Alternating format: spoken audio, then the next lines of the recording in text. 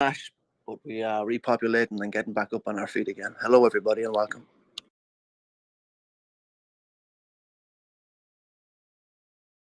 I salute you, Christopher. Good afternoon. How are you? How's the truck? It's getting there. It's getting there.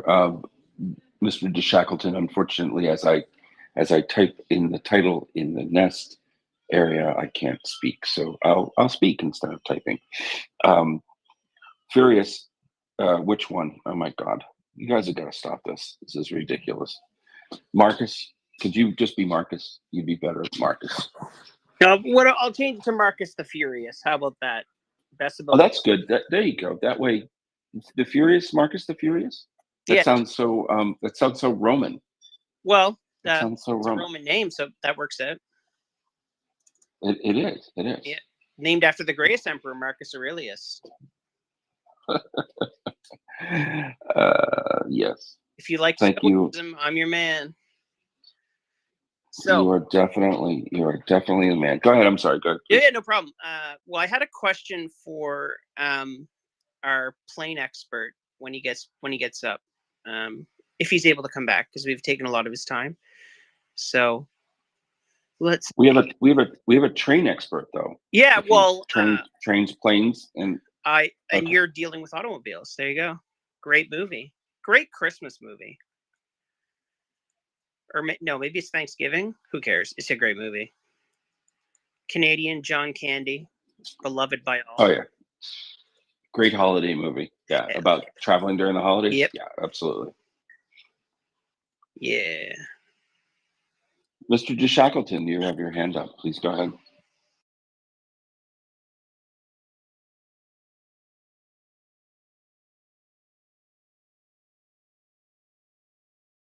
I do. I just wanted you both to remind everyone listening to retweet and share. The more we say it, the more it happens.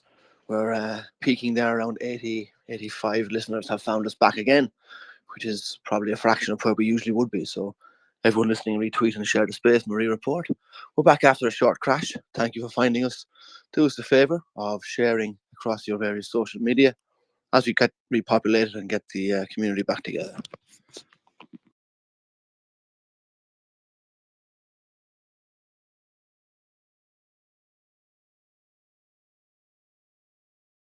Hello, Tracy.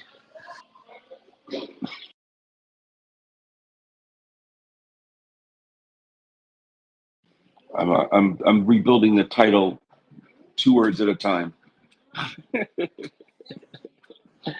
Anyway, thank you so much. This is MriyaReport. We're 365 day a year, 24-hour a day, 7-day a week. X space, formerly known as Twitter, and we are here to deal with disinformation. We're here today to deal with crushing crooks. I can't wait to hear about our little SBU segment preview from Tracy for tonight's SBU, and that would be amazing. Marcus, go ahead, please. Is our erudite airplane erection here? Nope. I'll go back in line. Let's see. I'm just still waiting for him.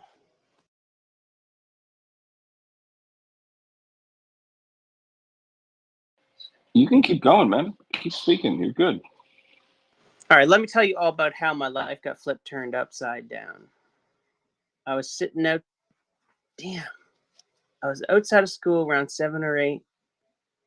No, that's when the cab comes. Help me, Will Smith. All right. Anyway, so let's talk about ninjas. Let me see it. Okay. Ninjas wore masks and capes. Oh, let's see. Do you want me to get you the phone book and you can start to filibuster? Hell yeah. Filibuster out of that. Let's see. Pick your favorite tweet. Let's pick your favorite tweet and we'll talk about it. Oh, I like this kind of stuff. Breaking. Vladimir Putin is reportedly signaling a willingness for a ceasefire in Ukraine that freezes the conflict on current borderlines.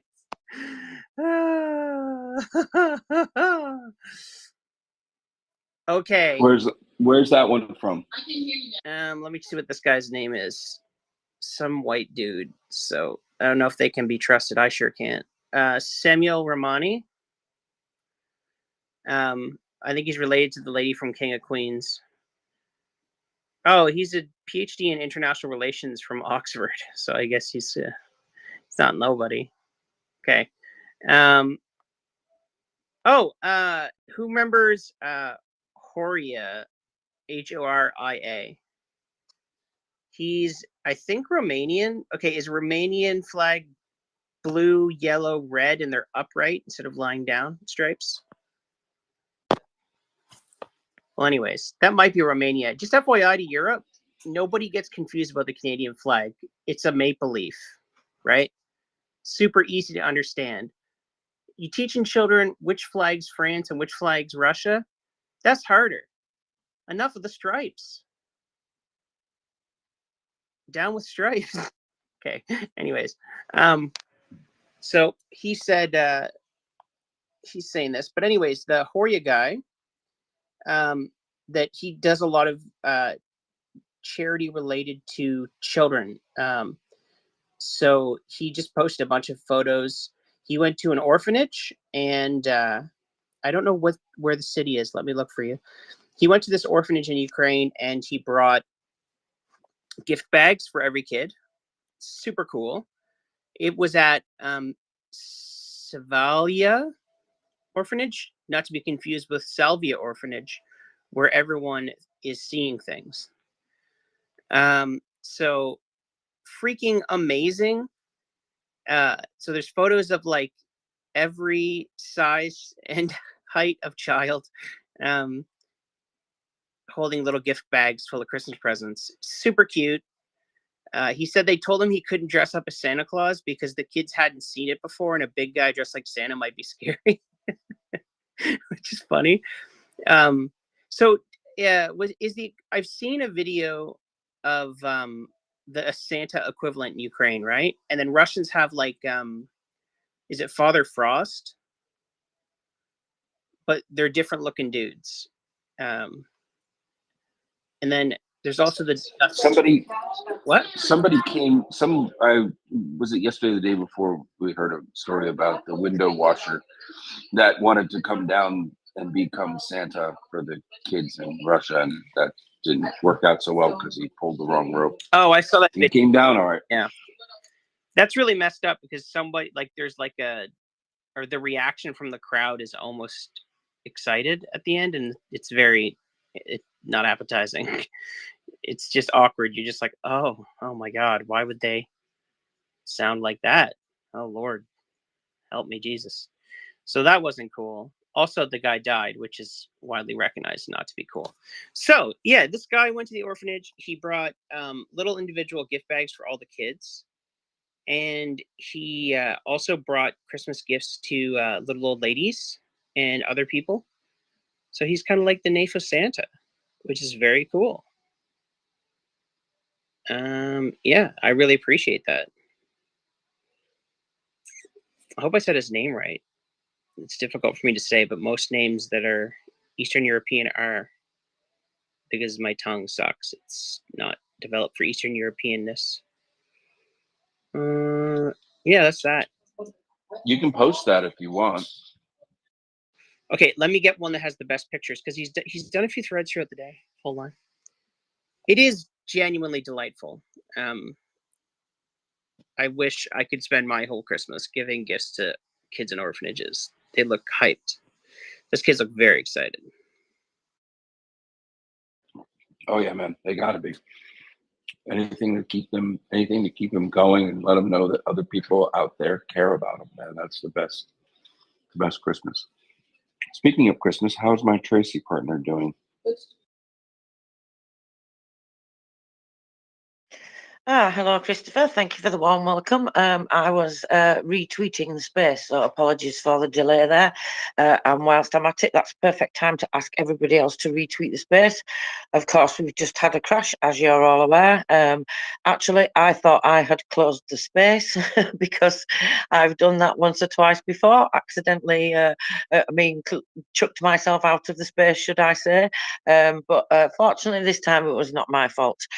So yes, please, everybody do retweet. I'm going to finish my tweet in a moment, so you can retweet that if you like. That's nice and easy. If you're busy and you haven't got your hands free to type, maybe you're working, you can just click the like and retweet on mine very easily, and that helps get, you know the way it goes. It gets our reach out there, gets our message out there, and in turn, all that does is, of course, help Ukraine, which is obviously what we're all here for. So be good to us, please, and retweet the space. Actually, when I was coming back to the space just then, the reason I was a bit later than you all is because I couldn't find the space. It wasn't showing for me again. So this seems to happen to me quite frequently. I know it happens to other people because we get messages and we see people tweeting about it. I don't know how many of you that does happen to, but also just think when you're retweeting, you're also being considerate to those people, and getting that link out there in more places, because it does show up eventually, and if everybody's retweeting it, then it shows up faster. So be good to everybody else. And of course, remember, before it was like when you found the space, remember before you came to the space what it was like, before you didn't know about the space and you couldn't get the information here that you get, you couldn't get the conversation that we get, all sorts of things we learn here. And I'm just like you, co-hosts are just like listeners, even though we seem like we're co-hosts and we bring all this knowledge, at the same time we all learn from each other.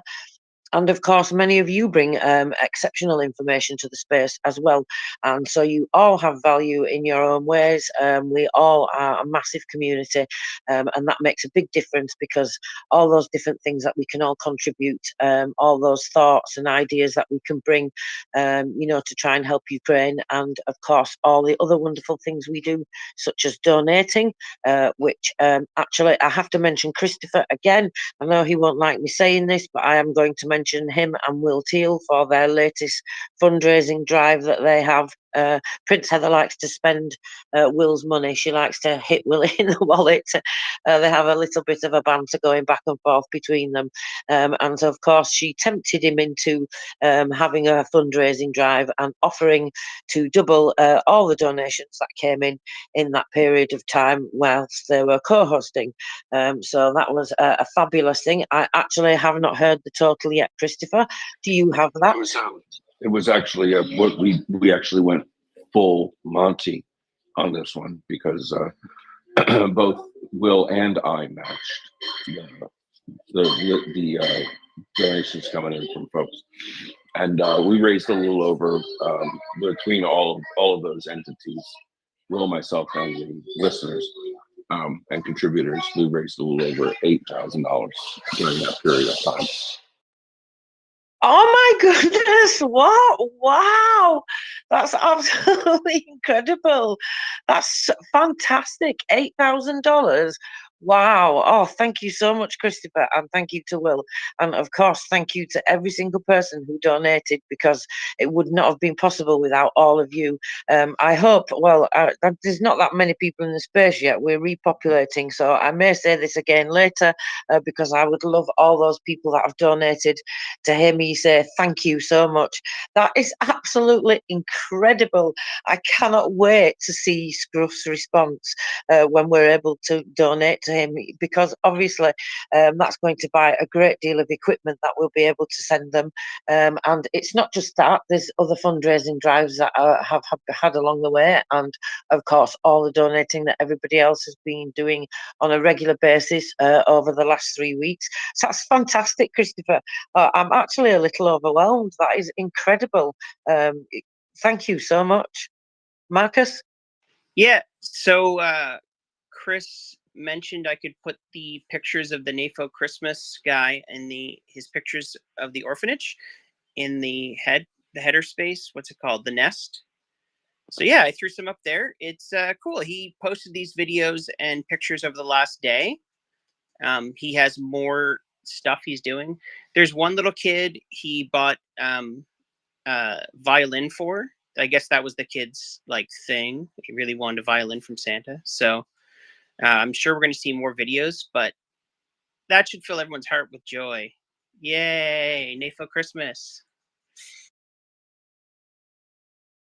Thank you, Marcus. That's absolutely fabulous.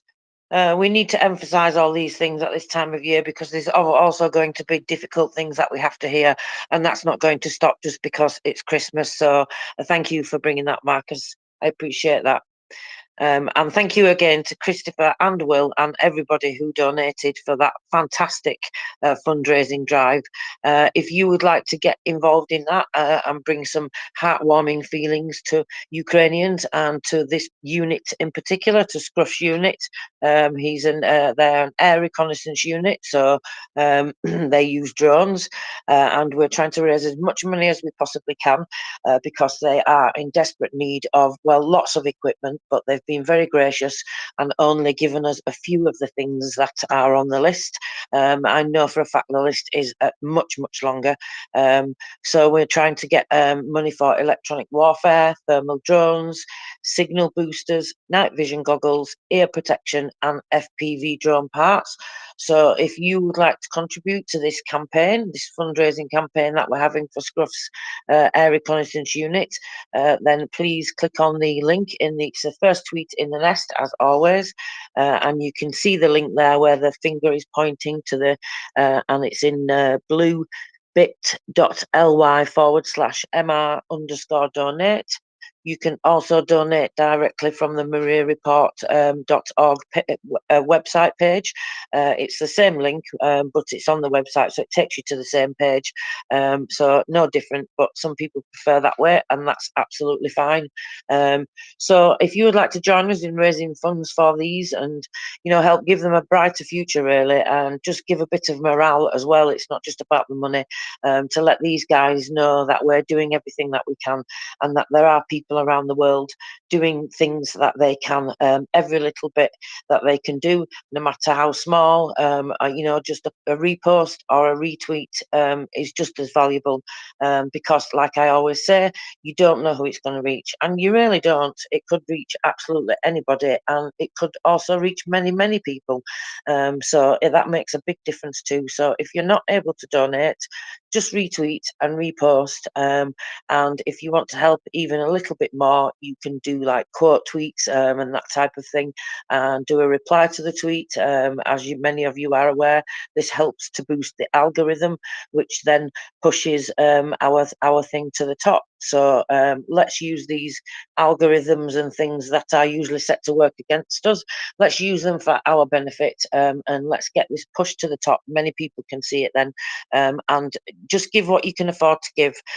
Don't, you know, feel you have to give if you can't, because as I said, it's just as valuable to retweet and to be here listening and taking part and learning information, and sharing that information in order to counter propaganda wherever you hear it. All those things make a huge difference too, and that's why this community works, because we all do what we can, and we do what we can, and we do it when we can, and we do it as often as we can. So that's why Christopher and I come here every day and donate our time along with many other people. That's something that we are able to do. We're lucky enough to be able to have that time, so we can use that time, and then that's valuable in its own way too. So please consider donating, and then let's give these guys everything we can close to Christmas. I cannot wait to be able to, well, I mean, it won't be me that tells Scruff, of course, but I cannot wait to get the news that they've been able to receive this equipment. It's just going to be absolutely fantastic. I don't know how much that will buy anyway. I have no idea how much these things cost, but you know, they need a great deal of things that are complicated, and can be expensive, I think. Don't you think, Christopher? And just because they're so consumable as well in terms of drone parts, for example. Yeah, of course, as the war pounds on, sometimes these things get scarce and price fluctuates with scarcity and availability. So you can't stop what you need to be doing. So if you need to pay a premium, I guess you have to pay a premium because you don't want to be without. But I will say that there was something I was going to, and I think I've lost my thought. Although I knew it was something with Marcus. The way maybe it was a tunnel thing. The way you were describing things about volunteering. Oh yes, no, now I know what I wanted to say. The fundraiser isn't over yet, though. So let's remind people that they can go to the first tweet in the nest and find out about stuff. And if they have the gumption and they have the ability and they want to contribute, they certainly can through the links that are provided. So we're not over yet. I'm not sure when it's supposed to end, but soon I'm sure. But at the same time, we should be thinking of those folks over the holidays. Back to. Thank you, Christopher. Yes, and on that note, thinking about people in the holidays, our purple pill, as they call it, the message box I was talking about before, only now has 4 replies in because, of course, we just had a crash, as you're aware. And thank you to For Every Child, who was the first person to post in there. So thank you very much For Every Child. That's much appreciated. And Michelangelo has posted in there also. So thank you to you and some other people, Reliant and Goodfella, and Jurgen. So those are the replies for now. So thank you to those guys. You are the leaders, and everyone's going to now follow your example. Because of course we want to see the greetings in there. I want to see all your greetings to Ukrainians for Christmas, wishing them Merry Christmas, or just sending them warm wishes, telling them that you're thinking about them, or any other nice words that you may like to say. You can write them, of course. You can make a video and speak them. But of course, be careful with your location data and things like that. If you're going to do something like that, make sure that you've got all that switched off, etc. And just be safe in that regard. If you're not sure how to do all that, it's maybe just best to type and put a nice picture. I think I would like to see lots of pictures. What do you think, Christopher? Lots of photographs of decorations, people's dogs or pets. We can see lots of those sending nice warm Christmas messages. What do you think? I think pets, don't you? And decorations. I put a tree in there, Christmas tree. So we like to see, that's what we would like to see: trees, decorations, dogs, or anything else nice that you can think of that you would like to send a picture and just send some nice warm greetings so Ukrainians know that you're thinking about them. So now we're just repopulating the space very nicely. So thank you to all you people who are retweeting. And so I think we'll go to some news at some point. And then, of course, Christopher and I will bring you our mini segments. We would be talking about crushing crooks and dissing disinfo. That's a great title, Christopher. I'm loving how creative you are being with these titles.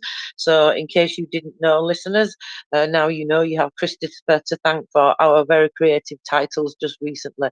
But they are actually brilliant. Well done. So let's crush some crooks together and let's highlight all the good work that Ukraine is doing on their journey of getting rid of corruption. Of course, we know there's a long way to go yet, and they are very honest and transparent about that. And that's one thing that I find very commendable, is the honesty and the transparency in the way that they're dealing with it, highlighting when they find these things, what they're doing about it in terms of following the letter of the law, and also what they're doing going forward in terms of getting rid of where they see that there's more corruption, because as we heard from Mark Savchuk, he said that there are places that they know where there are corruption and they are dealing with it and they are taking steps to take action. But of course these things can be lengthy processes sometimes. The wheels of justice turn slowly, but nevertheless they do turn. So you know, it's a fantastic journey to see them on, and I think some examples they are definitely setting for many people to follow. I mean, not just, you know, governments and things like that. I mean, just generally people in life, just the way to be so honest about you know, things that you're trying to fix and where the problems lie, and where you're planning to go to fix them, because you cannot fix these things unless you're prepared to be honest about where your failings are, and that goes for somebody in person, and that goes for a business or a country, or all these things. So I think it's absolutely commendable and the right thing that they do, that they are so transparent about these things, you know, and that they highlight the difficult journey that they're on, but nevertheless they're doing a fantastic job. So crushing crooks we are, and we're highlighting that. Well, we're not crushing them, of course. Ukraine's doing all the hard work. And we're definitely always dissing disinfo here at MriyaReport.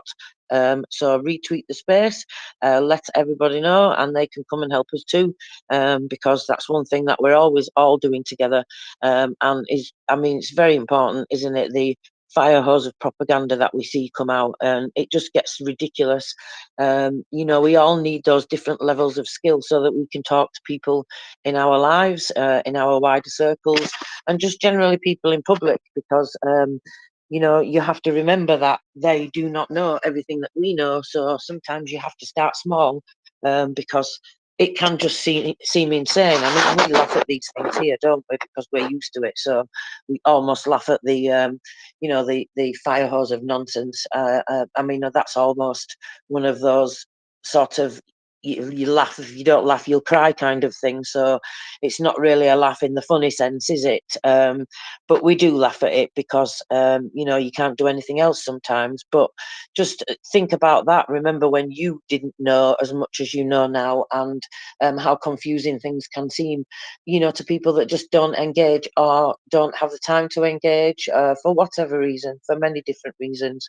So we have to help everybody. We've got to help all those different people come to the level and the realization where we are, if not where we are, at least to be open-minded enough to consider the insidious nature of the Russian propaganda, because it's so woven in society. I notice sometimes these things stand out to me now, as they probably do to many of you, and I see now so clearly how these things are woven into conversations that people have been having for a very long time, without even realizing it. So that's definitely one of the things that we do here. So I think I've waffled on for long enough now, whilst we repopulate the space. Christopher, there's been some interesting cyber news and security news and things like that recently. So I'll be looking forward to your cyber segment when you have chance to do it, when you're in a more quiet place. I guess you've got lots of things for us to talk about. I do potentially, but I'm not. It's not going to be very quiet here, though, unfortunately. And I'm just kind of waiting, hanging out. I'll pull some stuff up, and I'll come right back to you.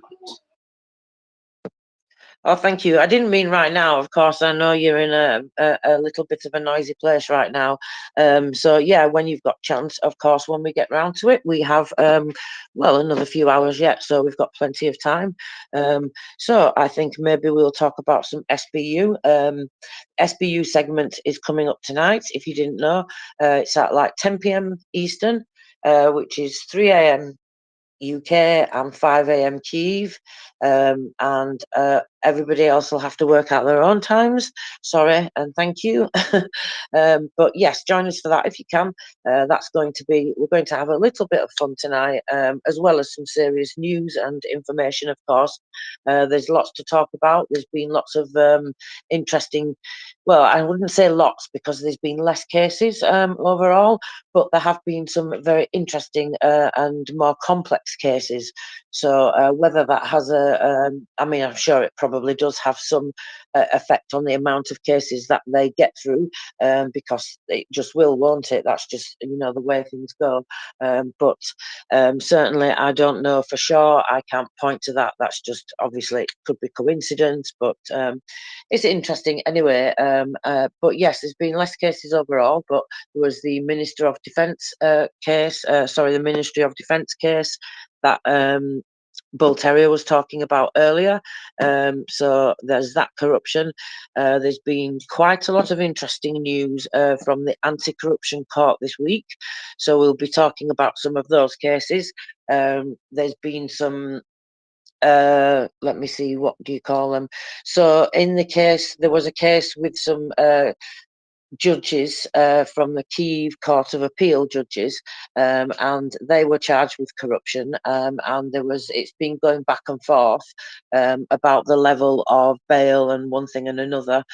So there's been another further decision in that to update people on. There has been an update on the Maidan case, one of the Maidan cases. People may have heard that just recently, I think a couple of weeks ago now, maybe more, some people in the Maidan case, some of them part of the Bakut, well, they called it police, but it wasn't really police, was it? Not properly, not like you would expect it to be. But basically, they were charged, and one of them was acquitted. Some of them were sentenced to prison sentences, and one was acquitted. And the general prosecutor launched an appeal because they didn't agree with that.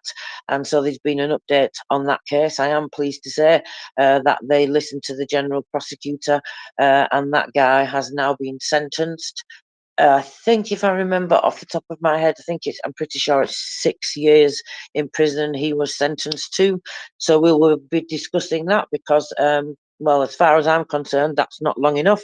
But however, I'm not a judge, and it's probably a good job I'm not, because I would give all of them life, pretty much. If you've committed a terrorist act against your country, or you've directed missiles, or you've given away locations of armed forces, or you've killed people, or you've done things like in the case of the Maidan cases, then you would all get life in prison if it was up to me. But of course, that would not be correct, because that would not be following the letter of the law. And that's exactly why I'm not a judge or a prosecutor. Scruff was saying something the other day about heroes, and he was saying his idea of a hero is as much as the guy that's out there in the front line is also the guy that's in the rear delivering the ammo to the front line, for example, or things like that. And I often think of this when it comes to energy workers, and of course all the things that we all think of straight away when you think of Russia targeting these people. We hear of it all the time, of them targeting rescue workers, of them, sending a missile and then waiting till rescue workers arrive and then sending another missile straight away, that type of thing. Hitting healthcare facilities, ambulances, all these types of things, even aid workers and aid warehouses. They've done that several times. And the energy workers, they always get targeted.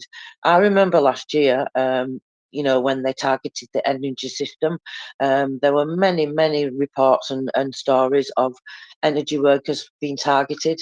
And actually, it's their energy workers day to day as well, isn't it? It's the professional energy workers day to day. So that's a good time to mention that, because these guys are absolute heroes too.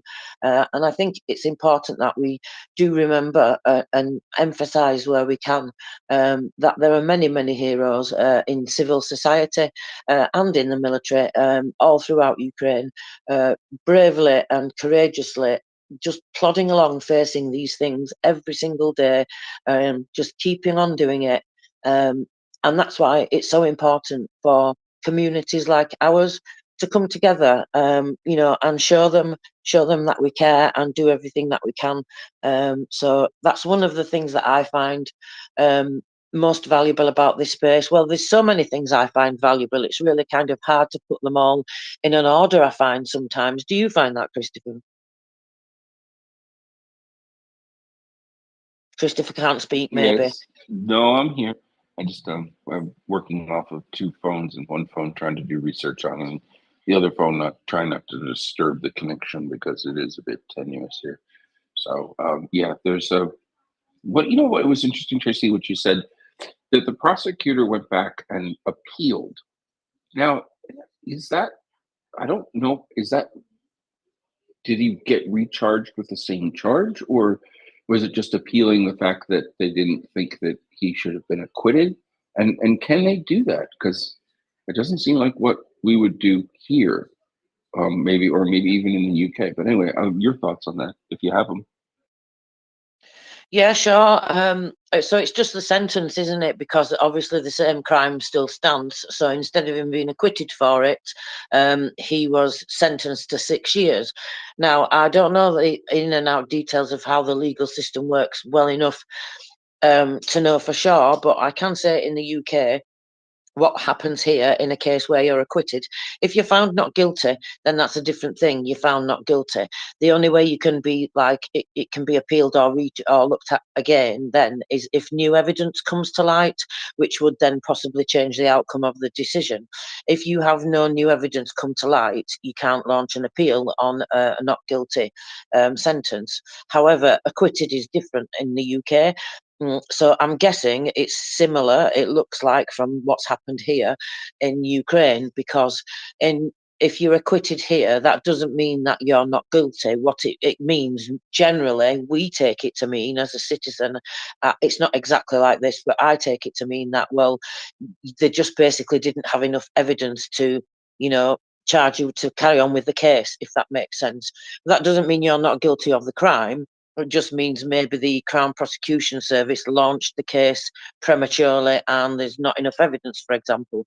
Or it could indeed mean you're not guilty of the crime. I mean, it could mean that also there will be obviously a percentage where it would mean that it would be unnatural and impossible to think that there wouldn't be a percentage that are guilty too. Of course, I can't say how much that is and what that percentage is.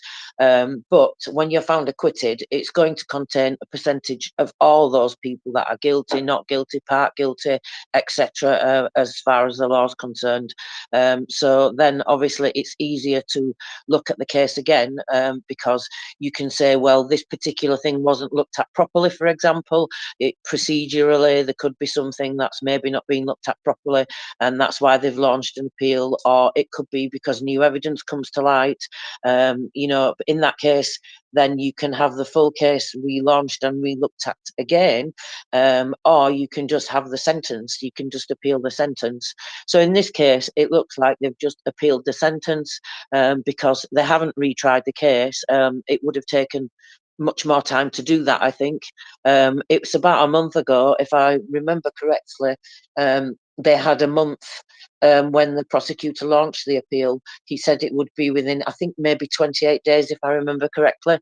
So it must be around that time now. I'm guessing I'll have to go back and check when I look at the case files for tonight.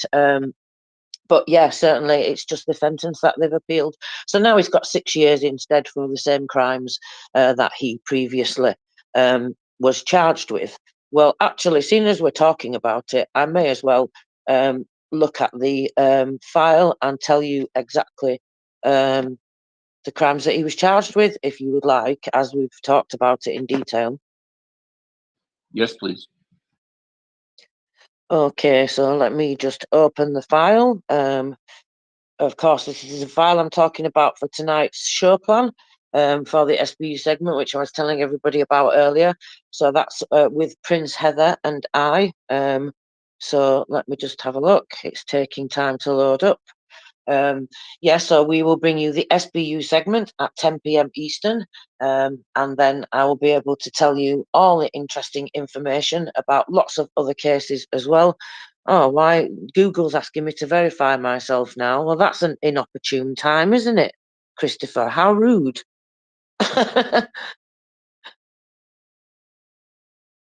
Are you there, Christopher?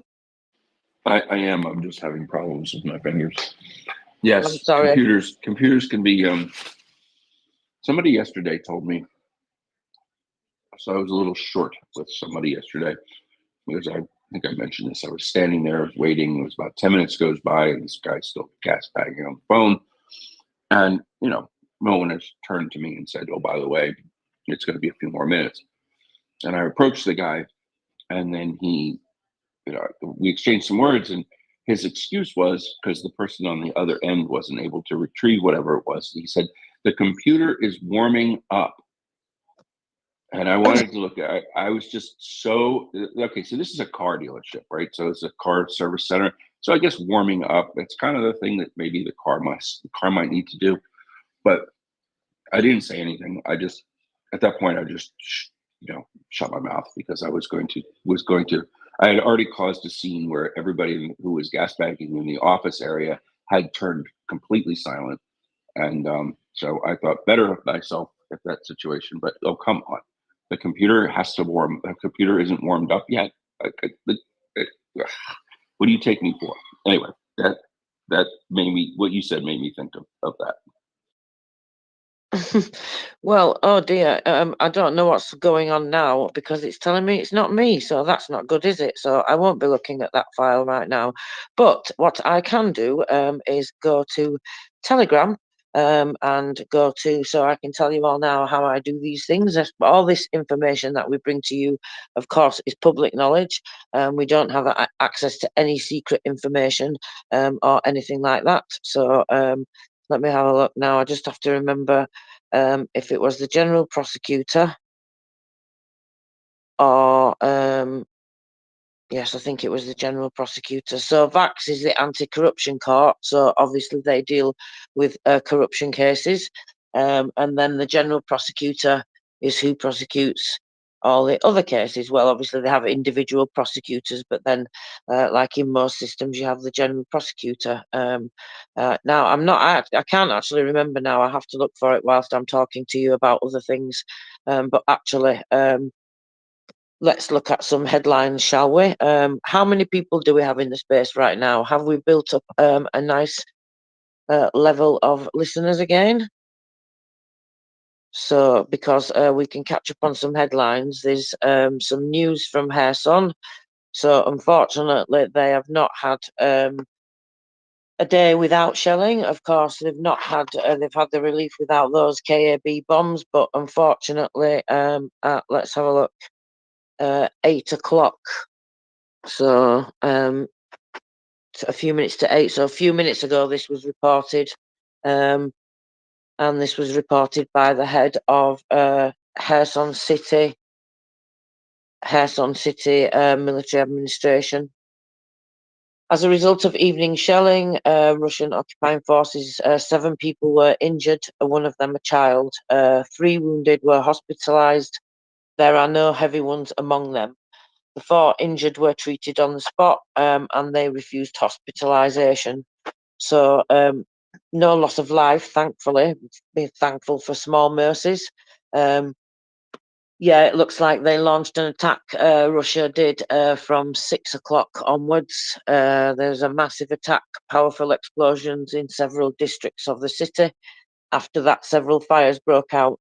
And of course, the enemy traditionally hit residential areas. But thankfully, like I said, thankful for small mercies. No loss of life there. I'm really niggled about that. That thing that I don't know what's happened now there. So it's asked me to verify myself. I've logged in. It's done the 2-step thing and sent me the code by text. And now it's saying I have to verify it again. Have you ever seen anything like that happen, Christopher? Yeah, I have, unfortunately. They may not have registered a multitude of things. I would say just keep trying. So I don't have to panic then. I'm always really, really skeptical of these things. No need to panic. Just keep calm and soldier on. Keep calm and carry on, just as we do here. Now, I'm going to post something for you wonderful people to have a look at, because I'm just looking at something that has really made me have a huge smile. The pictures are absolutely fantastic. And so what has happened is So, Furry Heroes service dogs were awarded in the capital today in Ukraine. So, we were talking about dogs earlier, weren't we? So, get posting your doggy pics or cat pics. Ukrainians love cats too. We see lots of cats on the front line, lots of soldier cats, battle cats as they've come to be called, or combat cats, some people call them, even wearing body armor. So, there's been an award ceremony for Ukrainian service dogs in Kyiv within the framework of Dogs Heroes of Ukraine, which is a project. As part of the project, a calendar is published, and each month is dedicated to a service dog and its mentor. Border guard Alina Panina and her four-legged assistant Roxy became October in 2024. This is the picture that I'm showing you. And so this one, this lady that I'm telling you about, she and her dog have been awarded today. Wait, how can it be October 2024? That can't be right. I've just read that out, but that has to be incorrect. That must be something in the translation. That's odd. How can it say October 2024? They must mean 2023. Anyway, she's been awarded today with her dog, and it's showing a picture of the medal. So I'm going to post that for you all to look at, because I think that's absolutely fantastic. And she's got a huge smile on her face. And the dog it looks like, let me see, it looks like it's some kind of spaniel. I'm not sure if it's a King Charles or the others. There's other different spaniels, isn't there? But anyway, it's hard to tell because she has the dog in her arm, so it's hard to see the size of it, and you go by the size normally with these things. That tells you pretty quickly the breed of the dog. If obviously you might have to look at other characteristics with other dogs, but some stand out quite clearly, don't they? So there we go. Just give me 1 second to post that. Oh, and I have to do my post for the retweet as well. I was halfway through that, wasn't I? And then I came back to speak to you, Christopher. So I've forgotten to do that. Can you believe that? I'm asking people to retweet the space, and then I haven't even done it myself. I've completely gotten distracted. That's just not acceptable, is it? That's naughty, Christopher. Naughty? No, no. So actually, speaking of naughty, another thing I'll share as I was traveling the roads today. So they're on the roads, and everybody's seen these. They have the information signs, the 2, 3, or 4 lines of changeable text that your Department of Transportation can put up there for you for information and messages and things like, crash ahead, zombies ahead, something ahead. But anyway, the 2 that I saw that I would like today was, one was if don't text and drive, don't text and drive, you'll get on the naughty list. And so I liked that one. And then the other one is drinking and driving. Drink and drive, you'll be sorry. And the Yule was spelled Y, with the time of the year, Yule, like as in Yule log. So with the Y. So that was that I thought was also very creative. I thought people were very creative. Back to you. Yeah, that's pretty funny. I like those. Definitely very good. Yeah. We used to have lots more of those things. You used to see lots more of them around all over the place. And in this country, we used to have like public service campaigns about. I mean, I remember in particular when I was younger, and they were. Seatbelts in cars were becoming compulsory because for a very long time they weren't, and so there was campaigns about things like that, and drink driving. I think we should have more things like that. I think we should have public service campaigns about propaganda and about being able to recognize propaganda, and I think we should even have like I don't know if you probably have them in the US. We have them here, like we call them night schools, so where adults go sometimes to retrain or get education that they didn't get and they've decided that they want to get, or or just to learn a new skill sometimes, just for interest or hobby. And you can go learn many things that way. Of course, it takes much longer than if you were going to a course every day at college, but they're run by colleges and things like that, so they're proper education things too. So there's all sorts of things like that. I think about those things are absolutely fantastic. Do you have that kind of thing in the US? I guess you do, Christopher. Something similar anyway. Yep, actually, I'm a product of going back to school to finish my college degree many years ago at night for adult learning students. That was me. Well, I never knew that. That's brilliant. Yeah, I often think about that because I'm one of these people. I always like to learn new things. I'm always interested in learning new things. My teachers used to get extremely frustrated with me when I was at school because I went to school in the 80s, and you had to learn to a certain pace in those days. And if you were slower at learning or you were faster at learning, it didn't matter. You still had to fit into one pace. So nowadays, of course, it's not the same.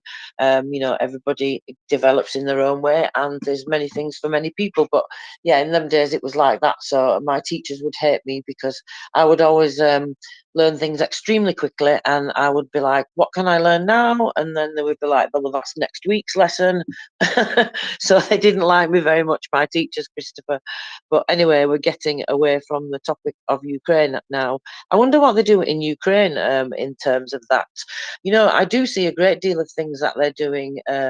Let's talk about humanitarian things. So, we talk about these projects that they have, like the one that Olena Zelenska has, for mental health, to look after your mental health. And she has a website and all sorts of projects and things that she does. And then we know that there's the civil society projects going on to make it easier for people to get around, like a barrier-free society, they call it. I see many things I'm seeing recently about veterans, I've noticed posted in lots of the local administrations, which I thought is fantastic because it tells me that those projects that they're putting in place, those national frameworks, are actually starting to filter down to the local level. And then, you've got your local regional councils and oblasts, etc., the officials there now all sitting down together, having meetings, about putting these things in place and implementing them. So I think that's fantastic. Veterans is something that they're talking a lot about, and about how to rehabilitate veterans into society, and help them to find something that they feel like they can and want to do, and something that they feel, because you need something to live for in life, don't you? That's what we say in the UK. You just need, this is why people go to work. We all moan about going to work, but if you didn't have your job and you didn't have all the things that you have, life becomes very boring and very long, and time seems to drag a long time. So all these things as human beings, the way that we develop, that all goes towards our mental health and feeling part of society and feeling like a functioning part of society is incredibly important to your mental health. You don't just go to work to earn money. Of course, that's one of the main things because we have to live, but that's just a necessity of life. I mean, you get a great deal of other things from work. You meet people, you speak to people, you broaden your horizons, and you learn new skills, you grow as a person, all those things that make us good human beings in society and make us good human beings in life. All those things contribute. So, I think it's really, what's the word I'm looking for? Heartwarming, I think, to see that now filter down to a local level, where they're looking at helping these people find some kind of value in life, and something that suits and fits them, and not just in a physical sense, something that they actually want to do, that they feel that they can maybe have a passion about, or learn a new skill and enjoy doing that. Because I think you have to enjoy what you're doing as well. Anybody who's doing a job that they don't like, because it's a necessity for life and they need that job to survive, you know how difficult it is to get up and go to work every day. Sometimes you're just like, oh, here we go again. You know, when you have a job that you enjoy, it's absolutely not like that. I enjoyed getting up for work every single day of my working life, because I was doing exactly what I wanted to do, whether I was working for someone else or working for myself. Even when I was working for someone else, I trained at something that I wanted to do, something that I enjoyed doing, and I absolutely loved it. I looked forward to going to work every day, and that makes a huge difference. So I think for these people to find that value, and of course, it's not just veterans as well. There are many citizens that are amputees and things like that who are going to have to adapt, and society is also going to have to adapt to them. That's something that I noticed that they're emphasising and highlighting, Christopher, as well, is that it's not just about it's about society adapting to them as well, not just the other way around, if that makes sense. I thought that was really quite thoughtful. Do you? Whoop, there we go. Double tap on the mic. Yeah, the whole thing about getting the society behind these the veterans and the people who have suffered loss of limb, loss of housing, loss of all kinds of things due to the Russian genocidal invasion of their country. It will work for them because everybody will be working together. I'm so in awe sometimes of what they're able to do and what people are able to do if they put their heads together. Even the people in our space here and what they've done and putting their heads together to get move things forward, to move the ball forward, and to be positive and look for those things that are if it's a problem, let's look for the solution instead of like throwing up our hands or blaming somebody else or not taking responsibility or any of those other negative traits that we see so many so often. And I really wish that it would be different. But it can't always be. But I think that what I'm curious about with Ukraine is that I think when Zelensky went through from one of his first purges of the recruitment offices, that I thought I read someplace that the individuals that would then be staffing those recruitment offices would have been veterans from the various conflicts, but people that had been unable to return to active duty because of their injuries, and would be able to continue the active duty in the active duty. Hold on, I'm going to stop for a second.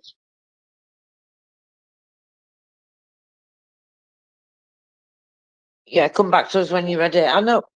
Go ahead, Chris. No, it's just that they can continue their active duty in that capacity of helping with jobs that are very vital to have happen, but also need the honesty. And certainly after that bout of corruption, which you remember will have been a great welcome, I'm imagining.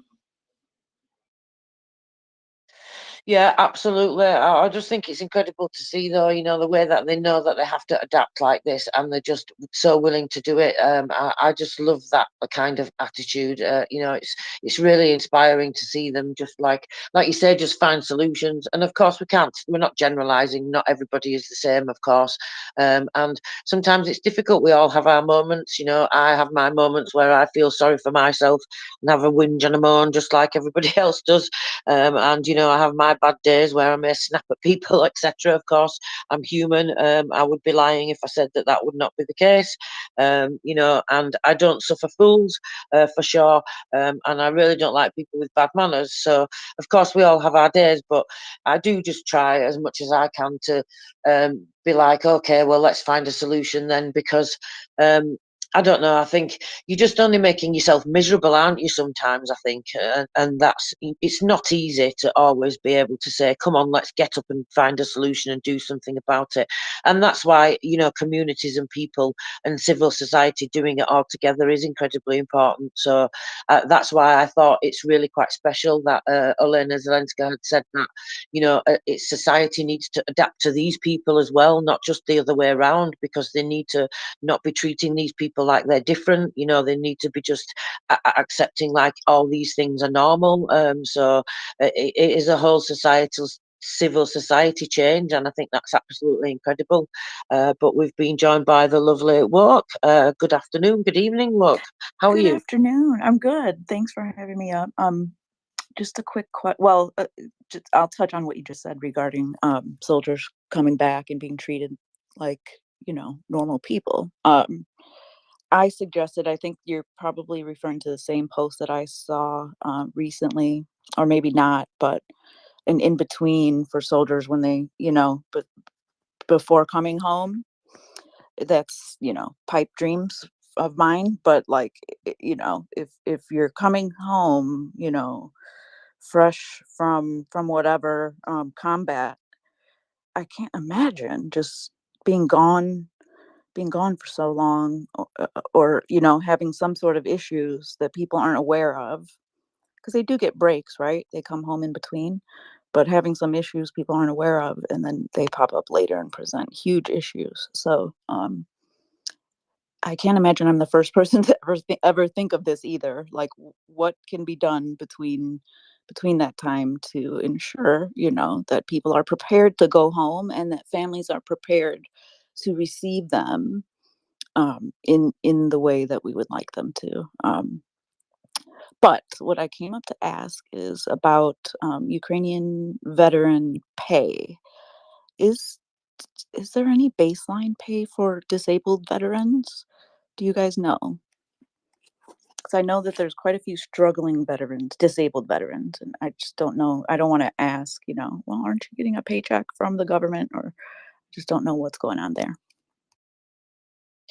So I can't tell you specifically right now, but I can tell you that I do know where I can look for the information, and I can DM you some more information, because I have seen posts from the Ministry of Defence.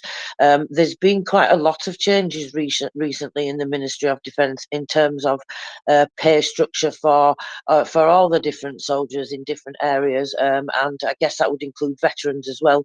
It was quite long and very detailed, as you can imagine. So I did read all of it, but I can't remember all of it. Like disabled veterans is the main concern. Just to be clear. Yeah, go ahead. I would assume, yeah, I would assume they were on the list. I mean, it wouldn't make sense that they wouldn't, but I would have to double check. But I can absolutely find that information and get that to you. Yeah, I certainly know where to look, because there have been a number of changes. And actually, I can also check the Ministry of Health and Social Policy for that information for you as well. I can look it up too if it's available on their website. I just didn't know if you had, you know, if it was something anyone on the panel had delved into previously. But if you can point me in the right direction or whatever, I don't expect you to do my research for me, but if you have time, that'd be great. Sure, thank you. I'm happy to give you the links. Yeah, I look at them on Telegram mostly, but they do have websites, so I'll send you the links for sure.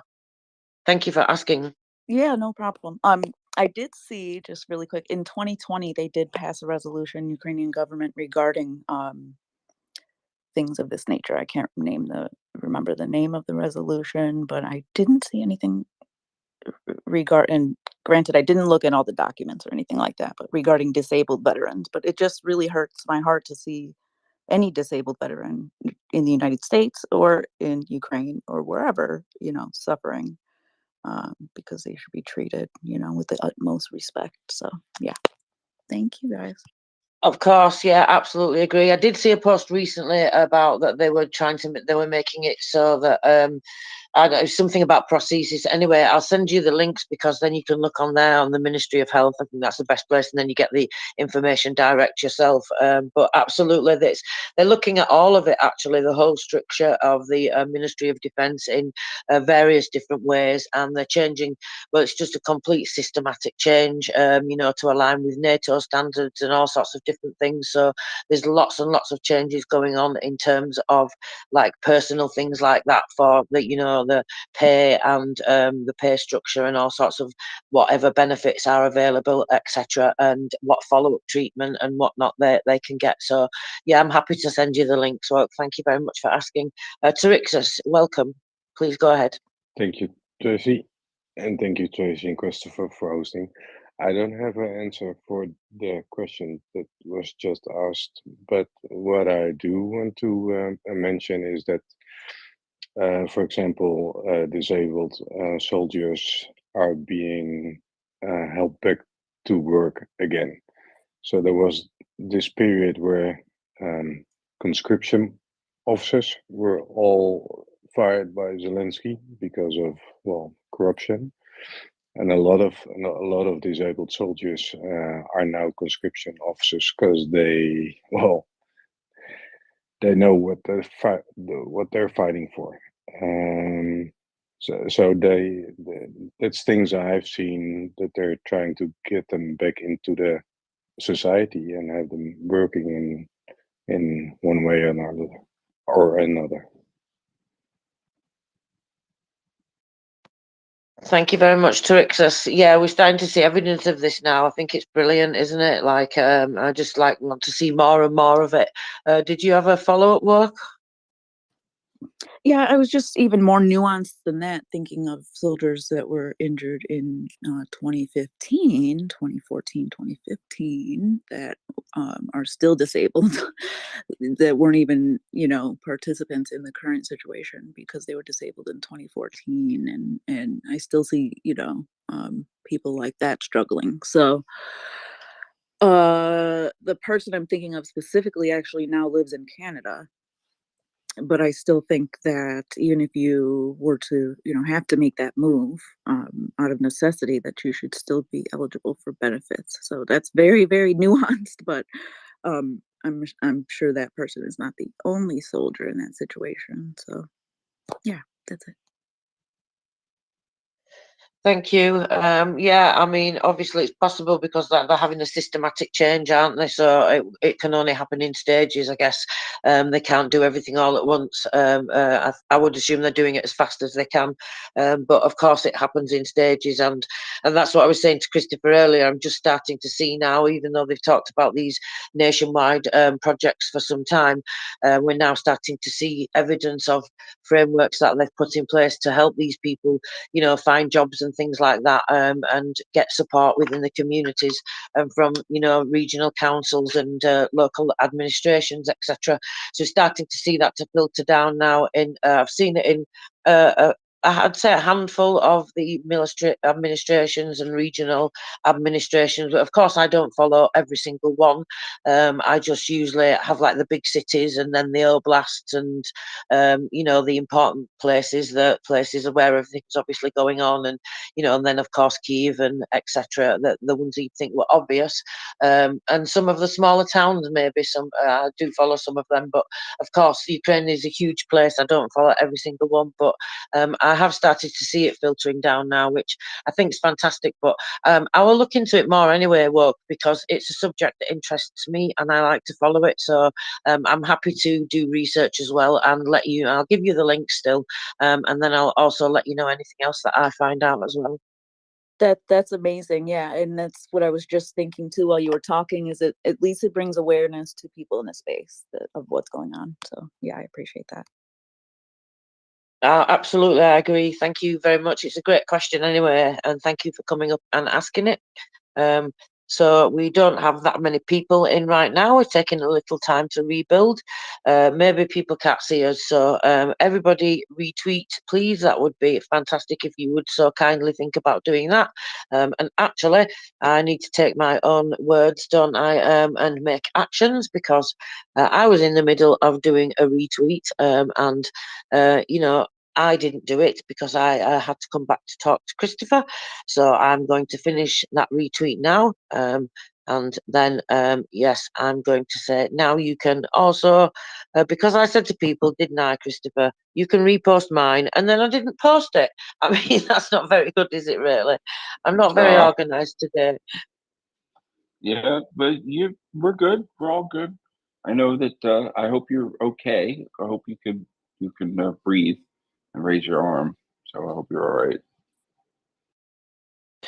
I'm sitting in one position and I'm not moving, which happens to be just perfect for co-hosting. So everything's a-okay, Christopher. Thank you for asking. Oyvind popped up with his hand, and then there he is. Oyvind, go ahead. Thank you. I followed a person called Victoria. She posted a film made by Kiev resident Mikhailo Penivieski. He created a short movie called Phantom Christmas using AI and got third place in an international contest, AE Holiday Film Competition. I want to promote this and take a watch. It's very beautiful. It's not very long, very short, but very beautiful. Thank you.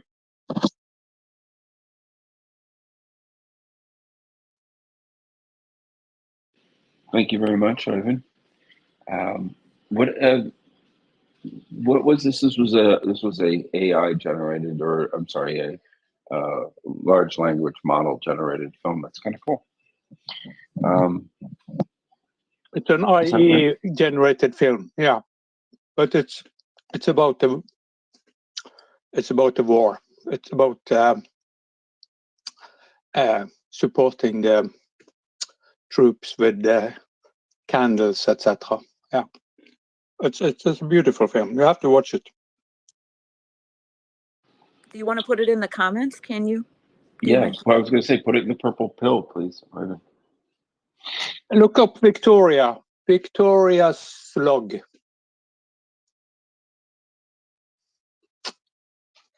So I saw this AI generated video the other day. I posted it. I don't know if you happen to see it, Christopher. I'm not sure if that's the same one that Ivan's talking about. Did you see it? No, I didn't. That's why I'm asking. I'll have a look on my profile, see if I can find it, but I'm not sure if I can because, well, I suppose I can if I scroll back far enough. But in case you didn't know, guys, I tweet far too much. So, but I like to get information out there for people to look at. Yeah, I think it was yesterday at some point. It was an AI generated film. I'm not sure if it's the same one that Oyvind was talking about. Actually, I struggled to hear Oyvind completely then, so I'm not 100% what he was saying. I just heard him say it was about the war. It was about an older woman making candles for soldiers, and she see a ghost, and she talked to the ghost. Did you say a Ukrainian won the contest? Is that what you're saying? No, he got third place. Yeah. Thank you. Thank you, Oyvind. It is a different one that you're talking about. I found the one that I'm looking at. It was posted by, so every morning at 9 a.m., Ukraine honours the memory of those who died in war with a moment of silence. And this is a nationwide thing that it's been happening the whole time, every morning at 9 a.m. I see every local administration that I follow, every council, every town, every official account that I follow, whether no matter what ministry it's in or what region, or they all post things every morning just to honour the people, which I think is really it's really quite heartwarming and special. It's odd to say that such a sad moment can be so special, but I think that they do it nationwide and they do it every day, and that they do it with such care. Very often, many of them will post stories of individual people. Of course, these are ones that they have permission to do so. They post pictures of people, or sometimes they tell you a little bit about their history, their story, or how they came to be who they are, or all these things. So look out for those. This one, I'm just going to repost it now. This was posted for that. It's just an AI video of it's really you have to watch it to see. It shows you people in a warlike environment, in like broken buildings and things like that, and then the people just disappear, but it doesn't show you the person. It shows you almost like a ghost example of the person, and then that person just disappears. So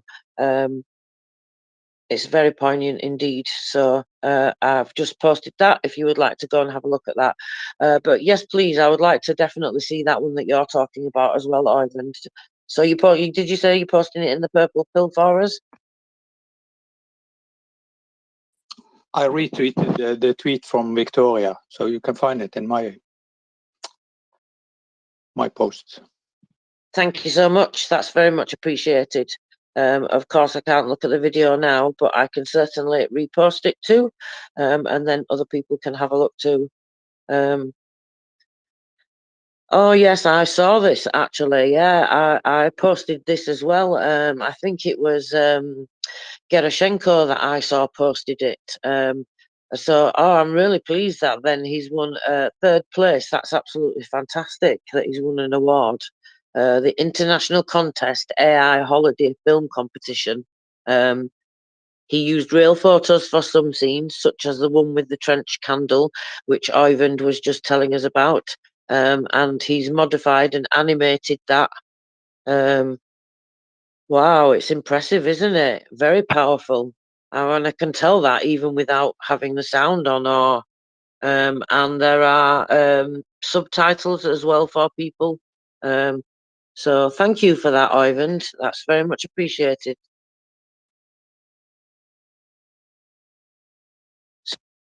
We have no more hands up for now, Christopher. And we are getting everybody back together nicely, slowly but surely, plodding along one foot in front of the other like we always do. So, have you seen anything interesting today, Christopher, or have you just really been tied up all day and not had a chance to look at anything? I've been tied up. I kind of thought so. It's working out to be one of those days for you and I, isn't it? Never mind. Along we plod together. So I think we should go look at some news then. And see what's been happening in Ukraine. Of course, we've not talked about some news for quite some time. I did want to wait a bit longer till we had a bit more people here to bring everybody the news, but we can always go over things again or circle back round if anybody would like to know. And of course, we'll just go through the headlines, and then if anybody would like to know about anything in more detail, please feel free to come up to the panel and raise your hand. You can ask us a question. We don't mind breaking in between for questions that you have about things. So for now, I will tell you about the general staff report for tonight. There's no point telling you about the one at 6 a.m. this morning, unless you would like to know in detail what happened. But for today, 57 combat clashes took place during the day. That's down. That's normally much, much higher than that. So that's fantastic. The enemy launched, however, 11 missile strikes, 14 airstrikes, and fired 21 salvo rockets at positions of troops and populated areas. In the Kupian direction, Ukrainian defenders repelled 12 enemy attacks in the area of Sinkivka in Kharkiv, and the occupiers unsuccessfully tried to break through troops. The enemy did not conduct offensive assault actions in the Liman direction, and in the direction of Bakhmut, the defense forces repelled 8 enemy attacks. That's near, and specifically, Bodanivka, Ivanovsky, Klichkivska, and Andriivka.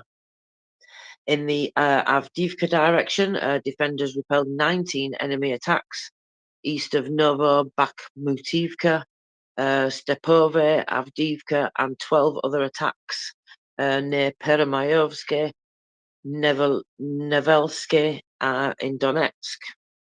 In the Mariinska direction, defense forces continued to hold back the occupiers in the districts of Mariinska and Novo-Mikhailivka. The enemy, with support of aviation, launched 2 unsuccessful attacks in this area on the positions of defenders. No assault actions were conducted in Shatarsky direction. That's the same as yesterday. So that direction's had a little bit of a breather, which must feel like a massive weight off your shoulders when you have to deal with these things every day. So in Zaporizhia direction, Defence Forces repulsed all the attacks in the Robotny region, and the enemy unsuccessfully tried to dislodge units from their positions. I like all this unsuccessfully, repeatedly. That's very good to see. The enemy does not give up its intention to knock out units from the bridgeheads on the left bank of the Dnipro. Thus, during the day, they carried out 15 unsuccessful assaults. They, however, received a decent repulse and suffered significant losses. Units are firmly on the defensive and will continue to hold their position and inflict enemy fire on the enemy and damage to their equipment. So I think it's good that they highlight that. They don't normally go into that much detail about that area. They just say they're holding on to it. So that's good to know. During the day, the defence of the aviation struck 18 areas of concentration of personnel, weapons and military equipment, and 5 enemy anti-aircraft missile systems. Also, 1 Kh-59 guided air missile and 2 reconnaissance UAVs were destroyed by air defence. Units of the missile forces hit 5 areas of concentration of personnel, weapons and military equipment, 2 artillery facilities, 3 ammunition warehouses, and an enemy control post. So lots of things taken out by the Defence Forces today, which is absolutely fantastic. I'm seeing an incredible amount of videos of just destruction of columns of Russian equipment, just one after the other after the other. It seems like we're seeing the videos of what Chuck was talking about the other day now, where Chuck Farrer was mentioning, and some other people have mentioned, that the columns are starting to increase, and the waves and people that they're sending out, I call them people because they're not really properly trained soldiers, are they? And even the ones that are officially, in massive air quotes, trained in the army, I still wouldn't really call them soldiers, because the disgusting things that they do, I don't think they deserve the credit of being called soldiers. But anyway, Russia's forces, whatever you want to call them, the human waves, have been getting bigger. The attacks have been going from a few men to a few more men, not much bigger, but certainly the columns of equipment I've seen, like normally you'll see 2 or 3 maybe in the videos, and I'm seeing lots of videos where there was like 9 or 10 or, you know, something like that. So that's definitely good to see all that destruction of Russian equipment. So I will get around to posting lots of those things for people to see, because I've not had a chance to do that today completely. I have posted some things for people to look at. So actually, let me just look at my profile. Sometimes I forget, guys, I have all these tweets on my profile, and I can just look at them there and tell you things that I've looked at earlier on in the day. So yeah, let's have a look. Let's go back to past other people's tweets. So John Spencer has posted an interesting tweet, which I reposted for everybody. I think you should have a look at that. The Ministry of Defence has posted saying that Rustem Umerov has met with the Minister of the National Defence of Poland. So I think that's interesting that they're having these meetings as well. It's probably was planned ages in advance. It's probably just coincidence, the timing. But like I said before, it's just really good to see that they're communicating and that they're having these meetings on a high level basis, on a government level basis, because this is how these problems get sorted out, essentially, really. Does somebody have a hot mic? I think somebody may have a hot mic, but anyway, Mete, welcome back. You have your hand up. Thank you. There was this crash. I think we lost Latin, or I guess so. But yeah, I just wanted to hear if he said anything more about, you know, what F-16s need, except of radar and meteors. You know, I always pick up these things. So yeah, if he said something, tell me. I'm going, you know, to just look for these F-16s now and hope for meteors and radars. Thank you. Thank you, Mette. He never came back. He did say actually that he only had a few minutes when I asked him if he minded taking some questions. So I think it was probably time for him to duck out anyway.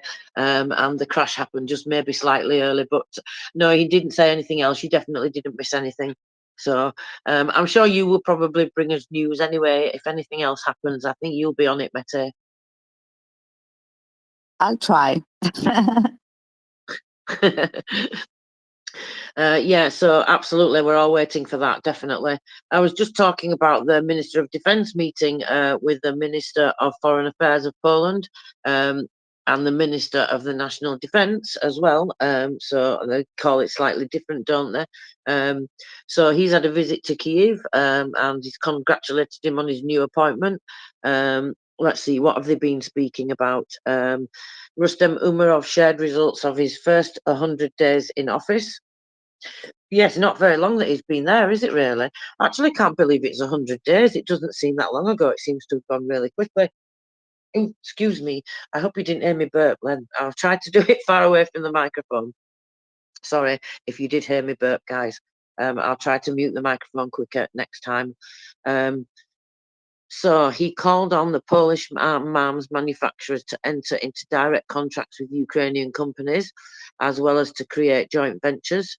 So, of course, this is like the defence industry cooperation that they're having with many countries around the world, and this conference that they had in Ukraine, and then just recently in Washington, I think it was, but in the US somewhere. Was it Washington? Christopher, can you remember? Possibly, but no, I can't remember. It would make sense though. It would be Washington. Yeah, so he's inviting them to. I'm actually surprised that they're not involved in that already.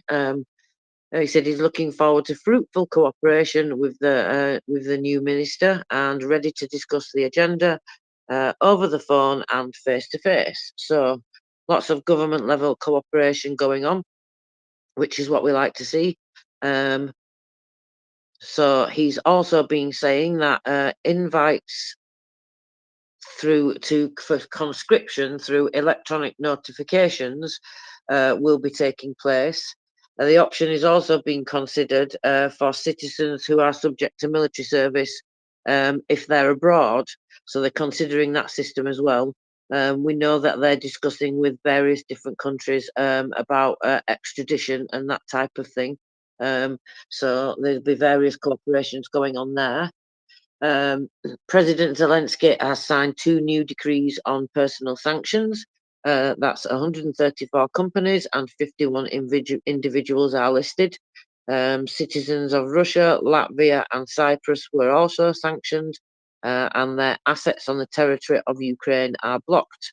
Licenses have been cancelled, and any trade operations and transit of resources through the country are prohibited.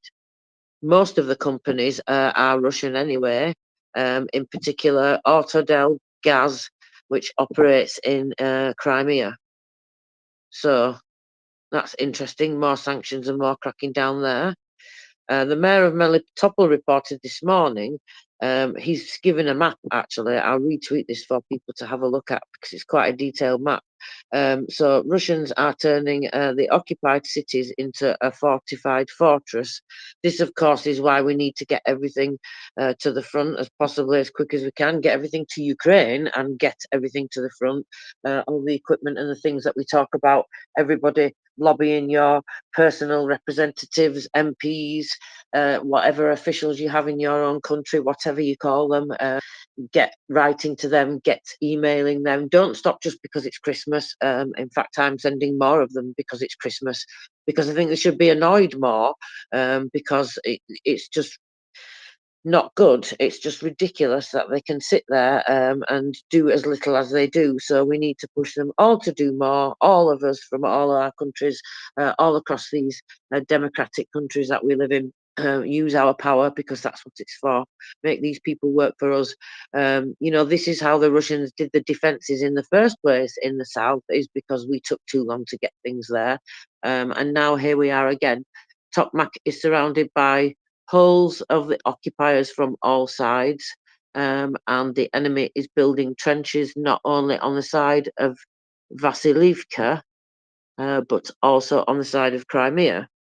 6 months ago, it was several lines of defence. Now there are solid fortifications there. Of course, we know that Ukraine will get through them, but it's just the time that it takes, and the risk and it is to their life when they've got to come into close contact and go in and actually clear these trenches. This is why they need loads more cluster munitions. We want to see lots of them being sent. So the Kremlin dictator has chose Hitler's tactics, he said, and he's trying to build a defensive line along the Wotan line. I think that probably has some reference to the previous war, but I don't know it, but I'm assuming it does. You would need G-Man, our relative historian, to tell you that. He's our, well, he's one of the best historians amongst us. There are many, aren't there, Christopher? Many historians that know lots of things, and I learn a great deal from them in the space, just like you listeners do too. Mete, you've got your hand up. Yeah, just to mention that there was this huge storm in Crimea and shorelines. So they will be busy because the huge storm almost wiped out all the dragon teeth and etc. and mines etc. So they will be in a hurry to build again, but of course Ukraine will be also in a hurry to attack there. But we'll see what happens. Thanks. Thank you, Mete. Yes, those ones did get washed away. I don't know how quick they'll be able to rebuild those ones, but I guess they'll be trying. Of course, it's harder in winter, isn't it? But yeah, still, they're definitely doing it, aren't they? So, but this is the thing. This is why all this slow rolling. This is what happens. Then it's so frustrating because this is how they get to be able to build these fortifications, but. Nevertheless, things are starting to move now. We've seen lots and lots of new stuff come recently. In fact, did you see what was in the new German aid package, Christopher? Sometimes I get confused with the days when it came out, because some things come out what's my middle of the night, which is your evening or night time, because they come out from the US, or things are announced. But this was announced, I think it was yesterday, tea time. Did you see that? All the things that were in that? That was a fantastic package from Germany. No, I just saw the top lines. I didn't get a chance to look through and see what the particulars were. Well, I'll have to go back and find it, but it was definitely very good. It had all sorts of things in gepards and all sorts of things. So yeah, that was pretty good, and there's quite a lot of stuff in it as well. So I'm just looking through the headlines now. So there's pictures come out now of what's been happening in Kherson. Of course, we didn't expect them to just get completely left alone. That would be nice, wouldn't it? But we need to get rid of Russia completely for that to happen. So tactical aviation has been up. It doesn't look like there's any damage reports of that. With some things burning in temporarily occupied Donetsk, we saw that earlier. I think Willard worked out that was possibly something in the rail yard. I'd seen something about that being in the rail yard and possibly near some oil things as well that are stored there. But yeah, there's been lots of booms going on around Crimea and things like that, hasn't there? Have you heard Mockers reporting on them in the morning, Christopher? There's been some quite interesting ones. I caught a little bit of it, yeah, but again, it's a little early when she's reporting for me, so I'm not always awake. Yes, this is very true. Okay, so let's see what's been going on now. An attempt to storm in the Kupiansk district ended with escape. So the Russians were forced to retreat. They've tried to storm the Ukrainians in Kupiansk. The unit was forced to retreat, but it clearly counted on the advantage in the armoured vehicles. Decisive actions were coordinated by the Ukrainian military and their weapons. So there's loads and loads of videos that I'm seeing coming out now. Of course, these will be like at least a few days old, if not longer than that. So you've got to always take that into account as well. I'm looking at pictures now on the left bank of Kherson. There's like dozens, absolutely dozens of enemy equipment. There's just absolutely tons and tons of it. I'll definitely have to post some of those pictures for everybody to look at. So it looks like they managed to hit some critical infrastructure in Kherson, which of course, that's just what we... Sorry. That's just what we expect of...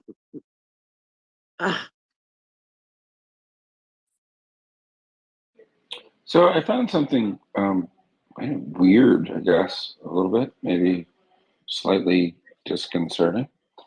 Reuters is reporting today that the Ukrainian Catholic Church rejected the Vatican's document on same-sex marriages. Now, the Vatican went a little bit out of doctrine, I guess, for a little bit there for a minute, and said that the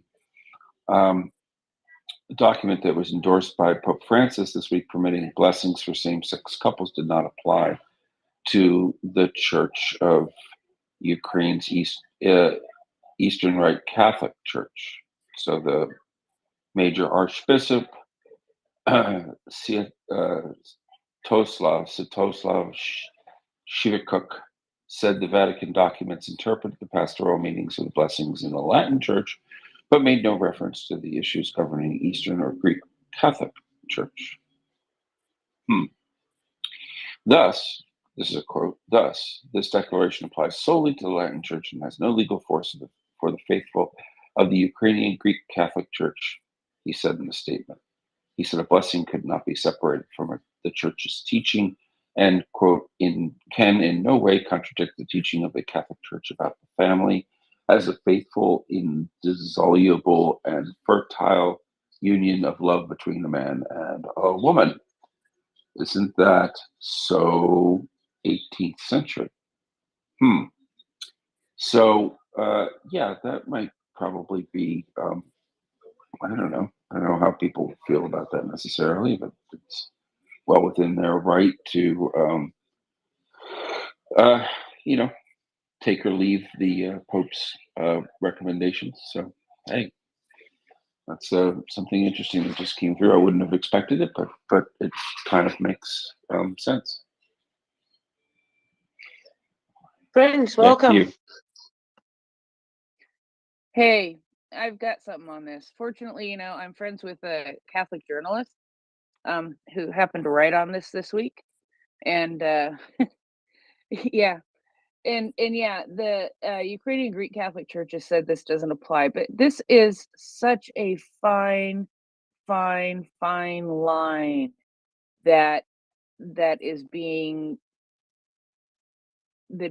drawn here. It is detailed, and it takes a lot to truly understand what is intended with what the Pope said.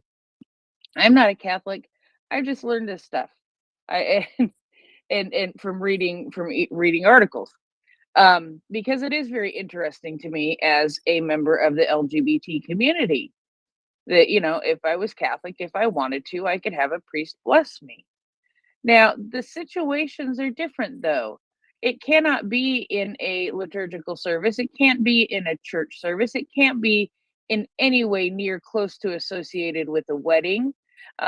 But here's maybe a situation where you are at a funeral and you are a priest and somebody who loves the deceased, who happens to, a couple who, loved the deceased, maybe it was their parent or something like that, is in great grief, and and they come to the priest, and the priest decides maybe that he would give them a blessing, to help them through this very, very difficult time. Give me 2 seconds and I will find an exact quote for you out of an article, and it may help to understand a little bit, because it is confusing, and it doesn't apply, of course, to the Ukrainian Greek Catholic Church as they have said. And if we want to get Gina on, if she has time, we may be able to. Offering a So this is exactly the example used by an expert, let's just say, in an article. Priests across America and the world know that gay couples come to them on an airplane, on the street, in a moment of spiritual crisis, at a family event like a funeral. They open their hearts to the priest and also try to gauge whether he will reject, or whether he will see the good they're seeking in love and care they offer to their partner, she said. She said, offering a blessing in this context can be reparative for years of pain and confusion, and also honors the humility and opens the doorway to deeper faith. So basically, if it's not in any way related to like a church thing, and you're counseling or talking with somebody, it may be appropriate, and it's up to the priest to decide. But this is not something that is a blanket, you're gay and it's okay, from the Roman Catholic Church. And the Ukrainian Greek Catholic Church still does keep some independence from the Roman Catholic Church, and they have decided that this does not apply to them, from what Christopher was just saying. And I can't remember what it says in this document that I'm looking at again right now, because I way overslept. So anyway, I hope that helps understand a little bit. It's not a patent permission to go and bless the gays. It is under certain circumstances, if it's not, associated with a wedding or a liturgical service or a church service or something like that, it may be appropriate to give an informal blessing to a gay couple. Thank you very much, Prince. You always have fantastic information when it comes to things like this. And of course, Gina as well. She's just absolutely amazing. So it's really good to look at that and to highlight that. So thank you very much. It's definitely very interesting though, isn't it, for sure? It is very, very interesting. It's very in-depth, and there's a very, very interesting theological line in there that can be really, really hard to understand. And I think people have taken it maybe a little bit differently. And whether I agree with it or not, it is not the point. The point is this is what the Catholic Church has decided for itself, and so it must be respected. Do I see it as a step forward? Yeah, I do. A little bit of a step forward. Maybe not as big a step forward as I personally would like to see, but it is a little bit of a step forward. And that's just the way it is. Yeah, it's definitely progress, and as long as you're going forward, then that's definitely the best way to go, I think. So I don't know who had the hand up first. Probably Mete. Go ahead, Mete. Hi, Tracy. Prince, nice to be awake same time as you. So yeah, but I still, even if it's a step forward, I still think I'm gonna be a little bit frank now. I still think that Pope is a bad Nick, and that's it. But yeah, we'll see what happens. Thank you. Okay, thank you. Marcus, go ahead.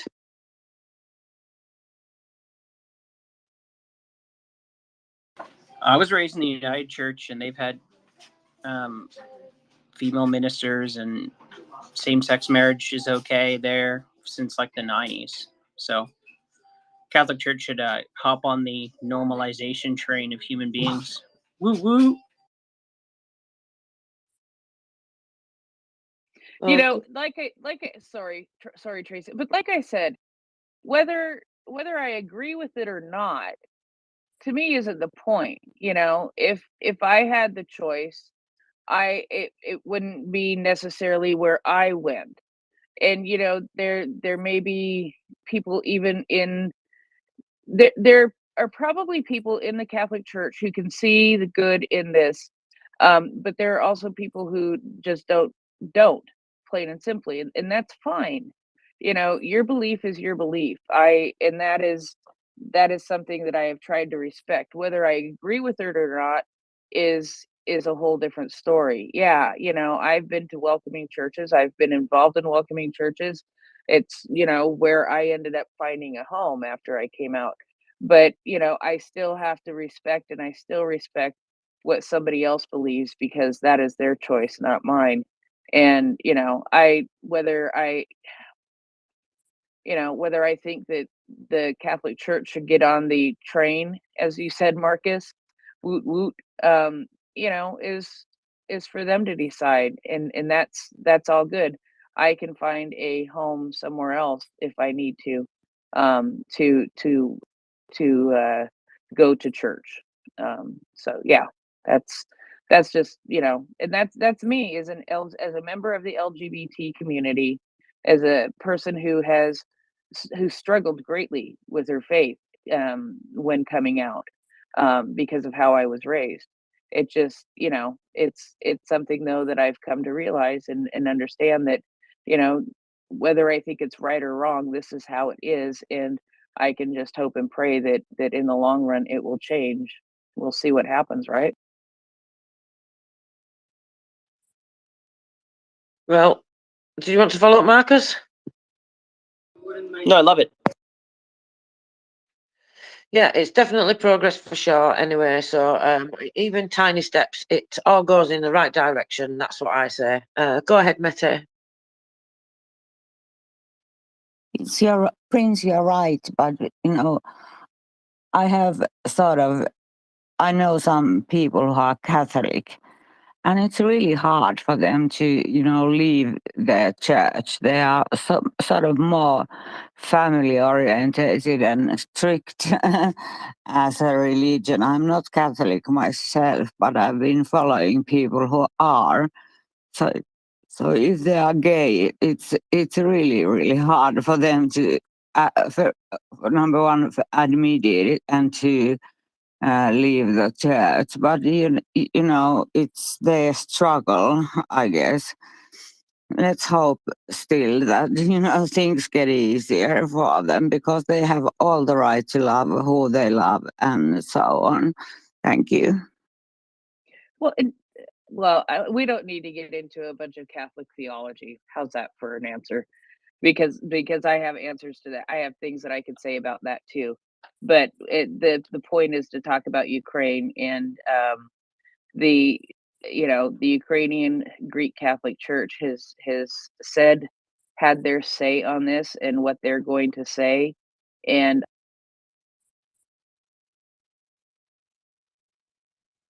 muted me. Christopher. That was I'm getting it. That's me.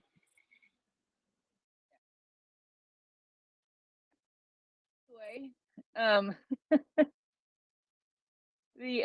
you know, how am I going to say this?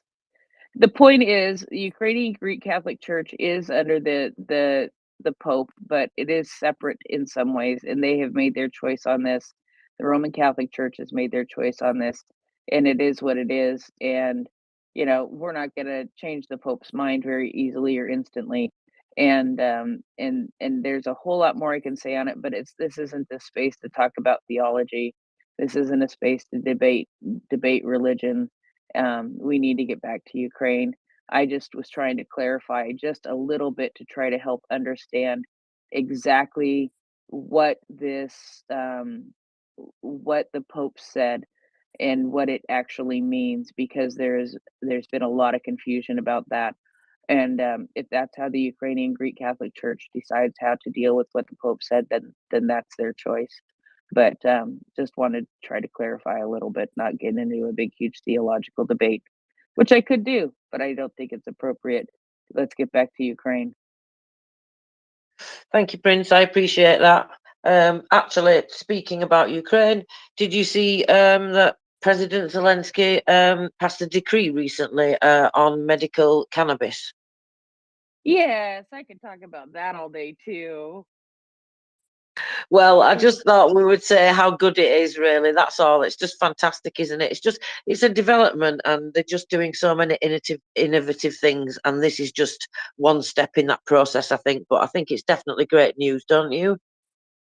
I do. I really, really do. And I know that there are so many varying opinions in this space about medical cannabis and recreational cannabis, and I respect all of those opinions also. But living in a state where literally I could place an order online and have it delivered to my door in 20 minutes. Yes, that has happened before. Um, I have a slightly different view on it, but my view comes from a whole lot of education on it before you even dip your toe into that water. And I think starting out with a medical program that's very defined and very regulated is not a bad thing. It gives the population an opportunity to learn, gives them an opportunity to learn about what they actually need and what it actually can help with. And if you take a view of what can it help with, it can help with PTSD, it can help with pain, it can help with depression, it can help with appetite problems, it can help with so many different things. But being educated about what you're using, why you're using, how much of it you can use. I have seen situations where a couple of drops of the appropriate cannabis oil can stop a child from having a seizure. It can, personally, my experience, a few drops of the right kind of cannabis oil can ease my pain better with less side effects than an opioid could. The impact that it can have on the health system as far as the reduction in the use of opioids, which are way more addictive, um, can can be a big impact because that means less people getting opioid prescriptions. That also means less people at risk for opioid addiction. Um, and so that and not to mention, at least where I live personally, the benefit that comes to the community through the taxes that are paid on cannabis when people buy it is just amazing. So they've got a lot of stuff to work out to put this in place and to make it work. But I can see, especially with all the veterans, with the veterans, with the PTSD that's going to be happening, with the pain issues from injuries that have happened on the battlefield. I can just list on and on and on the benefits that this can have for the Ukrainian people in the long run, um, if it's used appropriately. And I think they're taking steps to start to use it appropriately to begin with, before it gets, maybe possibly in the future more wide open, which is what you saw with a lot of states here in the United States anyway. It started out medical, very strict, very regulated, and then it moved into a recreational way, and it's been I think a very good, and it's been a very good program, and it's all the way it's dealt with. It's all to me about education, and and knowing exactly what it is. When I was growing, when I was making oil myself, I was having it tested by a state approved lab, and I could tell you down to the milligram exactly what you would be getting in every single drop that that you ingested or that you gave to somebody. So it makes a difference. Starting low, and trying to find the least amount that's going to cure the problem is always the key. Yeah, I absolutely agree. And I'm like you, the first thing I thought of when I read it was, you know, like you say about all the pain issues and the PTSD and everything else that it can help with. I mean, my view on it is I don't know what everybody gets worried about. I think the thing is because it's been abused recreationally, but you have to look past that because, and I think people seem to forget that actually every drug that you take pretty much has come from a plant. Of course, it's a synthetic copy of, it's not the actual from the plant, but that's where they come from, and it's the way that things are used. And you're absolutely right about the opiates to reduce those and the dependency on those, because I don't think people realise, unless you've experienced pain yourself, that there are not a great deal of options out there in terms of pain. You know, until you've experienced really bad pain yourself, you just think that there are many, many options, but there's actually not that many options, are there, Prince? Other than No, opiates, you know, and yeah, exactly. And you know, and understanding too, that's one thing that I learned. You know, this isn't the cannabis that you used to buy when you were in high school. It's a much different, much more potent product. And you know, and having it available in a legal way um makes a huge difference, because those things go through testing and you can tell how potent what you're getting now is compared to what you know, might have gotten in in the 60s or 70s or 80s when you were in school, you know, and just being a rebel.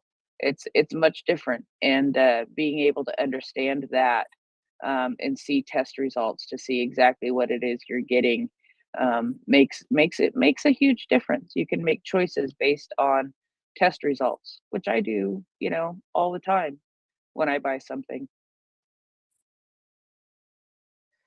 yeah, absolutely. It's really important that it's regulated like that, I think, and like you say, for that option to be there, because you know, if it's not regulated and it's not there and it's not an option, then people are going to look for other options, and then that's the worst thing that can happen sometimes, because they may then also turn to options that are not regulated and that have not been tested, and that's absolutely the last thing that you want. But people, when they're desperate, in pain, you know, you'll almost do anything, and there's going to be a lot of people that suffer a lot of pain. So I thought it's fantastic for that anyway. I just think it shows how advanced they are, that, like you say, that they're regulating it right from the beginning, and putting all the proper framework in place, and you know, doing everything really carefully and considerately. And I just think that just shows, with everything else, that they're so innovative.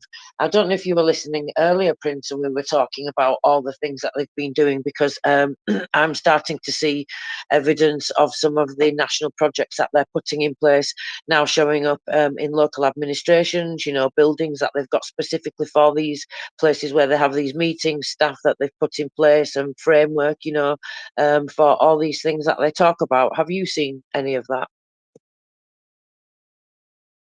Yeah, I've seen some of that, and that's a good thing. That's, you know, we see progress being made all over the place, and we see, I think a lot of that has to do with the desire to join the EU and things they need to do to put in place to be able to move forward in that progress, which they've obviously done and done it very well.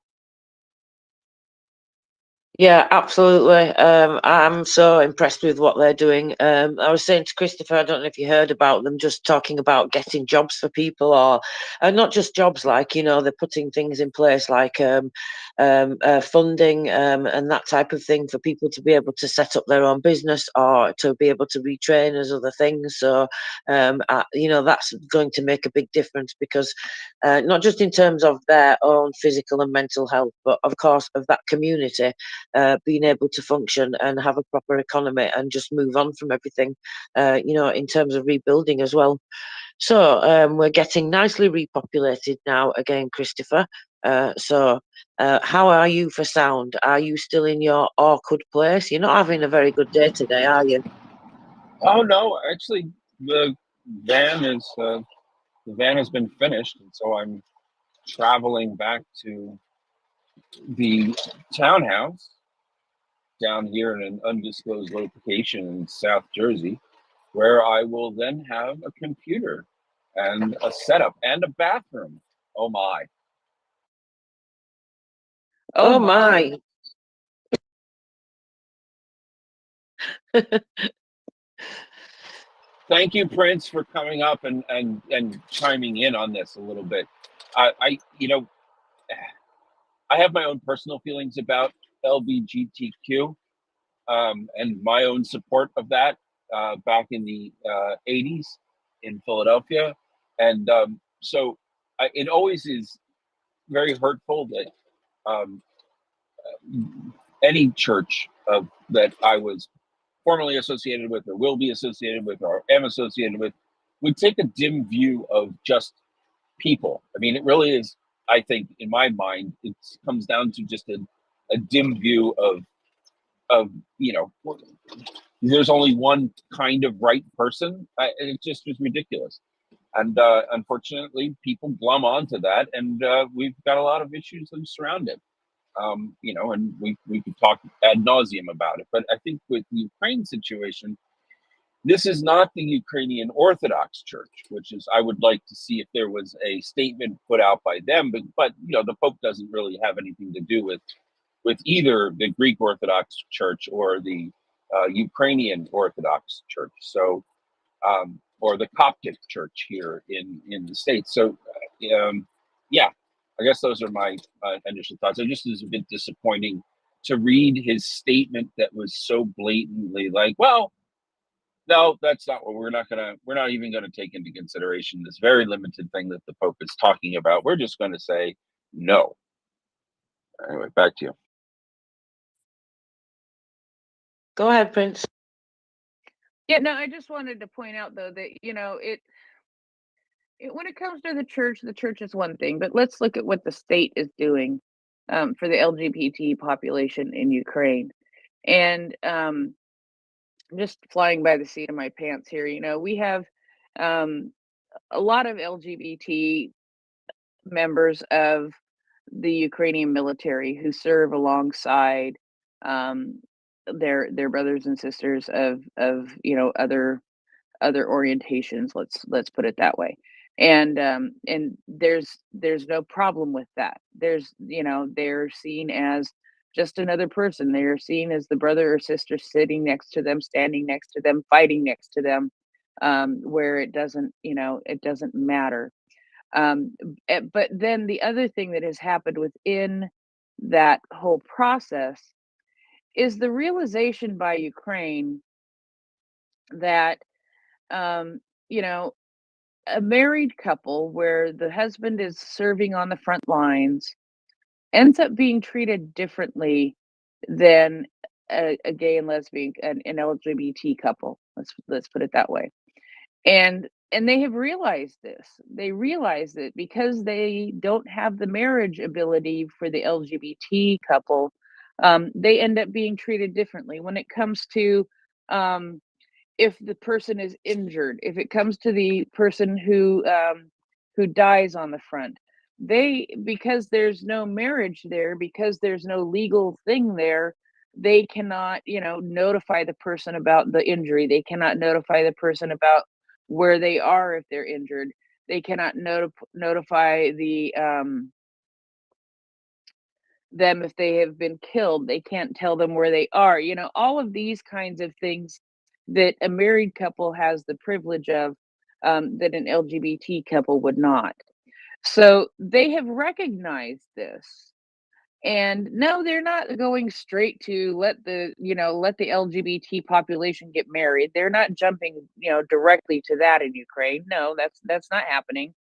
But with the recognition though, they are with realizing it, in realizing it, they are setting up a sort of like domestic partnership um situation that would make it so that they are more equal when it comes to those things that matter so much when you have one partner serving in the military and the other not, that would give the right of that other person, the partner, to know the status of the person on the front line, to know if that person gets injured, to know if that person gets taken as a POW, to know what hospital they're in, to know on and on and on. A whole big, huge, long list of things that married couples would be able to have that LGBT couples would not, because there is not that marriage. So they are putting things in place so that that is something that can happen. So recognizing that and taking steps very quickly to rectify that legal sort of, I don't know that it's a legal negligence, I think, in my mind, that where you're not recognizing the partner, the true partner. I mean, I have a friend who just lost his partner very suddenly, just lost his partner of 32 years. Now, fortunately, they were able to get married. I can't remember what year, but not all that long ago.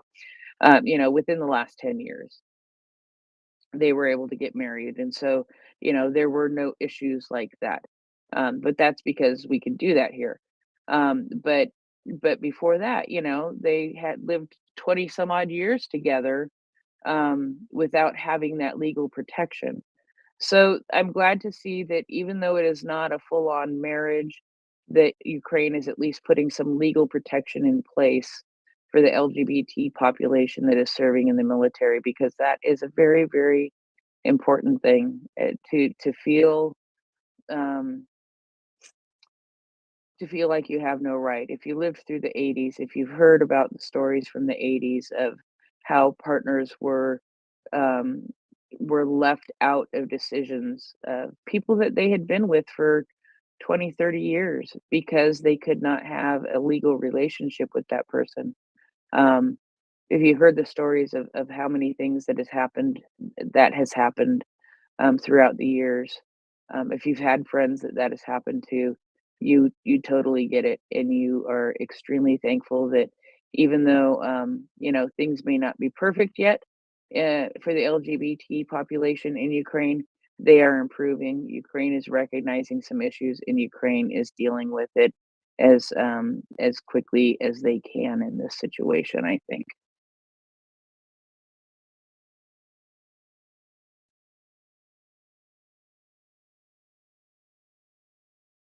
Thank you, Prince. Sorry, I was 2 screens away then. Sorry, guys. I was just looking at some information, which is interesting. It's been reported by the Institute for the Study of War, who's usually pretty accurate source, aren't they? And pretty trustworthy sources, usually. Sorry, I moved. I've injured myself and I moved. Sorry, guys. But I'm all right though. Don't panic. It's just a small Tracy, injury. Yes, why haven't you gone to the hospital, got an X-ray checked out or something like that? it's just a small injury. It's fine. Tracy, you Yes, sound like Prince. me. You sound like me. The only time the only reason I went to the hospital when I broke my foot last time was because there was blood gushing all over the place. But that doesn't mean that there wasn't, broken bones in there that almost needed surgery. Broken bones heal on their own if you know what to do with them. The hospital doesn't heal them. It's the pot or the Yeah. Disclaimer: broken bones don't heal correctly on their own unless you're incredibly lucky. You're rolling a dice. You may not be able to use the joint again if it heals incorrectly. Marcus is right on that, actually. Well, he is. Although I have had many broken bones in my life and not gone to hospital, and they've all healed fine. But I don't recommend everybody else do that. If you injure yourself, please go to hospital. But I'm fine. Honestly, it's just a little injury. And hospitals can't heal ribs anyway, Prince. They can't pot your ribs. They can deal with a punctured lung, though. I This don't is have a true. punctured lung, Marcus. I wouldn't be able to speak to you with a punctured lung. I'd be in too much pain for that. But thank you for your concern. I'm okay, honestly. I'm absolutely fine. Thank you very much, though. I'm more interested in this that I was just looking at about F-16s, because the Institute for the Study of War, apparently, so they're saying that although the Dutch Prime Minister did not confirm the timing of the delivery of the F-16s, in a recent strategy document from the Ministry of Defence of Estonia, it stated that the Netherlands, Denmark, Norway and Belgium have already committed to donating F-16s by the end of the year. So that's the thing that Latin was talking about before. I don't know. It really just it doesn't tell us any more, I guess. But I just thought it was interesting. Right, Christopher, where would you like to go now? Do you have a direction you would like to go in, or should I just continue? I have lots of interesting. I'm unloading. I will be with you in 2 minutes. Please continue. So Victory, Tracy, yes. I've been looking at the cases that we can cover tonight, and boy, man, at first I thought it was going to be a quiet night and there weren't going to be a whole lot of cases, but there sure are some interesting things to cover for the SBU tonight, aren't there? Yes, absolutely. I was trying to look in my file earlier and Google's been really annoying and telling me I have to verify myself, which I did, and now it's asking me to do it again. So I can't be bothered with that until after I finish co-hosting, when I will do that properly, and then I can get into the file. But yes, there are some very interesting cases, some very interesting things from the anti-corruption court. I thought that was fascinating. The Maidan case, there's been an update on that, hasn't there? Did you notice that bit? Well, yes, I noticed that. Typically Tracy does a lot of the documentation for what we're going to go over, but last night I got a wild hair and I did some of it myself. And there's really some interesting stuff. And I actually added more this morning. I added, this tragic story. Well, not story. It's reality. It's unfortunate reality about the 8th grader, the child who was killed in Kherson region is just, huh. I added that in there today because that is something that I want to spend some time talking about because this is a crime on so many levels that it is insane, and I'm really glad to see that the Kherson um, prosecutor's office has already opened a case and are looking into it. And I've seen other information that actually I think I'll put a link to in here too. I've seen other information that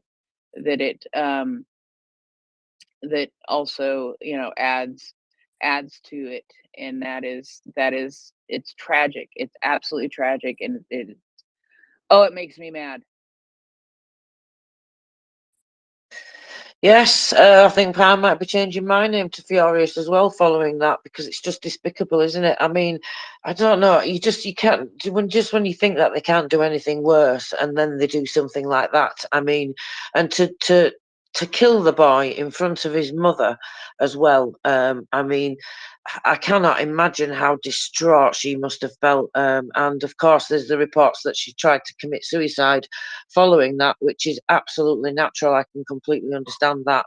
I mean, she must have been just so distraught, and just the despair she must have felt. I cannot imagine it. And it's just like you say, you don't know what to say, but then we have to talk about it at the same time. You know, I'm shocked. I'm not shocked. This is the sad thing about it, Prince, is that I find that juxtaposition all the time, because you're dealing with Russians, so these things don't surprise me. And it's not like we don't know that these things go on, but just the way that it's happened in this case, just to grab him right there, right in front of his mother, and just to shoot him just for taking a photograph. I mean, what was he taking a photograph of is what I want to know. And it must have been something that they thought was important, but obviously not important enough to take anybody's life, never mind a child. It's absolutely sickening, and it's vile, really. And I struggle really to find the words to talk about it, but like you say, we have to do, because we have to have people know that these things are happening, and how many more of these things are happening that we don't get to hear about. This is just the one case that we've got to hear about, and it's been reported, and you know, thanks to whoever's helped that woman in the community to not commit suicide and to be able to find the strength to be able to report it and go and ask for help from I believe they were going to ask for help from Dmitry Lubinets. I guess that will have happened. Prince, did you hear anything about that bit? I've tried to find out if Dmitry Lubinets is informed about this yet, but I have not been successful in that, which is fine.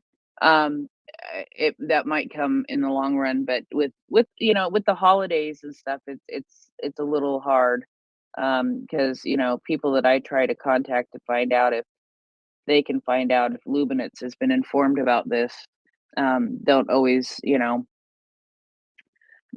some people are looking at the holidays and taking a little bit of time off from constantly helping Ukraine and constantly going and constantly doing things and spending time with their kids for a few days, instead of helping other kids constantly. Yeah, of course, it's important that they take time out and do that as well. Absolutely. But yeah, he may just have chosen not to report on it. I just, the reason I asked is because I noticed in some of the reports that we'd been reading that they'd said that they were going to approach Dmitry Lubinets and ask for help. But, I think that they've gone the right way anyway, haven't they? Going to the, I mean, it was reported to the police, I think, initially, and then, of course, it's the general prosecutors dealing with it. So it's absolutely despicable. It really is, and it's so brutal and cruel and just absolutely disgusting. But I am glad to see that the case has been picked up, and that there's a chance that they may end up having to face justice. So that's obviously what I'm concerned about, is that these people are brought to justice, because they absolutely cannot get away with that. And I think because of the position that they're in as well, in the region that they're in, there's obviously a much more chance of them getting hold of these people, of the SBU getting hold of them, or the armed forces or somebody getting hold of them, because we've seen, haven't we, actually some of these people have been picked up in clearing areas when the armed forces have gone in and liberated areas, and some of these people have been picked up then. I've noticed that in quite a few of the cases of you, Prince, that they say, oh, we picked this person up at such and such a time, and then they discovered they're guilty of whatever crime it is they're talking about. Yeah, that happens on a regular basis. They figure out that that somebody that they have taken as a POW is a person who has committed a crime, and that is something that I'm glad to see that they're behind, taken as a POW, but then they get found out to have been involved in one of these mass murders, or there's another one that's in here this week, about 3 rioters who killed a Ukrainian patriot during the occupation of Kharkiv, and they burned and dismembered his body. I mean, come on, that yes. They can identify these people who did this kind of thing, and being able to identify them is a key to be able to taking them into custody. And if they discover in that process the person is already in custody, all the better, right? Yeah, I mean, that's particularly brutal, that case, isn't it? But we see lots and lots of ones like this, and it's like you say, it's absolutely systematic. This goes to proving that intent, doesn't it? Because it's completely throughout all of the units, all of the forces, wherever you go. I mean, we've even seen evidence. I've seen evidence, and probably other people have seen it. I think we've spoken about it here in the space previously, and you've possibly spoken about it in your Understanding Genocide in Ukraine segments, where they've actually written despicable things on walls, like in terms of reference to sexual crimes, and they've written on walls disgusting things like, "Oh, if you enjoy it, it's not a war crime." So they know what they're doing. They absolutely know what they're doing, and all this evidence needs to be gathered together to show that big picture, because the world needs to know, and the world needs to see all of this. And it may be hard for them to take, and I know a lot of it's graphic, but we have to find some way to get that information across to them. And speaking about these things as we do is one way that we do that and highlight them. But it is good to see that they've already started a case, and that they're already trying to bring them to justice. Not that that parent's going to feel any better for it right now, but in time it might come to give them, a small measure of, I don't know what to say. I was going to say comfort, but it's not really the right word to use, is it? No, it's not the right word to use. It's not. It makes you. It gives you a sense that maybe some justice could or has been done. It was. Let me see if this would be appropriate or not.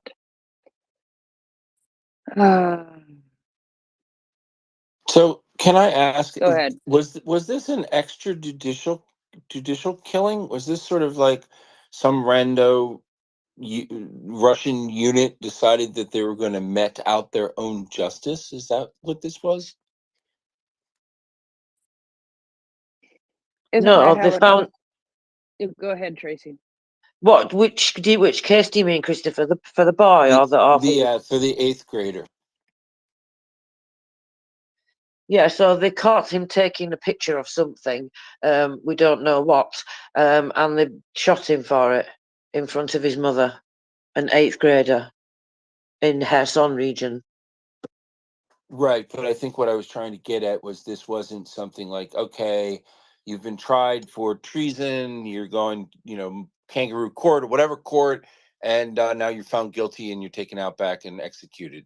But it was more like, oh, we saw your kid take a picture here, he's going to die. Is that I'm not We sure saw which your way. kid. We saw your kid take a picture here. He's going to die. Kaplooey. That's how it went down. Is my understanding. Call Yeah. and write your Congress people, please.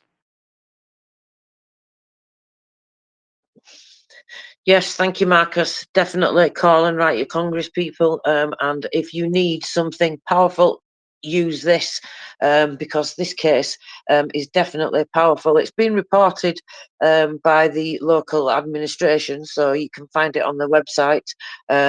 So it has been reported officially, and also I will share some links, and Prince Heather and I will be discussing it in a lot more detail tonight, along with many other cases in the SBU segment. As you said, there's so many different cases this week. There's lots of general security news, quite a lot of SBU cases, some involving naughty clerics again, Prince. This is becoming more common, isn't it? Or they're just getting caught is what's happening. Yeah, that is exactly what's happening. There is a big problem, as we know. The Ukrainian Orthodox Church Moscow Patriarchy is connected to the Russian Orthodox Church, and thus connected to the Kremlin. And well, let's just call them KGB, because I still want to call them KGB at this moment. And we see them committing crimes, and I'm trying to remember exactly what this one said, but it won't take me long to find it, because oh yes, this was somebody who engaged in the supply of attack drones to the occupiers. So if you're found to be in a church and aiding and abetting the military in that sort of a way, that's sort of a indication that maybe you're not on the side of Ukraine, and that is a problem, and that is something that they need to be held accountable for, and hopefully that's what is actually going to happen in these cases. Yeah, absolutely. There's a good chance they're going to get hold of them anyway, isn't there? So at least they're not like, in Russia or somewhere, because obviously that makes it a lot more difficult. Although I believe that they'll get hold of them as well. Anyway, I have faith in the SBU to go and get them wherever they are. So like Transnistria, for Well, example. yeah, they'll find them wherever they are, dead or alive. Let's put it that way. They will, the reality is more than likely a lot of these, more than likely a lot of these people who are in the Russian military will have been deceased by the time they try to find them, and that's okay. That's not okay. That's not a problem. They can be found to be deceased, and I would be good with that, because, well, they can't commit any more crimes if they have been killed in battle or by their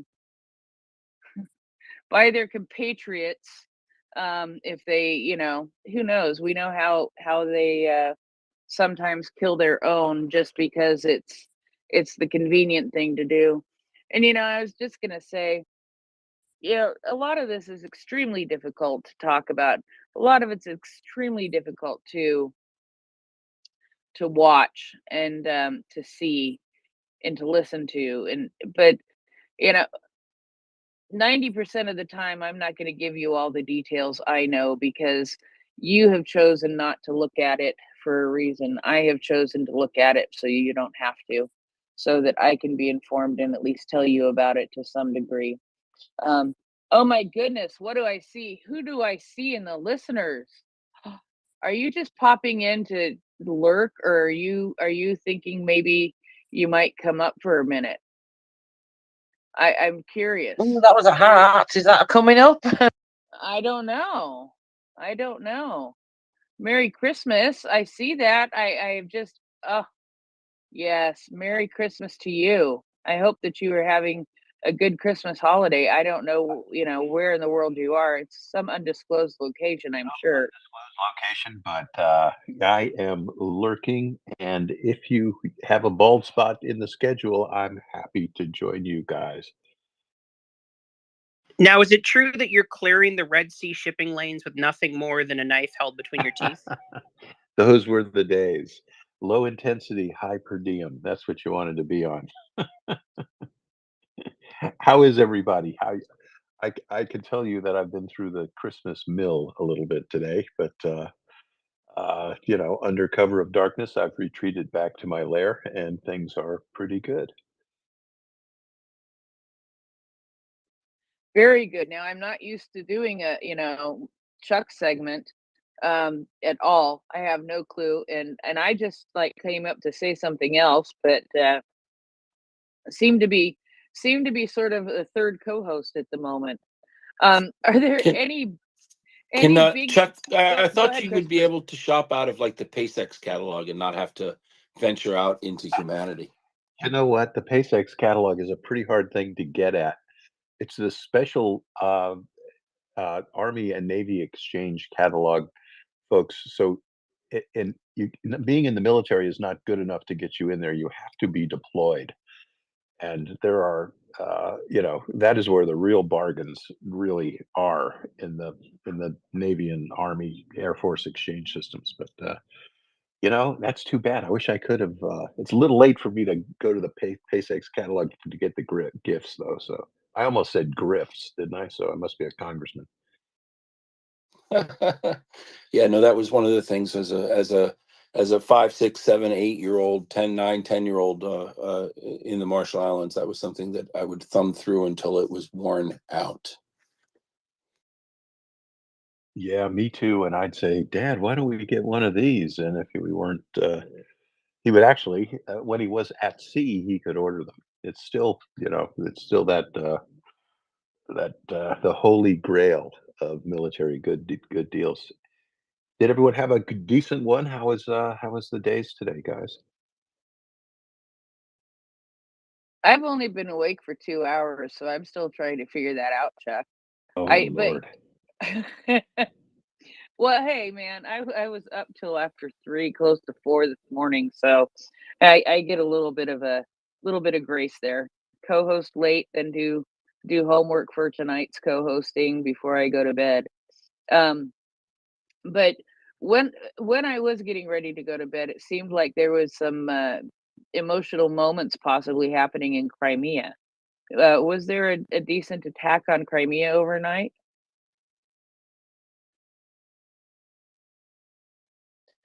Well, Mockers was talking about some things this morning, wasn't she? There was definitely some things yesterday, but I don't think we've seen any evidence of what it actually is yet. Christopher, you've probably not seen anything about that because you've been tied up all day, haven't you? Having the van fixed. So, but I definitely didn't see anything before I came on co-hosting. So I don't think we've got confirmation yet. Do you know anything more than I do, Chuck? You are the man that knows these things, and it's very nice to speak to you, by the way, and welcome. Welcome, thank you. If you're talking about the S-34 developments, that is that went from an extremely plausible rumor, although maybe aspirational, to eventually being confirmed uh, first by I wouldn't say confirmed, but acknowledged by Russian military bloggers, and then confirmed by Ukraine that three Russian Su-34s, which are their most capable strike fighter, these have been used to attack Krinky and Kherson and the Ukrainian positions on the south bank of the Dnipro. But apparently, three of them were shot down in the course of an afternoon. That Ukrainian sources are indicating that that was surface-to-air missile ambush. We've seen clever uses of Ukrainian air defenses in the past, and I think this is what was done again. But what is interesting is that it appears that these shootdowns were conducted by a Patriot missile battery, which in that case had been moved much farther to the south than these Russian pilots could have ever expected. And that was an underestimation that at least two of those crews will never make again. Apparently, one crew did eject. These aircraft have two-man crews. Some photographs showing a parachute on the ground, a harness. Also, an Mi-8 helicopter looked like it was configured for search and rescue. No pictures of the pilots. And there were some other rumors towards the end of the day that one or perhaps more of the Russian rescue helicopters may have been shot down as well. So that is from Zafarista. So maybe not good news from Crimea per se, but hopefully there's even more that I don't know about.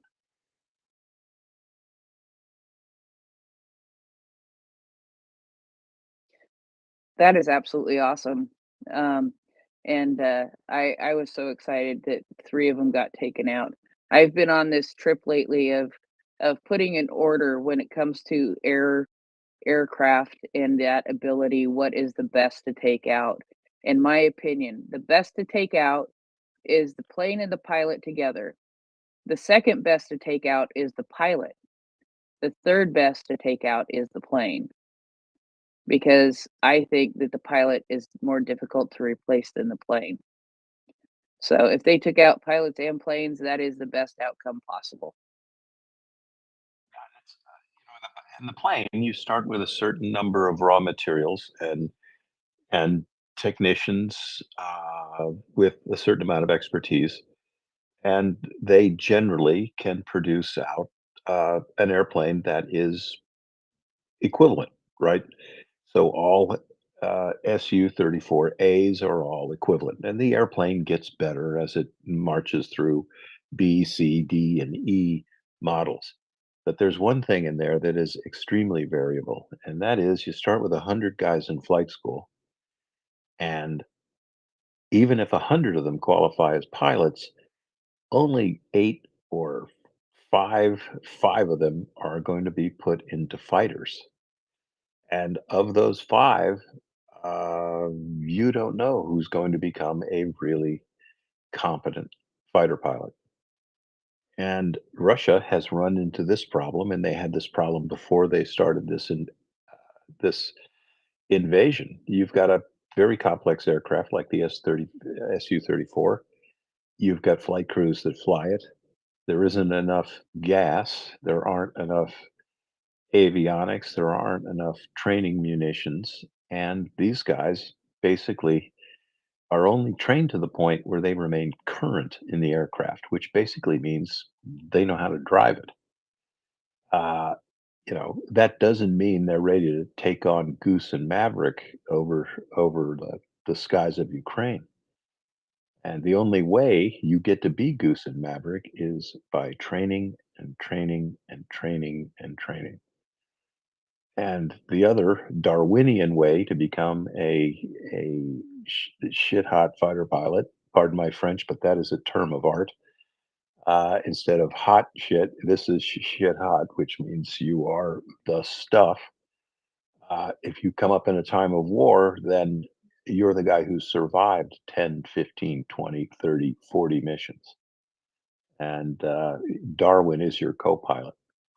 But Russia is not necessarily, they entered this war with pilots who were essentially current, although they had some combat experience in Syria, but I would not call that over a highly sophisticated air superiority environment or even air defense environment.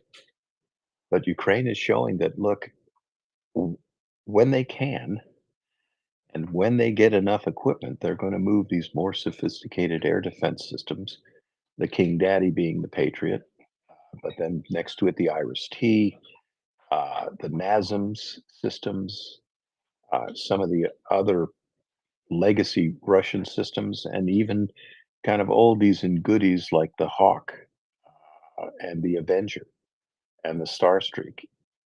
To get those down, get those away from having to defend Ukrainian cities, get them down to the 0 line, and start knocking off some Russian aircraft. Thank you very much, Chuck. Sorry, I lost you all then. I threw myself out of the space. So something for you all to giggle at there. So apologies. I do that too. I have to do that every now and then myself. Yeah, so I threw myself out, so there you go, but I'm back now. So yes, it's definitely very interesting, isn't it, that President Zelensky confirmed tonight, Chuck, did you see that he'd said that it was the Odessa air defense team that had taken those planes down? And that was great. I love the way that Ukraine doesn't exactly admit it right away. And one of the reasons they do that is so they have a moment to listen in while Russia tries to figure out what happened. And the first thing Russia has to figure out is what happened. Then they try to figure out how it happened. There was even some Russian opinions going on early that this was, in their own words, another friendly fire incident. But this is, for President Zelensky to confirm that these are Patriot missiles. See, the Russians flew 44 airstrikes in the last 24 hours. We'll see how many they fly in this coming 24. And I think the Russians are likely to be observing what the Navy calls a safety stand down. So we'll have to see that. And that's War College talk for licking your wounds. Yes, I'm chuckling away to these things. It's giving me great delight, and I'm also taking great delight in the fact that Putin will be turning himself in knots, worrying about F-16s. So that's definitely fantastic. I also saw something else interesting today, Chuck. It's apparently from somebody, the leader of the it's called Bratchuk, Sergei Bratchuk, and he's in the Ukrainian Volunteer Army, I think it was that he said. I forget exactly which position it was that they said now, but he was saying something about there's been some internal talk in the Russian Federation about moving the Air Force from Crimea. I just thought that was really interesting. Of course, I don't know how true it is, and I don't know who this man is, so I've got no idea if he's trustworthy or not, but I thought it was certainly very intriguing. You know, it really might be. These losses are pretty, uh, you know, they're pretty serious for the Russians. This is one of their most advanced uh, strike fighters, most capable, advertised as being able to operate in difficult electronic warfare and difficult air defense environments. Um, you know, and we saw the Russian Navy. It had to pull out of Sevastopol as this, as things like this happen. It is likely for the Russians to pull back their more important assets to safety. But we talked about. Let's see. So it was Thursday night. We talked about in the past week, Tuesday or Wednesday. There were several Russian air defense systems knocked down, and the Ukrainians generally don't say what systems they are. But when I get reports of a deep strike or explosions pretty far in the rear and or on Crimea, and that is correlated with Ukraine listing in its Russian daily losses a couple of air defense systems. And correlation is never causation, right? So just because something's correlated with something, it is not an equivalency. It's not an equivalency. It is not a, ipso facto. But when you see those sorts of things, and when Ukraine attacks Russian air defense systems, especially the S-300s and the S-400 systems, they're more capable systems. We always see further developments, right? So a system like the S-400, it has a very impressive radars that are, of course, all around it, and these function, of course, as targeting radars for the missiles, but they also have a secondary effect, which is, as a sensor, as a mechanism by which both its own aircraft and threats to those aircraft and enemy aircraft and incoming missiles and in certain cases even incoming artillery shells can be plotted on the radar. So when you diminish the those systems, you knock out these sort of tiles in the interconnected fabric of not just Russian air defense, but Russian situational awareness. So when that happens, we inevitably get further strikes. We get storm shadow strikes on deeper and deeper targets. And as we saw before in the, I believe it was in last June, we had the same precursors to multi-aircraft shoot down. That these sensors were impacted, and then you've got three Russian airplanes running into trouble. There was another interesting thing that happened today, and that was there is a high-speed turboprop Ukrainian drone, and it's just bringing this up here. It is a follow-on to the UJ series. It was UJ-23 Topaz. It's very futuristic, reversed wing, turbojet with a Y tail, looks like something right out of Skunk Works. It So the Topaz was developed into the UJ-25 Skyline, which is actually faster. Can fly at about 500 miles an hour. It's got a service ceiling of almost 20,000 feet. It's got a combat radius, one-way deployability of almost 700 miles.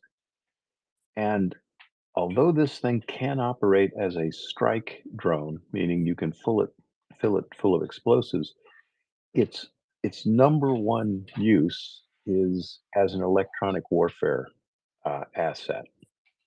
So this thing can fly around. It can spoof enemy radars. It can act as a decoy. It can do all of these things.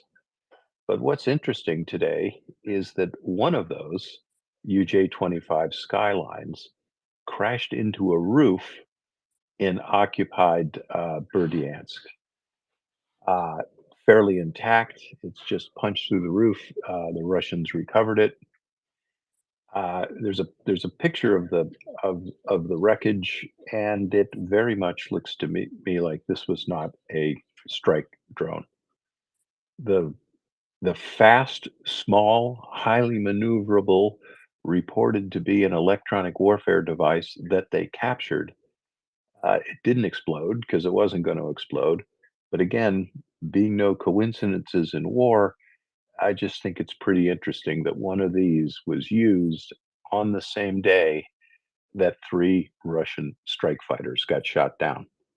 So, we'll just see what develops out of that one.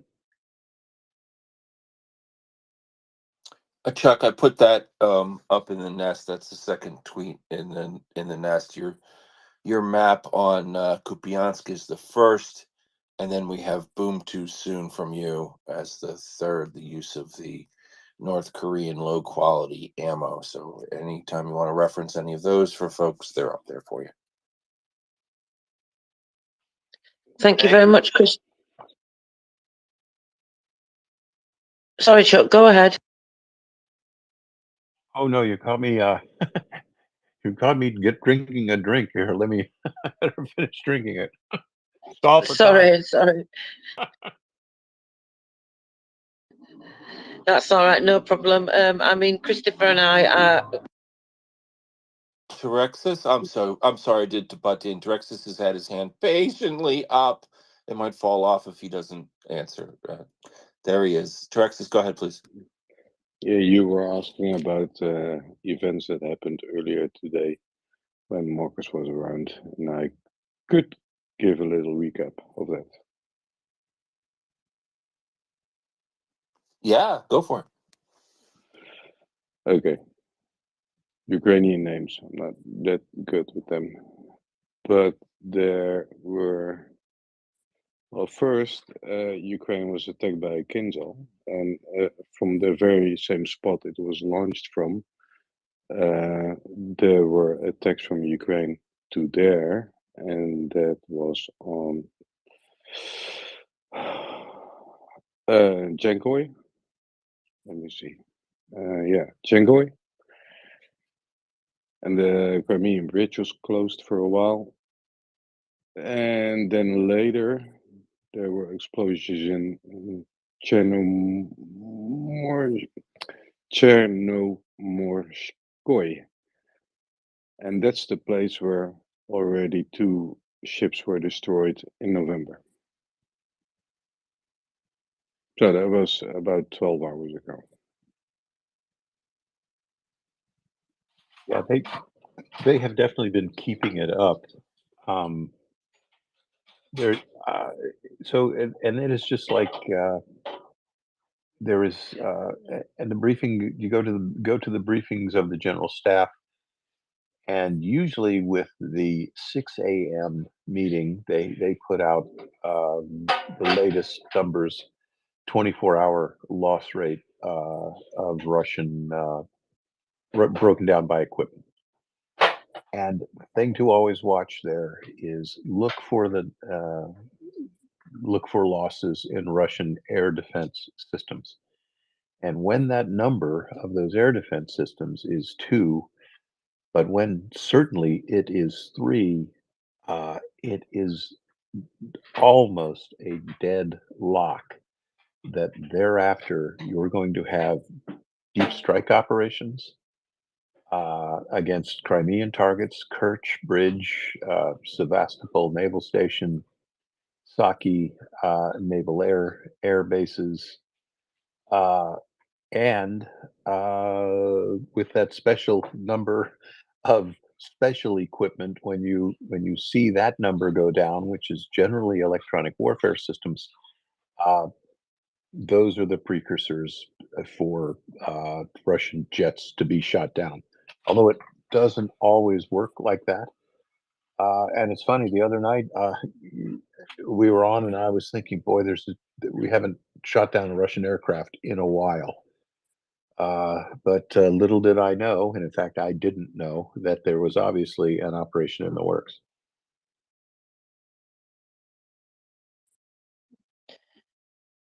Thank you very much, Chuck. Did you have a follow-up to it, Gus? No, that was it, and I agree. Yeah. Thank you so much. Well, it was short and sweet for you and I, Chuck, but it was very nice to speak to you anyway. And thank you for your time. I will be swapping now with James Healy, and I believe Christopher will be swapping as well. So if that's okay with you, Christopher, I will go first. Ladies first, please. Thank And you. can we do something about what we? Yeah, just take care.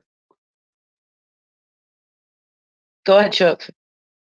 I was just going to wish you a happy Christmas if I don't talk to you tomorrow. So, and thank you for all that you do. And I am just a guy who pops in with the special bulletins, but I want to thank you for pulling a good shift today. And I know you had other things to do. Thank you so much, Chuck. Bless you. And I'd say you are just a little bit more than a man that just pops in. But thank you so much, and Merry Christmas to you and your family as well. So thank you so much to everybody who's been here today, who's listened.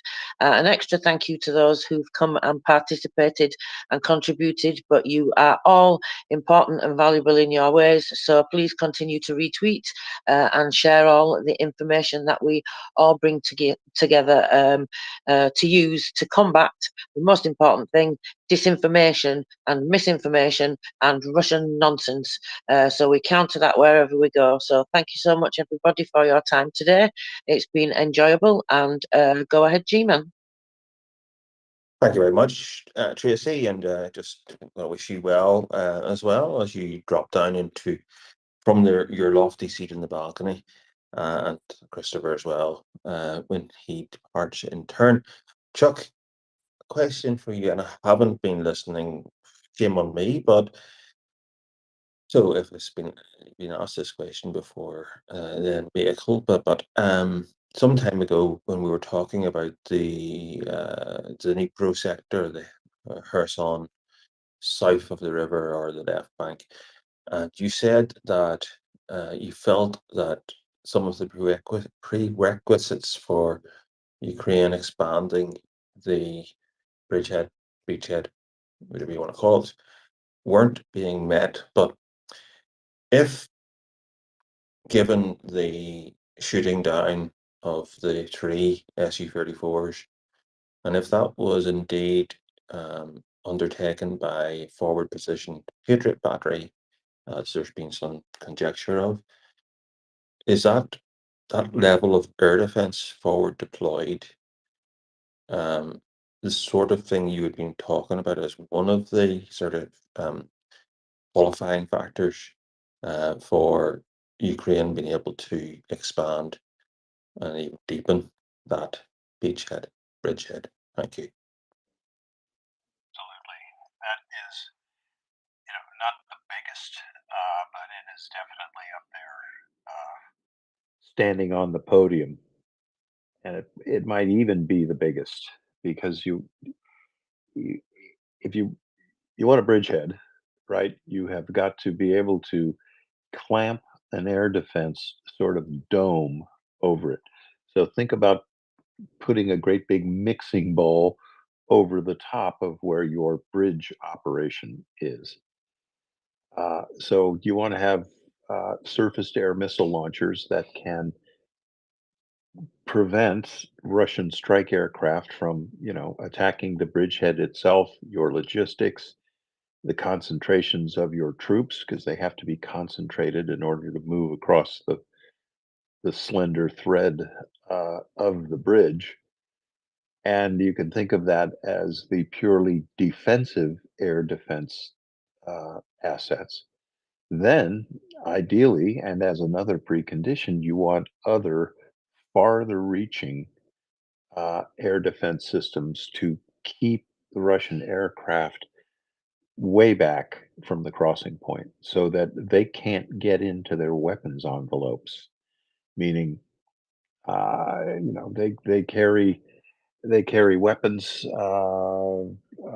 among them KH-59, which is has both a rocket motor and a turbojet motor. These things have a maximum speed of about the speed of sound, and they've got a couple 160-mile range. Ideally, you want to keep the Russian aircraft at least 160 miles away, so they can't fire these things at you. And one of the problems has been, although there are short-range SHORAD air defense systems, and that would be like the Gepard, which is a self-propelled autocannon system, dual autocannons. Another one called Skynext, same thing, very capable. That's a single barrel autocannon. The Hawk missile system, again, that we talked about, an older system, actually 80s and 90s technology, but it still works. And it's a damn sight better than nothing. And of course, much more capable systems, NASMs and Patriots, but those have generally been defending cities. So, this was a big day for Ukraine. I don't recall any time in the war that 3 Su-34s have been shot down thus far. That's a big day. And you can bet that the Su-34 pilots who are going to fly tomorrow, if they are, and I wasn't really joking about that safety stand down. You lose 3 aircraft in a day, so you've lost a section, right? So basically, in aviation, you generally want to have a wingman. Not always does that happen, but generally you do. If 3 aircraft shot down, there are 3 ship tactical formations. Those exist, but this may have been a 4-ship strike combination. Taking down 3 of those aircraft, pretty amazing. And it's also telling the Russians that, duck hunting season on the Dnipro, gee man, it looks like that's over. That Thank you. means it's rabbit season. Mhm. It's got to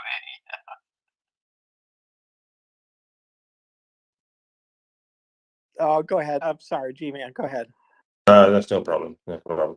No, thank you very much, Chuck. So, I think the surmise seems to be that what they've got on the south bank, or the right bank of the Dnipro, is a longer range system, possibly Patriot, really to defend Kherson city from the attacks that they've been dropping these glide bombs in, and there was, I think I heard that there was an average of 20 attacks with glide bombs per day.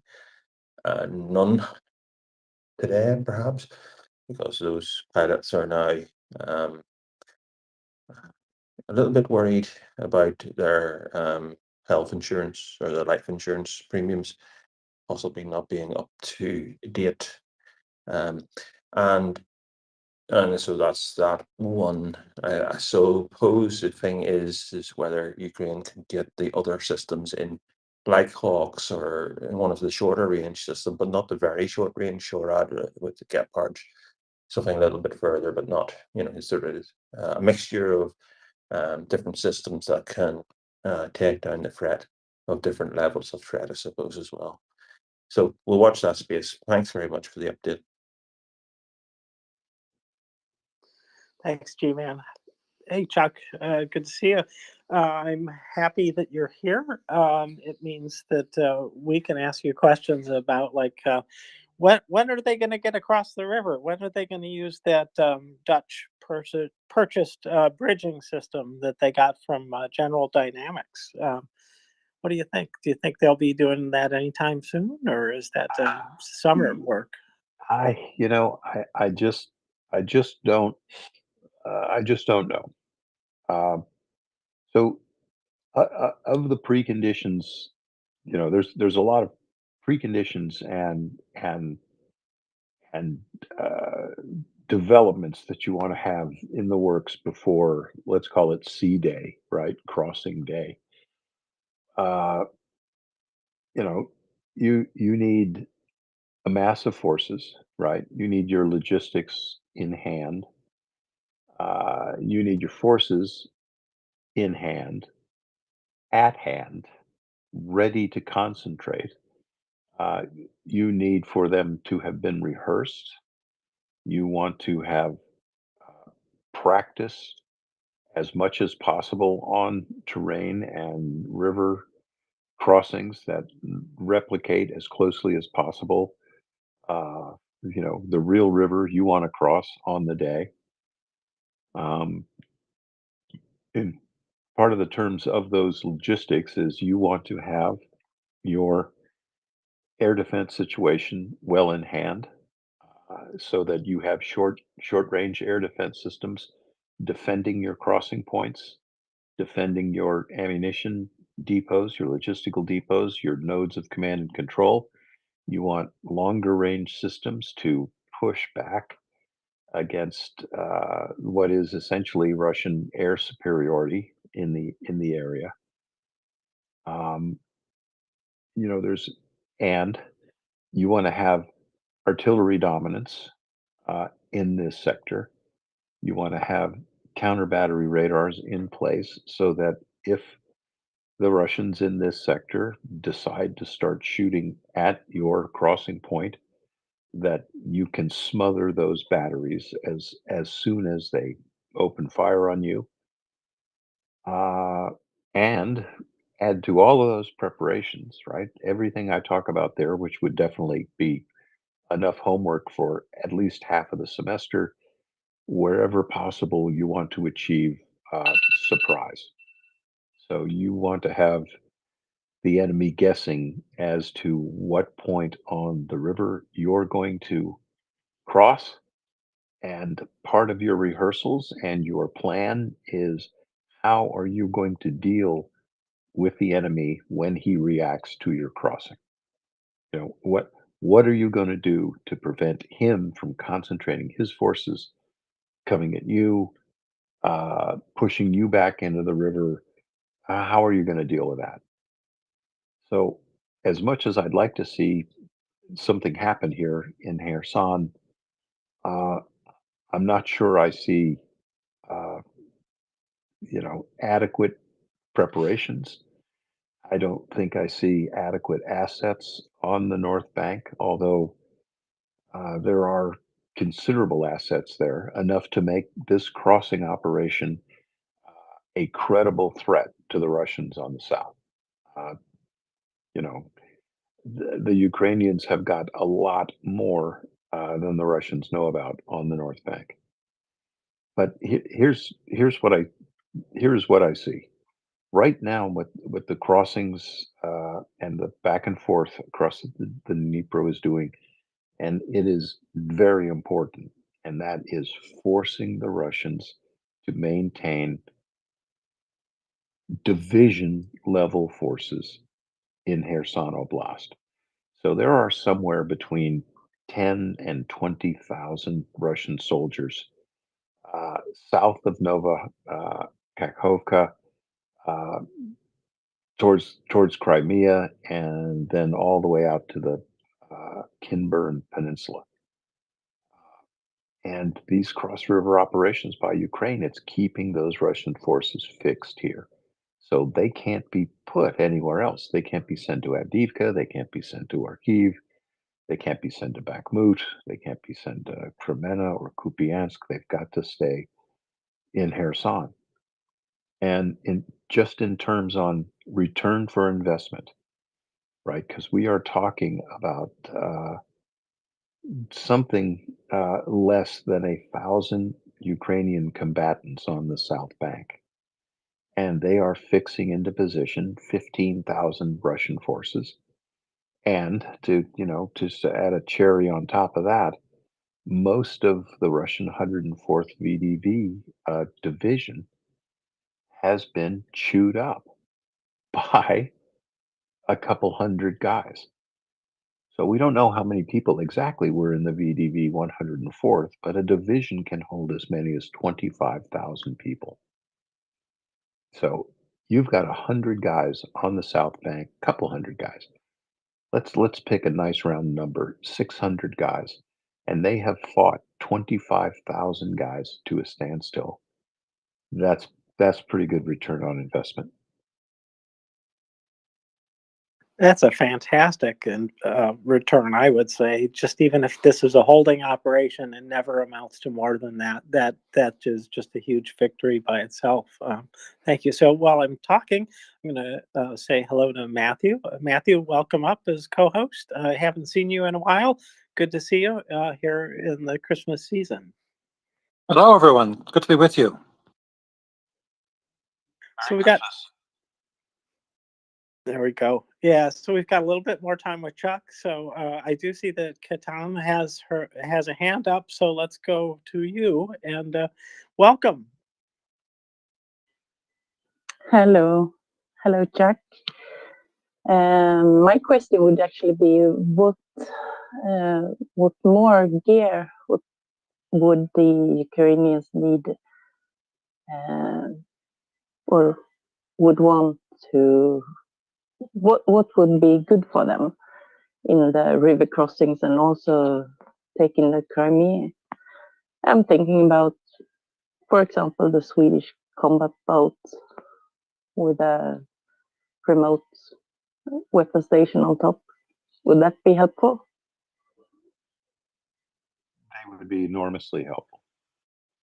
And Sweden has done so much, and the weapons that it designs and has provided to Ukraine are all of the highest quality, vastly technically superior to anything that they face on the battlefield. I'm one of those guys that I'm very glad to see Ukraine is now starting to get an air force. I am delighted. However, Ukraine can win this war without an air force if we give them the tools to prevent the Russians from using their air force and to break up Russian troop formations before they get to the zero line. So to solve those two problems, Ukraine needs more ATACMS, long-range surface-to-surface precision strike munitions. They need more HIMARS, which again are surface-to-surface missile systems. They need more systems like the Swedish Archer, which is a 155 millimeter self-propelled gun. And Ukraine needs air defense. So its cities can be protected, but so can places like Kherson, so can the crossing points on the Dnipro. It's so important. Those to me are the fundamental tools that Ukraine needs, like right now. And in the meantime, should you be listening and you are a parliamentarian and you're wondering what to give Ukraine for Christmas, they need everything. They need everything from socks to band-aids to bullets to ATACMS to aircraft, fighter training, uh, fuel, ammunition, food. They need everything. Well, I think that we're going to get some of everything for them. And luckily, they've got more than one Secret Santa, I guess I could say that. Yeah, more than one Secret Santa is giving them things. And so they don't have to count on every single Santa to give at the same time. But yeah, some Secret Santas have to be giving, and that is happening at least. More is welcome, by the way, Secret Santas of the world. More is welcome. So, Chuck, we had another person pop up here, but no hand yet. But I'm going to invite Ultra to speak at this point. Ultra, hello, welcome. I didn't see your hand pop up. Maybe you're on a PC. And maybe you didn't really want to talk. So I'll let you sit there. And Chuck, I will ask you a question. And it sounds like we've got you for a few more minutes here at least. Oh, well, you know what? I'm not going to waste any time. I'm going to bring up somebody who does have a question. Here we come. And yeah, no, it's all got to be spaced out. I understand how the advancements go along that river, but it must be the case that things are getting more and more ready. So I'm delighted by that, and delighted that they have the short roads, and can move whatever is available up to the front relatively simply. But let's just go to Meta. Meta, hello, welcome, Merry Christmas.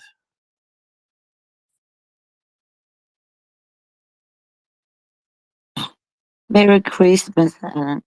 I just had to come up and ask because I was sort of almost falling asleep. But I have the Captain. Did you say Gripens are on the way? Did you say Gripens are on the way? To my knowledge, they are not, but they have definitely been in the discussion. So, given the way that Norway and Sweden and Finland operate, I wouldn't be surprised if they suddenly appeared in the skies over Ukraine. We all know the drama of the F-16s, and it is, there's a couple things the United States does better than anyone else. They make really good weapons, but they also create a lot of drama. So I much like the way Sweden and Norway and Finland operate without the drama. So Gripens, I can't confirm that, but I think we might eventually see them though. They have been training with them since March, so it would be totally possible. And Saab is very positive on giving them. So let's hope, let's pray, because it would be a perfect pair for the F-16s that are coming now. And they are only 18. So 18 Gripens, that would be another chunk to take on something, because I really feel that. And they carry Meteor missiles, Gripens, and they fly low, park on the highways. And also, also, I really think they could be useful on a river crossing even more than F-16s, even if F-16 is a better overall plane, probably. But yeah, let's see, let's hope, let's pray.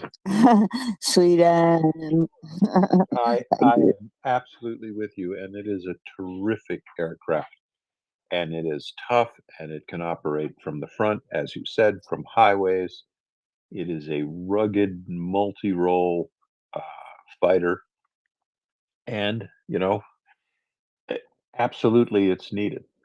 Right, and it'll be in the fight. And I knew also that the training was undergoing, and it wouldn't surprise me if the Griffins were the first into the fight. That wouldn't surprise me either. That would be a great thing, wouldn't it, Meta? That would be just about a perfect Christmas present. I completely get it. But unless Meta, unless you have a follow up, let's just go back to Matthew. Yeah, hi, thanks. So I guess I was curious about some of the political ramifications of what you're talking about in terms of the fact that neither the U.S. Congress nor the EU was able to agree on a new aid tranche for Ukraine. If either of those comes through, will it make a material difference in terms of the ability of Ukraine to mount that operation across the Dnipro? Oh boy, I'm not sure that necessarily either or both of those tranches are in themselves going to be enough. As I grossly simplifying it, as I understood, between now and New Year's, there is something like $1.1 billion more of military aid that is coming from the Pentagon. After that was announced 5 days ago or so, the Pentagon was also saying, well, that's it. There will be no more after that. Trying to remind our senators, men and women, congressmen and women who are uh, eh, shamelessly enjoying their ski vacations, having left this business undone. But then last night, the Pentagon announced that there is about $4.2 billion more of aid that can be given to Ukraine. So that's $5 billion, $1 billion between now and the beginning of the year, and $5 more billion, I believe, in the first half of Q1. $1 billion is really a lot of money for you and I, but on its own, it isn't enough to sort of turn the battle around here. And we're also going to be facing that problem. Congress has stepped on the garden hose right now, right? So they put a kink in the hose, and then they went off to Aspen or Yagu Valley or whatever little snotty ski resort they go to. And meanwhile, the rest of the garden hose is emptying itself out. So when they do come back, they do get back to work. There will still be a pipeline going to Ukraine, but it's going to be empty. And unfortunately, in my estimation, this interruption in aid, it happened at the worst possible time. And I used to think and was happy to share my opinion that Ukraine would launch an offensive operation likely between the period around Christmas, so roughly now, until the end of March. That taking advantage of the hardened roads, consistent, although miserably and cold, but consistent weather, that they'd be able to conduct some maneuver warfare options, or they would have maneuver warfare options. But I don't think that anymore. I don't. I'm hearing from the front that our battery commanders have had become more and more selective on the targets they interdict. That there's limits placed on what constitutes a Russian infantry target. That 2 or 3 or 4 or even 10 Russians in the open is not considered a viable target. Not because it isn't a viable target, it is and remains so in anyone's fighting doctrine. But Ukraine doesn't have the shells. They have to save the artillery shells for when 30 or 40 or 100 people show up. And that's bad. And what's doubly bad about that is getting back from your ski vacation and putting your feet back up on your desk in Washington, there's no switch to throw on the wall that's going to make all of Ukraine's logistics and ammunition problems going to go away. Those things have to be purchased and they have to be shipped into the battlefield. Shipped on real ships, landing at real European ports, loaded onto rail cars, which have to travel across the entire continent of Europe to the easternmost parts of it, which are Ukraine. So I don't know.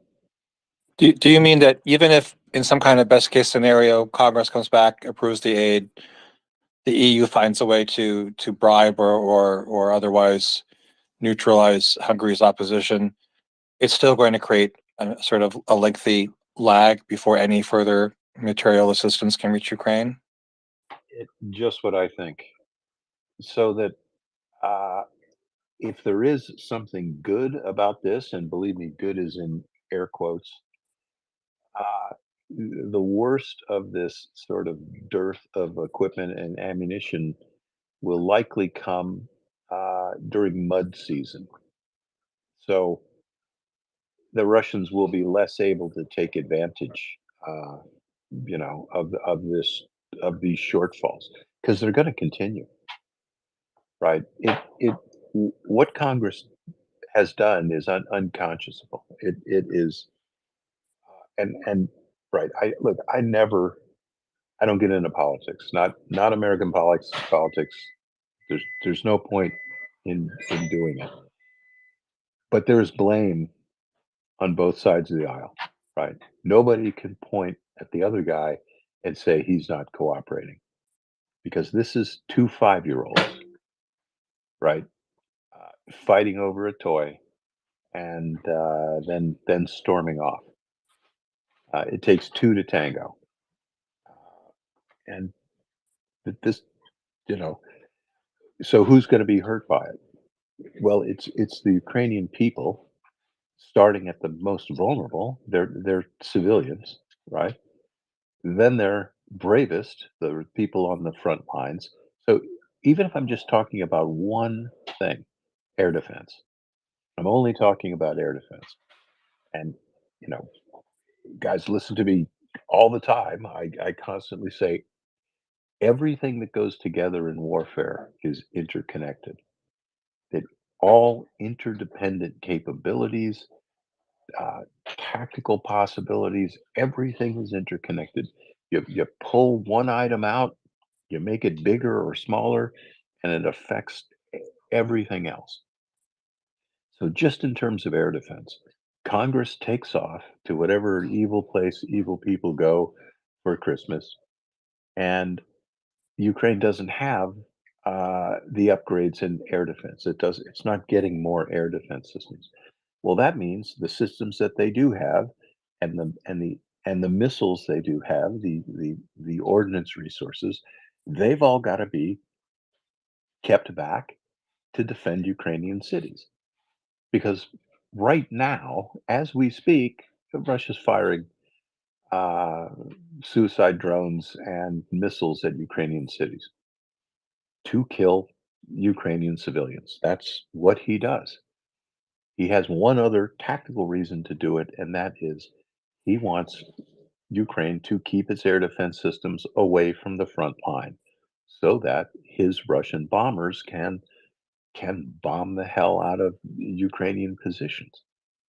So magnify that across all of the aspects of warfare: air defense, artillery, electronic warfare, surface to surface missiles, vehicle transport, everything.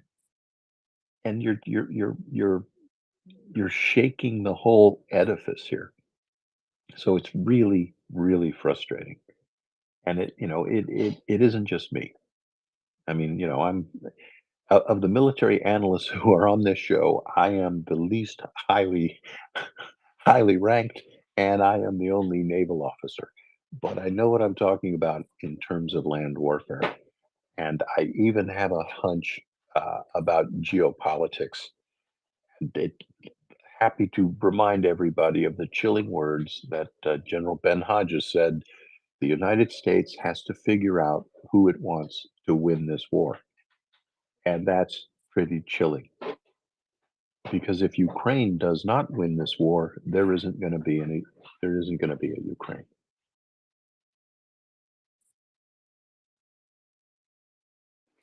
That is frightening, and that's not what we want. So we will we'll get things to them. I think it's going to be a long time and at a high cost to what I think are key principles of the United States. I'm sorry to say, but we shouldn't get into that. We should go to G-Man and then to Colton. G-Man, welcome. Yeah, sorry. First thing, in the words of one former US president of note, we have nothing to fear but fear itself. And secondly, we have some things to fear. But I've been wondering for quite a while about the sort of 5 billion, and no one could give a satisfactory answer as to had it really been spent. It's been appropriated, but it hadn't been spent, or it had been, or there was more funny accounting being done, or anything. So at least we know that that's there. The second thing we note is that the European Union as a collective, which doesn't include the United Kingdom and doesn't include some other notable donors of Ukraine, has the power to bypass Hungary in the respect of going bilaterally and each country spending the money, sending the equipment and spending the money in their own factories, building more, which they should be doing. But I found a certain amount of satisfaction today in finding out from Chris Windley that BAE and England and Wales have placed the orders, or the orders have been placed to ramp up shell production. Seems like they're going to get their shell game up to speed, not before time. The rest of Europe can follow suit and give the money in a bilateral basis. It may be it may be less convenient to have to do so, but after all, they're supplying equipment mainly and not actual bags of cash. We need to get away from this meme about the cash because it's not really true. And the question I have, and I don't know the answer. The United States have 50 states, each of which have national guards, who, to my knowledge, are at the command nominally of the governor. Is there any way for the states to devolve the sending of stocks of equipment that would be allocated to that National Guard? Thanks. That is a very good question. There is a really odd arrangement in American ground forces. So you have the United States Army, and there is the United States Army Reserve. But that, let me start where it's really obvious. There's the United States Navy, and then there is the United States Naval Reserve. And it's pretty straightforward, except that you can be in the reserve and serve for 20 years on active duty in the Navy. You just have a different letter on your ID card. You don't wear a different uniform.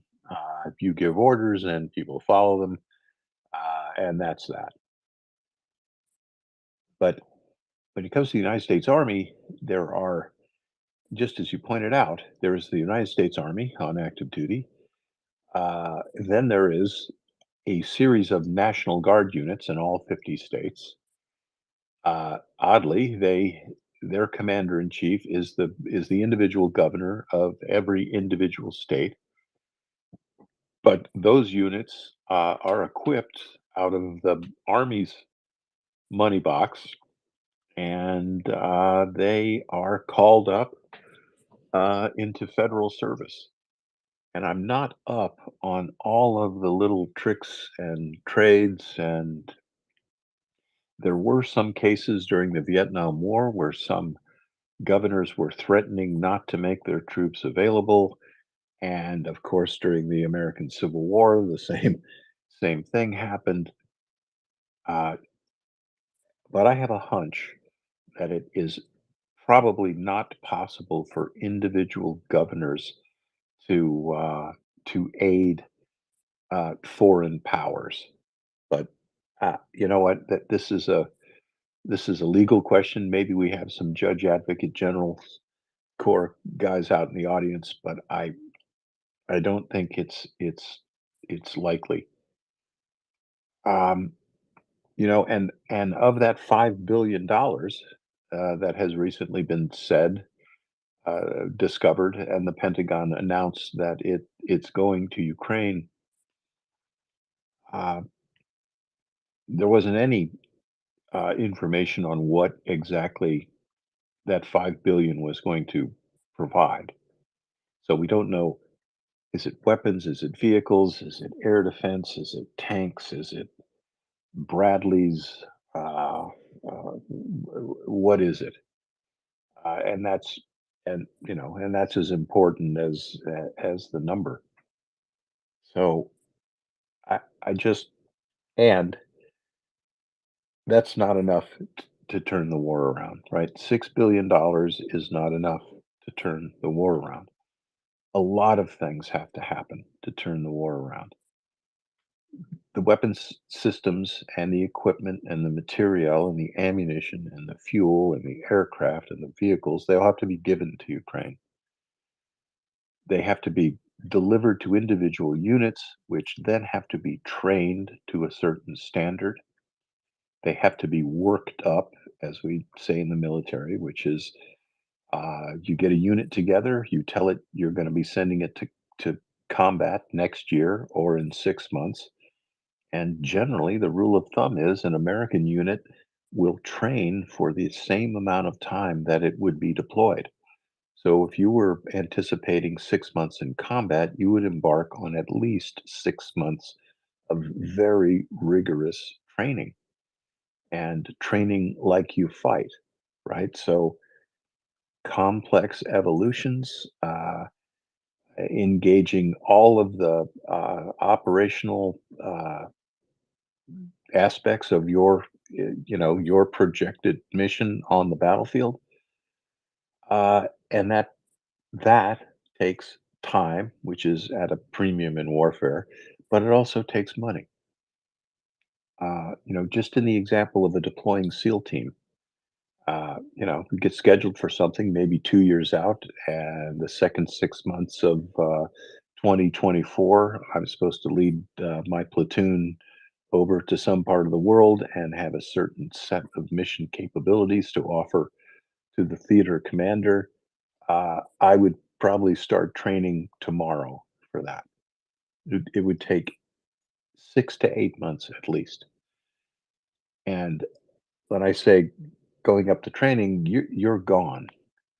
I'm going to be on the road. I'm going to be all over the United States and the world conducting parachute drops, cross training, operating against different targets, proving my capabilities and interoperability with other units. So it isn't just a question of money, right? It's a question of time. It's a question of training. So it all of this, you can see how just absolutely how frustrating it is to drop the ball at the end of the year and just walk away from it. And no apologies, just finger wagging and pointing at the other guy and saying it's all his fault.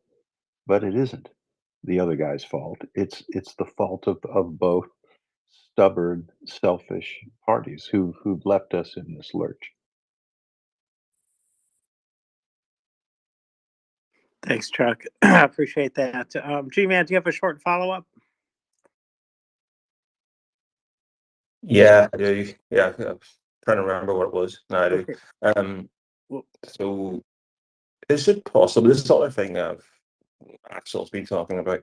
So is it possible that this $5 billion could be made to stretch further by the simple technique of including weapons and equipment which would have a nominal zero cost, like expired attachments over 1,000, maybe, or the 600 expired Bradleys that are sitting in a facility, maybe being scrapped, not sure, maybe being refurbished, not sure. Nobody seems to know. And I'm sure there's, like 1,000 F-16s sitting in that boneyard that I keep seeing on Google Earth. But you know what I mean. Thanks. Of course, Lend-Lease. And I can't think of a single nation that has ever spent any money paying down its Lend-Lease bill to the United States. I mean, these are essentially grants, and I don't have a single problem with that. There is a corny old thing that I still believe in, and that was arsenal of democracy. Right. So the United States, because it has the economic conditions that, by the grace of God, allow it to do these things, it should, could, and has the obligation, in my mind, to produce weapons for its allies. Absolutely, it should do that. And again, it is just infuriating that there are so many weapons in storage that could be helping Ukraine.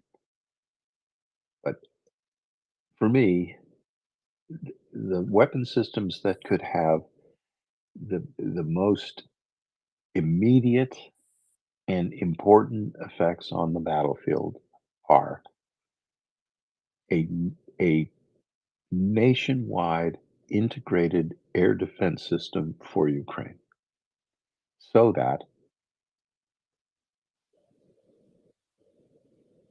ballistic missiles, Russia's suicide drones, that none of them can hit Ukrainian cities. And the Shahed drone, which I'm so glad to see that Mr. Putin bought in their thousands, those things are getting shot down almost nightly at a rate of about 90 to 100%. So if you ever want to go to Iran and you're looking for some drones, you might want to talk to them a little bit more about how well they're going to work. But getting that integrated air defense system up is so important. Having the assets and the ability to get that air defense system so that it also covers the zero line and then covers all of the occupied territories, including Crimea, so that all of Ukraine, occupied or not occupied, becomes a no-fly zone for the Russian Air Force. That is one of the most important things that I would prioritize doing. The next thing I would prioritize doing is giving Ukraine hundreds and tens of thousands of precision strike munitions so that Ukraine can hit every Russian location in the occupied territories, that it can hit all of the air bases in Crimea, the naval facilities, all of the occupied cities that are being used as garrison towns for the Russians, and give Ukraine the volume of artillery shells needed for it and not Russia to be the dominant artillery power in Ukraine. Those two, if you could make those two statements true on the battlefield, you're going to diminish Russian combat power. You're going to put its air force out of the picture, and you're going to be able to start to concentrate on Russian ground forces, which frankly are not operating at peak effectiveness. They're at maybe 50% combat effectiveness, and come dead of winter and come the muddy part of spring, they're going to be even worse. But Ukraine needs these tools, right? They need them now. So you know, it's a poor workman who blames his tools. But if the United States Army were operating in Ukraine under these conditions with these deficits, it wouldn't be doing as well as Ukraine is. Chuck, thank you. I know that you said that you have to go and you stayed over the time that you said you were going to stay. So I know that we all appreciate your time and realize that you probably have kitchen duty next and have to. Mind readers. I Yes, do too. So it's pretty common. it is. Yes, but thank you for having me up. Thanks, guys, and we want to say Merry Christmas to everybody. Have a good one. And those of you who are supposed to record a little Christmas greeting, be sure you do it. And folks, as always, look, 501c3, MriyaReport. You know we do the right things, and we'll help get what is needed to the battle line. So if you can, please help us out. James, Matt, thanks so much. G-Man. And Oyvind, I'll say hello to you too, but I got to go, you Hey, guys. And one more second here. Everybody open up your mics and say Merry Christmas to Chuck. Merry Christmas. Merry Christmas. Merry Christmas, man. Merry Merry Christmas, Chucky. I am touched. Thank you, guys. Merry Merry Christmas, Christmas. everybody. Thank you very much. Okay, guys. Visions So- of sugar plums dancing in your head. You know it. You know it. Yeah. Thanks, Chuck. All Good right. night. Thanks, Good night. guys. Good night. Bye-bye. Bye. Well, Matthew, the easy part of our shift is over, I'm afraid. Now we're going to have to work for it because you know how Chuck is. He carries quite the load when he's up here. So we're thankful that he could come up and spend a little unscheduled time with us today. Matthew, do you have any particular direction you'd like to go? I would love to answer the questions or hear the questions that people have. That were probably going to be directed at that guy that just left, but I'd love to hear what they have to say. But if you want to take it any other way, go for it. I'd also like to hear what people are thinking, and then I might throw in a question or two or suggest a new direction a bit later. Sounds good. Well, then going in order then, Colton, you are up next. Welcome. Merry Christmas. Merry Christmas to you too. Merry Christmas to everybody. This is my second day on Twitter, so I have just joined the Twitterverse exclusively for my humanitarian work. I work for a Ukrainian NGO called Help People. We do evacuations from the front lines and the occupied territories. We've been able to evacuate about 34,000 people so far and counting. So we do a lot of evacuations in the Kherson region, and specifically my question is regarding the Dnieper River crossing. And more specifically, it's about operational security. So during the summertime, when we had the Zaporizhia offensive that was at least partially ineffective, to put it kindly,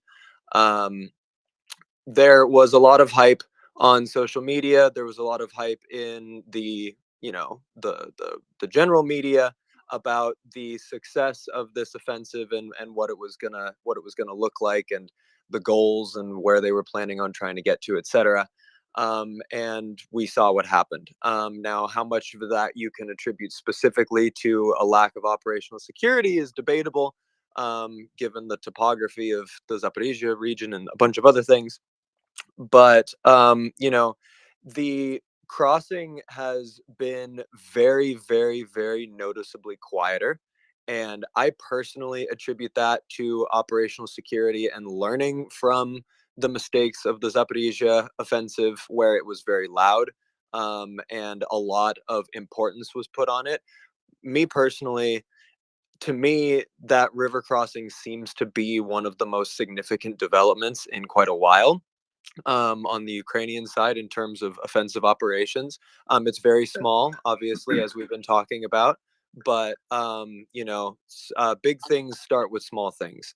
So I don't know if anybody has any take on the operational security front. Obviously, operational security is more difficult in 2023 than it ever has been in all of the history of warfare.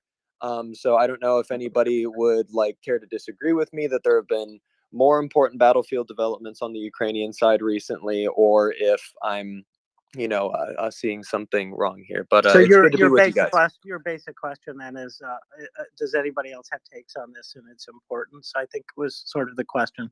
So Sure. we'll take that as the question, and I'm not sure that we're going to answer it right away. We're going to hear another question at least from was it Oyvind up next, Matthew?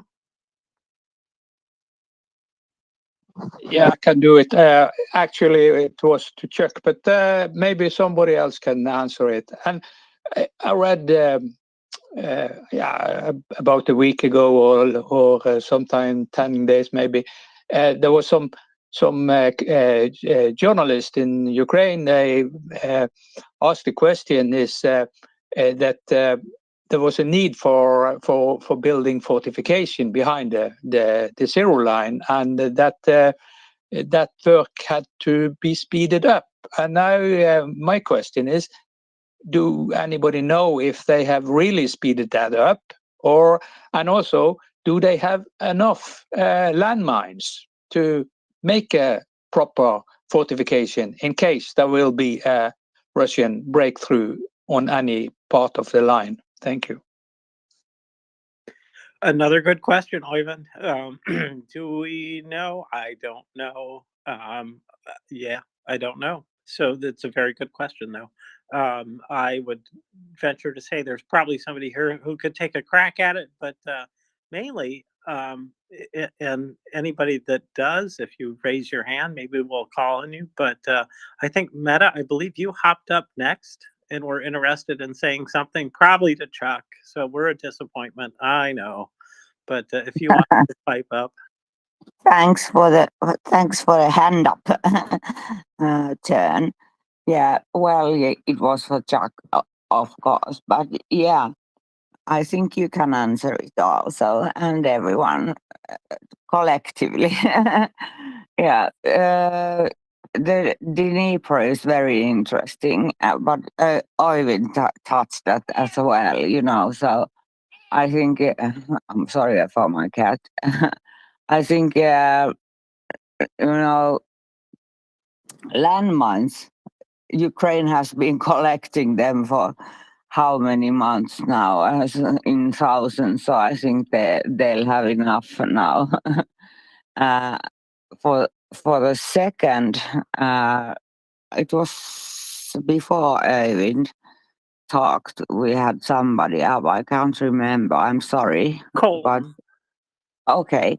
So for him,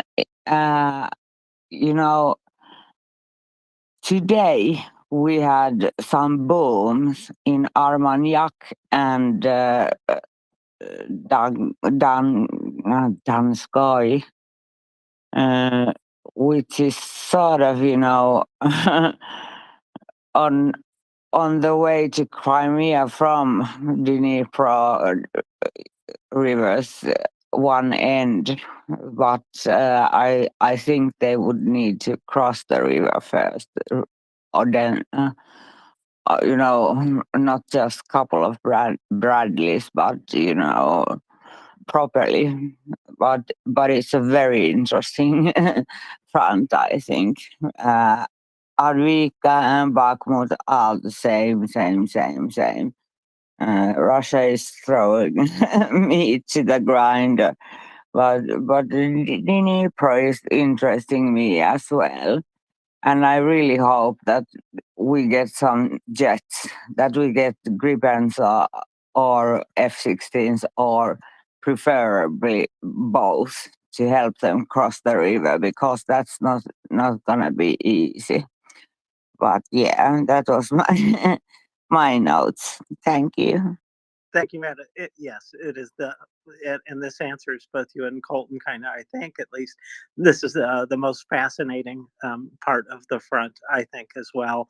This whole operation of crossing the river in strength, really, Chuck really laid out all of the points that had to be in order before they could do that. And it was quite a long list, right? And so it is fascinating. And Jankoy is a long way from where they are now, especially with the 20,000 troops, Russian troops that are there, is essentially between where they are and where they would like to go, which, as at one point Malcolm Nance put it, once they get to Jankoy, it's all over, which maybe that's true, but it is still a long way off. So thank you, Meta. And then I don't know if we had anybody else in front of. We had Peter for a while, but I'm not seeing him. Is he still with us? Peter's He's probably down in listener because he did pop off the panel. So that's what happens. People pop off. We let him down, Matthew. We are not okay. Chuck. We are not Chuck. We just can't be Chuck, guys. We can't do it. Okay. I'm trying to remember who was. There was a hand. I see Marcus's hand, but I think somebody else also was waiting to speak even before Marcus, unless that person is also dropped down. Maybe we should call him Marcus. Sure, Marcus. Hello, welcome. Merry Christmas. Oh, I Merry apologize. Christmas. It was actually Furious. I'm sorry. Sorry to cut you off. It's okay. Yeah. Is it all right if we turn to Furious first and come back No to problem. you? No problem. Furious. Furious?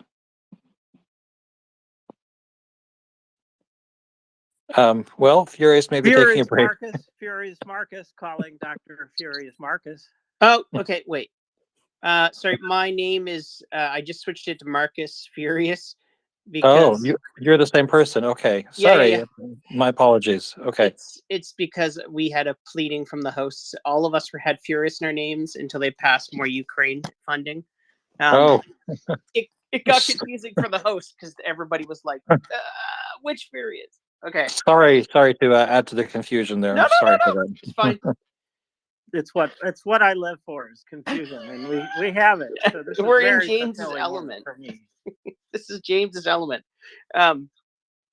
So prior to the blowing of the Nova Krakova Dam, I think it is possible that they were going to either feint or attack across the Dnipro, right? But now I can't decide. It seems like they're holding a small group of people there to allow them to pin as many Russians in place and destroy them. I don't know if it's a serious crossing. And I was wondering what your thoughts were about that, whether this was an intentional pin and a trit, or if this is, or a trite, or if this is going to be a serious crossing, or maybe they'll play it by ear. Play it by ear, I think, for right now. I don't think that they have the things ready to do it, so they're going to have to play it by ear. And if they end up with some other breakthrough somewhere else, they're going to follow through on that. It seems likely, but eventually they're going to go there. It's just, is it now or is it later? But it seems like that with the number of booms that we've been hearing from all of Crimea, that this is still a favorite target of theirs. And in terms of the attritional war that Ukraine is waging, it's working out pretty well. If Russians had even more troops in other areas, the ones that are pinned down in along the Kherson, then there would be a lot more trouble than there currently is. We know that the Ukrainians are giving up some ground to preserve their troops, but if they had another 20,000 troops, it could get really bad along the line. So this is just critical that they maintain the posture they have at least, and and then we'll see when they get serious about it. I think it's very serious. They intend to do something, but not until the situation is ready. What do you think of that, Marcus? Fear for Mark. No, please don't call me the Fuhrer. That's great. For now, I think they just need to smash as many Russian soldiers as they can and Russian equipment, right? No more potentially costly offensives that have human lives sacrificed. They got to get that attrition ratio up to 1,000 to 1 if they can. Yeah, I think so we saw recent photos of apparently foreign national employees being rounded up in the Gazprom headquarters in Moscow or outside of Moscow, and other indications that they're press ganging people for recruits in Russia. And I would hope that's a sign that their numbers are getting thinner and thinner in terms of troops they can actually grab and push to the line that are useful. We shall see. But I think Russia's in a worse place than they're projecting they are. And hopefully that place is much worse than Ukraine's. We shall see. Thanks. Thank you, Furious. Yeah, we'll see. The press ganging continues. No breakdown in society intended, of course. They don't want to do that. They don't want to break down their society from the inside out. But it seems like that's happening anyway. So the prototypical example of the guy that fixes the hot water heating system being like, to me, that is just the symbol of what's gone wrong, sending all of them off to war and people being hungry and cold in Russia. Oh, and where's the eggs, by the way? Yeah, it couldn't happen to a nicer country. So you know what? You know what we did, Matthew? We exhausted their hands. They're all exhausted now. So I just saw Colton. Colton's hand was up.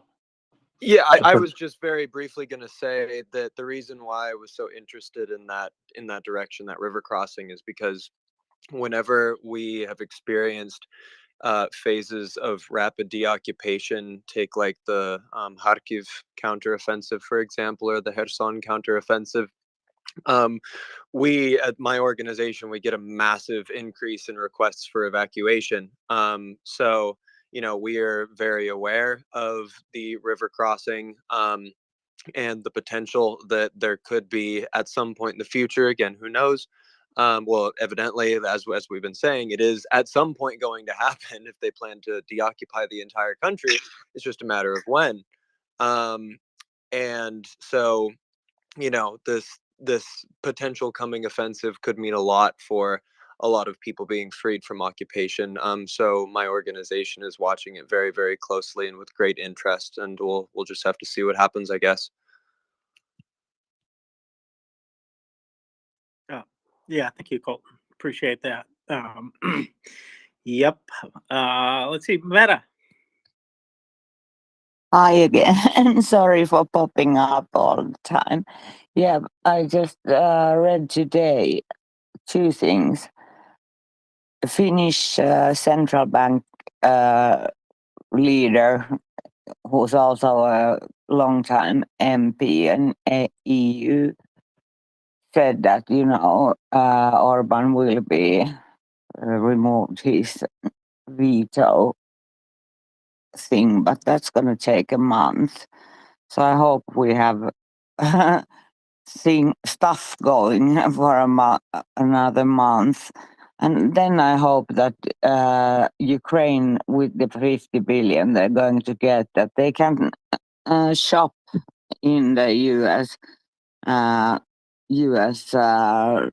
stock until US comes together, so to say. But that they can shop some some artillery and maybe F-16s. I don't know.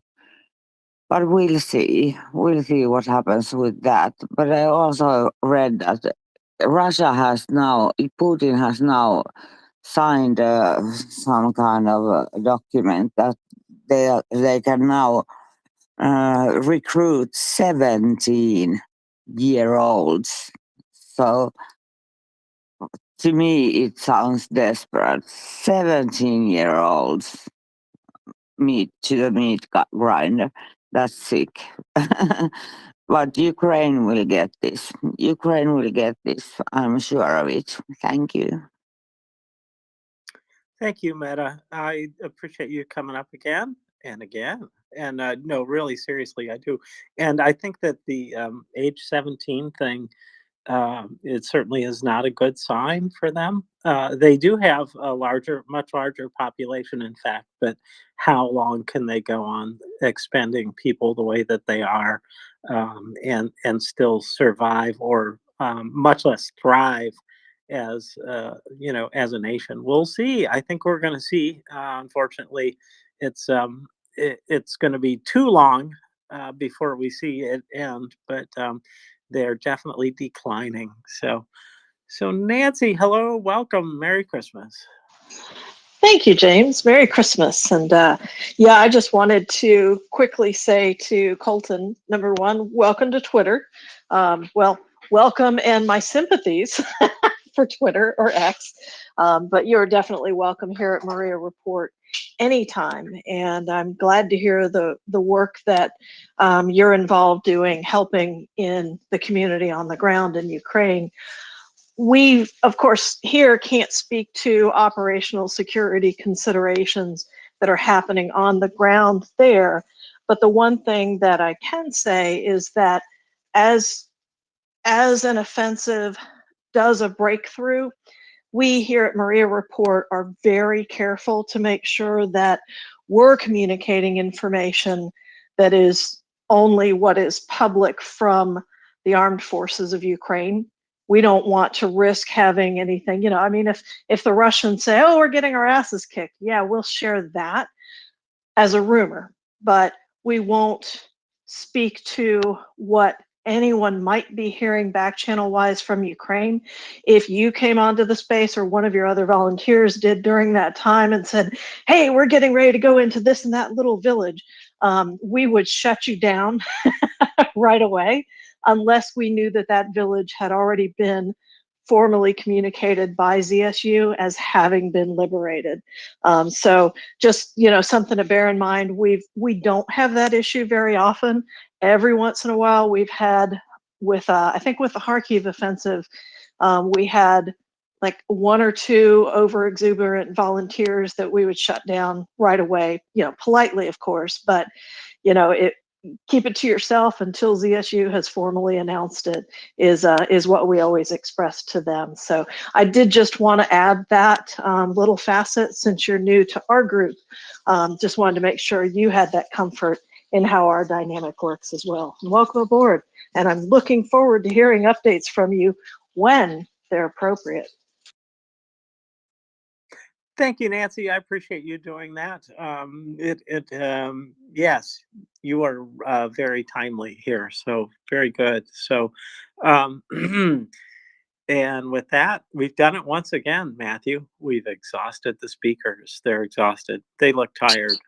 So I actually wanted to ask a follow-up to Meta, who I believe is from Finland. There have been some unusual reports about either Russians or foreigners, I suppose, possibly refugee applicants who have been brought to the Russian border with Finland, and Finland has now closed all of its land borders with Russia. I wonder if Meta could enlighten us as to what's going on there and how serious the situation is.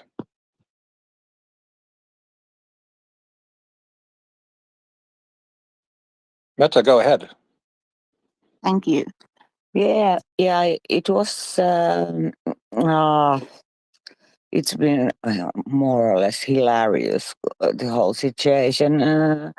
We closed the borders in December, beginning of December sometimes, and then we opened them for 2 days.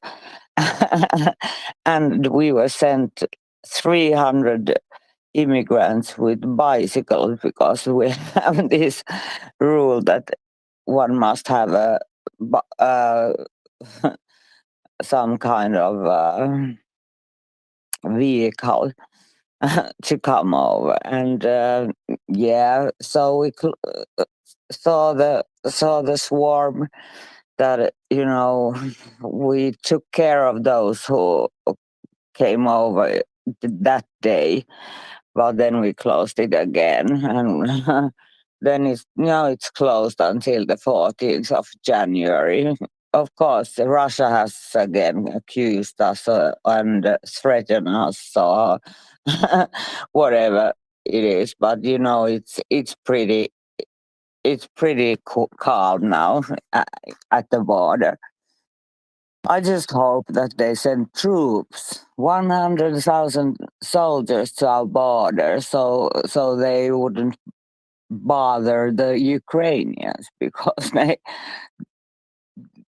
Russia would never attack us again, I think, after the Winter War, and we've been preparing for 80 years. So, come on, welcome to Aqua Park.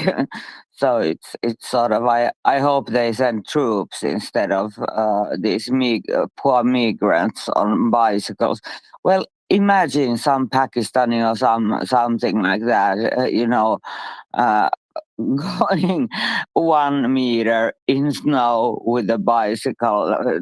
They never learned to ride, so it's sort of ridiculous. But yeah, welcome here, Russian troops. Don't send immigrants. Send your troops, and then we'll see.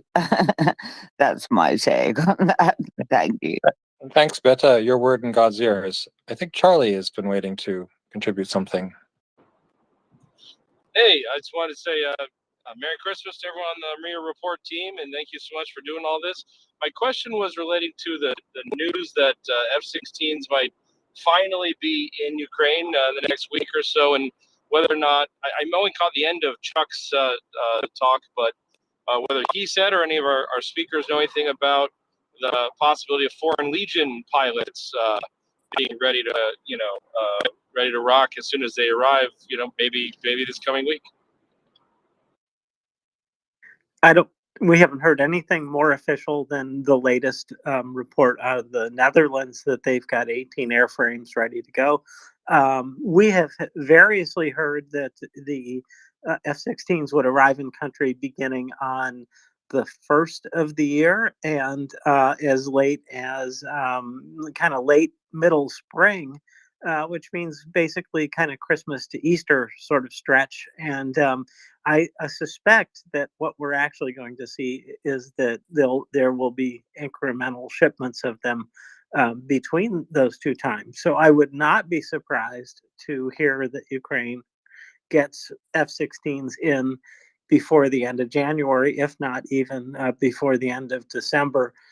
It would be very kind of like the United States, who, remember, with the Challengers, they gave a date and then they actually got some of those things, not Challengers, pardon me, Abrams, into country before the date that they had originally sent. So we will just have to wait and see. But I do expect that they will not come in one wave. This will come in, small numbers, relatively speaking, small numbers over the course of months. That's what I think, anyways. But we have someone here who raised his hand so quickly it almost flew off the screen.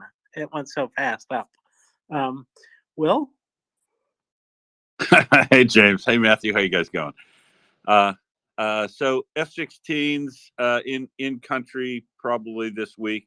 Well, if it's happening before the end of the year, we're running out of year. So the question on pilots, international sort of Legion pilots, hasn't been discussed for quite a while because the Allies started training Ukrainian pilots. The question that remains for me is how many pilots are available as those planes become available? Because if the Netherlands, Denmark, and let's see, Denmark, Norway, the Netherlands, and I always forget the last one. Anyway, if they start pushing planes in earlier, then and they get all 64 in there, they won't have enough Ukrainian pilots to support them all. And I think at that point they might discuss further getting in international Legion sort of pilots at that time. But it really depends on, and they've kept kept secret, as you would expect. The numbers and rate, they've been kind of general, that when they talked about 10 pilots are here, 10 are moving over to Romania, 10 are in Florida. It all depends on the number of pilots that show up with the number of the planes, because the pilots are actually the rate determining step on how fast they can enter service. And unfortunately, I don't know the answer. Well, there you go, Charlie. I concur. And I think the other big bottleneck has always been who can service those planes and how many do they have? Do they have enough people who can do the work? And I know there's a large number of people who are trained on these airframes, and can they pay the money that it would get, that those people would get in this day and age is also probably a big question as well. So anyway, yeah, so I see Meta, you got your hand back up. Go ahead. Yeah, thank you again for sorry for popping up. Merry Christmas. Yeah, I have been following this so closely. So in August, I think in the beginning of August, Ukraine sent the elite pilots, those who speak English, those who had most combat experience. And I guess they have finished their training because they've been flying so much and they speak English. So 18 sounds very, very sort of sound to that. Next batch went to Netherlands, and third batch went to US, and then the last batch went to Romania. So I guess it's the planes arrive accordingly, so to say. So, but this is the Danish batch and the elite pilots that's now sort of ready. And I heard also within a week. I guess they are already in Ukraine. It's just the maintenance that need to be set up, sort of. But yeah, so I feel like that they will be all 64 will be there by spring. But now it's the Danish batch, and that can be useful. Thank you. Thank you, Matt. I appreciate that. Yes, let's hope. And it won't be much longer. We won't have to wait much longer. That is, by all accounts, it would seem. We'll see. You never say never, right? So, well, good. Okay. I think we did actually run out of hands again. I love it. All right. So the only other thing that I wanted to talk about was the only first thing I want to talk about is our fundraiser. As you know, we are raising funds for Scruff's unit to purchase various pieces of equipment, such as drones, the electronic warfare, thermal vision equipment, things like that. And it's the kind of stuff that lets them have a good situational awareness as they enter the battlefield. And that eyes in the sky are the best way to do that. And that's partly what this is about. And so the money that we put into this is money well spent on a team that has performed well already.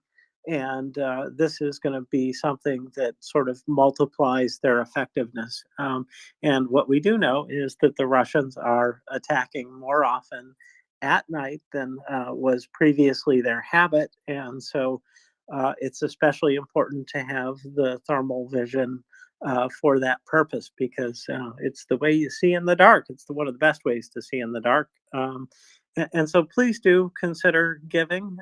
And well, we've already wiped out the lunch thing. We want your lunch money, but we don't want your rent money. We don't want any of your rent money. We don't want you to go hungry or, not spend on your medical bills and the like. But if you can find it in your heart to give during this period, sort of drought, from other sources around the world. It's a little bit dry in the United States, and the European Union is, well, they are increasing their outputs now. It can't go fast enough, and so what we can do in very small amounts, I will admit it's a very small amount compared to the total need. We can still help with that. So please do consider that. And we'll see how it goes, but I think it's been going pretty well so far. And it is something that we really like to push because this is the kind of things that really do save lives on the battlefield. And, Ukraine is already at some other disadvantages. Demographically, it's a much smaller country.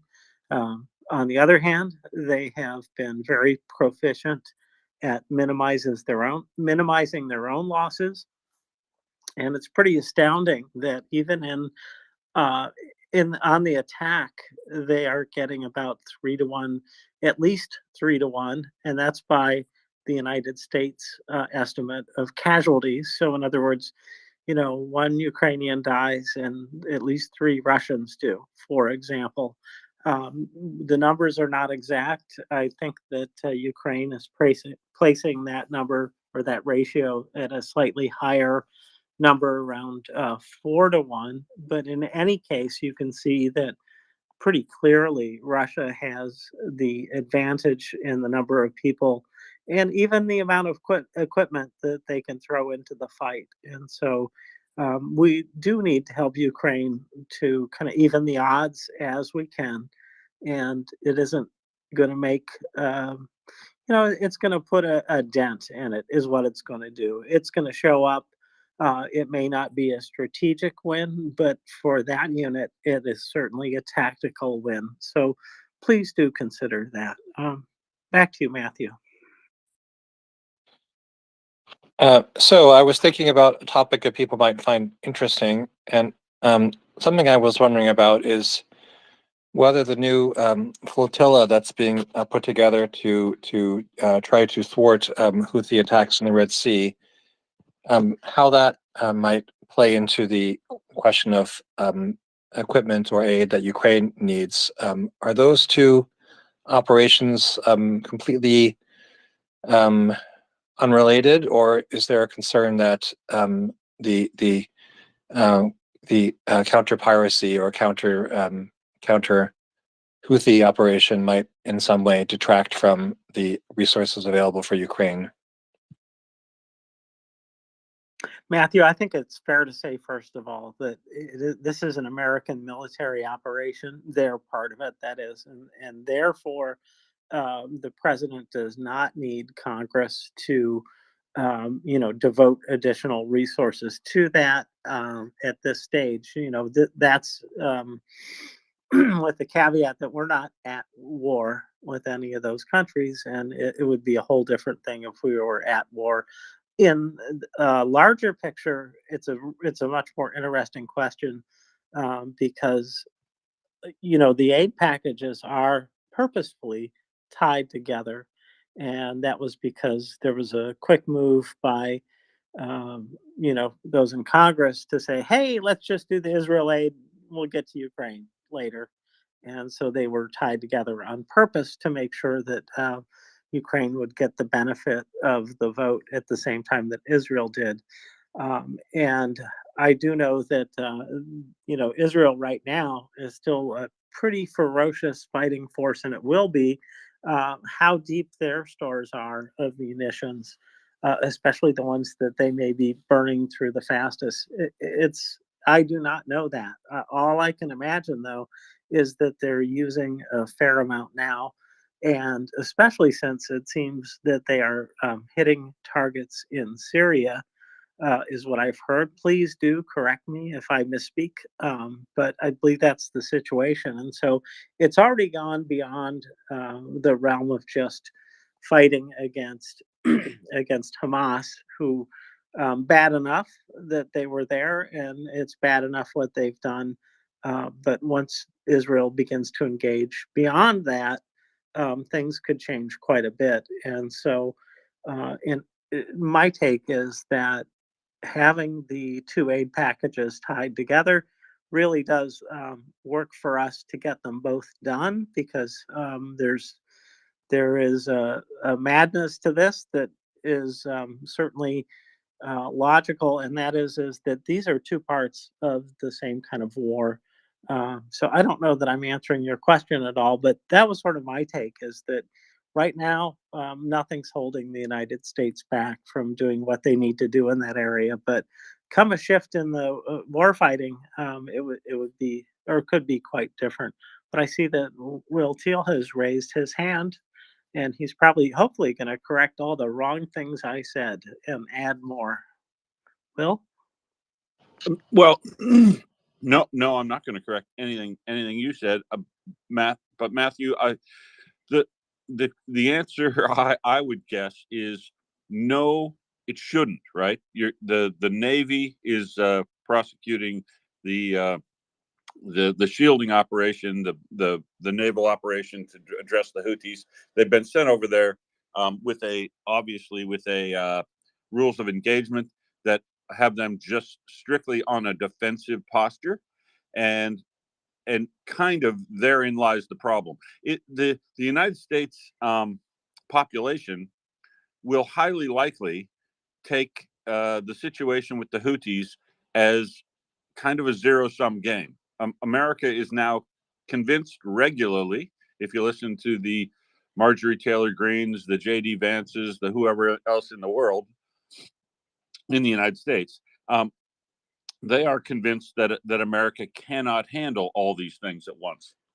But the truth of the matter is, the United States could handle all of the support they needed to give to Ukraine, all of the interdiction and involvement in Gaza, all of the covering of commercial shipping in the Red Sea, and still maintains enough capacity to not have let its guard down anywhere else that it is working. That's the truth. The United States military is an order of magnitude larger than any other military in the world, and of the 10 countries that are behind it on the list, 8 of those are America's friends. So America does have the capacity of this. I don't know why a section of America has continually talked down American capability and American expertise in doing these things. But it is clear that there is a large contingent of the American population who is not interested in getting into any more foreign adventures, probably due to the experiences in Iraq and Afghanistan, which I would agree are, if that those were foolhardy and inappropriate ways for the United States military to get involved in things. What's going on now? So Iran controls the Houthi rebels. They control the Hamas. They control Hezbollah, and Iran is clearly attempting to generate the situation in Gaza and with the Houthis. They want to generate a global conflict right now. Now, if they're doing that global conflict to try to support Russia so that Ukraine can be a second or third level order of importance, as it has basically been, then they might succeed. But if America realizes that it has the capability and kind of the world responsibility right now to engage on all three issues, it should. I'm not going to tell the president of the United States to change the rules of engagement for the Houthi, or to interdict the Houthi rebels when they attack.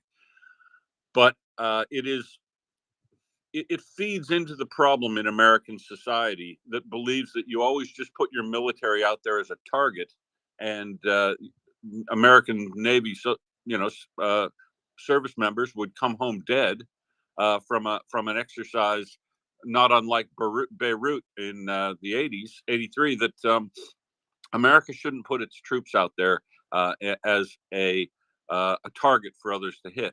And it's hard to find the logic to discount that.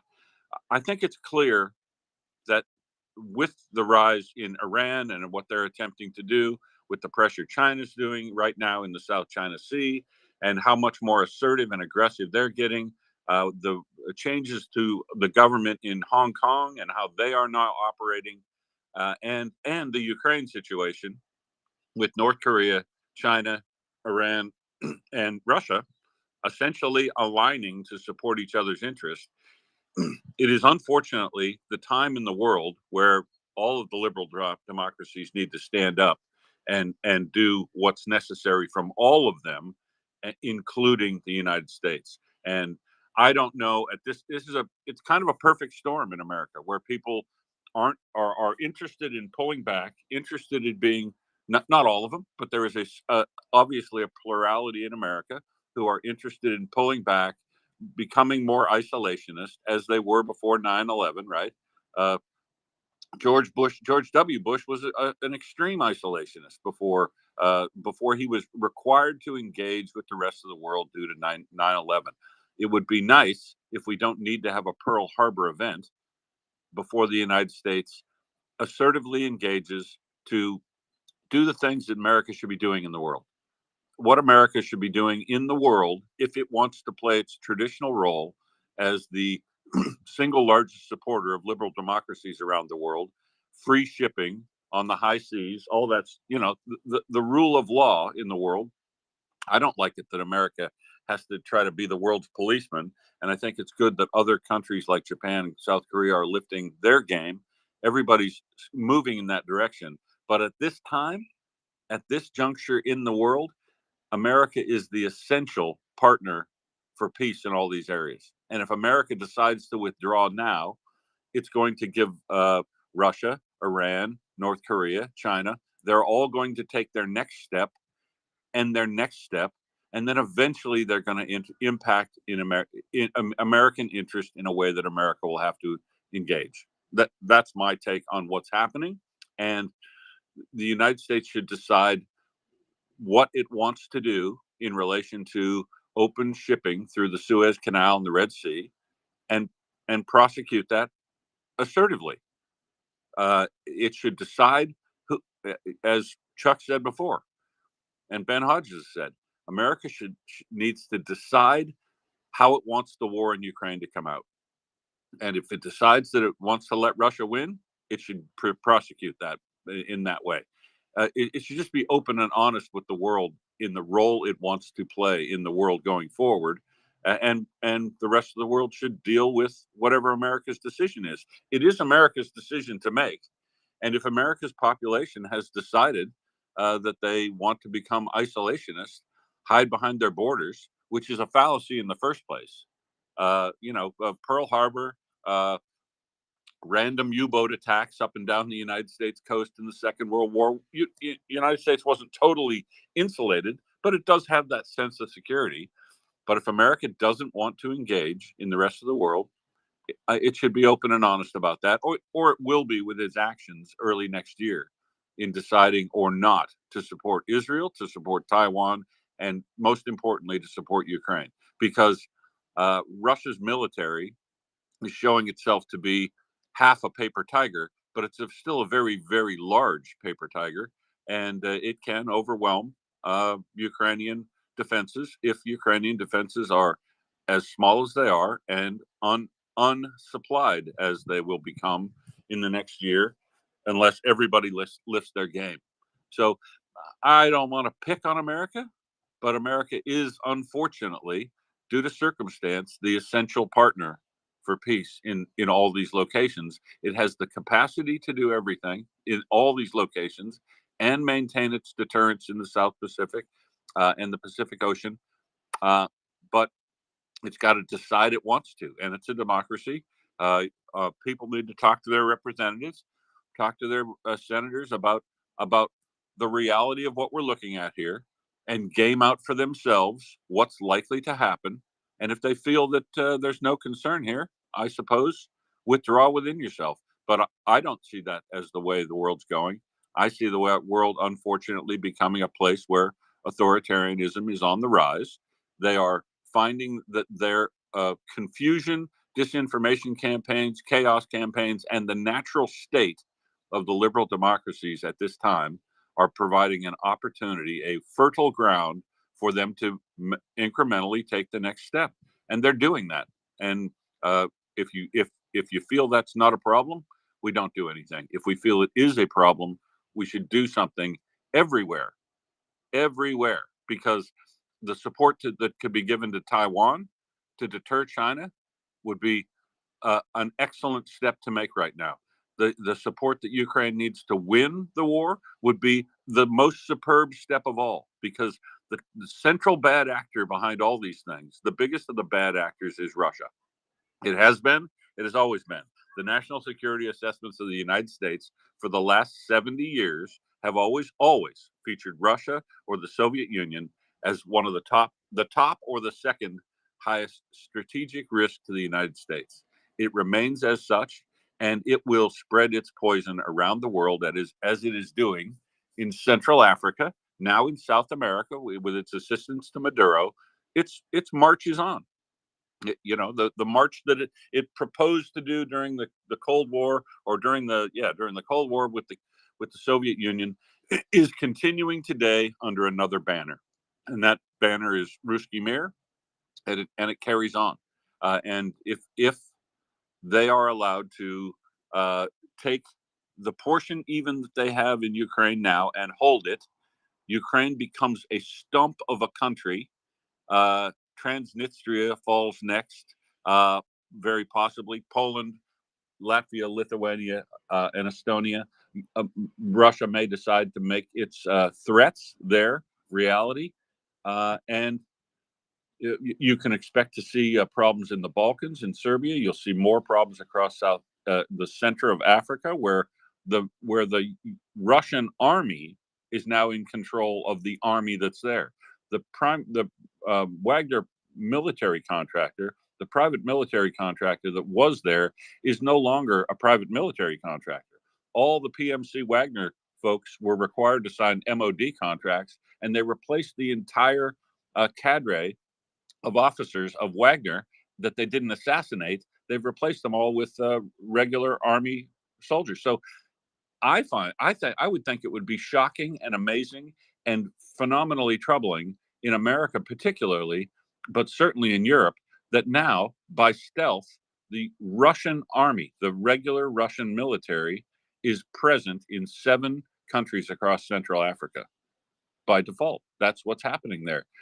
So I don't know. Is the world too risky or not right now? I don't know. It's creeping up on us, but whether or not the United States decides to support the effort to counteract what the Houthis are doing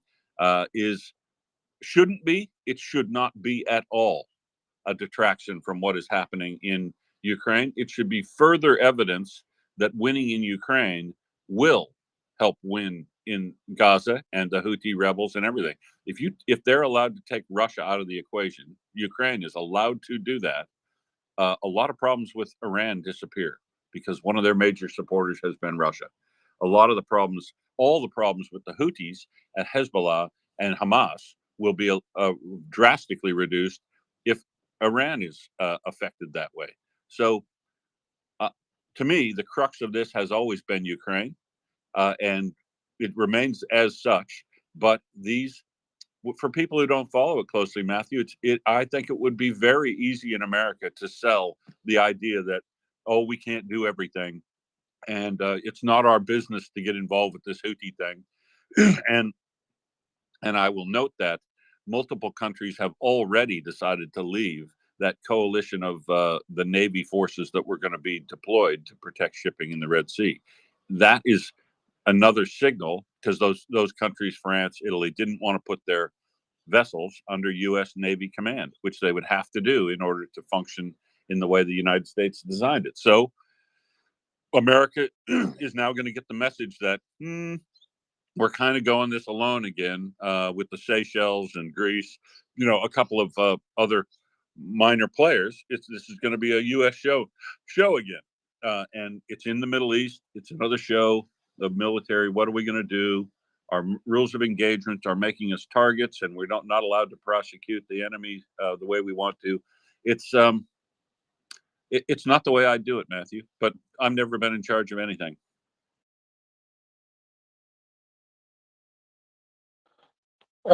Yeah, thanks for that. I agree. It's a gloomy picture in some ways. I was just looking at some survey results suggesting that public support for Ukraine in the U.S. has, if anything, rebounded somewhat.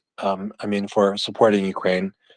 But I would certainly agree with you that there is now a sizable contingent within the U.S. that is very suspicious of any kind of foreign involvement, including providing aid to Ukraine in its war against Russia, in which not a single U.S. Soldier has died. It's also somewhat alarming in the same vein that some aspects of Russian disinformation now seem to be becoming sort of mainstream in the U.S. Political context. So I'm thinking of, I believe it was someone can correct me if I'm wrong about this, but I believe it was Senator Vance who recently repeated the lie that Zelensky owned some kind of valuable property or his wife had gone on a shopping spree. And I found that a particularly sort of illustrative and alarming example of the way that Russia seems to be quite successful in identifying the sort of the resentments of people in high positions in U.S. politics. But I see there are some hands of people who haven't spoken recently. Tyrants must something. Tyrants. Hello, Matt. Go ahead. Hello. You must be new here. Nice to meet you. I was just going to mention something that has happened in northern Syria, I think it is, or Yemen. I can't be sure. The Turkish have striked. I'm trying to find the post and send it over to you guys. And it's an extension to what I think Will was talking about just a minute ago. So when he mentioned a number of conflicts that might come about.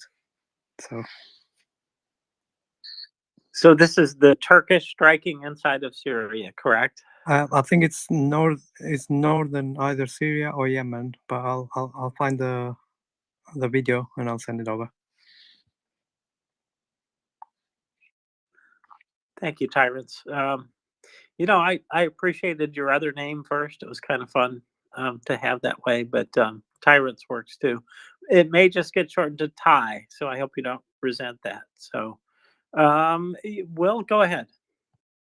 Yeah, sorry, Matthew. I just wanted to add to with what you said. I mean, I don't mean to be Captain Gloom and Doom, but the reality on the ground is, I believe, kind of as I described. But the important thing you said, which is really, really important, there's two things in that. These little lies can become mainstream, and that lie that J.D. Vance was pushing was tracked back to a former U.S. military member who is living in Russia and was publishing that lie, and it got legs really quick. But the other thing you said is also important. The latest poll, even on Fox News, shows that while disinformation from the Russian side does have an effect, it is a transient effect. And if Americans can be educated on what the reality of the world is going on, I believe they will snap back to grid because 69%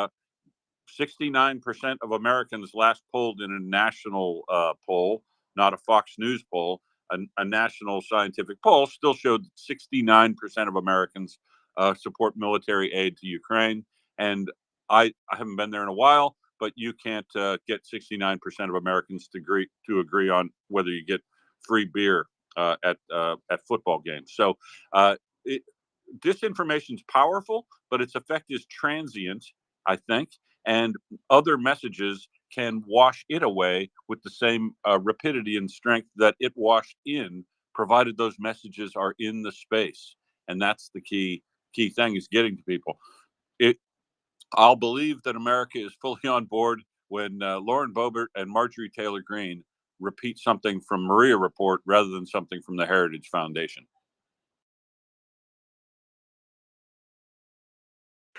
I think it's going to be a cold day somewhere. Maybe not, though, because they're publicity seeking, attention seekers. And if they see the wind blowing and in their district, or with their national money raising efforts, you'd be surprised how quickly they could change their tune. Well, I do like the idea. Certainly do. Would like to see them change their tune because they blow an ugly tune. They sure do. So, Marcus. Hello. Marcus Furious. Oh, hello. That's a Hello. me. That's a me, Marcus. I'll be back later. I wanted to ask something, but I think it's better for another segment than breaking the flow here. It's all good.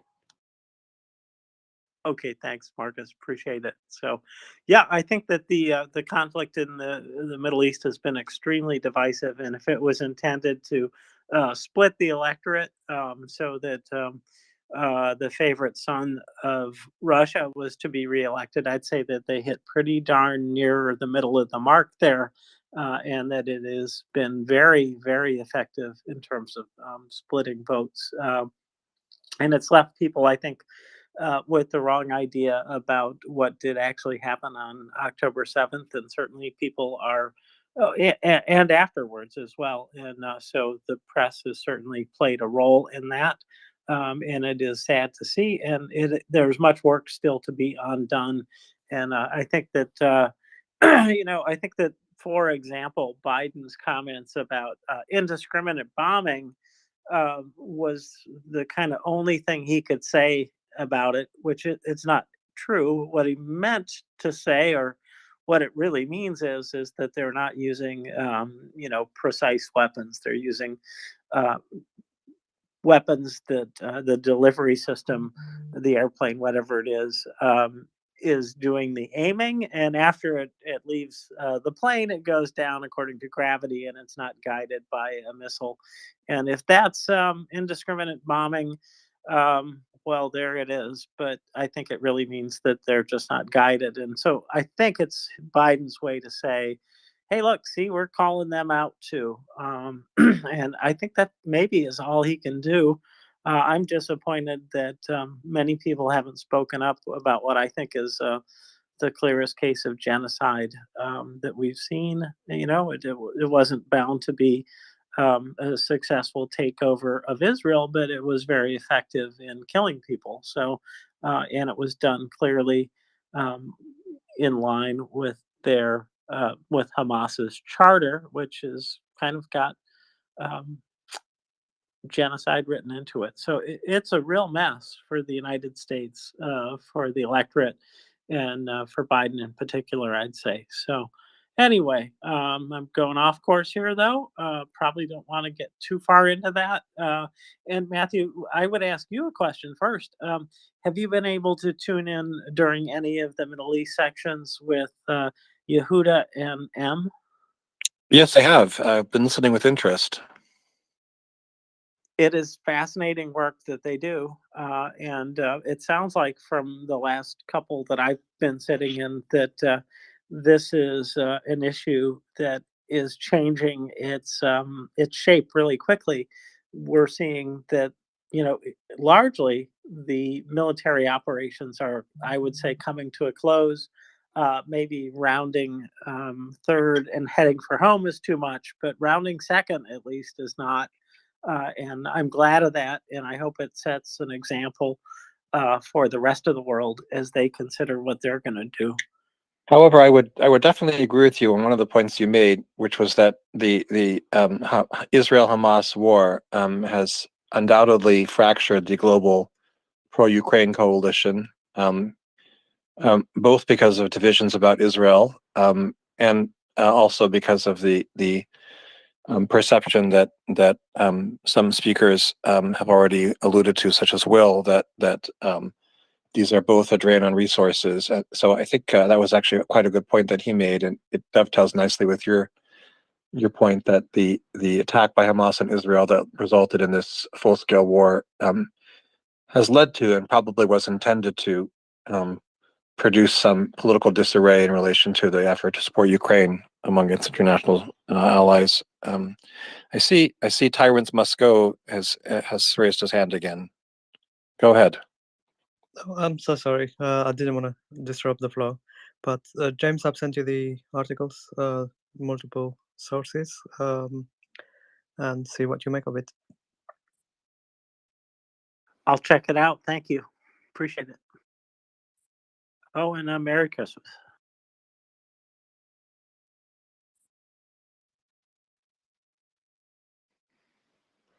Also, Yehuda and Em are masters of conducting those interviews or those sessions. They're absolute masters. They are master debaters.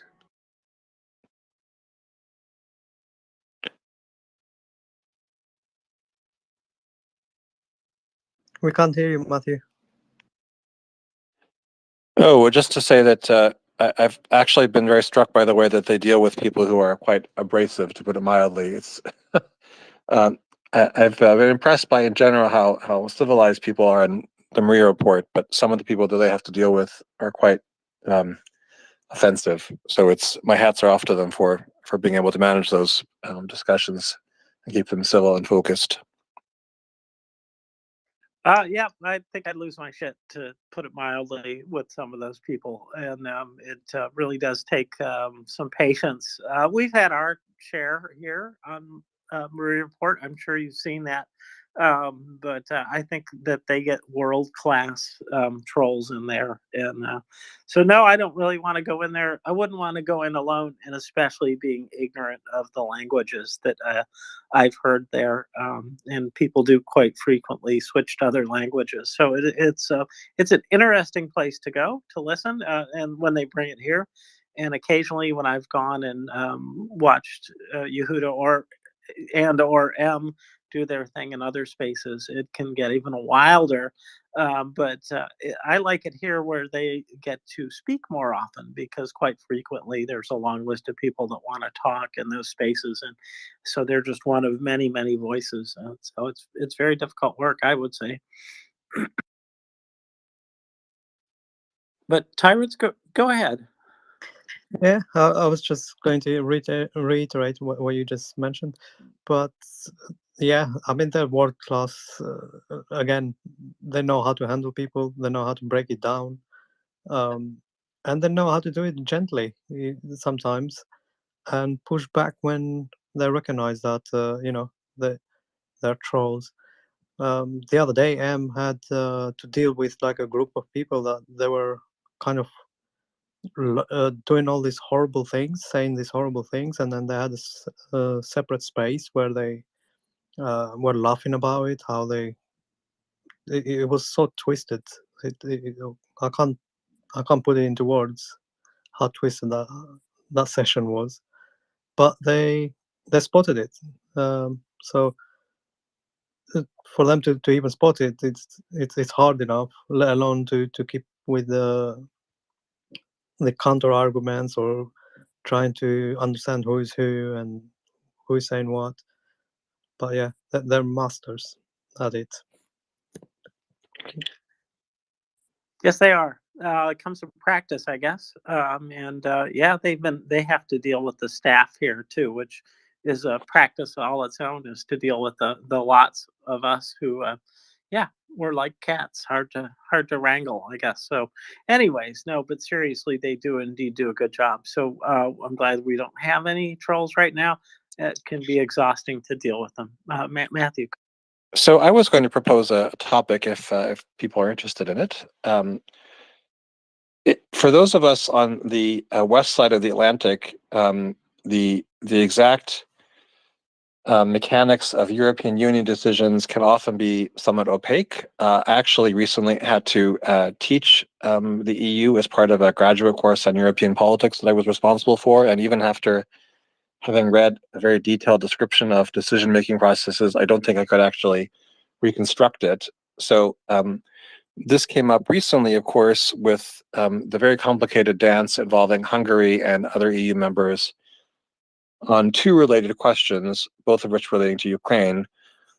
One was whether Ukraine should be invited to begin accession negotiations. And on that question, Hungary apparently had a veto, but effectively abstained by its representative, or I guess actually possibly the prime minister himself, leaving the room when the relevant decision was being made. On the other decision, which was whether to move forward with a large aid package for Ukraine, Hungary actually did impose its veto, which arguably is, in the short term, a much more serious outcome than even beginning accession negotiations, although that might, of course, turn into something very positive for Ukraine. So I'm curious whether any of our guests who might be from the EU would like to shed some light on what's going on, both in terms of how those processes actually unfold and what might be done to neutralize Hungary's malign influence within the EU, if anything. And as a related matter, what exactly Hungary's game is, whether it's simply trying to get more money out of the EU, and I understand that part of this may have to do with EU funds that were frozen from Hungary's use because of its undemocratic authoritarian backsliding, or whether it is actually really much more ideologically committed in the person of its Prime Minister Orban to pursuing a kind of Russian agenda in European politics. So if anyone feels like shedding some light on either of those questions, I would be really interested to hear what people have to say. I see Tyrant. Go. That is, you're not a tyrant, but your name begins with Tyrant. Yeah, go ahead. Tyrant's must go. Yeah, I can answer a few of those questions for you. So EU is economic union, so primarily deals with social economic aspects of Europe.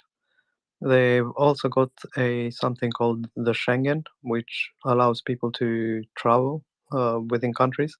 So different states that can opt in to different aspects of EU, sort of thing.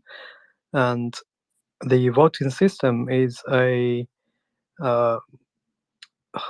forget the name often, but you have to have everyone voting for it, and one person can veto it, which means it goes against everybody else, sort of thing. So you have to have all or nothing sort of a voting system.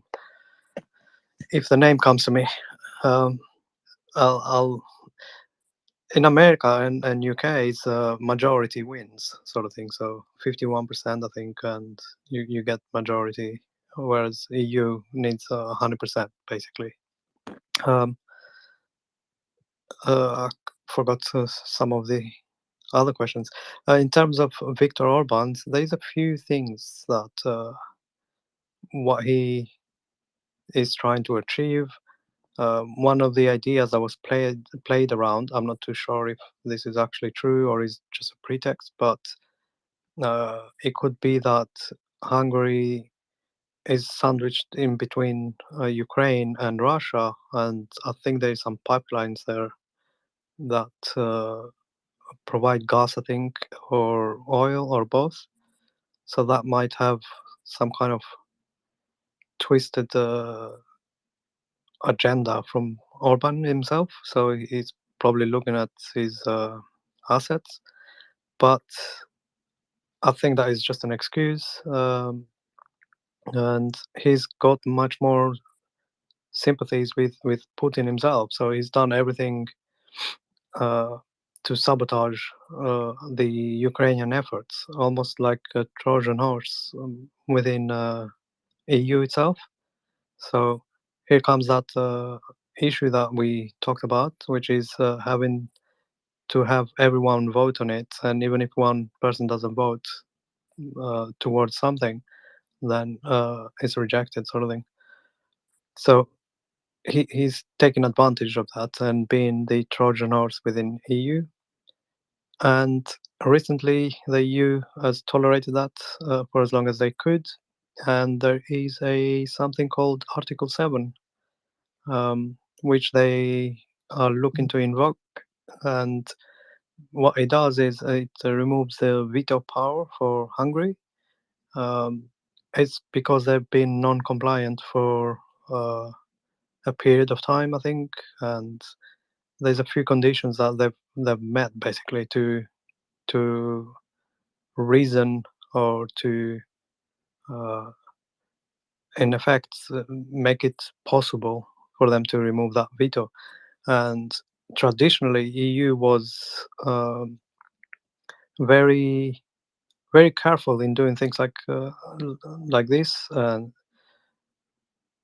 and Brexit was one of those that they didn't want to kick Britain out, or they didn't want them to leave because they're a union first of all, and they don't want other people to start thinking, well, if Britain can do Brexit, France can do Frexit, and it spirals out of control. So they were very, very careful not to trigger kicking someone out, because once you kick one person out, then it becomes a free for all. So yeah, I'm happy to be corrected on some of the points, but I think that's my best of knowledge I've gathered so far. Hey, thanks. Very helpful. And I believe that my replacement has arrived as the new co-host. That's what I hear. So, Matthew, I hope that you have a wonderful Christmas, and hope to see you again soon. But in any case, enjoy your evening, and it's been good to work with you, however short it's been. So, thanks. Thanks. Have a nice evening, everyone. Bye.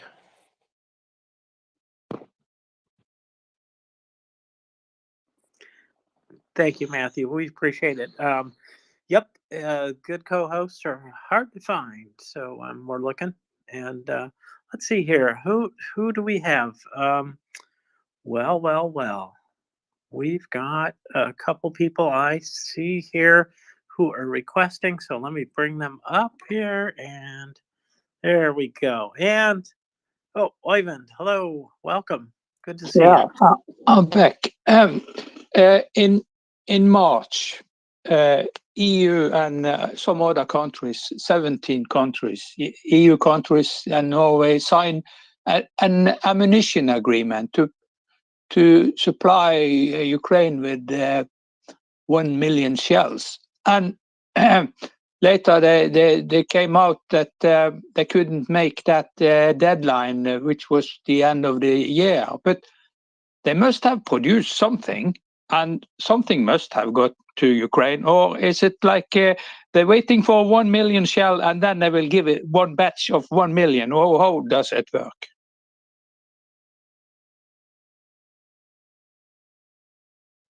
Sorry, was it addressing me? I wasn't sure if it was addressing me. Maybe Will can answer that. I don't know. 300,000.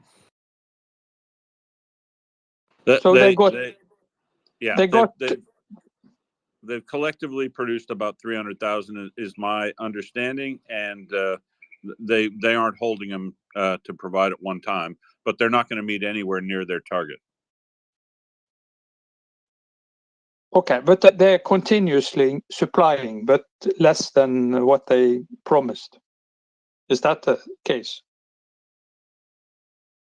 Yeah, I think that's the case.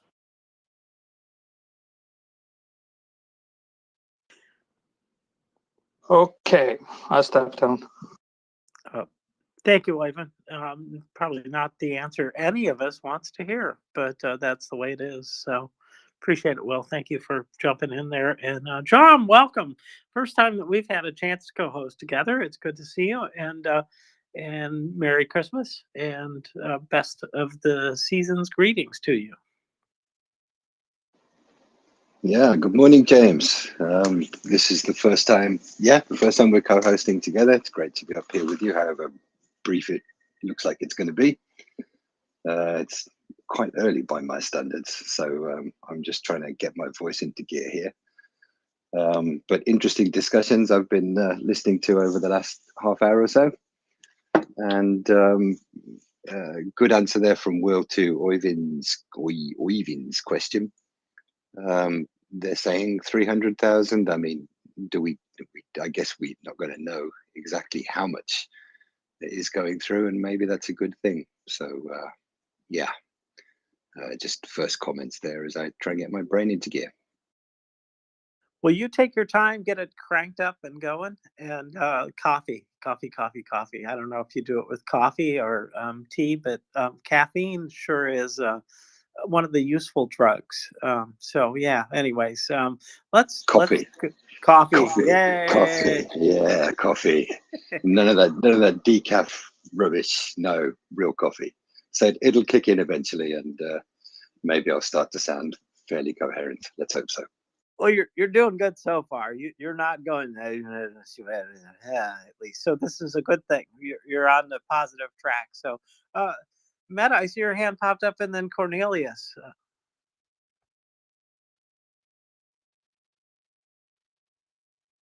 Did I sneak up on you, Meta?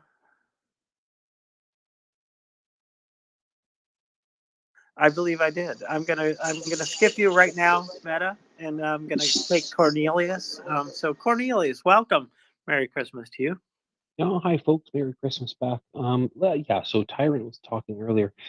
Tyrant's, I think the word he was looking for when he was looking for that form of balloting is the consensus model as opposed to first past the post. So, consensus. Another example of consensus model is actually NATO itself in terms of.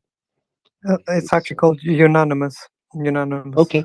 If you, yeah, exactly. I've posted on I the think it's the PO same. the voting system.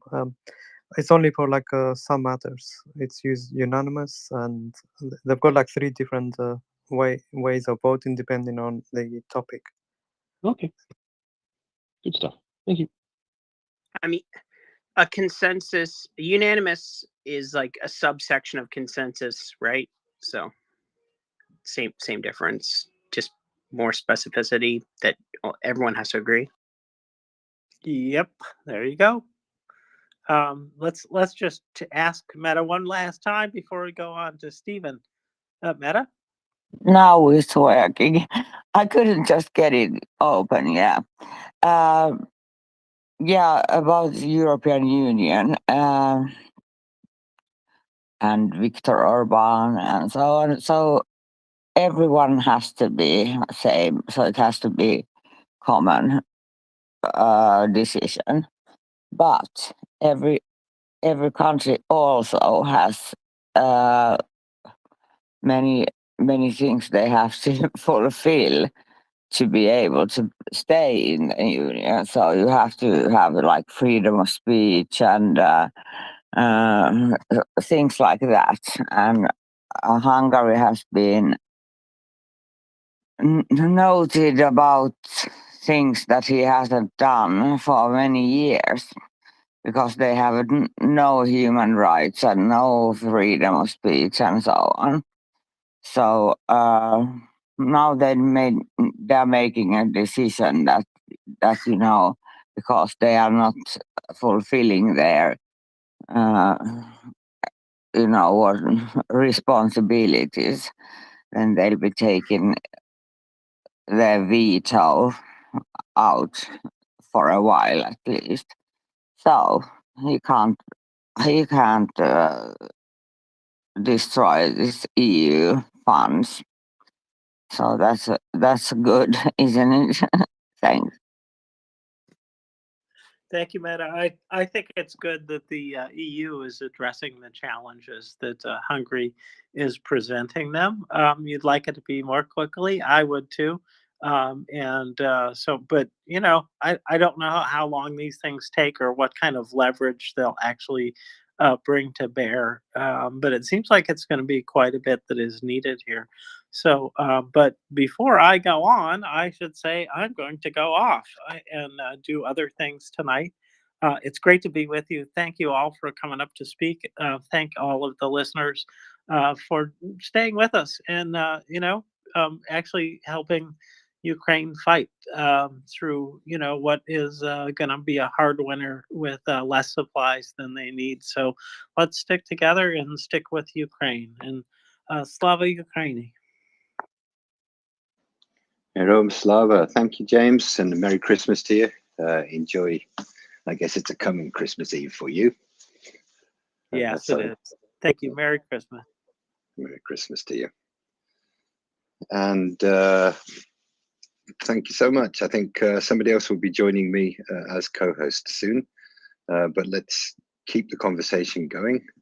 Stephen, I think you were next. Many thanks. This is an area of frank ignorance on my part, European treaty legislation, but I've had a quick look at it. Certainly no lawyer eye, but I can read certain documents. It seems that unanimity, well, from what I understand, it only applies to certain specific areas, so taxation, social security, or social protection, the accession of new EU member states. Now, this is the one that is significant for Ukraine. Common foreign and security policy, including common security and defense policy, and then operational police cooperation between member states. It seems that this list only achieved its final state in under the Lisbon Treaty in 2009. Previously, under the Treaty of Rome in 1986, it was less extensive than that. But here's the interesting thing. It seems that there are such things as passerelle clauses, and I quote, which allow exceptions to the legislative procedures initially provided for by the treaties, and provide for procedures which allow unanimity voting to be replaced by qualified majority voting or to change decision-making procedures applicable to specific areas. So it doesn't seem that unanimity is impenetrable, and there do seem to be mechanisms under which the Council and the Union in general can overrule and remove the requirement for unanimity and move to a qualified majority situation. Now, I understand Brussels moves very, very slowly. All bloody bureaucracies do. Infuriating as that is, I suppose they have been moving a bit. Well, I don't know. I'm not even going to make that comment. The point is that democracies, so that's my observation. My question is to anybody who knows, what are the circumstances under which these passerelle clauses can be enacted to allow for the transition from unanimity to qualified majority? And my final comment before whoever is willing to answer the question, please do. My final comment is that democracy's fundamental weakness, their Achilles heel in the face of authoritarian regimes, is obviously their very fundamental nature, their need to achieve, at the very least, majority consensus. The higher that bar for action, the higher it extends towards unanimity, the more vulnerable that heel becomes. And I would suggest that the European Union needs in future to consider very seriously whether it can adequately defend itself against a nimble and aggressive authoritarian entity without being able to invoke passerelle clauses like this more easily. So, does anybody know how the passerelle clauses work? Thank you.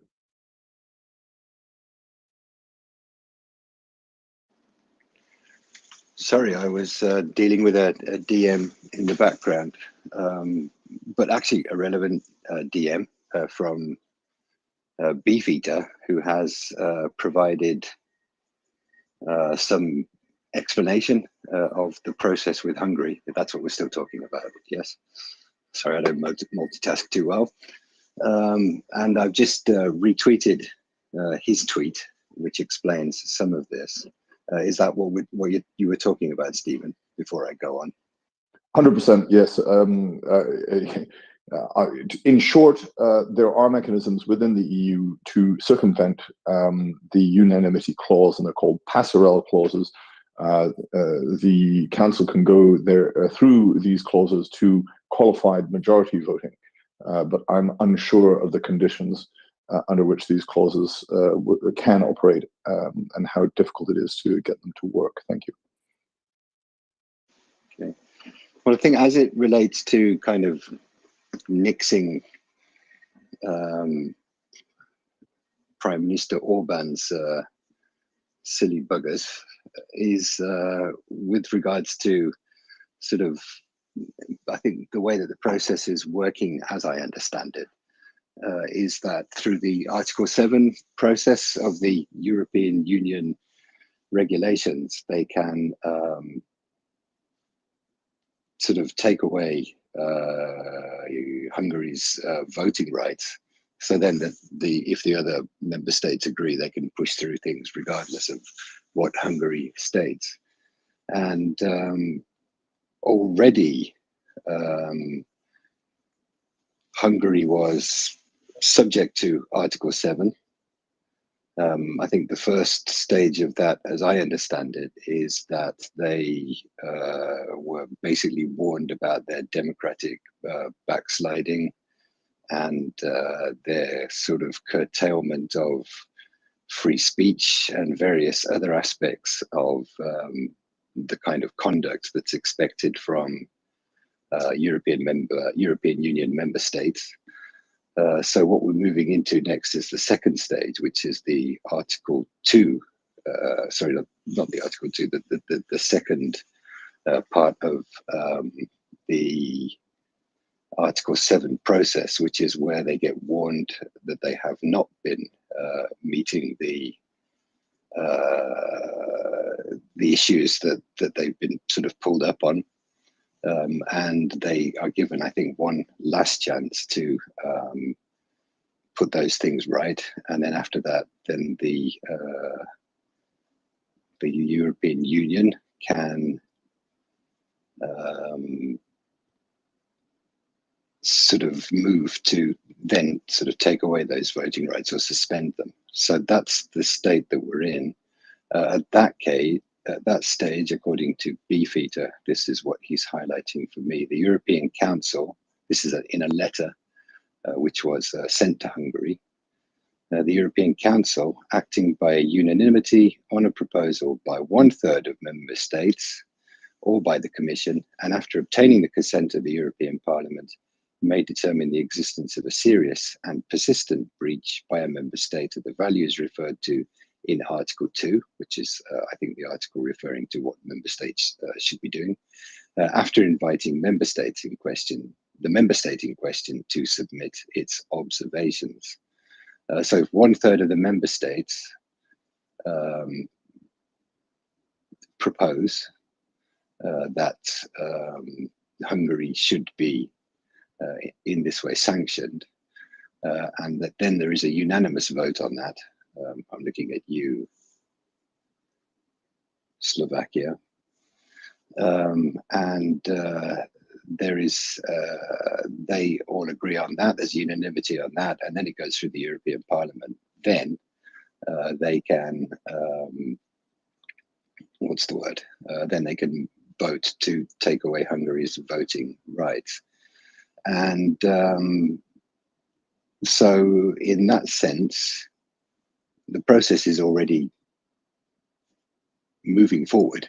And it's just, if, as Beefeater is telling me, it's kind of the second stage of that process. So the unanimity will be needed, but I don't know, we shall see how the member states kind of fall out on that. But I don't know if that helps, but that's what I've got at the moment. And I've got lots of hands up there, and hopefully that's helped. Sorry for massacring that, Beefeater, but thank you so much for the information.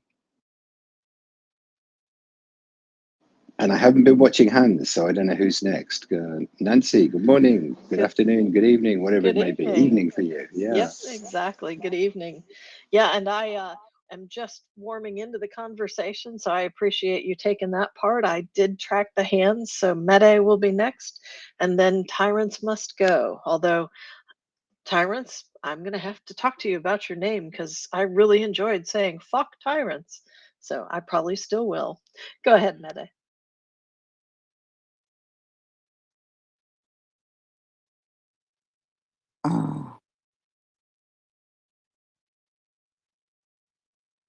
Can you hear me now?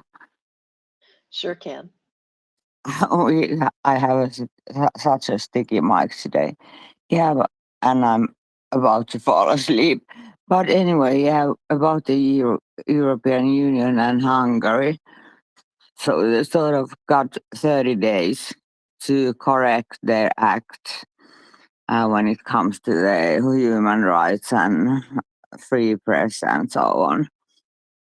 And they will never be able to solve that because they have no money and it's all corrupted. So after that period, the union can take off his voting rights for a while, and he can't claim his support money. He's all the time trying to get 30 billion that he thinks belongs to him. But European Union thinks that he hasn't fulfilled the terms that led to the membership. So European Union will next vote on Ukraine 2 weeks after the Hungary's deadline is gone, which I think it was 1 week ago. So it's in 5 weeks, and then Ukraine will get 50 billion from EU. That's my take on it. So thanks.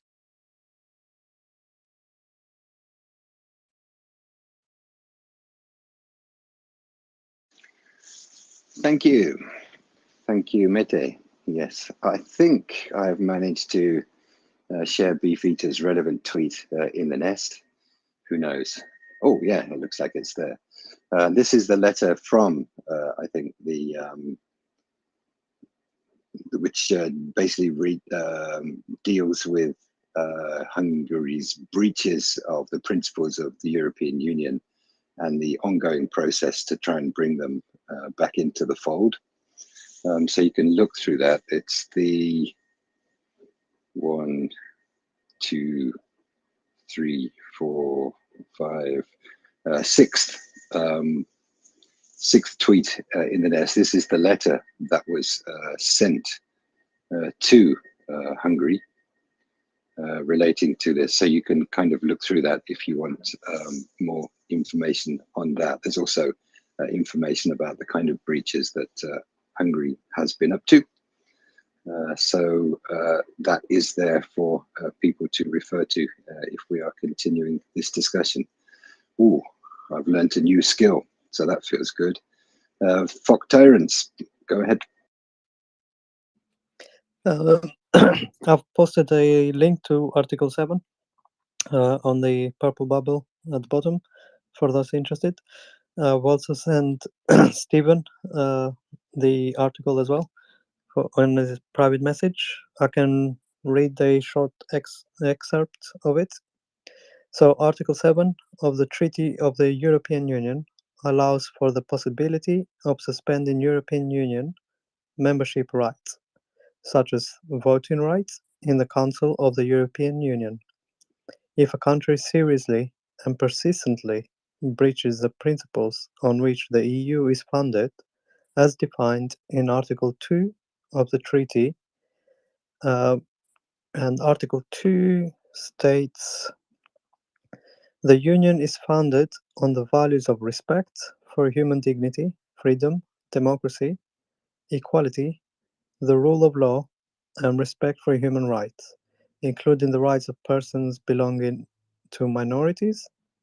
These values are common to the member states in a society which pluralism, non-discrimination, tolerance, justice, solidarity, and equality between women and men prevail. So I'm guessing the issue that they've raised is that Orban's rule has backslided from these values. So they've used this as a reasoning to vote him out or suspend him from being able to have any veto rights or voting rights in the what's it called now? In the European Union, the Council of the European Union, that is. Thank you very much.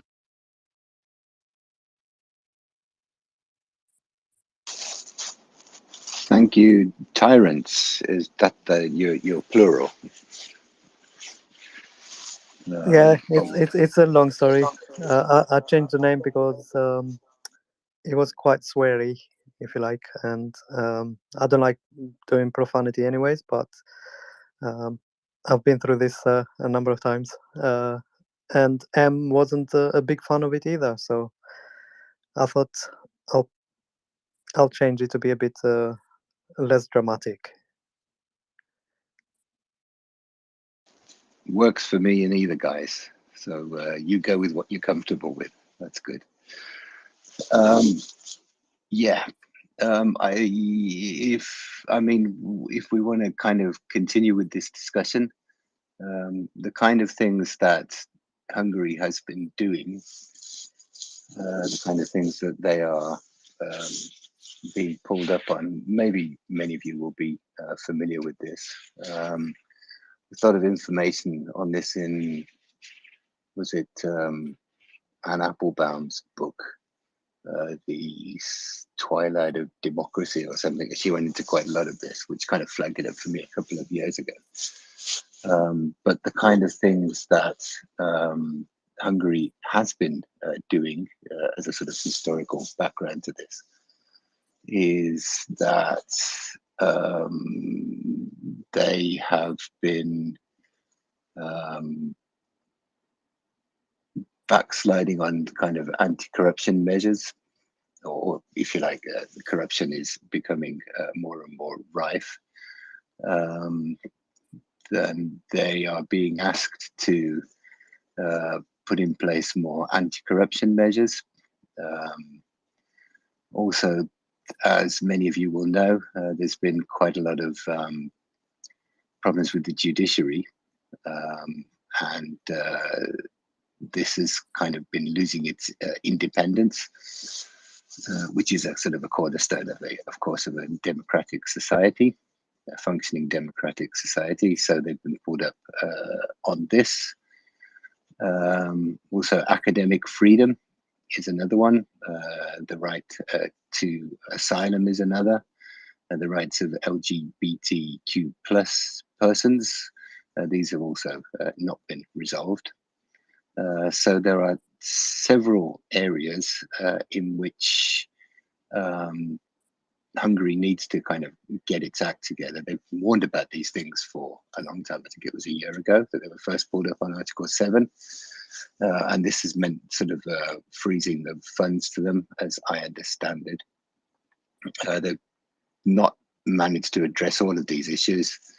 So they're being given their final warning, if you like. And if they don't get through those sort of like reforms, if you like, to bring them back in line with Article 2, then they may get their voting rights suspended. That is how I understand it from this side of the world, looking back over that side of the world, and sort of, I guess, from the time of day, explaining it to people on the further side of the world. Hope that helped. Stephen. Yes, hi. This is going to be my final comment or question on the subject, because I feel we're probably being joined by more and more people from outside the EU as night overtakes the EU area. But in any case, just looking at the relevant area that requires unanimity is the Common Foreign and Security Policy, CFSP. I wonder if Article 7 can be invoked rather than on those sort of domestic and moral fibrous issues that you've just mentioned, rather on a complete breach of the spirit and indeed letter of that very policy itself. So this is it. The common foreign security policy is the EU's joint foreign and security policy, and this is what it says. Three basic things. This is it. 3 bullet points. It seeks to: 1, preserve peace; 2, reinforce international security; and 3, promote international cooperation, democracy, the rule of law, and the respect for human rights and fundamental freedoms. Well, it seems to me that you can't make any clearer case than support for Ukraine that is in line with those objectives. And a state that obstructs action by the EU, by the Council, when all of those objectives are clearly fulfilled by that action, surely is in breach, not just of its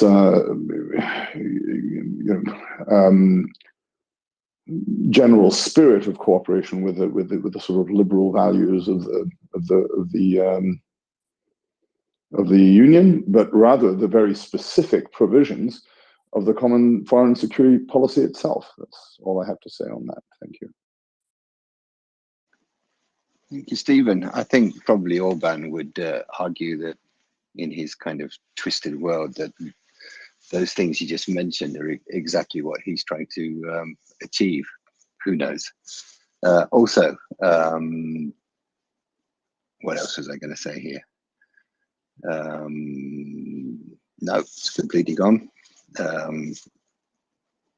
But I did note one thing. Thank you, Nancy. Go ahead. Yeah, I did note one thing in the screenshots that Beefeater provided. That letter is very helpful, and it was dated December 13th.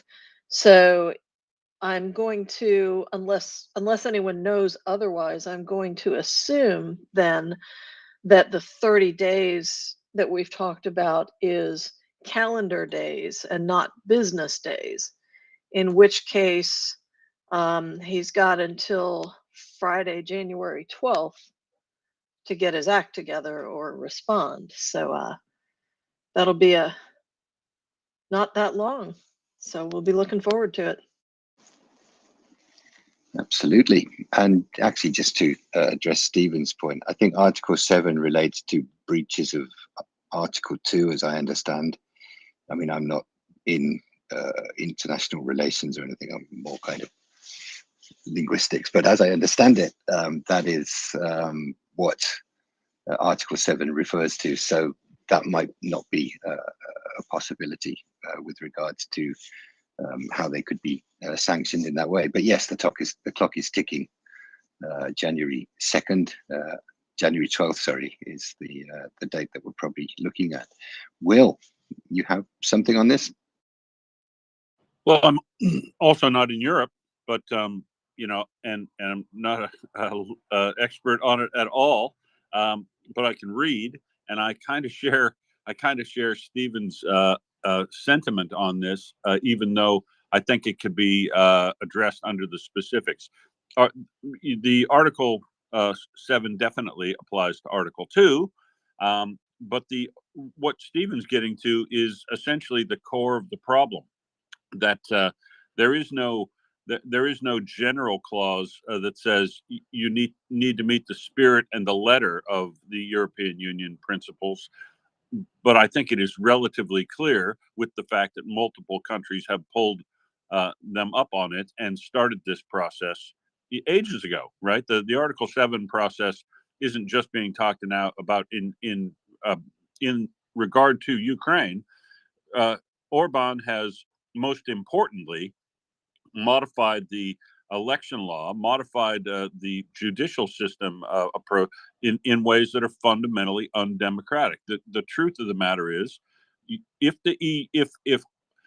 if Hungary approached the EU to join now on the basis of its current system, it would be ineligible to join. It would have a corrective action plan that would be as long as your arm, on fixing up the things just to modify back to the way that it was before Orban made all these anti-democratic modifications. And although there is no clause generally to say you no longer meet the spirit and the letter of the EU. I hope the European Parliament goes through with their approach to change the rules of the EU such that they don't have to take this long. Because remember Brexit, right?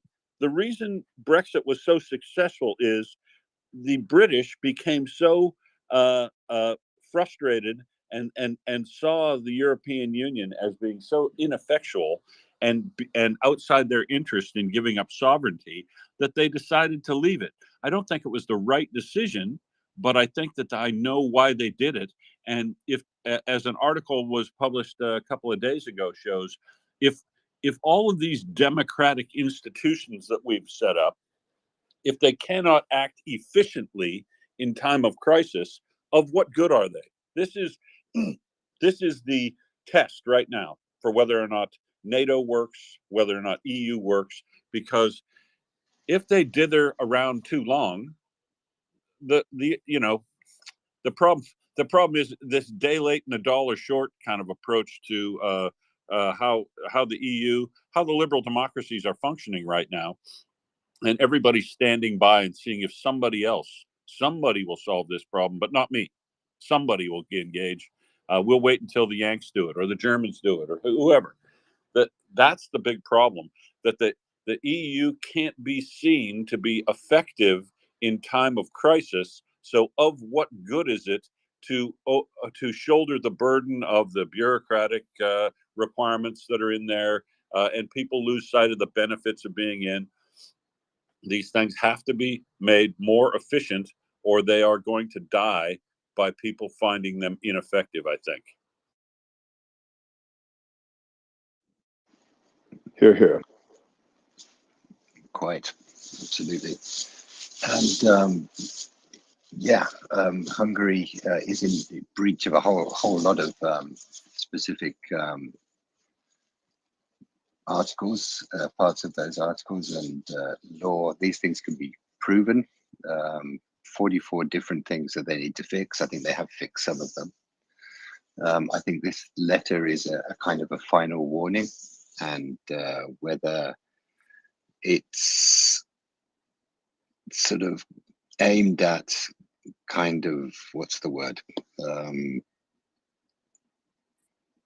pushing Hungary under Orban out of the sort of decision-making processes, or whether it's aimed at frightening Hungary into making good on EU promises to Ukraine with aid, and whether it's a short-term goal, I don't know, but hopefully it does have that effect, and that was it 50 billion euros of aid to Ukraine that's been promised can find a way through. So let's hope that happens. But thanks, Will. I think you're absolutely right. Tyrants, go ahead. Yeah, I'm getting that same feeling. I think this is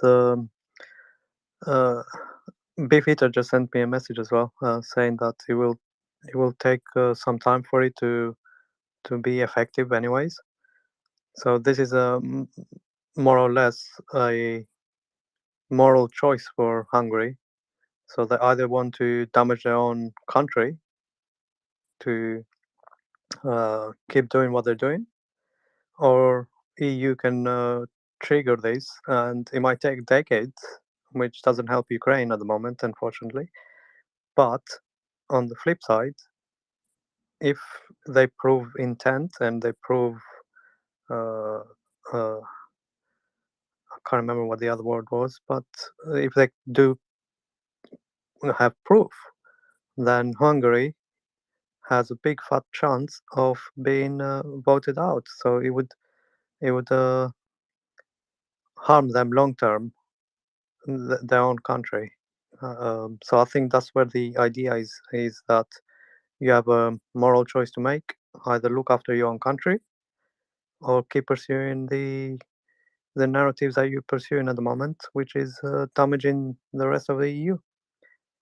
And I think that's what I conclude.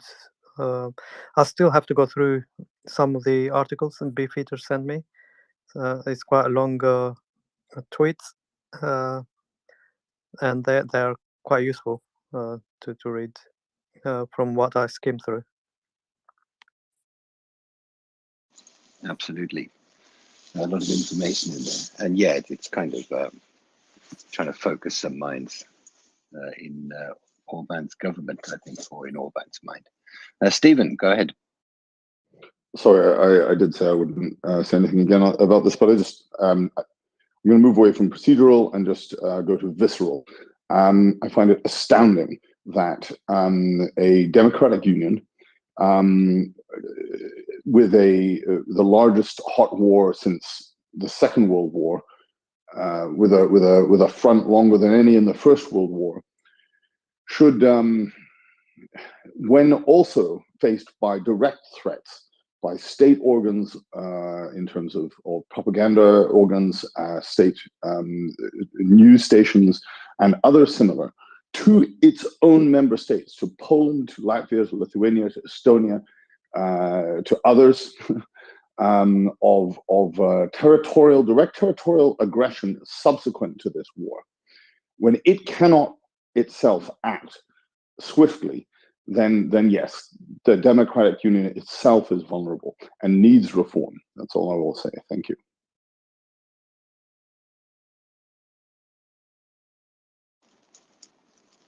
Thank you, Stephen. Yeah, maybe a discussion for another time, possibly another space, but yes, it does feel like, yeah, there are issues here that need to be solved. And it's an awkward balance, I guess, between what keeps your own electorate happy and your own voters on board to keep you in the hot seat, and what is good for the wider union. Yeah, interesting. But we've exhausted hands here on this. Nancy, exhausted hands. How are you doing? I am doing good. Still working a little bit to catch up on the day's events. I know that the very positive news was, of course, having the 3 jets, the 3 Suhois that were taken out. And I haven't seen too much more information on that. And I did see that Russia had hit some critical infrastructure in the gas networks in Kherson earlier today, but I hadn't seen any further updates on that. So I was just checking the news behind the scenes for that. Well, I think the information on the Su-34s is that they hit the ground. So we certainly know that much, and in a very uncontrolled manner. So that's all very good. Just before I went to bed last night, there was quite a lot of activity, hits in Crimea, in Jankoy, and other areas, air defense systems having been taken down before, radar batteries being taken out, troop concentrations being hit. So there's quite a lot of sort of positive news coming from the front last night, my time, yesterday, today, whatever it is, I'm getting confused. But yeah, there's a lot of good news. I did see those reports on Kherson. I saw that it had been shelled and been hit. I didn't see what had been hit. So concerning that appears to be gas infrastructure. Yeah, I think that sounds like it's related to heating, but I'm trying to get some more detail. Okay, thank you. Stephen, hang on a minute. Well, yeah. Oh, yes, sorry. Yeah, but I'm very happy that your hand is up and you're talking. But yeah, go ahead, go for it. Yes, very also pleased to move away from the dead hand of bureaucratic policy and onto the very live hand of Ukrainian military action, which has achieved an incredible result, it seems to me. And the other news that seems to be coming through and increasingly confirmed is that from a daily hit rate of between 30 and 80 plane drop munitions, aerial glide bombs, which have been by far the most devastating weapons being used against the bridge-headed Krinky. The tally in the last 24 hours has been 0. So it does seem that that Ukraine has affected sort of airspace denial over a wide swath of the occupied area. Hopefully that will continue. Hopefully that will be further confirmed. But if true, it's really quite extraordinary, and it is to be added to the massive achievement of Ukraine's denial of the naval blockade. And I think people should remember and be encouraged by the fact that Ukraine has actually been substantially pushing back, rolling back Russian military influence in both the Black Sea and now in southern Ukraine. This last one is really potentially, in my opinion, absolutely huge news. And yeah, very good. And interestingly, done at a time when the West is dithering and shipments have been blocked at the border and all of that, but nonetheless they have achieved this. So when the West stops dithering, which it will, and those shipments, I mean, we've already also seen good news about the border blockades. Look like they're going to be lifted soon. Agreements are being reached with regard to that. That is moving. Again, at least in terms of movement towards finally resolving those issues. When those the log jams in Europe and the United States, which have very likely been caused, at least in substantial part, by soft power, when those are cleared, then if if Ukraine is managing to do what it is doing very clearly, at this point, imagine what it will do when those logjams are again cleared. And meanwhile, Russia has failed really to achieve almost anything other than the destruction of an enormous amount of its own men and equipment in the same period. So yeah, not all bad news. Thank you. Yep, exactly, Stephen. And I know I was very happy to see Ukraine's effectiveness increased by taking out the signals capabilities in Crimea. So that was a big hit. And I was actually a little bit disappointed when we got the Ministry of Defense of the United Kingdom's update on Ukraine earlier this morning. I know that Mockers and Prince and others had been waiting for that, thinking, hey, maybe it'll give us some new news in that regard. And instead its focus was on rats and mice, which is still a very valid and important topic. And we've discussed it in the space here before, but I think we all kind of gave a rats to rats when we were looking for more insight. But then again, I think that allowing Ukraine the space to do their actions quietly also has its value as well.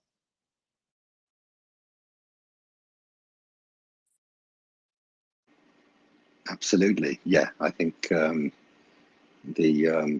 airstrikes thing sort of speaks for itself. And Stephen, those points you make about the constant negativity when actually things are probably moving in the right direction, slowly, quietly, without fanfare, to keep the OPSEC and make sure that they can move as they want to move, is probably something that we need to highlight more in our various circles of interaction.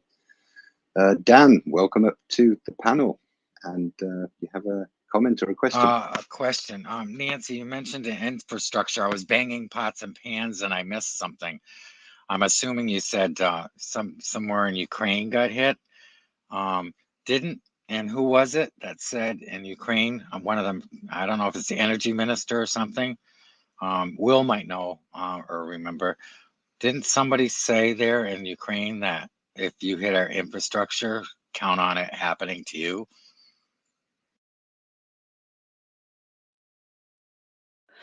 Yes, I recall that being said recently, and I know the majority of us have felt the same. They still have to be, or have been, careful about where those kinds of things occur. But there are plenty of energy infrastructure items that are affiliated with military targets, let's put it that way, that are absolutely fair game for that type of countermeasure as well.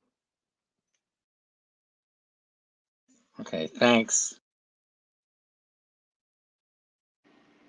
And yes, that was her song, wasn't it, Nancy, where it had been hit? Yes.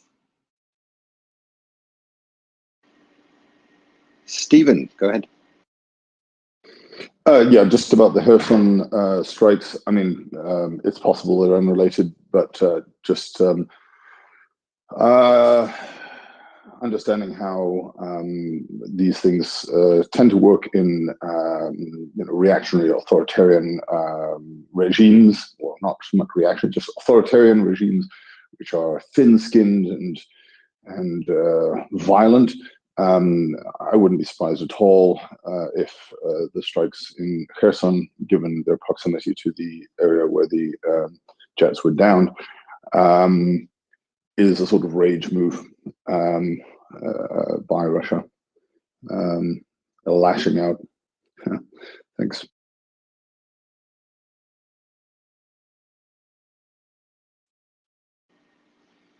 Absolutely, yeah. Obviously hurt a lot, and they reacted in the only way they know how. But it's an interesting point that you bring up, Dan, about the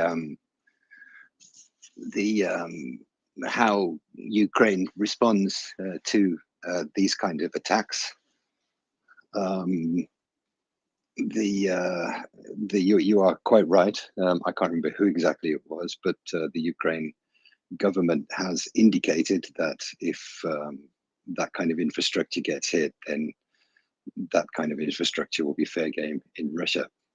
And how they prosecute that is, well, I don't know whether whether there is a case to be made. I think, as Will often says, that there's a case to be made for taking out the same kind of stuff, or whether, as Nancy says, they attack stuff that's more kind of closely related to their military capabilities.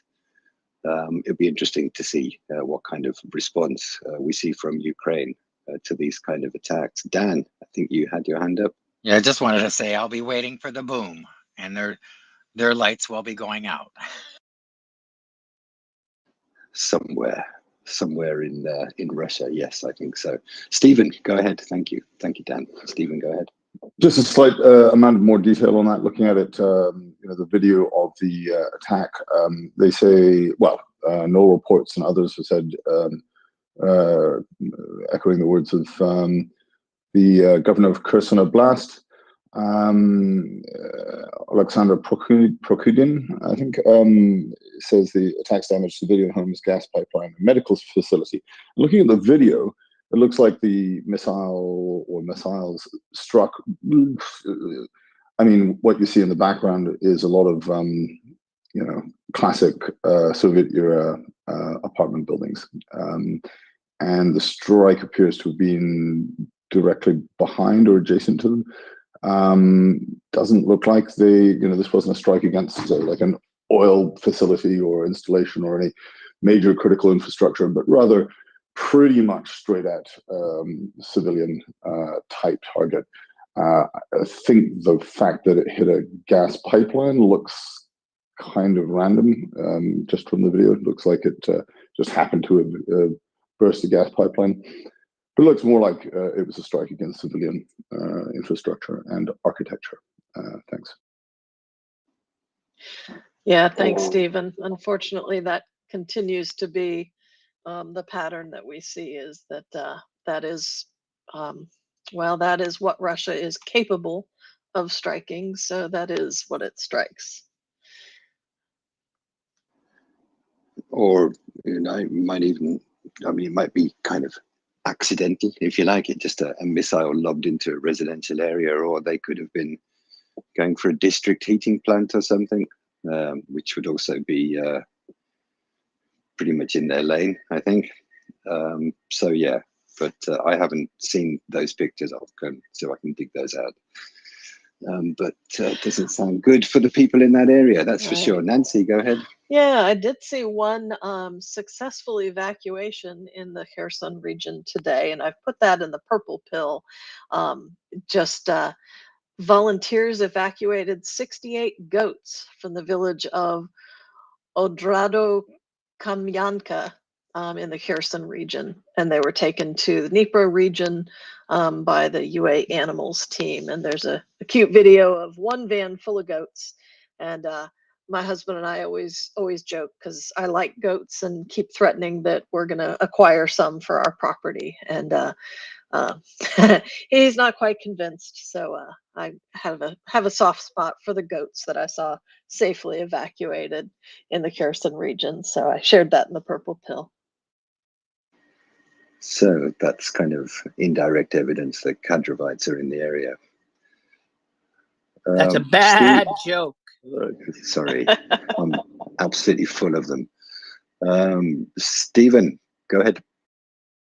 Thanks. Just a quick follow-up. Yeah, I've just scrolled through a whole series of videos and images of that particular strike. It's unequivocally on civilian infrastructure. It's definitely not any kind of either military or industrial facility, and the pipeline just looks like it happens to have been breached. Looks like the kind of gas pipeline that just feeds these large apartment blocks. The strike happened basically in the back square in between 4 civilian apartment blocks. Happened to hit the gas pipeline. So yeah, they were just targeting civilians as usual.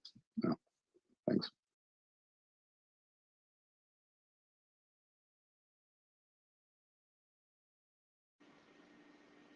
Well, I mean, what can you say? It's just relentless, isn't it? Appalling.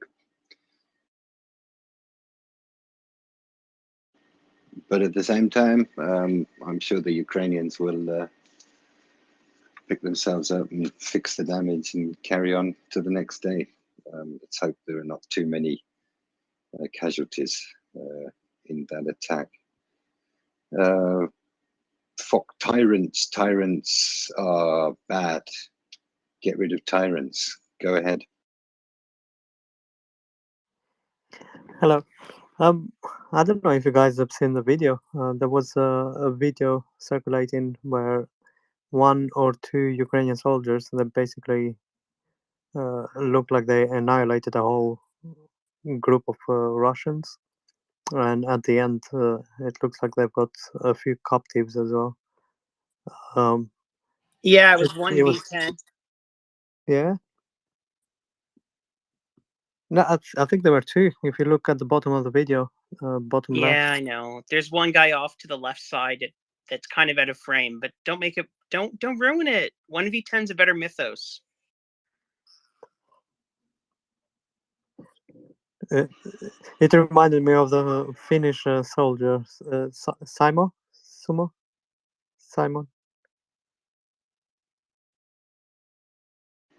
Yeah, if it was him, you wouldn't have been able to see him.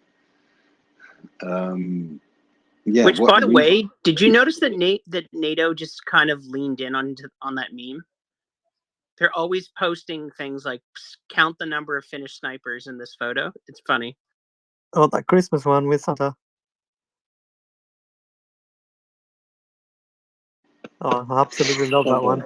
Absolutely loved it. Dear, I'll try to stop laughing. Where was that? Do you know what region that was in?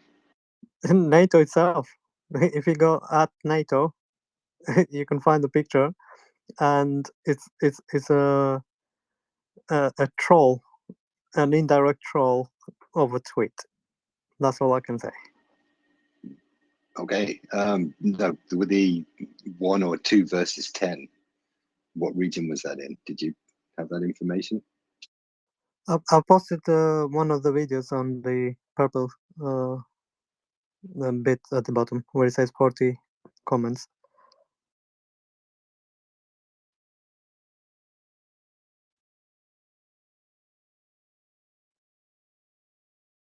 I mean, I was looking at the video just now.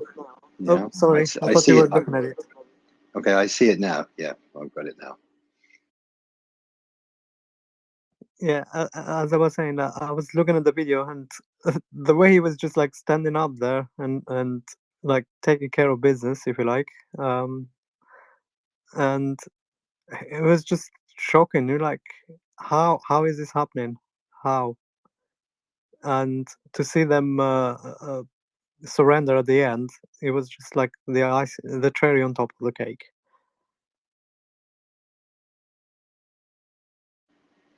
Super. Fantastic. Yes. Real kind of Rambo vibes there. Well, I don't know, maybe your generation doesn't know who Rambo is. I don't know. Oh, I absolutely know what Rambo is. My father used to trick me. We had this little shop, and my father used to trick me as a kid to tend the shop because he wanted to go out himself. He used to shout out, and he used to be like, "Rambo is on TV." So we would scramble, get to the TV, and my dad would just sneak out. He would absolutely sneak out, and halfway in the movie, we have a client coming in, and they want something or the other, and I'm looking at the client in this, giving them the evil eye, if you like, being like, "It is your fault." So, and it happened often. I never learned. It was Rambo. It was Bruce Lee, Van Damme. Yeah, those were the movies. And Chuck, surely. Chuck Norris too. Oh, the famous Chuck. Absolutely. Fantastic. Okay. I am trying to get up to speed as well on things that are going on. I did see that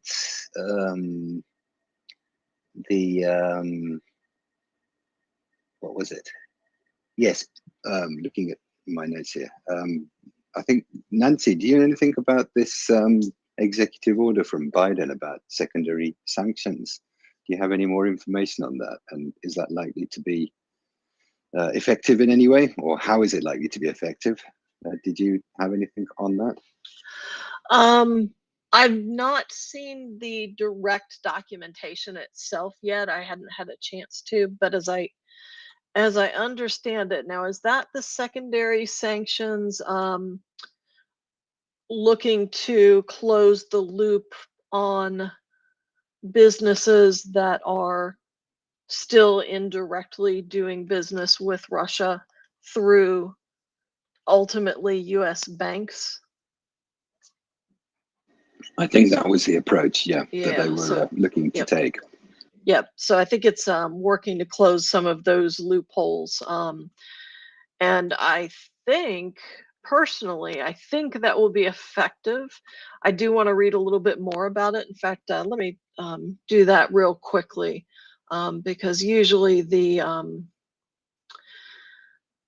banking relationships there and the know your customer requirements that they all have can be leveraged very strongly here in the United States against the nationally chartered banks in particular, which are going to be the big ones, you know, the Chases, the Bank of Americas, the ones that are going to have an international presence and international offices as well. So I would expect that based on those types of operations before I would expect those to be effective. But let me look and see if I can get a little bit more detail from what's been published in the press releases. Excellent, excellent. Yes, look forward to hearing that. Tyrants. Where is Will when we need him? I think he had extensive knowledge on this. Yeah, which is part of the reason I hadn't spent too much time on it. It's like, oh, okay, he's got it covered. So, but I had wanted to follow up and read it, just hadn't had a chance to yet. So now's my chance. I caught a glimpse of it where he repeated. I think one of the important parts of it was that as well as secondary sanctions, there was this idea of that applying to third parties, and that was very crucial, because what that means is if that third party is doing something wrong, then you're liable for it, I think, so on and so forth. And that's got a cascading effect. So from that third party to their third parties, and they're there for third parties. So it makes everybody paranoid of each other, sort of thing, to make sure, okay, who is this guy? Who is that guy? And basically, it's tightening the grips, as I understood it. But I only caught a glimpse of it when Will was explaining it, because I was doing a few things at the same time. So that part Yep. stood out. I'm looking at the Wall Street Journal article on it from earlier today, and the executive order authorizes sanctions on foreign banks that are acting as correspondence banks, mostly in New York. And those are intermediaries between businesses and corporations. And the Treasury Secretary was quoted as saying, "We expect financial institutions will undertake every effort to ensure that they are not witting or unwitting facilitators of circumvention and evasion. We will not hesitate to use the new tools provided by this authority to take decisive and surgical action against financial institutions that facilitate the supply of Russia's war machine." And the US did not name or target any specific foreign banks on Friday with that action. But yeah, and there's still a lot of various control that would be available there to be as strong or as gentle as they deem necessary. I mean, they're not going to risk a banking crisis that would cascade internationally to freeze things to that extent. But making it very clear that this is where they're headed will cause a number of those correspondent banks to self-correct and discipline themselves more effectively before they face the risk of sanctions. So again, it basically is back to that traditional philosophy of knowing your customer and knowing what they're doing, and knowing that you are supporting their legal actions. And this reminds them that if you are inadvertently supporting illegal actions as a financial institution here in the United States, there is liability and there is action that can be taken against them. And the Treasury warned banks to take steps to screen customers with possible links to Russia and proactively investigate any possible sanctions or export controls. So basically the banks being able to turn a blind eye and say, well, we didn't realize, that's where they're going to start tightening the screws. So putting them on notice and putting them in jeopardy if they don't do their due diligence, which is a powerful way of them self-regulating. So let's hope that that is effective. Yeah, absolutely. Yeah, and that absolutely, I know, would and this article reinforces what we've discussed here too, which is that the US is particularly concerned with sales of certain war material to Russia, such as semiconductors, electronic equipment, explosives, machine tools, and ball bearings. So, a correspondent bank that's working with, the trade of, well, eggs. We'll use eggs as an example of something that's important to Russia right now.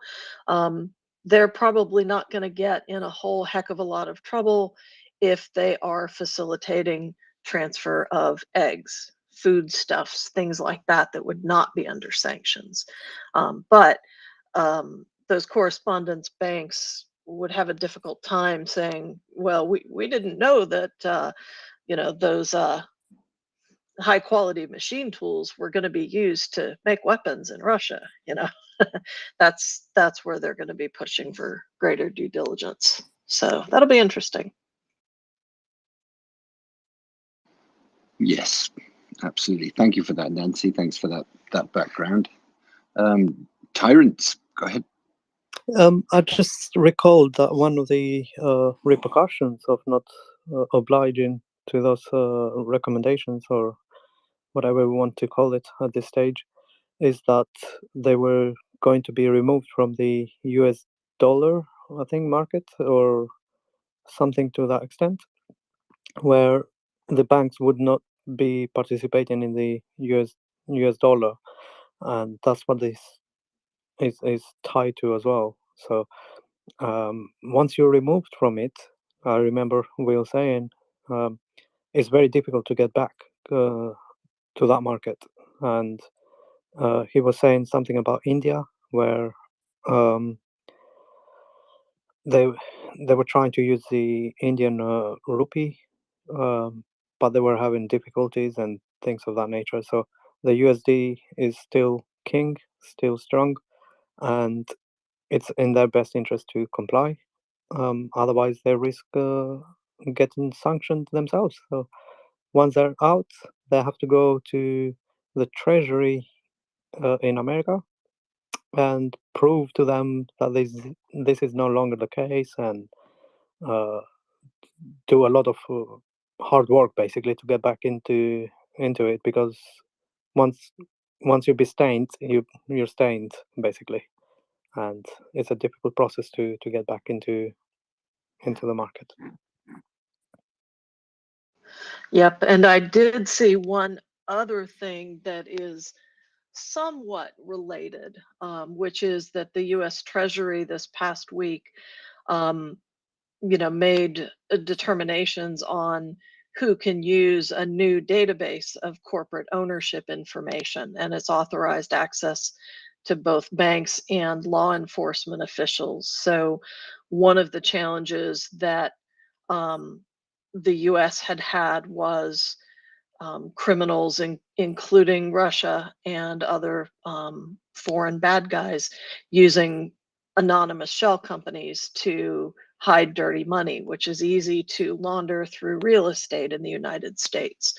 And this new corporate ownership information, number one, allows banks and law enforcement agencies better visibility into that.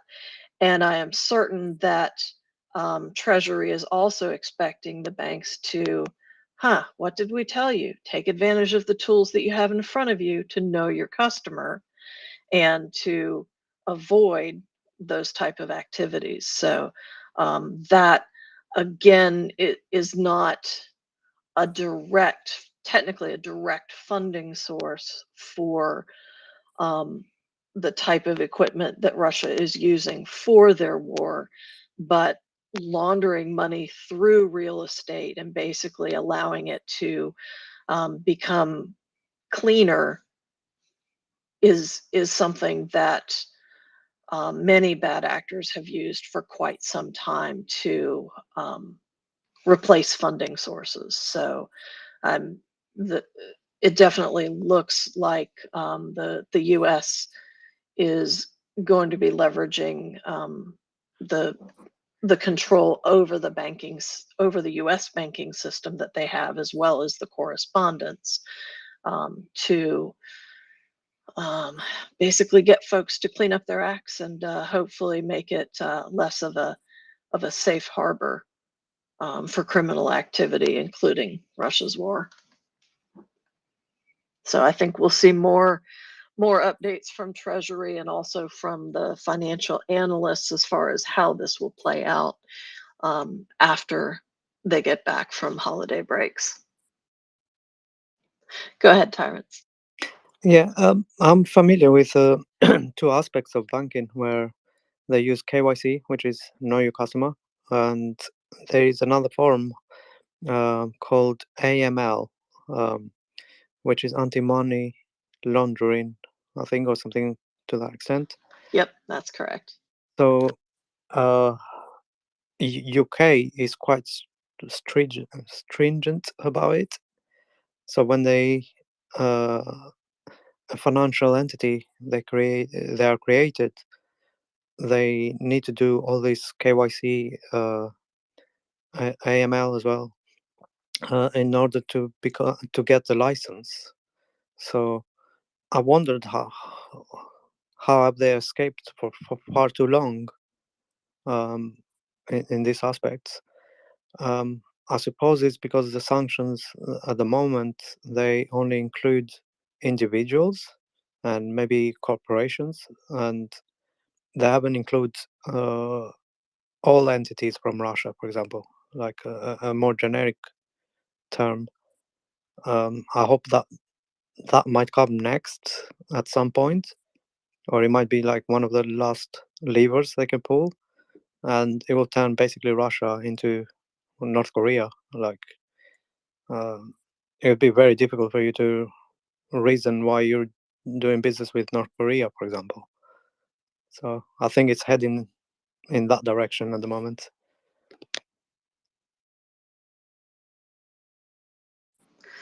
Yep, and those of us who've been watching for that, particularly for the stronger secondary sanctions, have been looking forward to seeing actions like this. So it'll be nice to see how they work through in January and what the effects are. You know, again, Russia has lots of people who they do pay to basically use lawfare, just like warfare, to find loopholes and workarounds and other opportunities. But the more of the loopholes that can be addressed and shrunken, the better off Ukraine is going to be as a result.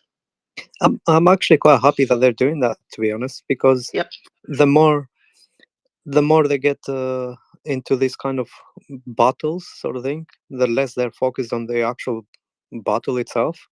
So in a way, it's like dangling a carrot in front of them, and they're kind of distracted with these little things. And I'm trying to use the right words here because I don't want to make it seem like a funny business or not supporting.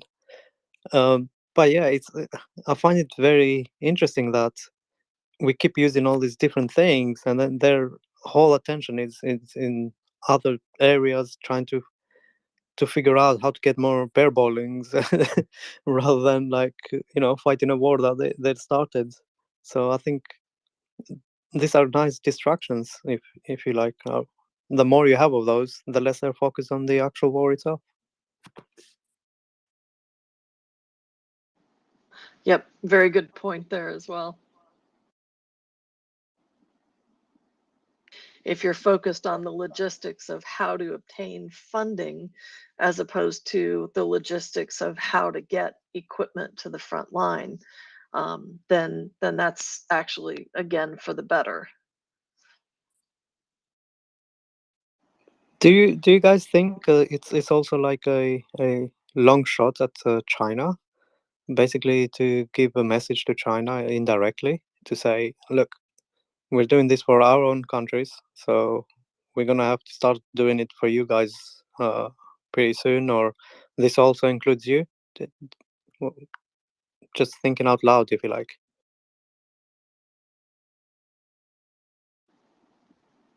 That's a possibility. I hadn't thought of that.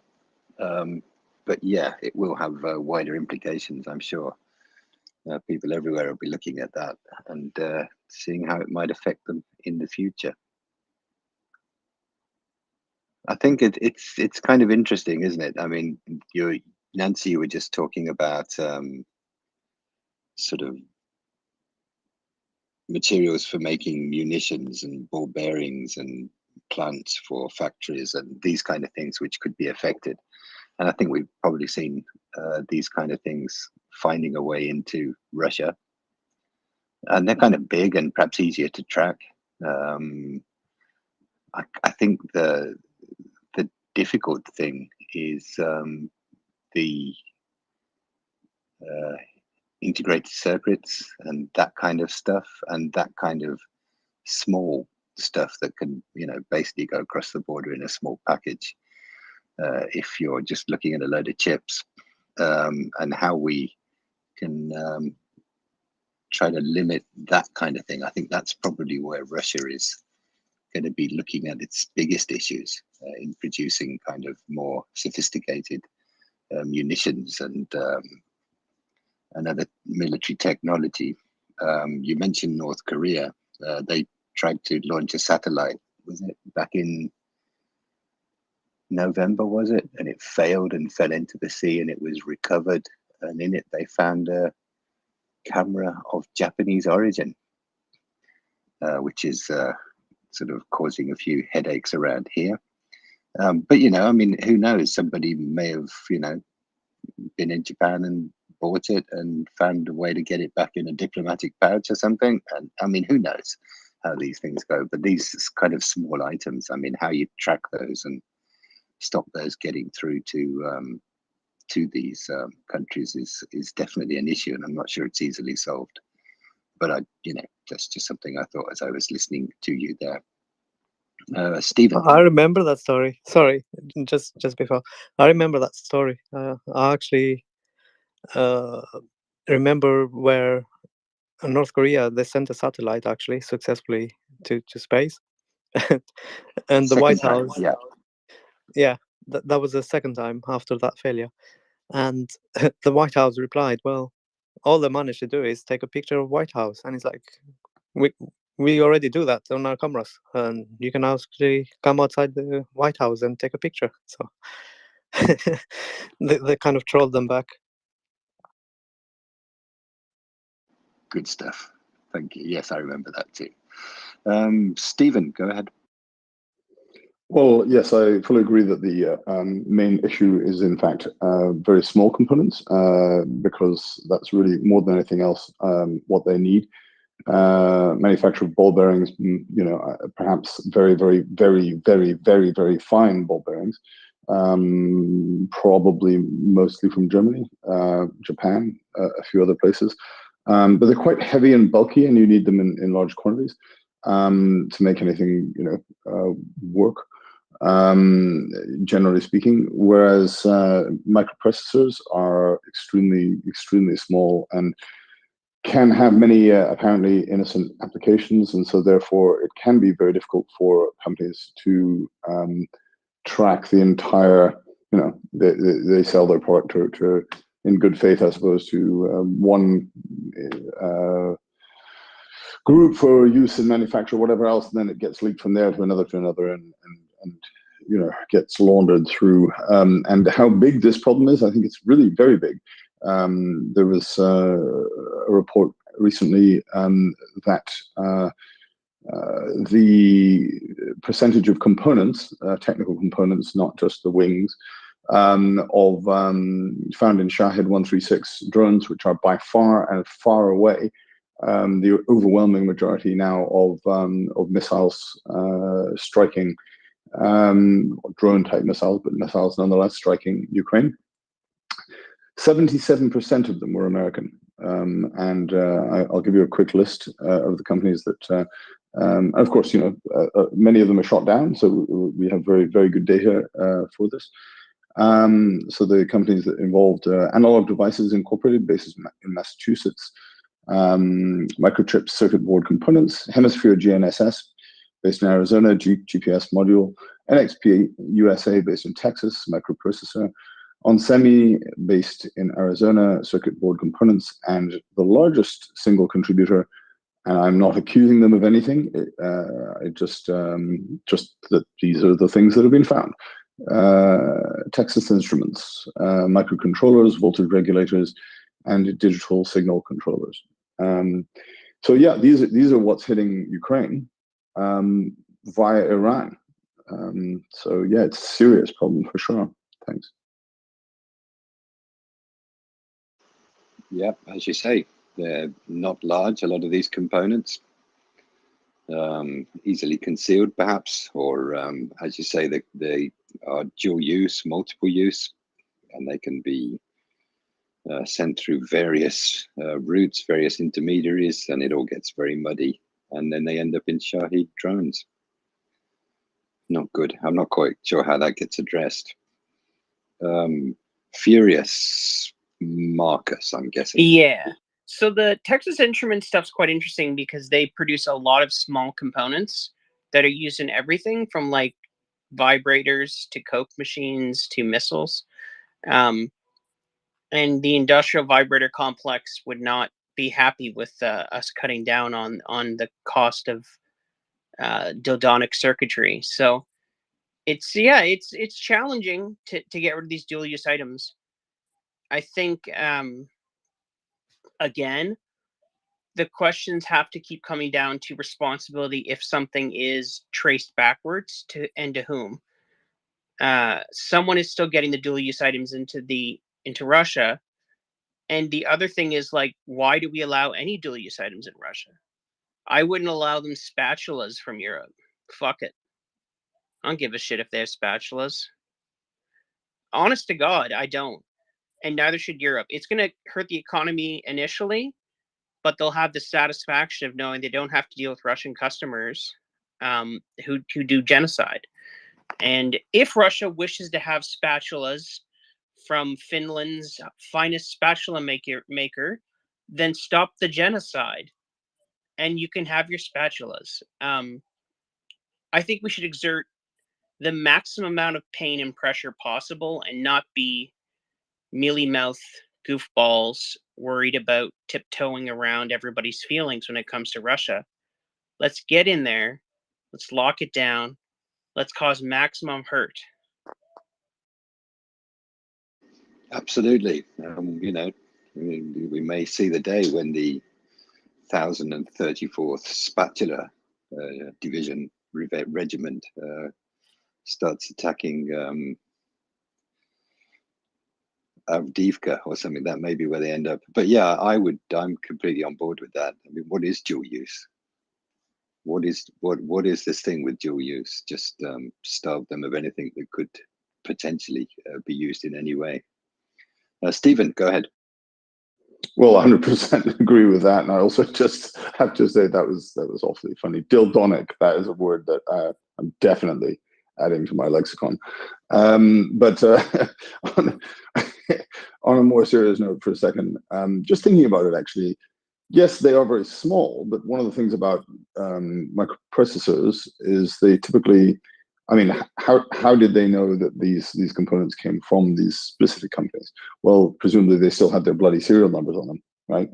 And that is a way that you can backtrace them, because presumably these companies knew to whom they originally sold them. You know, it can't be that difficult in a way, if you think about it. There is a bit of detective work to be done there, but imagine if it was a murder weapon or something like that. You know, you could trace it back one to another. At least to its initial customer. And then you could ask, well, who are you selling to? And who are they selling to? It surely is not beyond the bounds of possibility, given that these things are serial numbered and individually identifiable. Thanks. Yeah, it may take time, but it could certainly be possible. And with this new executive order, maybe there may be a motivation to cooperate with these things. Absolutely. I did just locate an article that I put both in the purple pill and also added to the nest for now, which is from the Financial Times. And it actually does a good job of outlining some of the banks that are potentially targets who may come across these sanctions. Excuse me a second. Sorry, I haven't quite shaken my cough yet. And it did note, for example, that that while many Western lenders have pulled out of Russia since the start of the war, others have remained and generated outsized profits as a result. Austria's Raiffeisen Bank International is the Western institution with the biggest operations and generated more than half of its earnings this year from business in Russia. And according to the Financial Times, the bank is insisting its hands are tied because of Kremlin legislation trapping profits in Russia and requiring the permission of Putin for any asset sale. So the U.S. Treasury earlier this year asked the bank to fully disclose the details of all its lending activities in Russia. And other lenders that still have some operations in Russia include Italy's Unicredit and OTP Bank of Hungary. So those will have, you know, again, the United States can't control the entire bank, but for components of trade and financial activity that those banks have in the United States does have regulatory capabilities over them to an extent, and that's what they'll be working with. And it also did note that some of the Chinese banks that have offices here in the United States, that this could cause some diplomatic challenges with China as well. So definitely something to watch as it plays out further.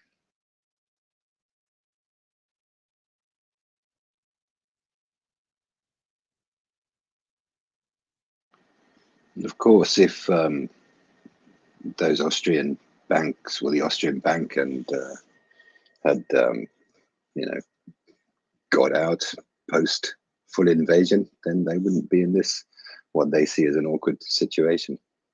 But hey, they wanted to stay on, and I think it's a matter of time before they just get nationalized anyway.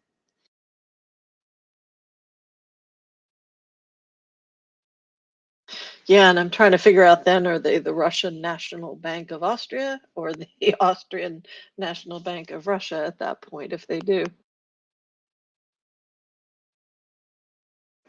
Yeah, well, yeah, that's what they're going to have to think about, isn't it? Definitely. It's not a good look either way. We're neutral. We're neutral. Yeah, right. Yeah, absolutely. Funny. So I'm trying to catch up on some other stuff as we go through. Is there anything particularly that you wanted to comment on, Nancy, while I flip through a few sources here? John, I think I may have a topic in a moment, but I need to grab a glass of water really quickly so I don't choke on talking for. John, You go I'm and do dying. that. Tyrants, I'm go ahead. dying to know. I'm dying to know if you've ordered your KFC yet, because I've heard it takes months ahead, and tomorrow is your due day. Have you ordered the KFC? Oh, Well, he's in Japan. Well, actually, it's today. It's the 24th when the KFC is, the queue for KFC is round the block and into the next city or whatever. It's not something I do. I kind of, Oh, you've let us down. I roast the chicken. I've got to keep the traditions up, even after all this time. So turkey's difficult to get and far too big for the number of people who come to eat. So I roast the chicken, but with various commitments and scheduling and things like that. I did it last weekend, so I'm done. Christmas is kind of over for me. I've got a meeting on Christmas Day, so as I said before, so I'm a bit miffed about that. But hey, somebody thought it was a good idea. But yeah, I will be avoiding any road which is anywhere near a drive-through KFC today. But I hope they all enjoy their Kentucky. It's funny. I was driving I was driving by after dinner, and I saw a KFC. I was like, oh, I wonder if John is ordering it. It's such a strange thought to come while you're driving. Well, that's an interesting one. I think they started marketing that in the 60s. Was it the 70s?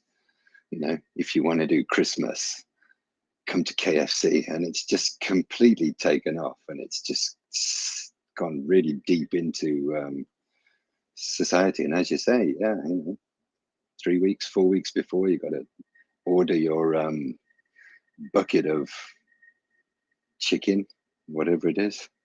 Yeah, and they all order it, and they go and pick it up at the time. Fantastic. Not all, of course, but many people do.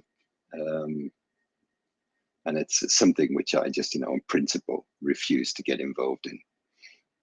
So there you go.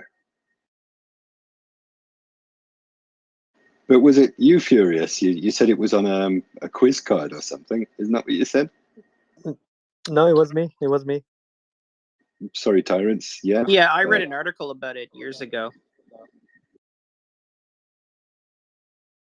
Wish Japan could be kind of famous for other things, I mean, Well, there's a whole lot of other used great panties stuff in the going vending on here. machine. Is that better? I beg your pardon? I also read about the used panties in vending machines. Does that make it better? Please don't go there. I miss those ninja movies. If I'm going to be honest, as a child, I used to love them. Who else watched those ninja movies with the stars and the guys with the Well, black mask? if you're thinking of Hong Kong, that's where the greatest movies came from of that style. Oh, is it? Oh, wow. I associated that with Japan for some reason. Yeah, I think I'm certainly a big influence on me is subliminal, maybe why I'm here, was things like Battle of the Planets and all those kind of cartoons. They would be called anime now, I suppose. And all those kind of groovy, kind of superhero type things. That was a huge influence on me. I remember watching that with my brother and kind of That's quite big. living around the living room, That's quite big here in all that UK. stuff. The anime world is quite big. Yeah, also, it's extraordinary how many of the students from overseas who come to study with us are just kind of obsessed with anime and manga and all that stuff. That seems to be a huge motivation for them all. I was also obsessed with Takeshi's Castle. Have you heard of it? No. What? No way. It's like Squid Game sort of thing, but it was like those challenges over the water, I think sometimes, and make people fall over and do all these obstacle challenges. I think it's called something Ninja Warriors in America or something. American Ninja Warrior, yeah. Yeah, but the Japanese one, I think it's called Takeshi's Castle. Okay, so well, thank you for that. Maybe it's something I should have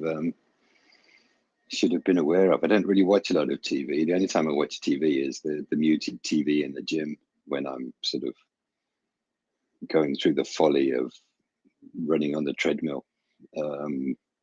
So I don't really watch a lot of Japanese TV.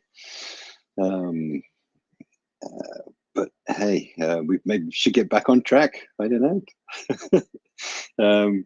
But thanks. A really interesting rabbit hole they went down there. Kentucky Fried Chicken. My God. Okay. So this is interesting, Nancy, because the time that I co-host is usually kind of evening time for me. So that's just as the morning's getting going in Europe.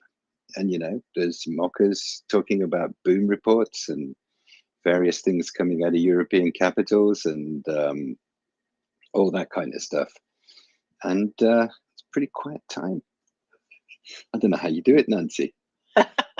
Well, we're usually a little bit more boisterous. I usually end up co-hosting with Prince later in the day and focused.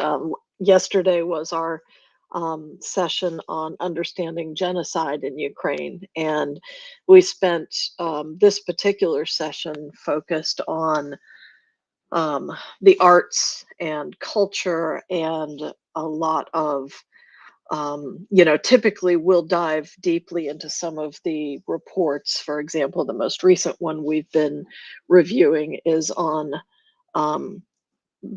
Belarus's involvement in the taking of Ukrainian children from Ukraine through Russia to Belarus, and then the re-education camps that they assist with. And you know, again, at some point we should expect to see a similar ICC war crime warrant come out for Lukashenko, just like we've seen for Putin and Maria Lvova-Belova, or Maria Belova-Felova, as some of us call her. But this particular, we diverted from that on Friday into something a little more retrospective. And if you get a chance to go back and listen to it when it's on Spotify, TKD Bach came up to speak with us, and she is a lawyer who also studied music, and music is clearly her passion. And she had done a deep dive into Ukrainian music, and just to hear her describe it, and this was more classic music, but to talk about the instruments that are unique to Ukraine and how they use them, and for them to be relearning their history, that it wasn't safe for them to study too much during the USSR and the Soviet era. To hear how that is being reinvigorated is just amazing. It really, I think the music, almost more than anything else, helps you understand just how rich and long a culture Ukraine has, and understanding those deep roots really, for us, just makes it so clear what they're fighting for, and why, you know, if all they had was, you know, rocks and slings, then that is most likely what they would use to continue to resist. And so it was just a fascinating discussion. But I barely and talked last night. I you can't guys. do it justice. What's that? Well, I normally take a lot of the air out of the room, but you guys had 3 hosts with TKD, who is just enchanting. I love her. She's incredible. She's so passionate about what she speaks, and she's just great. But I wanted to push back on something last night. I had like a list of things, but it kind of, I had my hand up and then something happened. It's possible that I was put to bed by somebody. I don't want to cast aspersions on your co-host, but sometimes if I'm up too late, she makes me go to sleep. So someone had mentioned that a very controversial thing that happened in Canada, where there was a missing Indigenous women committee that put together a council on it, and at the end, some people in the committee suggested that it was genocide, and that infuriated me. I have 2 First Nations children, and I'm Canadian, so I can speak about it with some level of passion. Like, the residential schools was certainly an attempt at genocide by Canada. So it's the greatest crime Canada ever committed, was residential schools. However, if you go through the details on the missing Indigenous women issue, a lot of it comes down to persons in high-risk situations and levels of cases being solved that are about the same regardless of race. And it really relates more to the professions, let's say, high-risk professions in people going missing, and women in particular, that, anyways, as well as crimes against women as opposed to genocide. Yeah. And And so, I think that the key focus and why culture was compromised out effectively of the genocide convention, it really there's some black and white reasons for it, and then also some of the discomfort in the United States. Also, our history with the forced re-education of indigenous population is just as bad as Canada's, which I and recognize as cultural yeah, genocide. yeah, 100%. and that retrospection is difficult for nations to deal with, but necessary.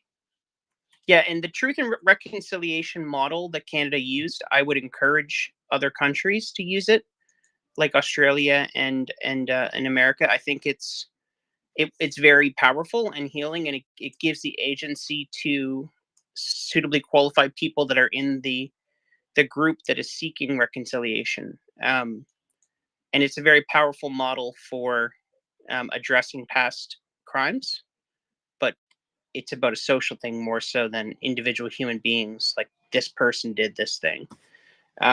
However, when the council about the missing women part was really a problem of that wasn't racial. It was very much a problem of crimes against women. And I wish it had been more honestly framed in that sense, because there's certain professions that are illegal, sex work in particular, that create dark areas that don't get policed properly. And these people have very high rates of going missing and addiction and violence being done to them. And that all has to be addressed urgently in our society. So dividing it up into another problem category has the effect of not addressing it for everybody. So I have it's a very nuanced take, and I didn't want to go into it last night. It would have distracted things. Because I completely agreed with the speaker overall, except this, I have a more nuanced take about this particular issue. I think sex work needs to be legal, period. Just so that police can serve these people and there can be more protection for people that do that job, because it's obviously doesn't go away by pretending it doesn't happen. So giving people the ability to actually go to the cops without admitting they did a crime, I think is holistically probably a better choice to prevent crimes against these women. Yeah. Yeah, that is probably a definitely a topic for a different space, and but I respect your feedback on that specific topic as opposed to the indigenous children and the discussion there.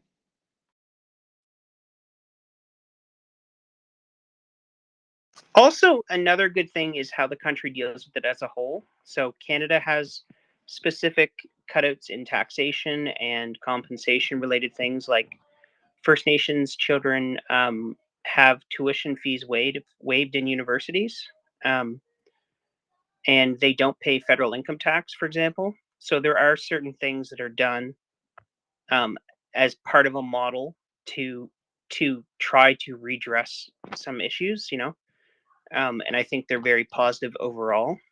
But that's a multiple. That's like a bunch of PhDs in sociology arguing at this point. I don't know. I would love to listen to them talk to each other about it, but I'm no expert.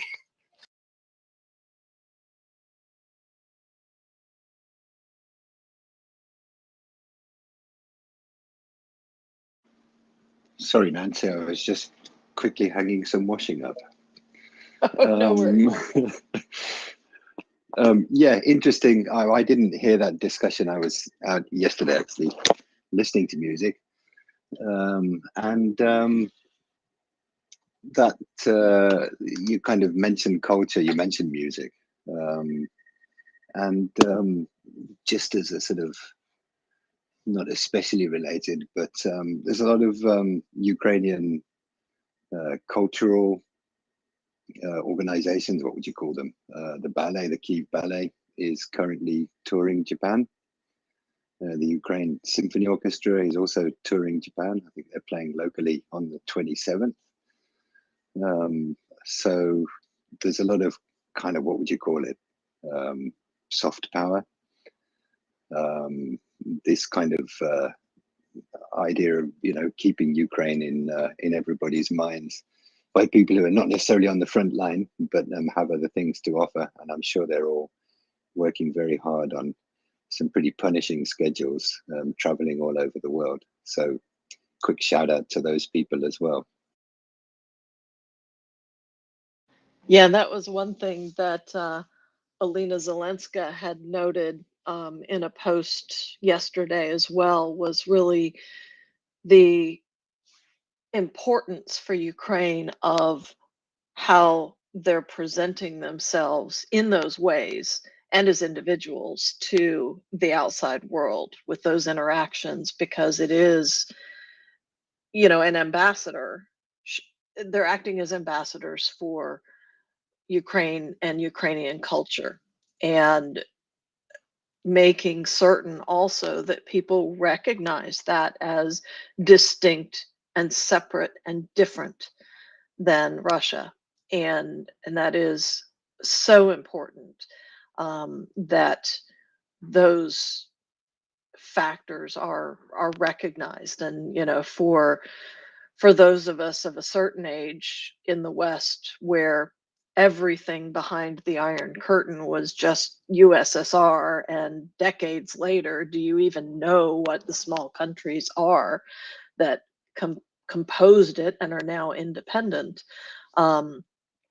You know, a lot of us in the West are not good with paying attention to those types of things until it, you know, smacks us in the face. And for many of us, the full scale invasion was being smacked in the face. And, you know, we here understand why Ukraine does not want to be a component of, or any part of their land held by Russia, because of what it means to their people. You know, anyone who is left there is either going to be assimilated or killed, plain and simple. And it's just amazing to me that there are still so many people in my country that don't understand that, or don't want to understand it, because it's too complicated. And our fickle isolationism gets in the way of recognizing the importance of all societies, not just our own. So we've got a lot of work to do here on the home front, and I'm glad that Ukraine is presenting their culture so that we understand it, and that we do better here. So I really appreciate the tours, you know, the choirs, the ballets, the interpretive dance, and all of those groups who come to our countries from Ukraine. They are not fighting on the front lines, but that soft power fight is so important and so valuable for all of us. And I really appreciate the hard work that they put into it as well. And I'm glad you've had a chance to see or read about it up close and personal. I haven't heard of anything coming to my little spot of North Florida, but I'll be keeping my eyes open as well. I get envious of those folks in the big cities that are like, oh, yes, I saw this and this. And it's like, okay, well, I might one day. The challenge of a small town. Yeah, I've got that challenge too.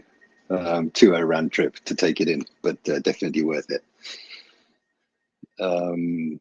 Yeah, and there was something I was going to say, but God.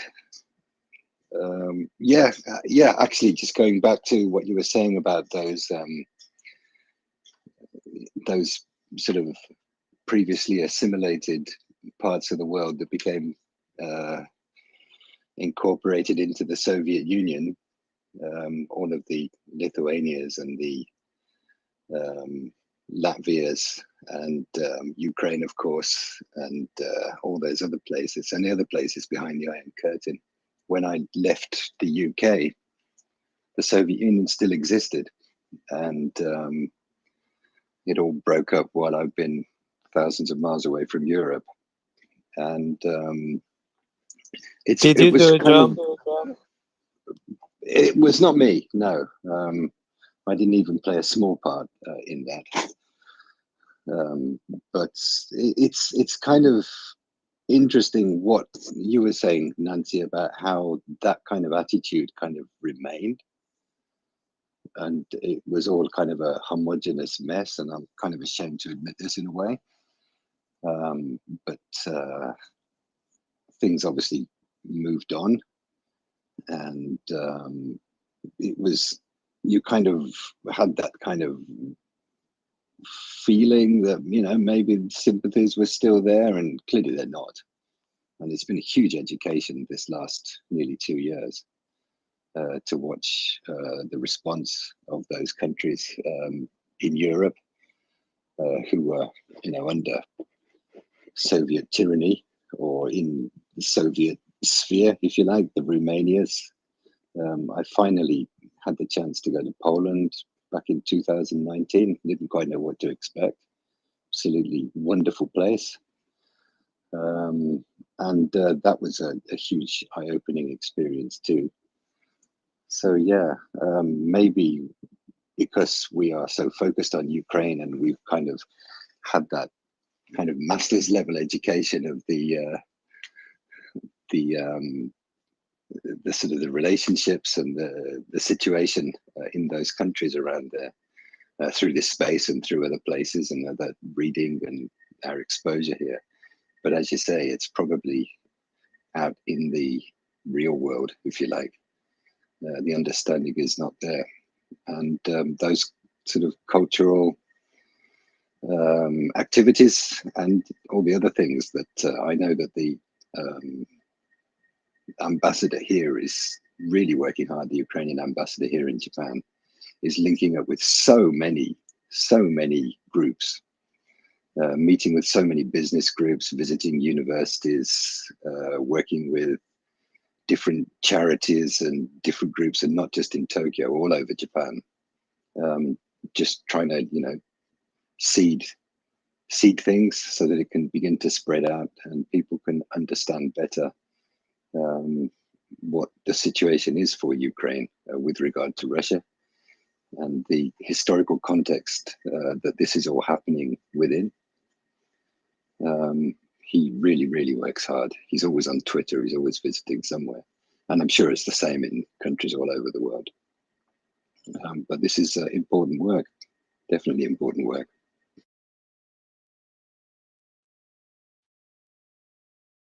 Yep, absolutely.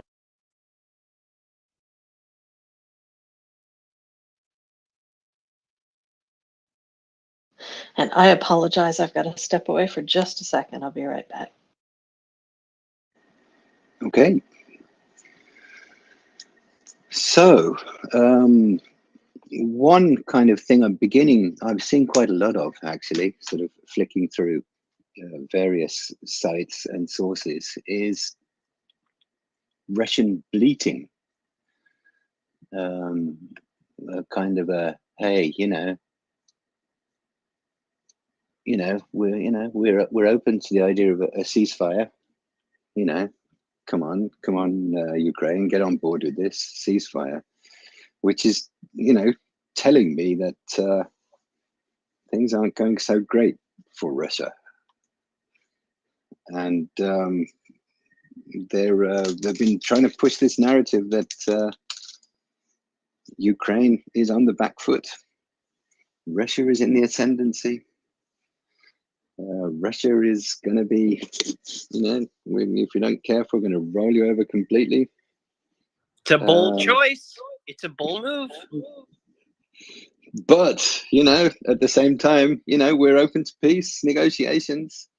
Well, we're quite happy to freeze the conflict here. It's serious mixed messaging, and I think that they know that they are in some serious trouble, especially with F-16s arriving, Patriot batteries swatting things out of the sky. This could be an important turning point. Who knows? what I find ironic about the, oh, let's freeze the conflict, is that first off, even if it were for the Russian occupied territories, well, that's been part of Putin's goals is, if I can't take it all now, then I'll take what I can and rebuild and rearm and reposition. So it's the worst possible thing for Ukraine. And worse yet is that from what I've been reading, Russia's idea of freezing the conflict, quote unquote, as it is now, still is with the complete fallacy of them having territory that they don't even occupy. So it isn't,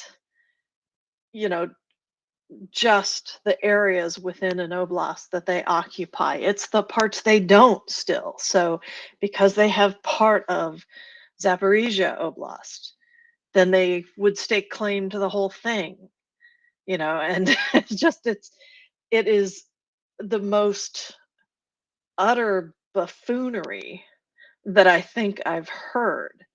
And yet we've still got naive folks in many countries who haven't been paying attention that go, oh, well, that sounds reasonable. And it's like, no, it doesn't.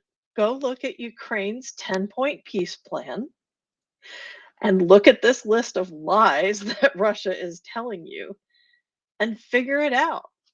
Just figure it out. It's just amazing to me. But I think, to your point, that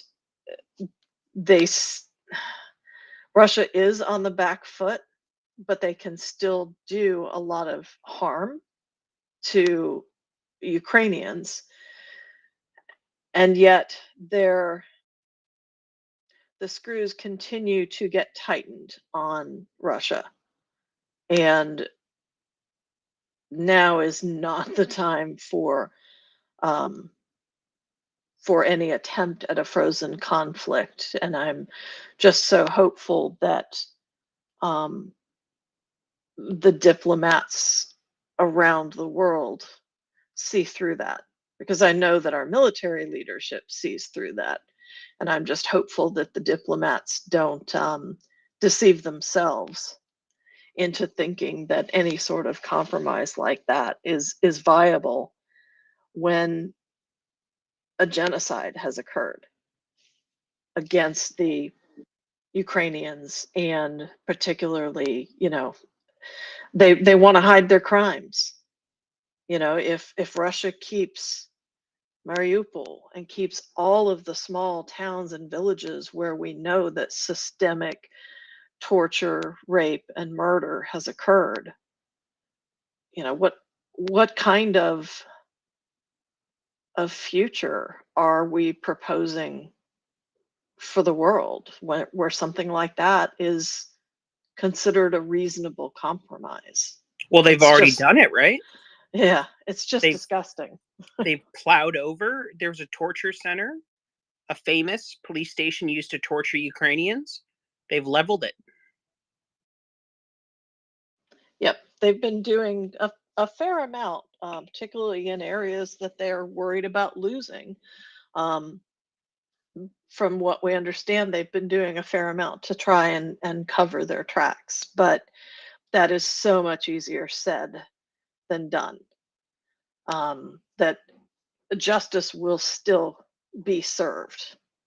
It just takes longer and it takes more documentation. I hates them. I hates them so much.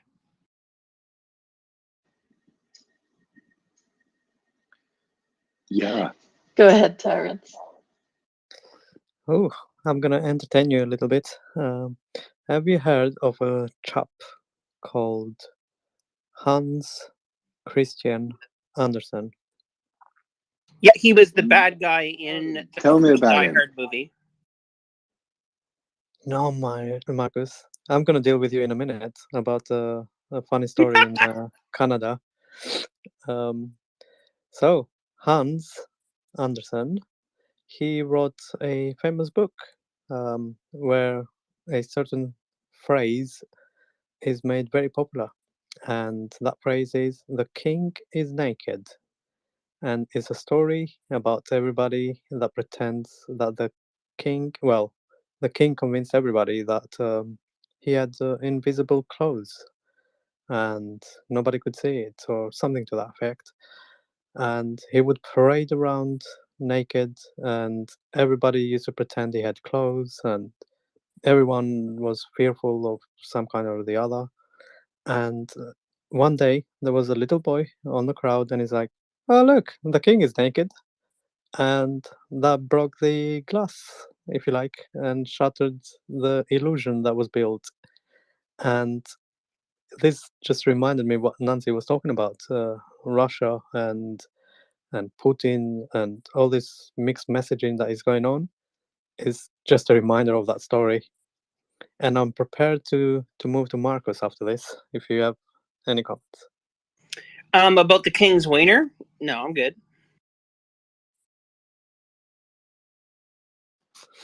So, Marcus, do I'll you bet know? I'll bet it's orange and shriveled, though. Are we talking about Trump? No politics in this space, guys. No. Shh. Do you know a very famous street in Canada? And what is so Main Street? particular about it?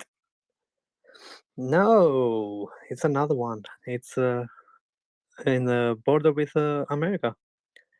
So there's a few chaps in there that live in that street, and their house is literally on the border. So in order for them to get into their house, they need a US passport. And in order to go inside the house, they need a Canadian passport. Did you know this? No, I didn't. But that's like the height of unreasonableness that one of the two governments wouldn't just waive that. Yeah, there you go. You've learned something about your own country, mate. That's wonderful. I love Canada. Canada is the greatest country that's name starts with a C and ends in A. And I refuse to listen to anyone that says differently.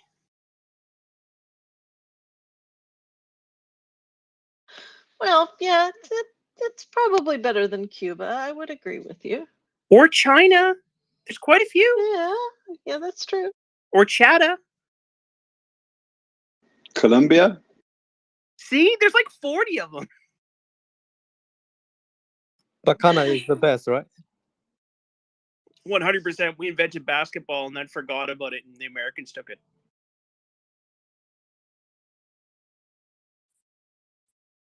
You were just too polite. I want sources for that one. I see. When I was a kid, there's something called Part of Our Heritage. There was like heritage commercials, and it would show like notable historical events reenacted. So one of them was the guy that invented basketball, and how they use like a wicker basket. They put it up high to throw the ball into, and then the ball would stay in there, and then a guy would have to take a stick and pop it out until someone cut through the basket on the bottom and it fell through, and they were all like, "Wow!" And then it would end and go, "A part of our heritage, brought to you by the government of Canada." There's a bunch like that. There's that one. There was like the guy that invented the paint roller, probably. No, there was lots about like World War I and World War II and Confederation, which is when all the provinces got together and said, "Let's like make this like a country." And everyone was like, "I don't know, can we do this?" And then someone said, "Yeah, probably." And they went to PEI and did that. There was Vikings landing in Newfoundland and scaring First Nations people, and then getting drunk and then leaving Newfoundland. And because Canada was called Vinland, like Vineland, like forest land, on Viking maps, and people were like, "No way, Christopher Columbus discovered North America and South America." But Vikings were just like hopping over here, getting wilding it out, getting drunk, and then leaving, doing Viking stuff, right? Way before Columbus, they just called it Vinland. Not Finland, Vinland with a V. Anyways, so they found Viking villages in Newfoundland, actually, like the ruins of them. It's pretty cool. So it wasn't so newfound then. Right?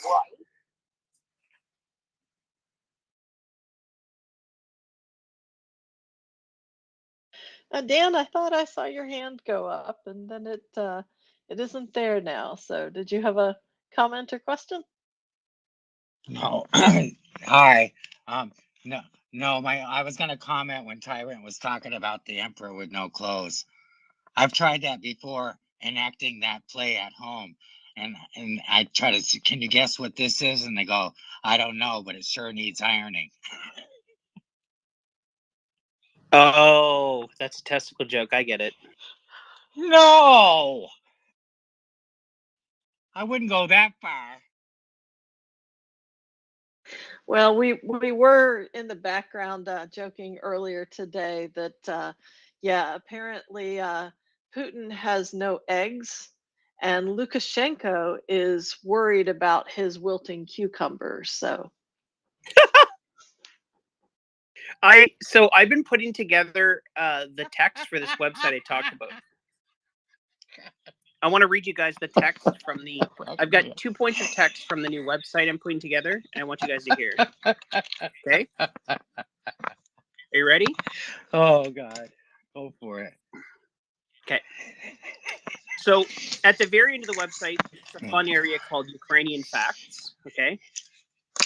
Dan, your speaker's open, your mic's open. Sorry. So there's an echo. It's okay. So Ukrainian Facts says on April 14th, 2022, Ukraine opened an artificial reef and cultural heritage site, formerly Moskova, flagship of the Black Sea Fleet, off the coast of Odessa. Ukraine acquired this diving attraction from the Russian Federation in exchange for 2 R-360 Neptune missiles. That's one of my facts. and then the word diving attraction is a link to the GPS coordinates of the sunken Moskova. So the next one is the topsoil in Ukraine is a thick black mix that is extremely fertile, leaving farmers quivering in barely contained lust. Huge melons and girthy cucumbers abound in Ukraine's markets. So there you go. You guys saying cucumber made me think of the text I wrote for this FAQ, or this fact sheet. that's great, and I'm not joking about Lukashenko's cucumber. No matter how I state it, but yeah, apparently he had a meeting in the last day or so with his cabinet, and the key topic was that they weren't going to have cucumbers in Belarus for the new year because of their issues with the crop. So yeah, the wilting cucumber is no joke in Belarus. You know, I might be the only person in the world that is has a visceral reaction to cucumbers. I gag at the smell, and they're not even a strong smelling thing. Oh my God, you're gonna love my joke, Marcus. What? Wait for it. I'm gonna tell you. But first, I'm gonna shatter your dreams. The CNA joke you said earlier. Guess what? What? The name of the road that I just mentioned earlier is called Cannes, USA. Yeah, so I shattered your dreams. So let me tell you my joke, the vegetable joke. A woman and a man, they're both neighbors, and they were envious of each other. So the woman is looking at the man and she's like, oh my God, I love your tomatoes. They've gone so red. How do you manage to do that? And the man replies, it's like, well, I just go in the garden, strip naked, and then they just turn red by themselves.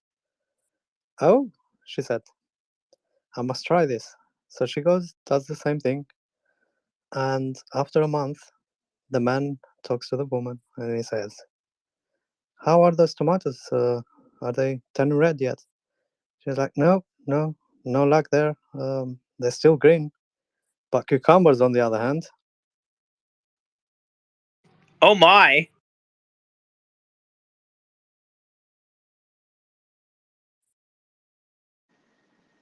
Oh my. I apologize. Sorry, it's too late No, here. don't. Maybe I should go to bed. I'll tell you a joke I learned on the space from an ex-CIA lawyer. So Brian was telling us that they're going to stop using lab mice for experimentation and switch to lawyers. And he said, there's 3 big reasons why. He said, lab mice are increasingly growing less common. 2, it's lab assistants become attached to the mice. And 3, there's just some things you can't get a mouse to do.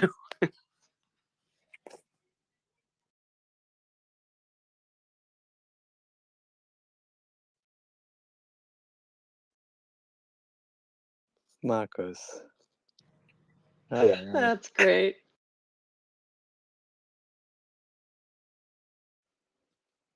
Let me repurpose another joke. How do you sink a Russian submarine? How? You just knock on the hatch. Hey, yo.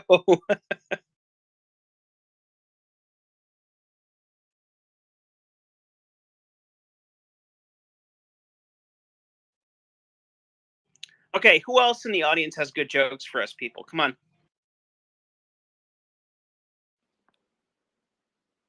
The jokes, they're gonna keep coming on, and people will start turning this into a joke hour. I think we should probably keep our day jobs. Maybe we can set up a MriyaReport comedy club or something to filter these off over to somewhere else. Tyrant and Furious, yeah, you can co-host that one. I'm sure you got a lot of material. I'm sorry. The way you said filter made me think is just like you have a pipe on something and you're draining it off into a ditch somewhere. Skimming it off the surface, I think, is probably the way it works.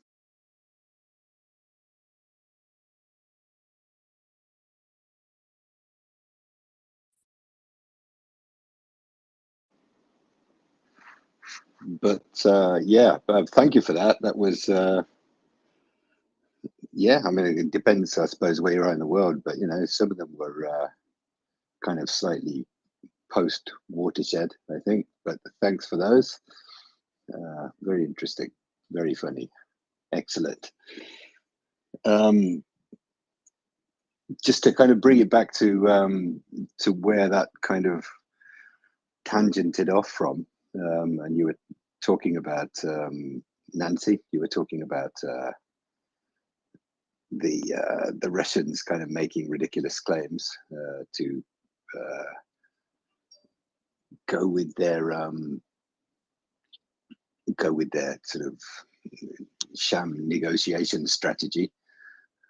It's kind of typical of Russian negotiating tactics, isn't it? Make ridiculous demands and then hope that they end up getting back to something that they wanted in the first place. So, yeah, as you said, let's hope that nobody gets on board with this and everybody can see it for what it is, and that everybody holds firm. Tyrants, is it another joke, or is this No. related to? Okay, go for it. Yeah. Funny that you mentioned that. I think their tactic is to raise the bar so high that when it comes to negotiations, they are in a favorite position. So I think that's what they aim for. So they don't budge at all, and they're in a stronger hand. So anyone can see this. We all see it, and the politicians see it, and all that. But that is also a weakness, because on one hand, you might think you're strengthening yourself, and to a certain extent you are, from the perspective of a Russian. But from a perspective of a ally, perhaps China or less well-known actors, such as someone in Cuba, for example, or someone with the Kazakhstan who might have still some influence from Russia, they might be looking at this and be like, well, you've been pretty unreasonable so far, so I think we're going to go with the other guys. So it could backfire. So it's a double-edged sword, as they say. Well, yeah, but the Chinese are past masters of the sort of ridiculous negotiating position. So I don't know about that, but yeah, possibly. It just looks completely ridiculous, hopefully, to the people who are standing with Ukraine, the countries that are standing with Ukraine, and because it's so ridiculous, then it becomes a non-starter, hopefully.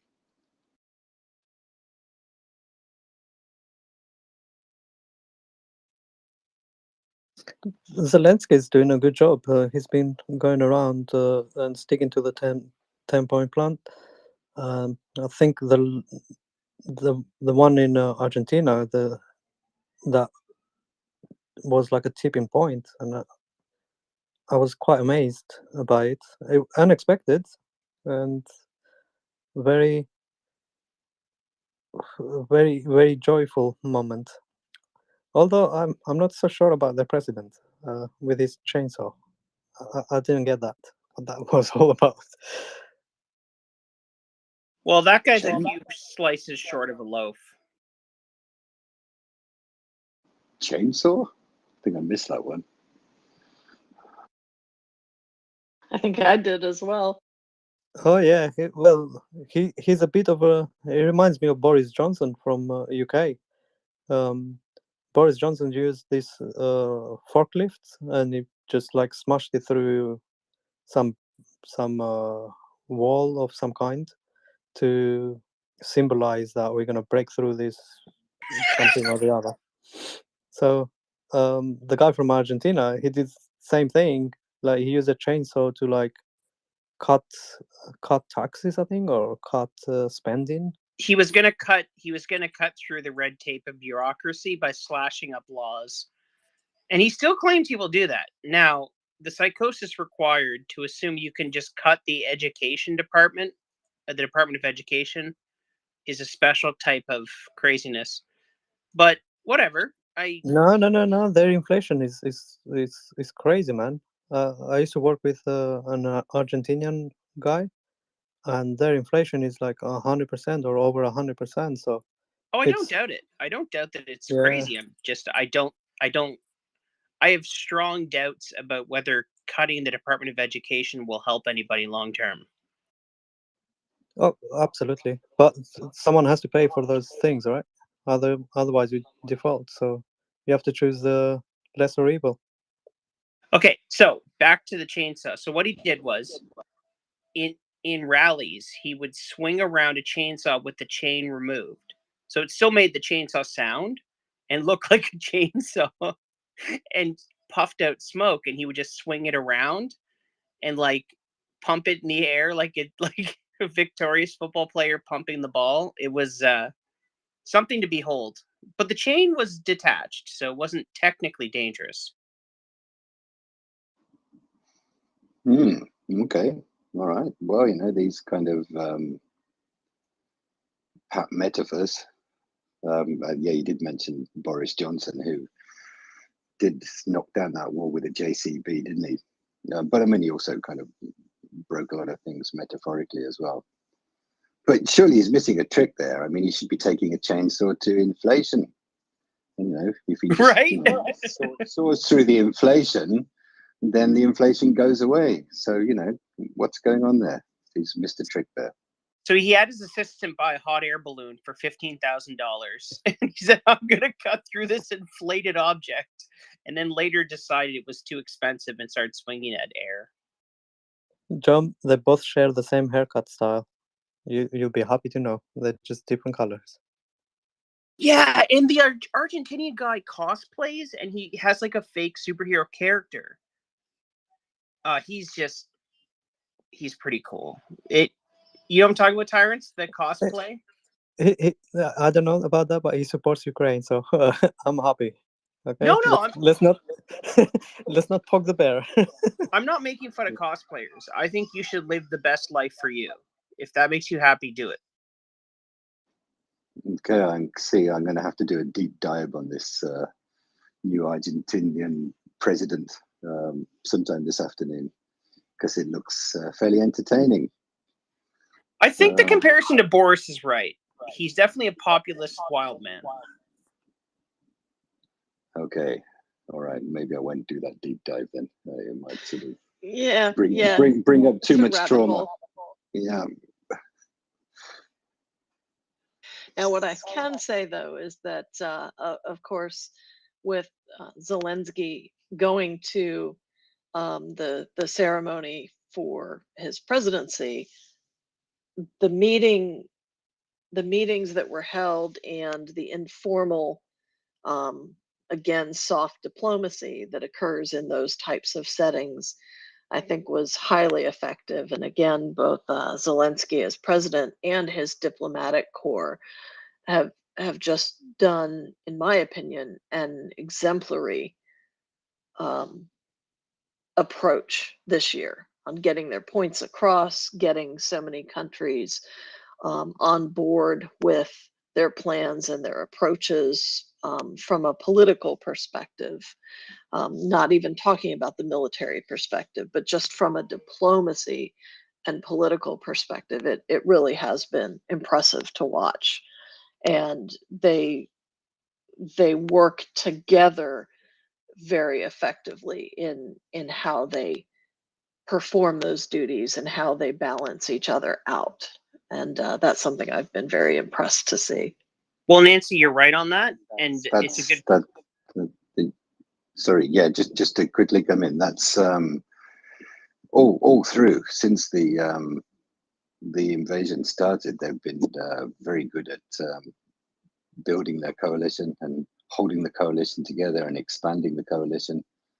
It's been extremely impressive, and it's sort of I think the success that Ukraine has been seeing is in no small part due to that work that they've been doing. Absolutely, it's been amazing. Sorry, Furious, go ahead. Oh no, it's all good, Doc. So the Russians have spent a lot of money in the last decade trying to create some soft power in South America, and Africa. Now, the African soft power was more so that they could stuff mercenaries into resource-rich countries and imperialism it. But moving on from that, the idea of having more soft power in South America is brilliant.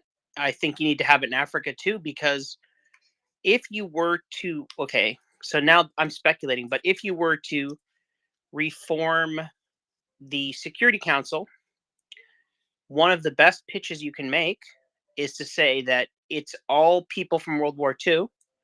There's no representatives from South America.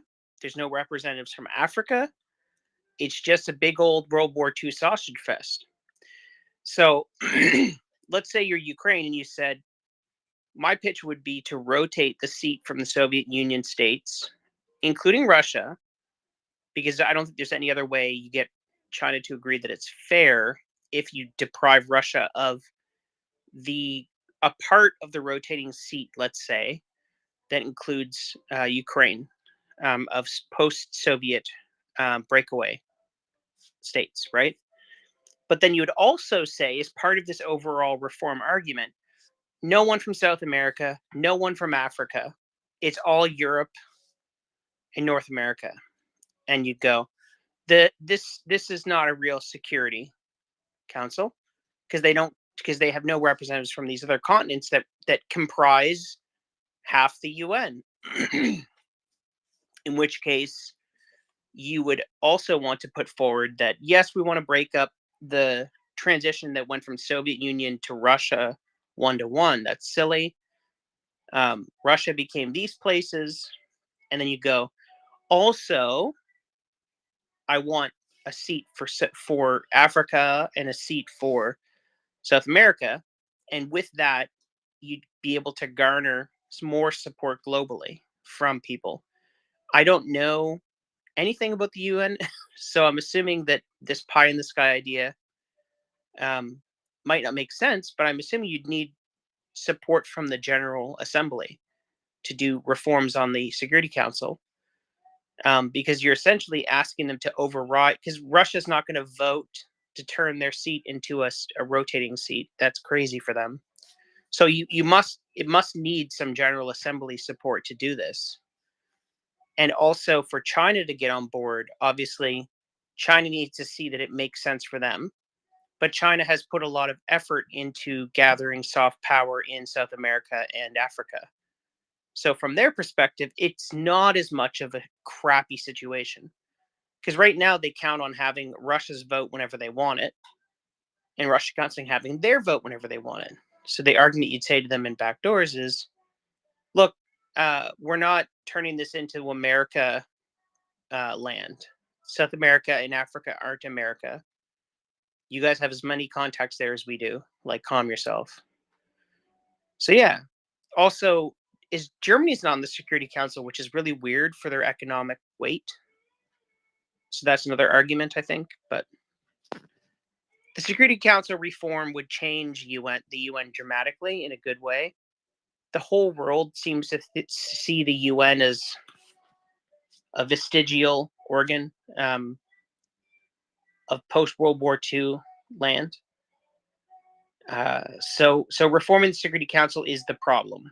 That's it. That's the problem, is that you can have bad actors vetoing everything that matters for enforcement purposes. So yeah, that's my suggestion. This is my TED Talk. Well, that reminds me actually of one of the U.S. Helsinki Commission hearings that I watched a few months ago, which basically was, what do we get out of the UN? And one of the people who was testifying was Sergei Kyslytsya, who is the Ukrainian ambassador to the United Nations. And I was glad to see him there because, number one, he had a very good point, which is if countries decide we're not going to stick it out with the UN and we're going to leave that theater, Russia and their power enjoy vacuums like that. And it means that if the allies of Ukraine leave those meaningful roles in the United Nations, it creates a greater vacuum for Russia. But what he did point out also is, and he also talked about, of course, the history of Ukraine in the United Nations, since it was one of the founding members of the United Nations. But next year in September is the UN summit for them to talk about the future of the UN and what types of changes need to be made strategically to continue to be relevant in the changing dynamics that we see today. And so his country is looking at that timing very seriously as far as what can and should be suggested for change and expanded on. So I think that that'll be an interesting thing. It's kind of one of those watch this page type notes more than anything else. You can look on the UN's website and follow the links to the Summit of the Future, and there's not much there yet other than the very highest level goals, which don't really provide an average reader that great a level of detail. But that is an area where at least the UN looks to change periodically, and that is a point of change. That is a pivot opportunity. What that would look like, who knows? But what we see and have issue with today is not necessarily exclusively what the United Nations will look like in the future as well. So that at least was a small sense of encouragement for those of us who have sat in on those Security Council meetings and gone crazy throughout these last 2 years. Absolutely. Yeah, I don't. Personally, I don't think that the United Nations is necessarily reformable. Any changes to the Security Council will be vetoed by the Security Council, I would imagine, and probably like the transition from the League of Nations into the United Nations is going to take some kind of catastrophic worldwide conflict for it to reconstitute itself into a new post-World War III, God, this is dark, World War III consensus. I don't really see anything meaningful shifting there, but who knows? Furious, sorry, just jumping. Yes. So let me assuage your doubts a little bit. You don't need that drastic of an event, even though your doubts are characteristic of the way the world sees the UN. And I think what's happening in Palestine, what's happening in Gaza with Palestinians is going to peel back a layer that will kickstart a lot of introspection and on one end of the spectrum of emotional turbulence, and the other end would be just rage. Because the reality is UNRWA will be linked very conclusively to the enabling of the actions that happen to Israelis, whether it's through funding for schools or funding that was misappropriated and not properly watched, that went into Hamas, weapons and tunnels and infrastructure used to butcher 1,300 civilians. So this will create an inflection point potentially in the UN's history. And you'll have some actors that will want to stir the pot to create the chaos they want. Russia. And which I don't ascribe those thoughts to China at all. China's a pro-stability country. They're benefiting right now from everybody chilling the hell out, right? That's no tyrants. I'm not saying they're a good state in terms of their actions. What I'm saying is the best case scenario for China is everyone chills out and buys crap.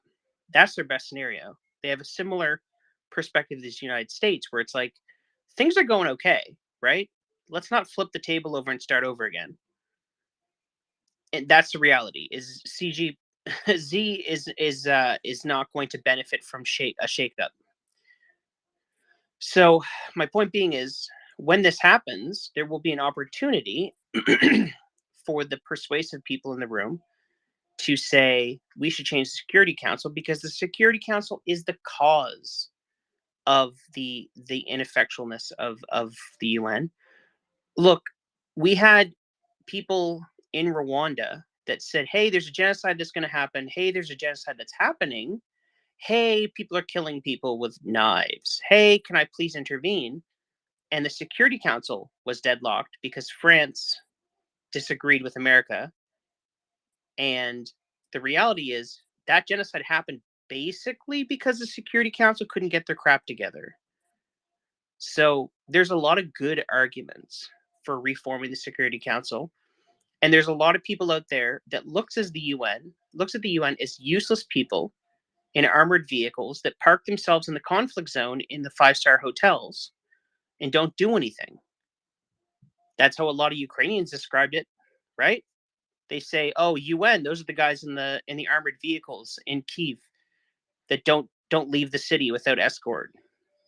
So what's happening in Israel will contribute to hopefully a seismic shift in the way the UN works, because it is at its base become ineffectual, and I think that is largely contributable to the Security Council's ability to just overrule everything as a single vote. And that just doesn't work. We've watched it not work for decades, right? So That's my feelings on that.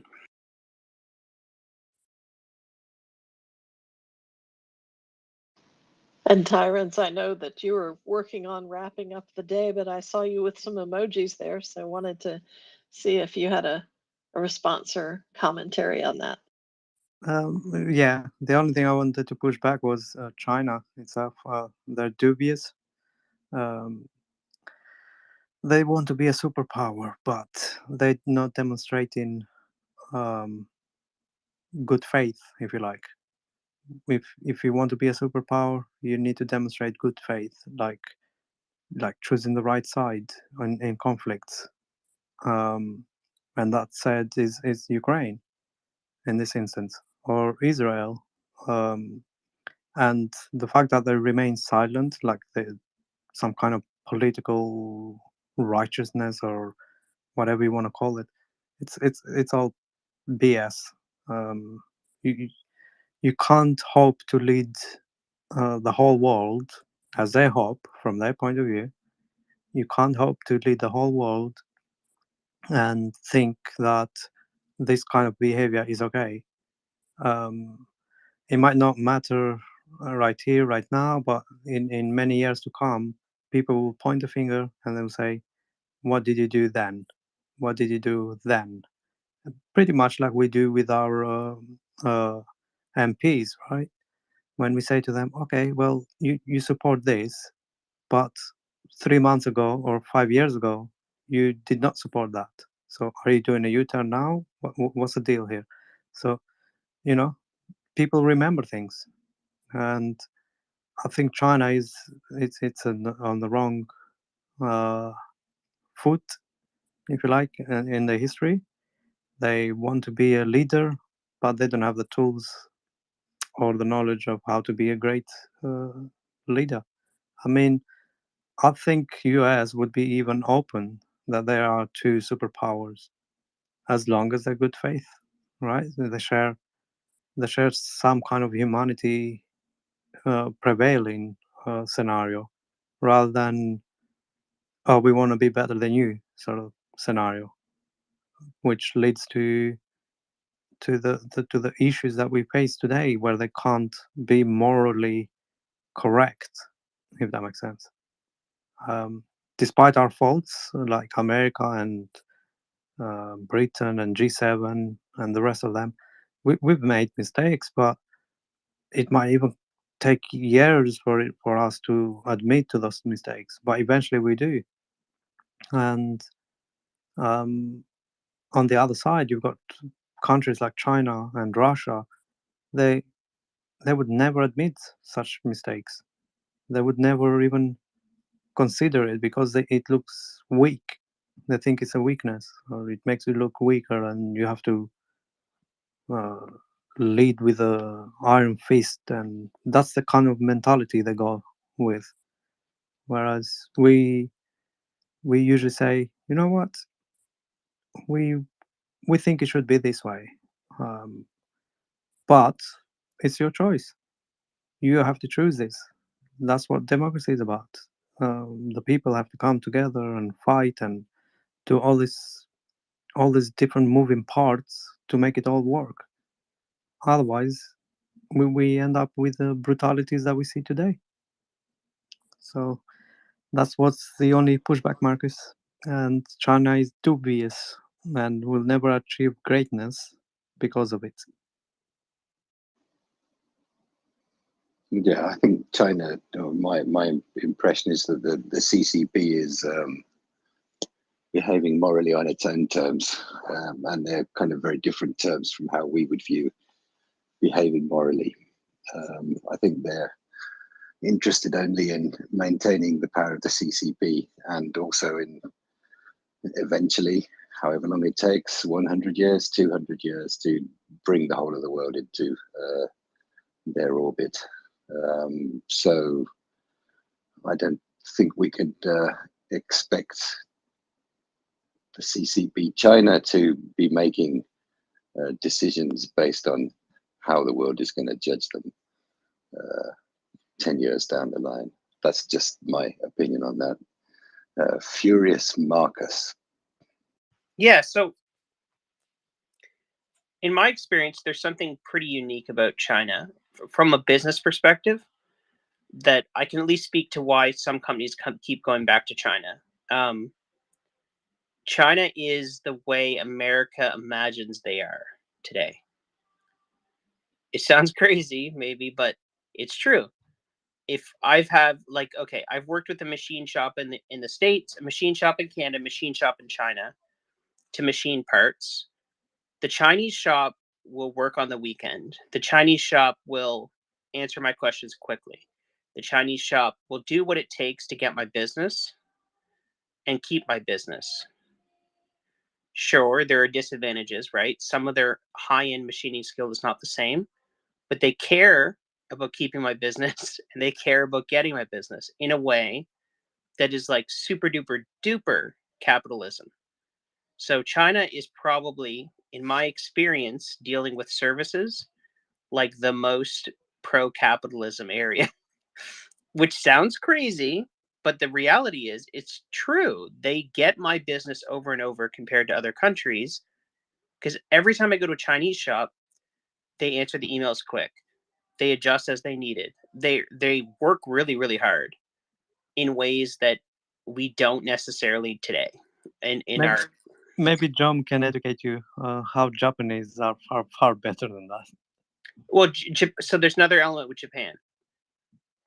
If I want precision, if I want Asian Germany, I go to Japan, right? But Japan's very specific at what they want. They're very specific at what they do. If you want it done cheaper and better per unit cost than anywhere else in the world, you still go to China for manufacturing, at least per unit cost. So that doesn't, and for me, I'm agnostic emotionally to it. I don't own the company. I would, if it were bad labor conditions, I would still go somewhere else. But this is a machine shop in China. And just for your interactions with them, you can tell they're fairly well educated. It's not a slave labor type situation. But the point being is the attitude is the way you imagined 1960s America being. Which is why it's really funny, anecdotally, when you think about the fact that everyone's like, oh, China's super communist. They are not. They are super capitalist. If you go on a business trip to China, you're not like, oh, look at all these commies. No. It's a very capitalist environment. You're going to get a business card. You're going to get pitched on buying stuff. Like, it's not. I think they admire the American spirit in terms of the ingenuity. Now, at the same time, America is still one of the few places on the planet that business-wise pivots really quickly and aggressively into new trends and innovates in ways where like a whole massive a corporation will pivot towards innovation in a way that's really interesting and respectable. But there's just some things you can't do anymore in North America. Like all of you have fabrics in your home and like backpacks, jackets and stuff. And like, I'm telling you, you can't make those fabrics anymore in North America.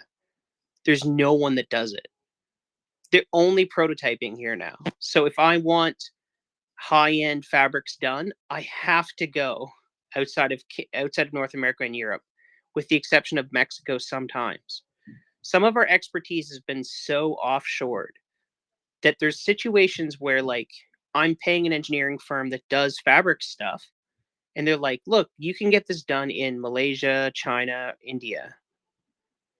And like during COVID, we were like, okay, do we have an option that is less prone to shutting down if COVID and be out of our control? Can you give us options that we have 5 or 6, let's say. So we're Marcus, may I stop you, Marcus? Yeah. 1 second. You used the COVID thing. Yeah. As an example.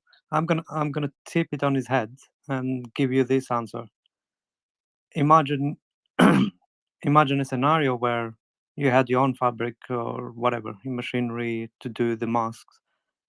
Do you think UK would ever have produced the quantity of masks needed if they had their own manufacturing?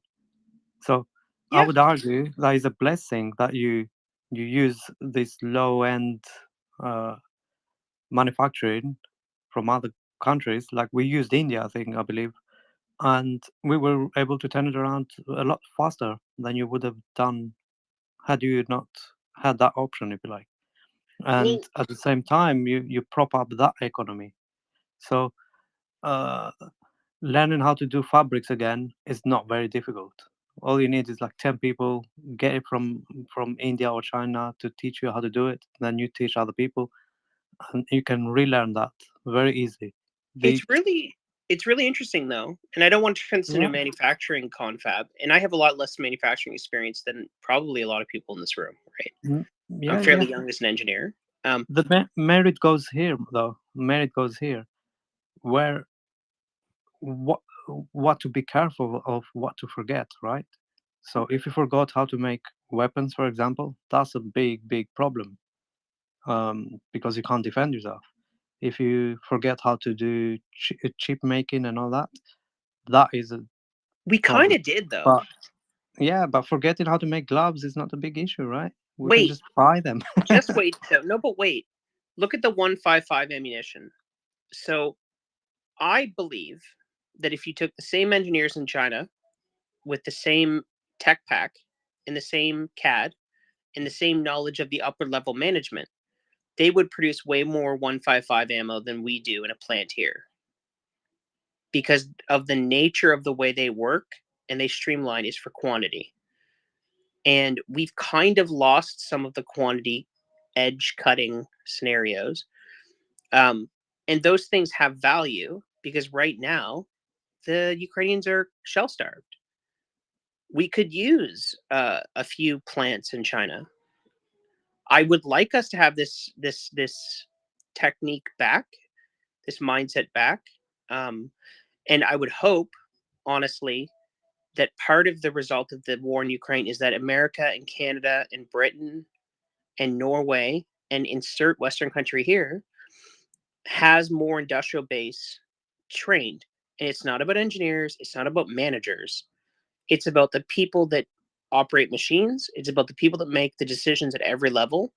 And those people are super valuable and they've been jettisoned into space. But a really good machinist is gold. A really good operator on a lathe, not even a machine, just an operator on a lathe is gold. A really good person on an assembly line is gold.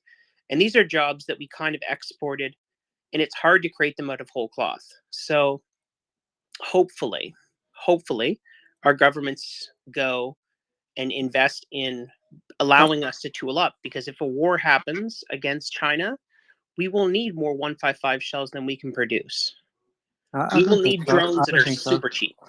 I don't think so, Marcus. This is a unique problem in Ukraine because that's what is needed there.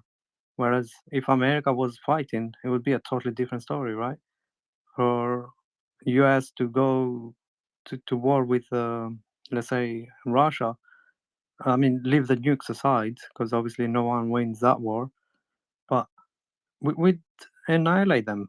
It would be like a 3-day war. It Well, would just be overwhelming. Let me push back, and though. you don't need the 155s. So if China is fighting you, you can do the same thing to China because they can't innovate. Do you understand? They no, they can't can't. innovate. They're starved of innovation. Okay, and we say that a lot. We say that a lot. That some of it's a choice. A lot of engineers there kind of know why you're going to them versus going to a boutique firm in London. They know that you want quantity. So we shouldn't underestimate people like that. But my other point would be, how is the Royal Navy going to deal with the Houthis? Because your missiles are $1 million and you're intercepting a $10,000 drone. But we're mixing two things, yeah? Because how are we going to deal with them morally as we stand? And also, Edward is waving. I'm not sure if he wants to talk and jump in because he might be in a PC. But it's a matter of how do you want to deal with this morally at the current state, right? If this was like a total out war, it would be a different circumstances, different. No rules applies anymore. Does that make sense? It would be international chaos. But then my second point on that is we need to get to a place where we treat the genocide of people in Ukraine as morally equivalent to the genocide of our own children. If we want to reach a level of enlightenment that is above our current level, which as a human race we should aspire to, and the reality is I am emotionally diminished by seeing what's going on for people in Ukraine, and many of you are too. And to me, it's worth my military's time. I don't care that it's not Canada. Okay, interesting discussion. We've it's kind of been moving away from what we were talking about at the beginning of this kind of portion. Furious, I'm interested in using Chinese manufacturers for some of the things that you're producing. What's the sort of quality control like on that, or is that not such an issue if you're dealing in fabrics? Well, it's okay. So it's interesting. For example, I've had stuff that needs like very, very tight tolerances on gears for things that are types of gears that are not normally done, like cycloids, and in the past, for example, not on stuff I'm working for the current company, but where we use manufacturers, and ultimately we did use a firm in Canada for the cutting for precision, but with corrective communication, China's fine. So it was interesting. First pass prototyping, I was able to get what I wanted here in Canada. But if I wanted it at the cost that management would accept, I needed to just basically do better drawings and coach the Chinese guys better on what I wanted. But then they could produce it in superior quantity for cost. So in my experience, they're just the guys I've worked with in China, which is not representative of anything but my personal experience, but we're really talented, but they're talented in a specific area for reducing cost, which is fine. Like mold and tooling stuff, they're really good there.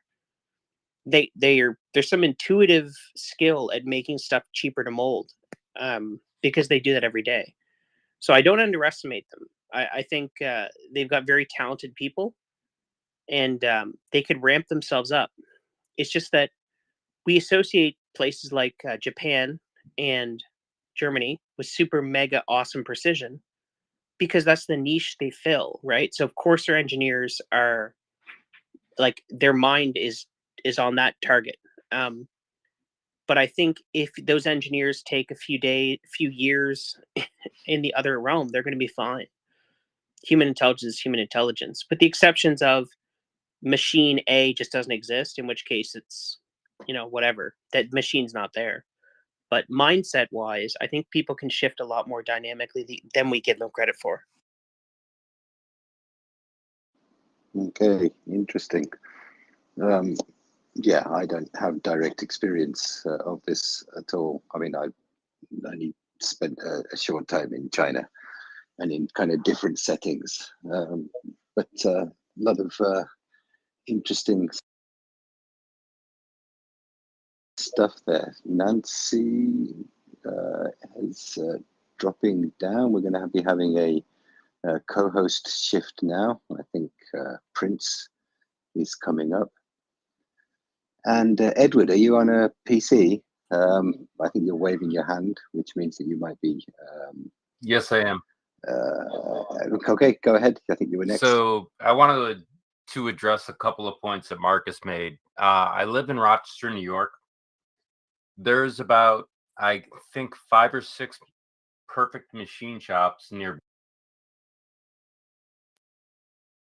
To do obviously sewing, and we had mills at one point, but fabric is easy to do. If you need to know how to buy American, I'm very good at telling you where to buy American clothes.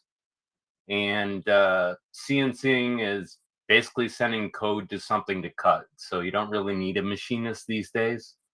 And that's all I wanted to say. Over. Edward, I think Rochester is a classic example of a place that will blow up if we invest in our economy more. again.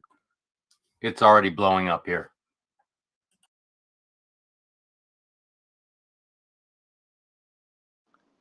And there you go. Good type of blowing up. There's always Prince. good types of blowing up.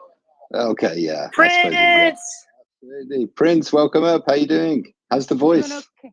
The voice is fine now, thanks to a very dear friend who suggested something I never would have thought of. Yeah, it's working fairly well, and it's feeling very stable. Oh, do tell us. What did they suggest? Flatio? Oh, Marcus, my son, I'm going to teach you where the line is. Yes, see, he got that look. He got that look, my son. Mucinex twice a day. There was yeah, anyway, we don't need to talk about phlegm, but yeah, it seems to have cleared something off the vocal cords, and I am very happy and thankful for that. Well, that's great. I mean, I'm really glad you got your voice back, and at the same time, kind of a bit sad not to be hearing the Pinocchio stroke Mickey stroke Minnie Mouse thing. So, you know. I'm a real boy. Oh my There we go. God! Stop mimicking me. There we go. Fantastic. Yeah, I know. Oh, geez, you guys. Now, it's been a good day. It's been an interesting day for me, and I have not I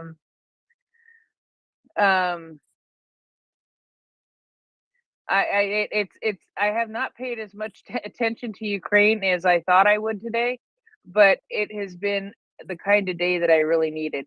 So we will figure out how tonight goes. We'll see if Tracy's able to make it up. I think she's not feeling too well, which is too bad. Which makes me sad, but yeah. You got to be kidding me. I know. I know. I still have all of the cases and everything that we can still, Marcus, I'll allow you to sing the theme song as soon as we figure this out. Yeah, see, Marcus gets too happy about singing the theme song. He does like to sing the theme song. So yeah, I'm trying to find out if Tracy's going to be up to this, and if not, if we have somebody who can help. Yeah, so typing and doing all of that at the same time is always entertaining. But there are cases, of course, that I wanted to talk to, and there are, of course, always things that have happened about Ukraine that I have found very, very interesting.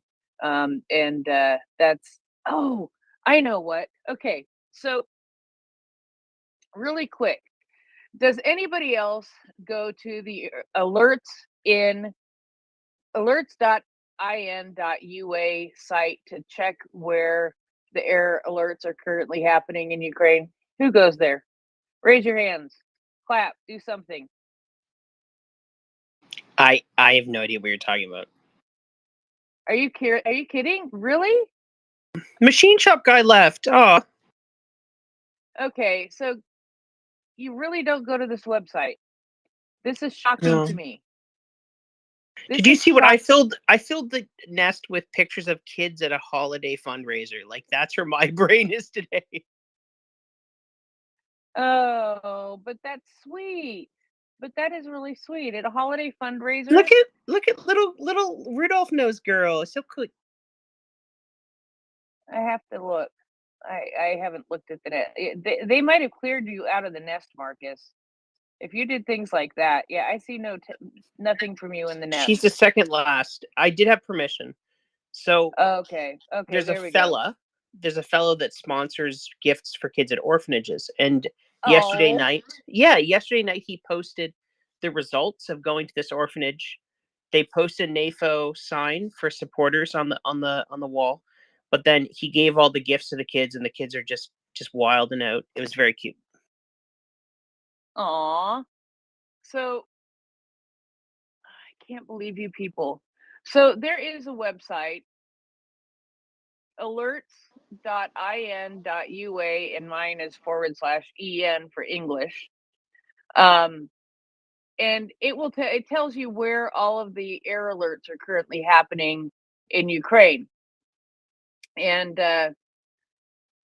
it is a very, very good site, and it is something that I keep track of all the time, and always to make sure. And I know they have a Twitter page. I just can't remember what it is.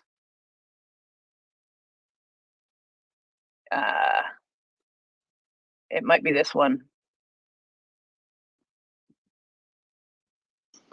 No, anyway. I've got the map open now. Yeah. Yeah. Okay. So what I wanted to say about this is they have done something very, very cool for the end of the year. If you click on any oblast, say click on the Odessa Oblast, you get the pop-up that tells you the history of alerts and things like that.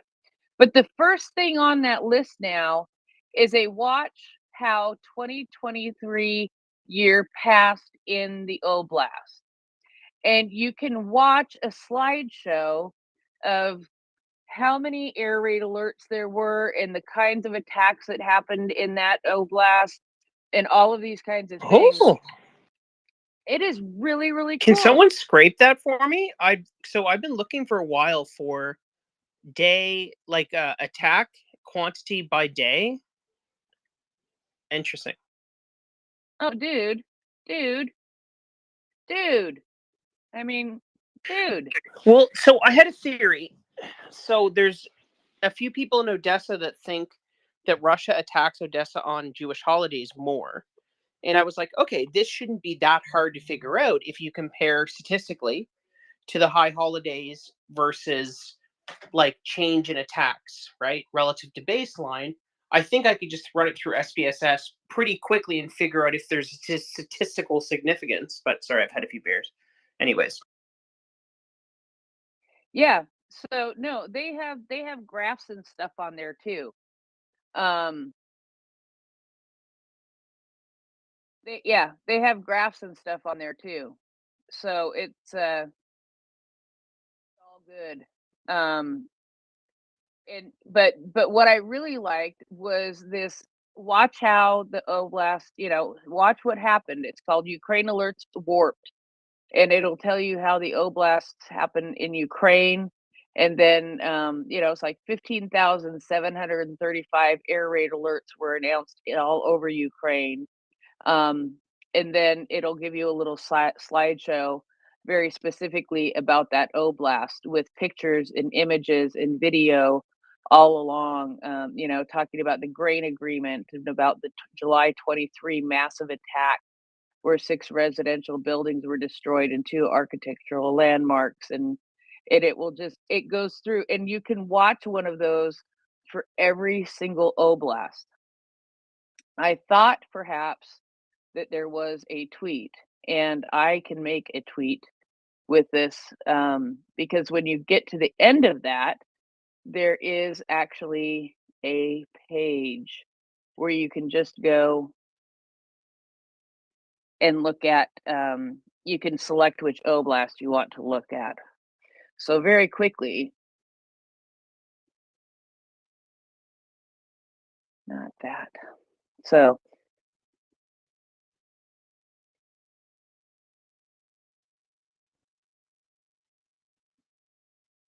sorry, I can't type and talk at the same time for some reason. I can barely do one at a time. So That's okay. I just sent it's a crappy tweet, but it's a tweet nonetheless, that I can now put up in the nest. So you guys can go and look at that. So it's a really, I think that I would be really interested in people looking at it and going and looking at several of the different oblasts that you think about a lot or that you follow a lot. And I feel bad. I'm sometimes a wimp, but a couple of weeks ago we talked about this application because there's an application for this for your phone too. And I installed it. And I set it up as if I live in the Lviv Oblast. Okay. So, I say that's wimp because Well, I've that's the oblast that has like probably one of the fewer number of air raid alerts happen on a regular basis. And so, but I still set it up for Lviv. Anyway, the point is that whenever an air raid goes off in Lviv, the air raid goes off on my phone now also. And it doesn't matter the time of day, doesn't matter what I'm doing, doesn't matter if my phone's on do not disturb, doesn't matter if all of my volumes are turned down, it somehow overrides all of that and comes through as an emergency alert. And so that has been rather interesting and has caused a couple of really crappy nights sleep for me. Because there was one night when I got, because you get the air raid alert initially, and then of course, when it's over, you get the all clear, so that wakes you up too. But there was one night I got, I think, 3 air raid alerts and then all clears. And so I was woken up 6 times during the night for air raids in Ukraine. Now, that may seem in some ways foolish. I don't have to do that to myself. But I made the choice a couple of weeks ago to install that and do that to myself, because there's no reason that I shouldn't experience what Ukraine experiences also. So what oblast? Where did you pick? Lviv. Lviv. How was it? How was what? Being woken up 6 times? No, your authentic Lviv experience. I've often thought about this for Odessa. Yeah. I mean, you can set it up so that it goes off for Odessa too. I could set it up. I could set it up so it goes for multiple oblasts. I know getting woken up in the middle of the night is no fun. It's like someone telling you there's a ride at Disney World called the Authentic AIDS Experience. I would be like, I've never been to Disneyland. Me neither. My father's been 3 times and none of his kids have been. Yeah, my parents went when I was an adult. I've never been. I was a child never when been. Dad went. Oh, that sucks. It was his company paid for it, but still, he should have paid for us to go. But my father's pretty selfish. Yeah. I love him. He's a great guy, but I learned. Yeah. Oh man. So let's see here. Are we gonna get somebody here?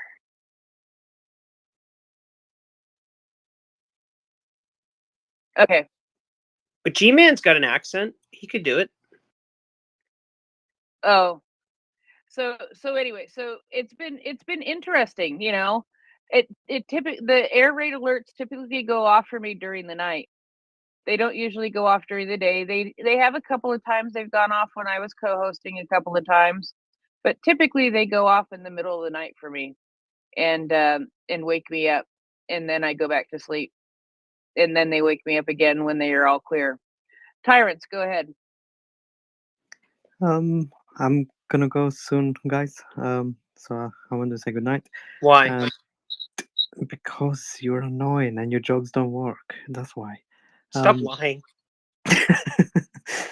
No, I enjoy them too much. That's why. Prince, I think it's good that you've done the experience, but I don't think you should expose yourself prolongedly, if you like.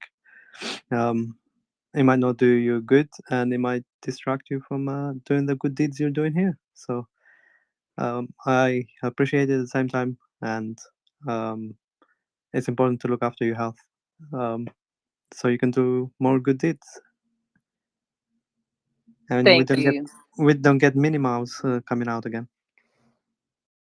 There's only one mouse around here. I'm a real boy. So anyway, the thing is, I'm a BWC.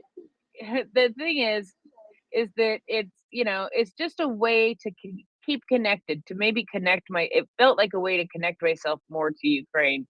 But that's not the point of what I was saying. The point of what I was saying is up in the nest now, first tweet in the nest. Lord, I got to clean up that nest. First tweet in the nest is the tweet that I made to show everybody where they can go to look at the air raid summaries for 2023. Oh, there's a huge typo in there, but I'm just going to leave it. 2023 in Ukraine. And just you can go and look at basically the year in review for different oblasts, and it is rather interesting. And I've been watching a couple of them every now and then just to see what I can learn from them. And of course, some oblasts are going to be not a whole lot. Some oblasts are going to be a lot, and so it's going to be interesting to watch. Christopher, good evening. Hey, hi. Marcus, you and I can talk about textiles later. There are plenty of places in the U.S. to make them and make good ones, and even do some really neat stuff with recycling textiles. But it's not as inexpensive as it is made elsewhere. And why do I know this? Because my wife works with China and knows just about. She is a designer for a company that produces the giveaway cosmetic bags. She's been doing it for about 20 some odd years. And she can tell you what a cost of a zipper pull is versus this versus that. She can look at a piece of nylon and go, yep, that's 600D. Yep, that's this. It's amazing, that kind of experience. But That's hot. It is. It is. I geek out over it. I bring her stuff, and she's like, I was like, how much does this cost? She's like, well, it's got a hidden zipper. It's this, it's that. That it might be about $475 landed. I'm like, well, the retail cost on this thing is $120. She's like, yeah. Anyway, but here, Prince, I'm here for you. Should you need me for a reading? Okay. Back to you. All right. I see Robin jumped up in the co-host seat with me. Robin, thank you. Tracy is not feeling well. Surprise! Yeah, I know. I saw. I'm happy to be here. I didn't talk to you the whole day anyway, so I had to do something. It is sort of weird. I've been busy. I've been busy with stuff, and that's just how it goes sometimes. Yeah, that is true. You were talking about that alert app before, and I had noticed those reports on the oblast. It's really, I have this list of Ukrainian words I wish I'd never learned. Like how to say full-scale invasion, how to say terrorist, and how to say kidnapped child, that kind of thing. And I would add to my list of things I wish I didn't have to ever look at, and that would be summaries of air raids in Ukraine over the year. It's a wonderful resource, but what a shame that we have to have such a thing. Right? It is very sad that we have to have something like that, but it's also something that is it's something that's necessary, and I think that it is something that can be shared.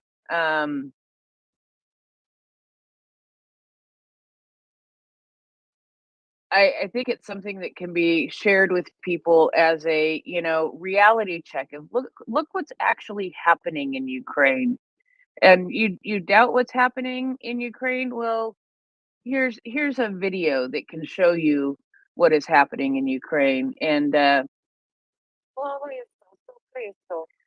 know Slava Usisu Christo. I know that if I hear it first. I can't say it off the top of my head yet. But do you know what it is? Yep. And you can also say Slavimo Yoho. That's what they say at Christmas. They say, let me see, how does it go? Christos narodivся, Christ is born, Slavimo Yoho. We praise him. Yeah, something like that. Yeah. Now you're gonna make me want to translate more stuff. Because Ukrainian is an addiction. That's it is, and I'm trying to. I started doing Duolingo. You know why? Because my pronunciation of Ukrainian words is really, really bad. Um, um, You know what I found that helps a lot? If you what? go into Google Translate and you try to get it to look up the word that you're trying to pronounce, until you pronounce it correctly, it'll give you everything else under the sun. I do it there's certain letters I still have trouble with, and I'll go in there and I'll say the same word 10 times and I'll finally hit it so it understands me. Then I know I've finally gotten the sound right. Well, but the thing is that I also know, that I'm learning the Cyrillic alphabet, but when I read stuff in reports, it's often it's Latinized, and so that may not help me. No, it's 100% true. I find it's much easier to pronounce something if it's written in the original alphabet, because Ukrainian, one of the only blessings about Ukrainian when you try to learn it is it's pretty much phonetic.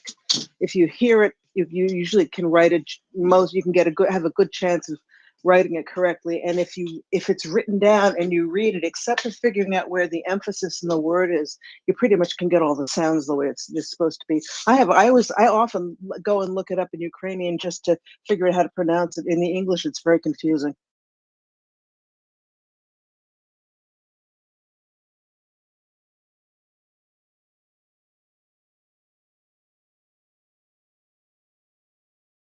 Did I lose you, Prince? No, I'm talking to a muted mic. I have talent. We're both talented that way.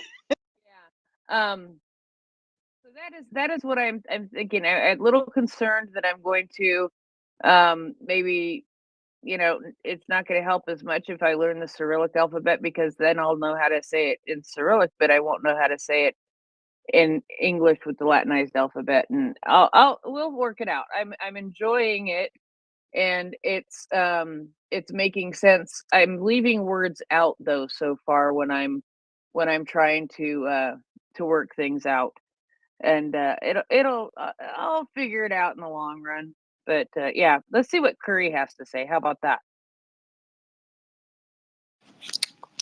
Is it okay to speak? Yes, go ahead, Curry.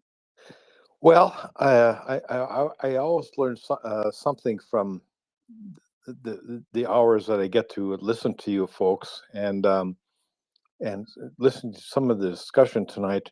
What was on my mind was I got to view the documentary On the Zero Line, and it's profound. It is truly profound.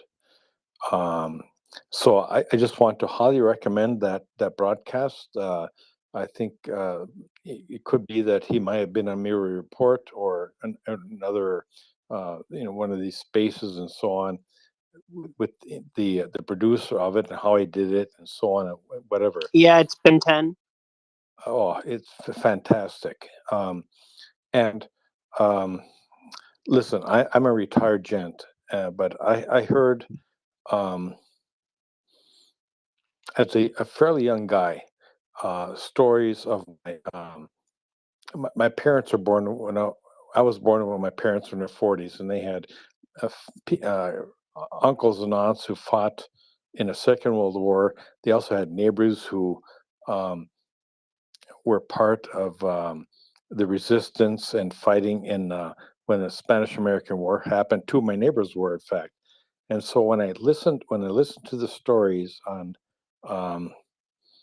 and the filming that this gentleman did on the Zero Line, I was really, really transported back to some of the stories that my parents and some of my neighbors told me when or I got to listen to when I was a fairly young boy.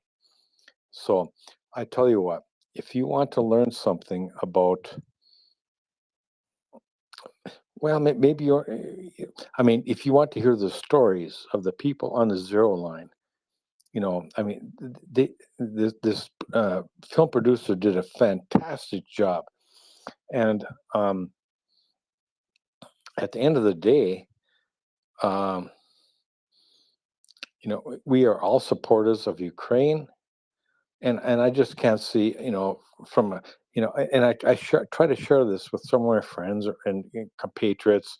I get together with coffee and they ask, what am I involved with? They say, well, I'm involved with this. And so I say, well, you may not understand everything, but I'm going to ask you to, whatever you spend on coffee this month, I want you, this is what I do. I kind of add up the money I spend on going to coffee with my retired people, some I know and some I don't know, and we have kind of a good discussion here in Duluth, Minnesota, and whatever. I said, well, I spend about $45 on coffee a month. I'm matching that as a donation to MriyaReport. So for those of you who are sort of passive coffee drinkers and whatnot, and over and above that, if you have skills, you're a retired person. I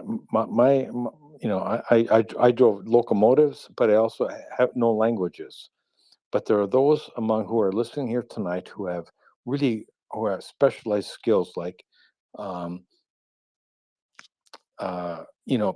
dealing with people who have lost limbs, psychologists who have dealt with traumatic brain injury. And some of you, have reached the end of your working career like I have. Why don't you just go over, or let's make yourself available to, avail yourself through the work of your skills, and just say yes to life, like Viktor Frankl said, trots allem so ja zum Leben. In spite of everything, say yes to life. Some of us, and my like I said, my skills are on languages and at driving locomotives and so on, and I think this year I'm going to go back.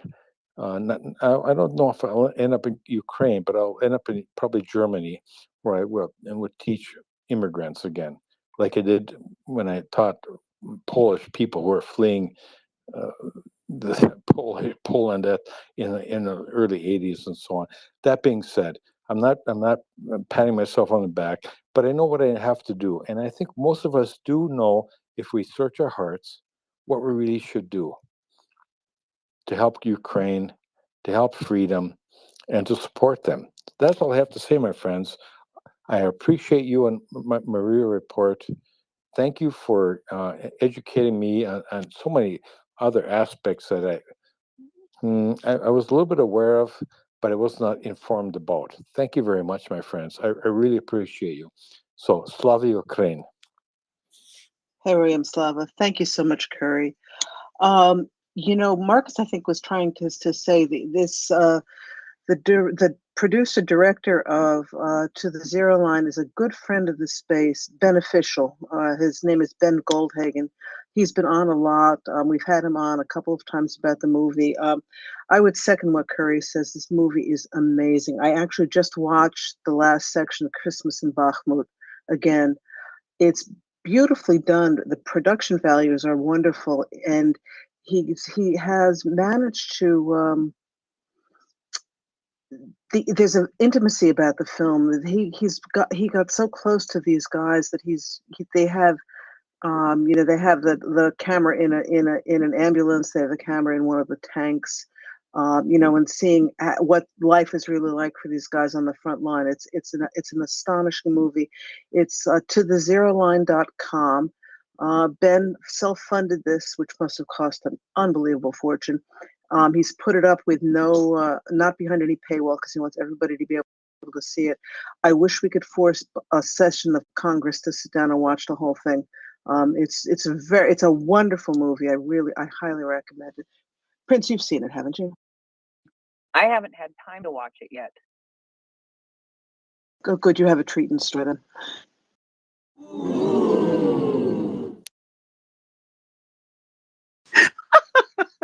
Was that you, Marcus? I always think it's No, Marcus. it was not Marcus. Joy, we typically don't do that kind of thing around here, but that was really pretty. That was very pretty funny, Joy. Yeah, that was pretty funny. Curry, did you, Robin, finish what you were going to say? No, I just was going to say, I'm not sure of the order of hands, but Curry had his hand up, so let's go back to him.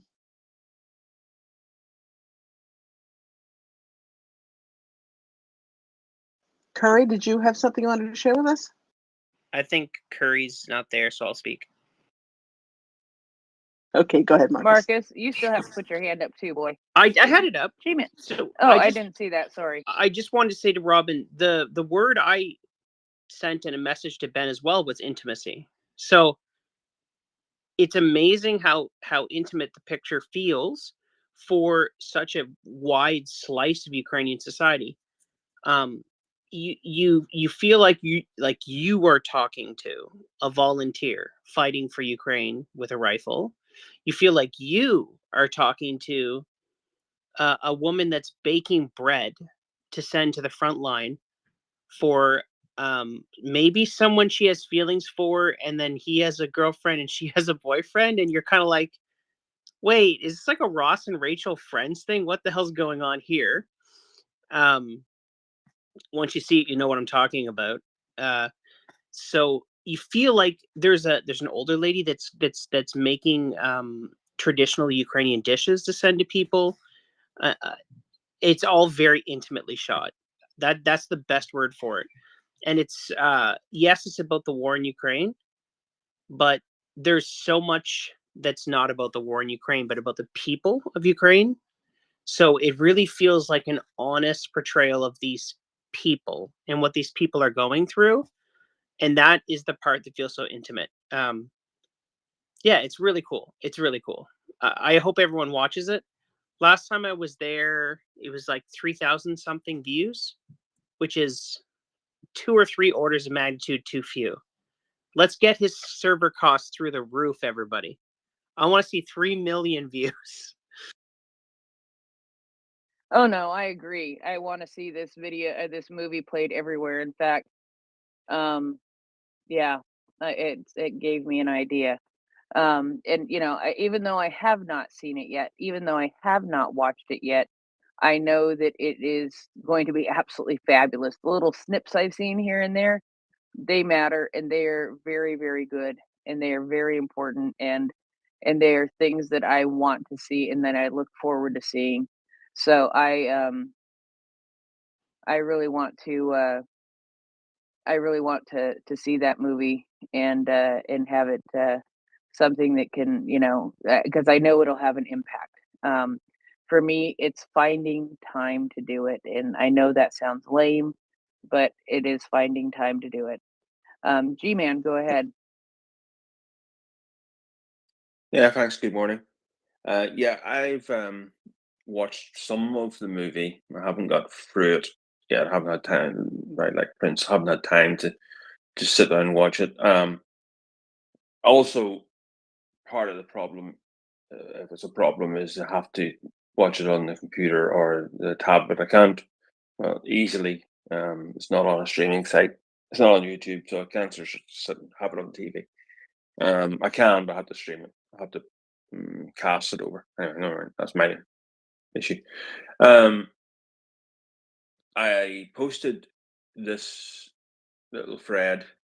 Ben asked me to do that because there's more to the story, I think, than just the film. There's why Ben felt needed that he needed to do the film. And that's down in the thread there. I'll read a little bit more on the project. A note from Ben Holdaken, director of To the Zero Line. Act 1.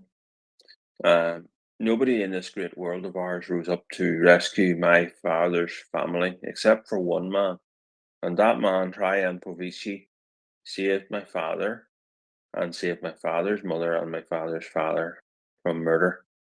But from that one man, that brave man, my father would not be alive today, and I would not be alive today, and this film would not have been made.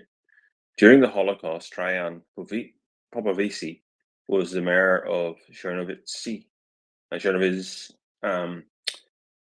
a small city sits on the Prut River. Today they call that city Chernovice, Ukraine. The mayor back then was ordered to deport all the Jews from that city, and he schemed a way to save, says here, 10,000 of them. Actually, is something closer to 20,000. Decades later, my brother Daniel and I talked about it on the very day of Russia's full-scale invasion of Ukrainian territory. Who would anybody righteously stand up for the people of Ukraine now in their moment of need? And so that's the motivation. I wrote a little piece, haven't published it yet, on Traian. And it's a very interesting segue of a story as well. And he was recognized, and he died in 1946. And he was recognized as righteous among the nations in 1969, and then honored in Budapest. Not Budapest, sorry.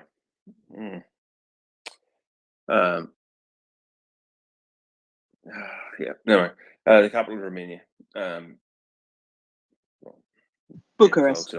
Yes, yeah, thank you. Thanks, Robin.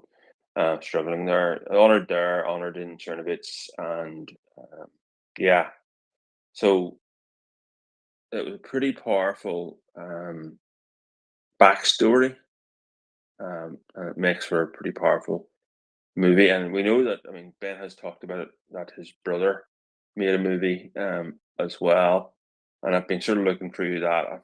I think I found it, and it's about the Holocaust as well. So I'm going to try and track that movie down and watch it as well.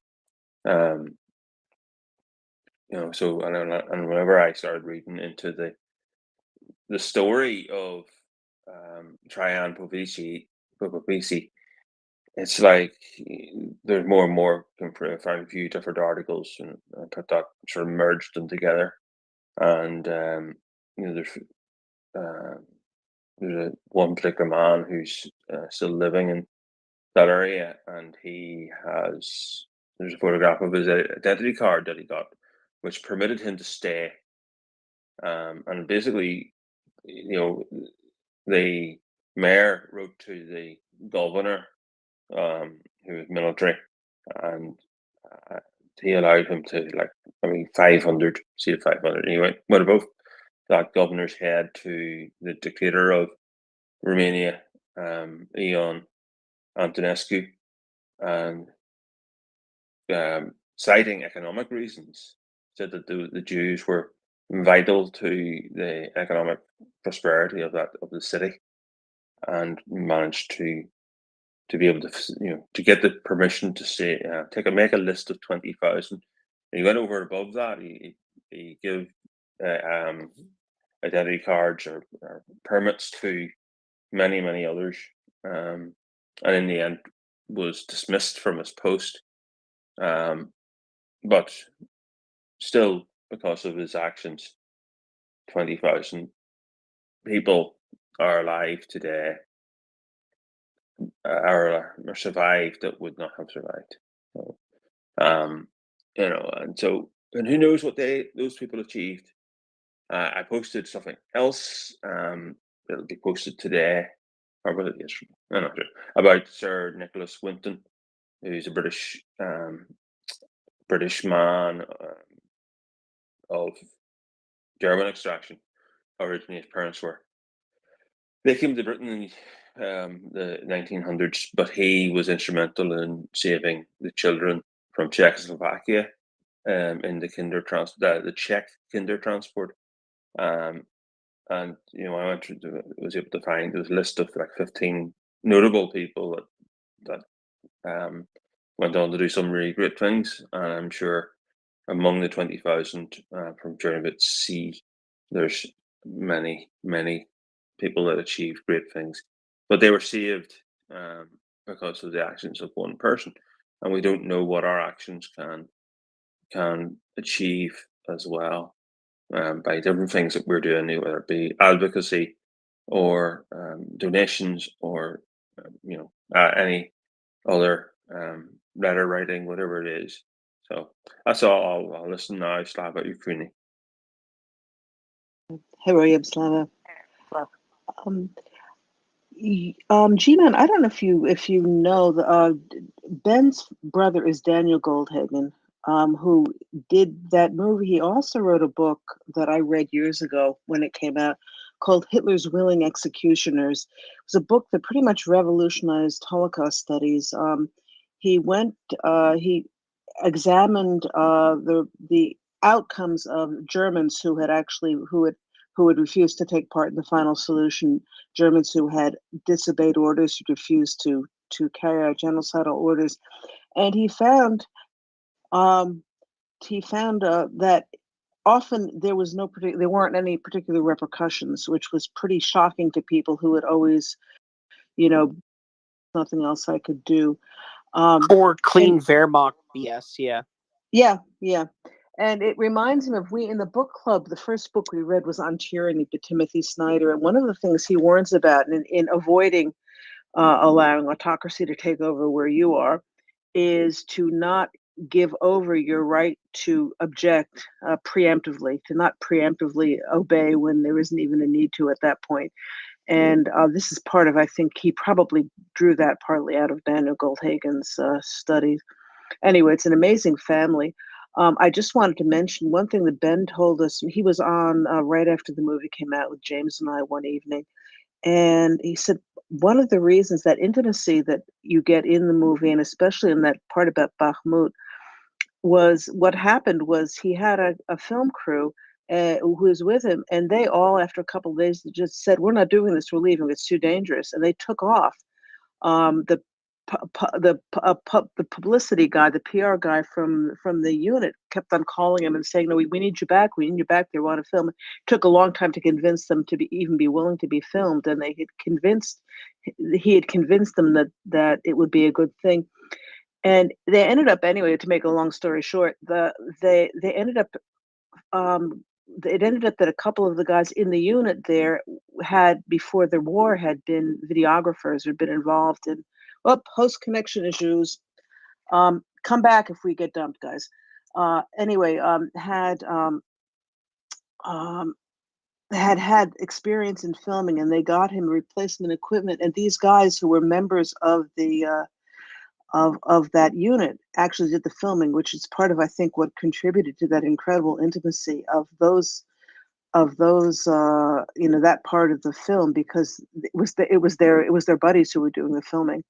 So anyway, that was just, I wanted to That's share so that. cool. Yeah, isn't it? Ben's a wonderful guy. He's certainly expressed a willingness to come on again sometime, and we have to talk to him more. Anyway, let's go over to G-Man. Yeah, thanks. No, I was aware. Yeah, I'd found Daniel Goldhagen. I'm just looking at his sort of synopsis of his on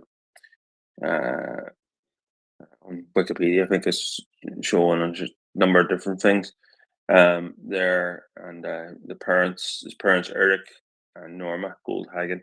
So it'd be interesting what I can find about them by just looking on the internet. But the film, and I think he's made about 5 different films, but Worse Than War, which was a PBS movie, and let me see, I saw another list, and so the movies: Worse Than War, On Common Ground, a World War II reunion, and so.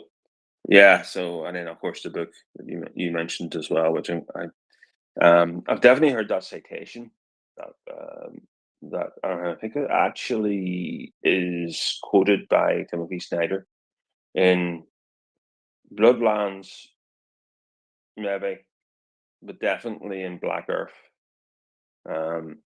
That point is quoted, and it comes down to this.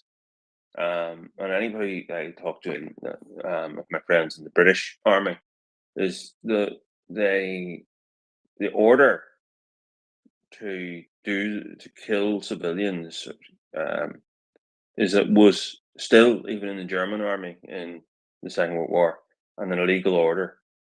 It did go against their own code, and so they couldn't be reprimanded.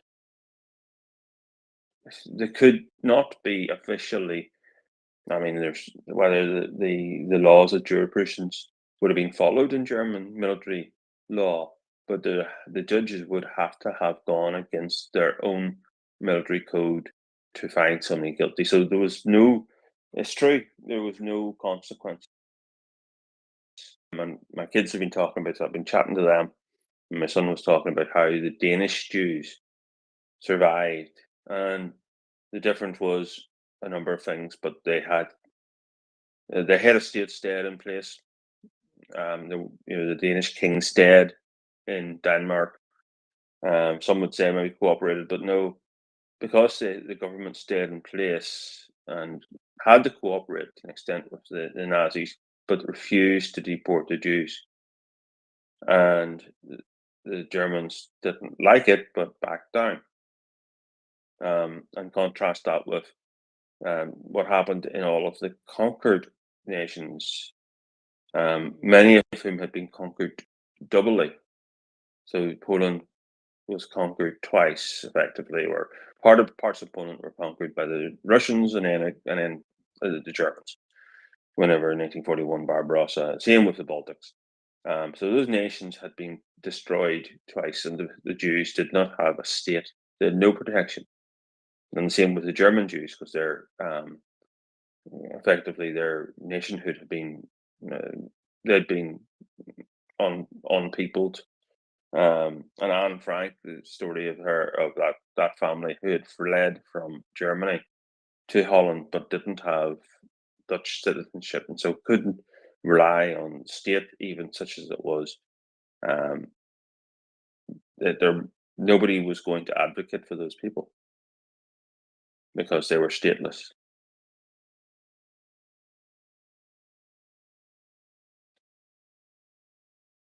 Over. Yeah, thanks, Stephen. Yeah, actually, the story of Danish Jews. There's another part of it that gives me a lot of faith in humanity. When it got to the point where the Germans were about to round up the Jews, what happened was many Danish fishermen, people with little boats, they got on their boats and they spirited pretty much the entire Danish Jewish community over the water to either Norway or Sweden, whichever is closer. I'm terrible with geography up there, but they saved It was Sweden. Yeah. Sweden. Okay, they saved pretty much the whole Danish Jewish community. Yeah, you're right. That's actually what someone was saying. Sorry, I should have went on and say that. And it was a connection. The royal family,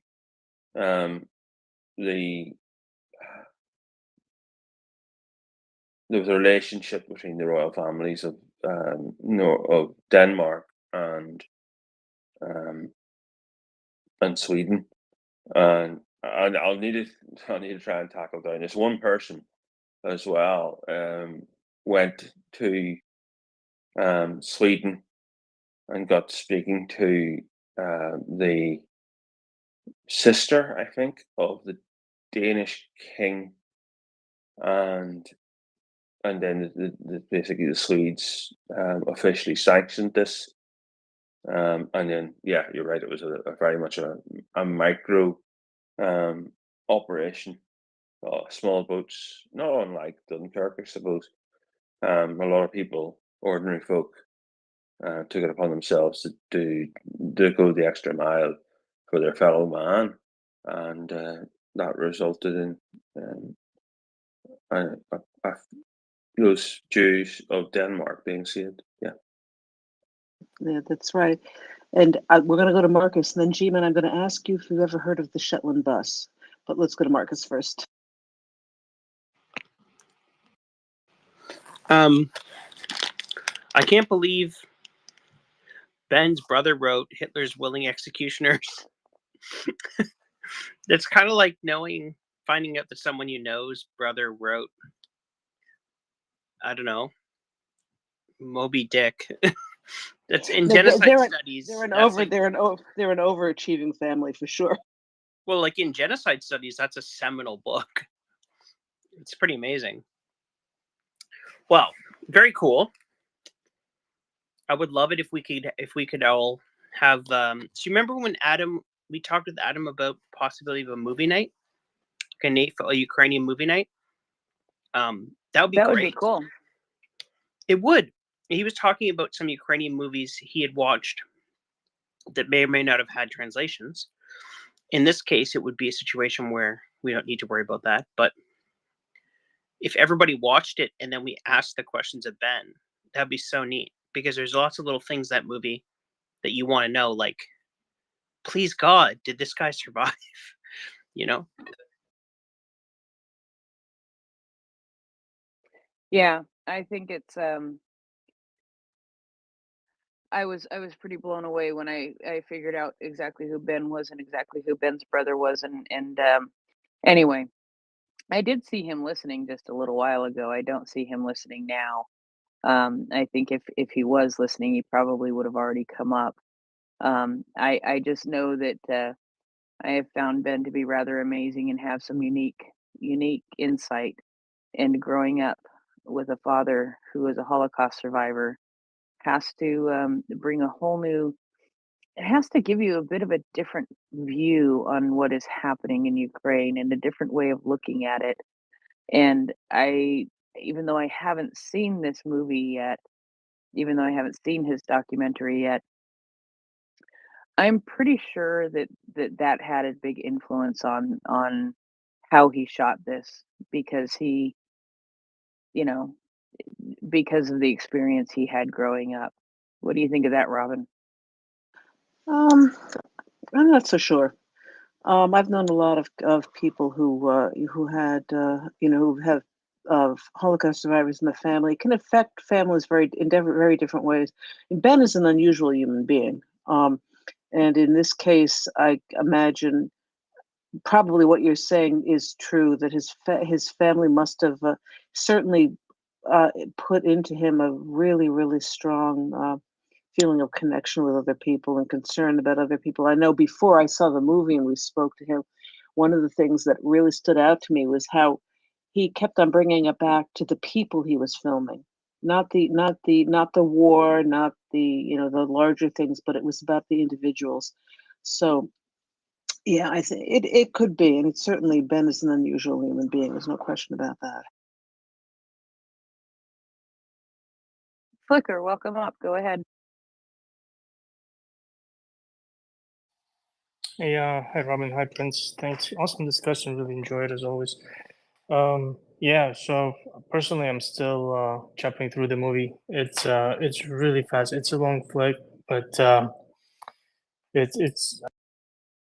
I really enjoyed the music, how it's incorporated into different scenes and how they switch and change mood so rapidly and dynamically while capturing this really raw story of people struggling in this genocidal war.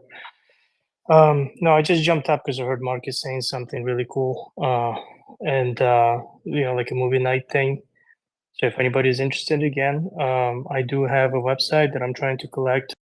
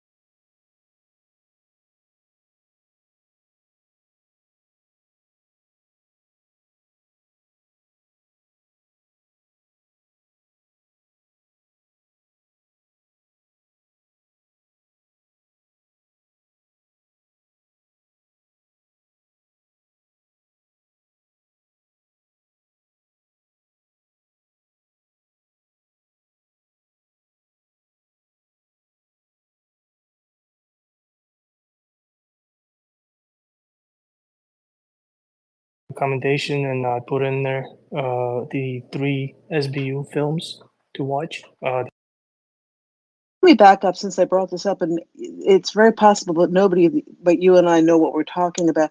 The Shetland bus was a project during the Second World War, after Norway had been taken over by the Nazis, of spiriting spies and important material back and forth over the North Sea, from Shetland to Norway in the winter mostly, in incredibly bad weather conditions, with these little fishing boats that the Shetland fishermen use. And it was incredible stories. They did lose a lot of people, but they were, Shetlanders tend to be pretty fearless. And this is the story of the Shetland Islands are above the north part of Scotland. Anyway, it was a really interesting story, and the little boats taking Jews across to Sweden from Denmark reminded me of the Shetland bus. That's another story that should be better known. Yeah, G-Man. Yeah, I mean, it's a similar theme that happens, and there's a lot of conflict parts of the Second World War conflict that are only now really getting the attention of filmmakers and what have you. There's a really good film, and I discussed it on the site one time in the daytime with one of our Norwegian listeners and speakers, called Narvik. There's a couple of really good movies come out of Norway about that time period, but Narvik's a really good one. It's on, I'm not sure which streaming site, but it's available on them. I'd recommend that one a lot. It's in English, or there's a translation in the movie, or there's an English soundtrack, a sound, whatever you want to call it, English dialogue, as well as I'm sure Norwegian and other languages. So yeah, no, it's very good that there is really good movies being made about these historical events. To contrast with the really bad movies that are made about historical events, I'm looking at you, Mr. Director of Napoleon. Yeah, let's not talk about that one. I'll definitely not put that on my list of things to see then. No, really don't. Really don't. I was there with my son, and he could tell. I had my jaw was. He said that he kept looking over, and I had my jaw, just sort of gritted. Yeah, I'm not sure I can say one good thing about it.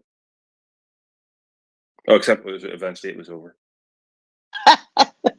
It's always something. So, Prince, are you still with us? Of course I'm still with you. Where do you think I would have gone?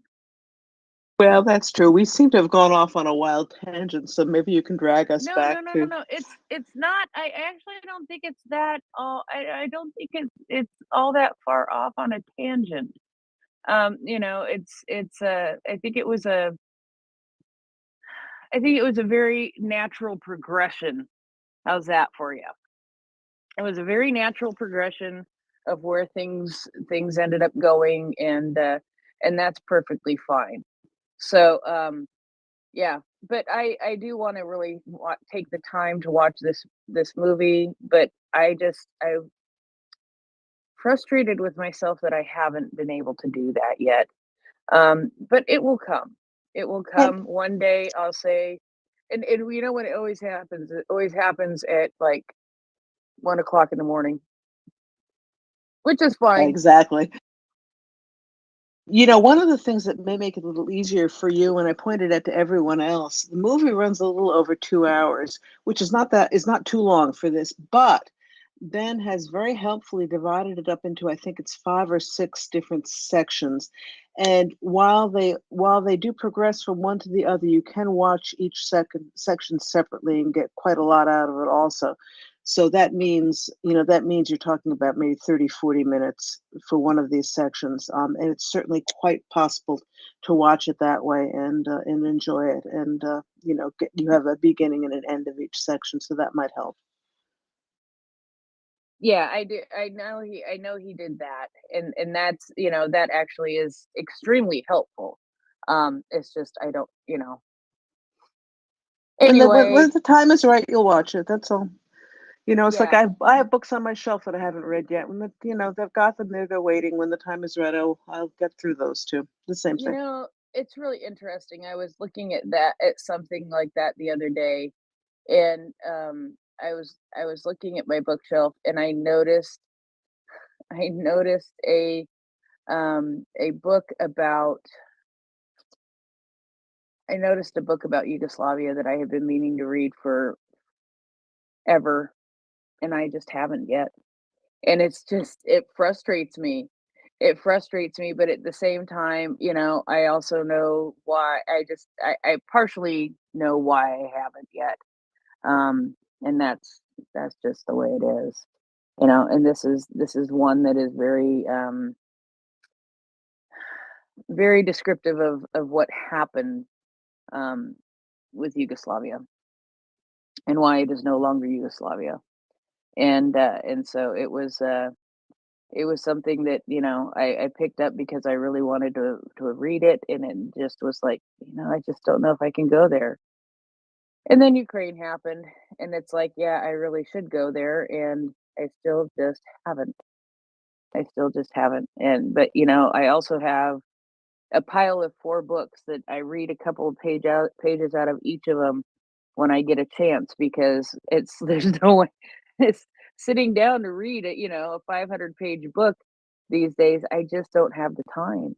It's frustrating because I need the information that is in those books. I just don't have the time to read them, because if I take the time to read those, I will lose track of other things that are important too.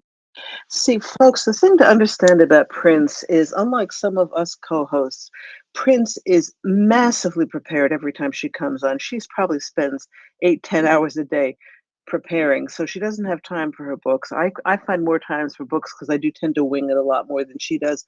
But Prince posts stuff in the back channels for us irresponsible co-hosts, so we can take advantage of all the work that she's done, which I'm very appreciative of. She is among the greatest of us. Indeed. Well said, Marcus. Marcus is sucking up because it's Christmas time and he's my son. Anyway, so I do want to perhaps talk about a couple of things on the SBU docket tonight, if that's okay, Robin. And what I will do, Robin, I was about to ask you if we could, even though Tracy wasn't able to be yeah, here. So we yeah, can. go ahead. Yeah, we can. I just need to I need to get to some of the ones that I added. In this one, let me send you a couple of links here, Robin. Where are you in my list? You can't be that far on my list. I guess you are. I started to send you a message and then I got distracted. You've neglected me terribly. Good Lord. Good Lord. Now, if anybody also needs to have an impulse buy tonight, we can also talk about the Christmas spider. And because the Christmas spider is very, very interesting also. And the Christmas spider caused me to make an impulse purchase. And that was rather sad. So the other day, Marcus came bounding onto the space and he said something. What I heard was something about a 8-year-old or 8th grader. It's still the number 8 and it counts. Yes, it is. Yeah, you're right. You're right. But I hadn't heard anything about it. And so I went to digging. And I first came upon a news source that I wasn't familiar with. about the occupiers killing a child in the Kherson Oblast. And on December 20th, the occupiers killed a child in one of the communities in the captured territories of the Kherson region, according to the head of the Oblast.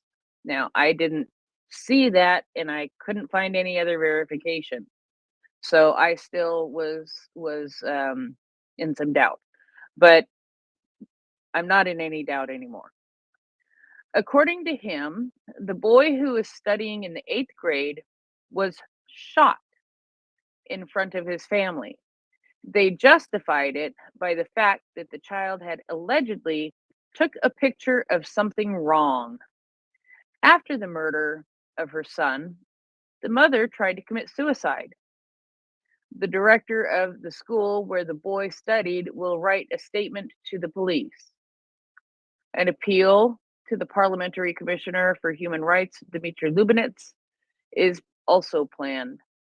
Earlier, the SBU informed about the suspicion of the Russian invader, Alexander Rubinov, who raped a resident of the Kherson region.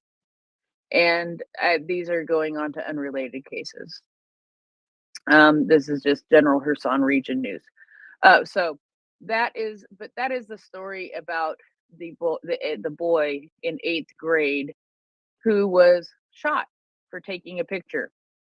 Now, if I move on to another tweet here, or another message, yeah, that one is a tweet too, and that is from the Kharkiv Human Rights Protection Group, who is a well-known organization, and you should check out their website sometime. It's KHPG. Oh, is it actually? What is their? Yeah, it's KHPG. Yeah. What's khpg.org. So anyway, and of course, what they say confirms what the other story said, is that in the temporarily occupied part of the Kherson region, Russian occupation forces killed a local teenager in front of his family. That he was in 8th grade and he was killed on the 20th, and he was allegedly taking pictures of something in the middle of the street, and they grabbed him and took him home and shot him in front of his family.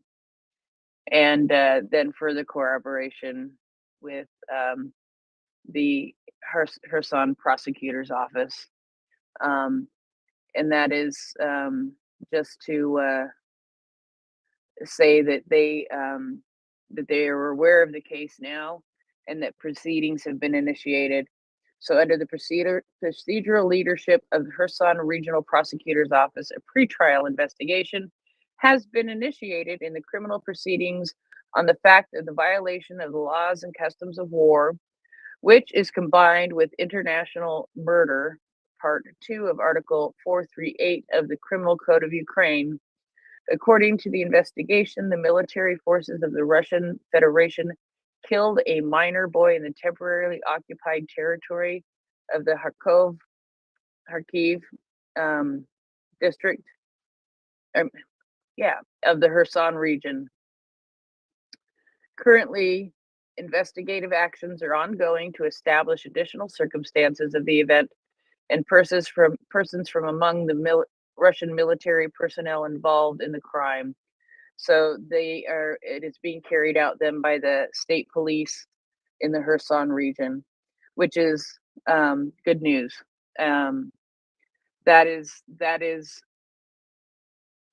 That case, trying to find out about that threw me into a tailspin for a couple of days, and it wasn't pretty. It was not pretty. Yeah.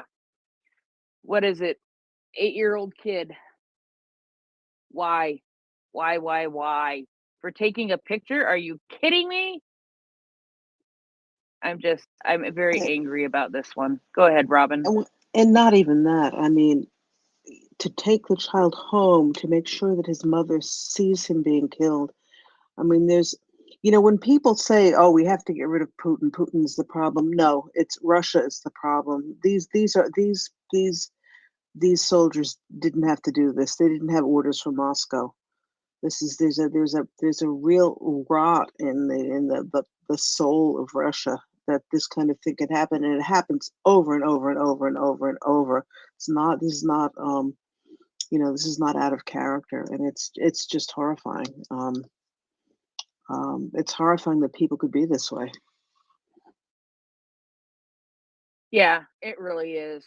And there's another case that I actually hadn't read it all the way through, but we can read it through now because it sounds absolutely horrifying to me.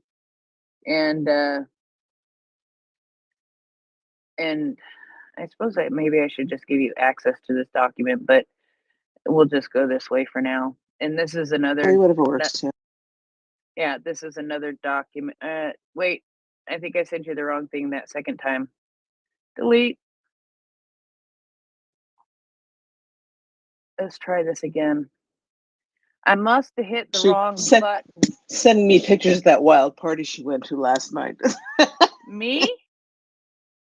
A wild party that I went to? Well, you are Marcus's mother, so I wonder. Oh my goodness. Wild parties with Marcus. Woo woo. You think that's where he learned how to do it? Oh, that how to do the parties, Marcus. Stop. No. Oh boy. Stop. We're really Stop. Will has to show up very soon. This is degenerating. Yeah, Eyes Wide Shut was a documentary about my life. This is going to go bad. This is going to go bad with the three of us and our senses of humor. I must behave. Did you see that movie about me called Boogie Nights?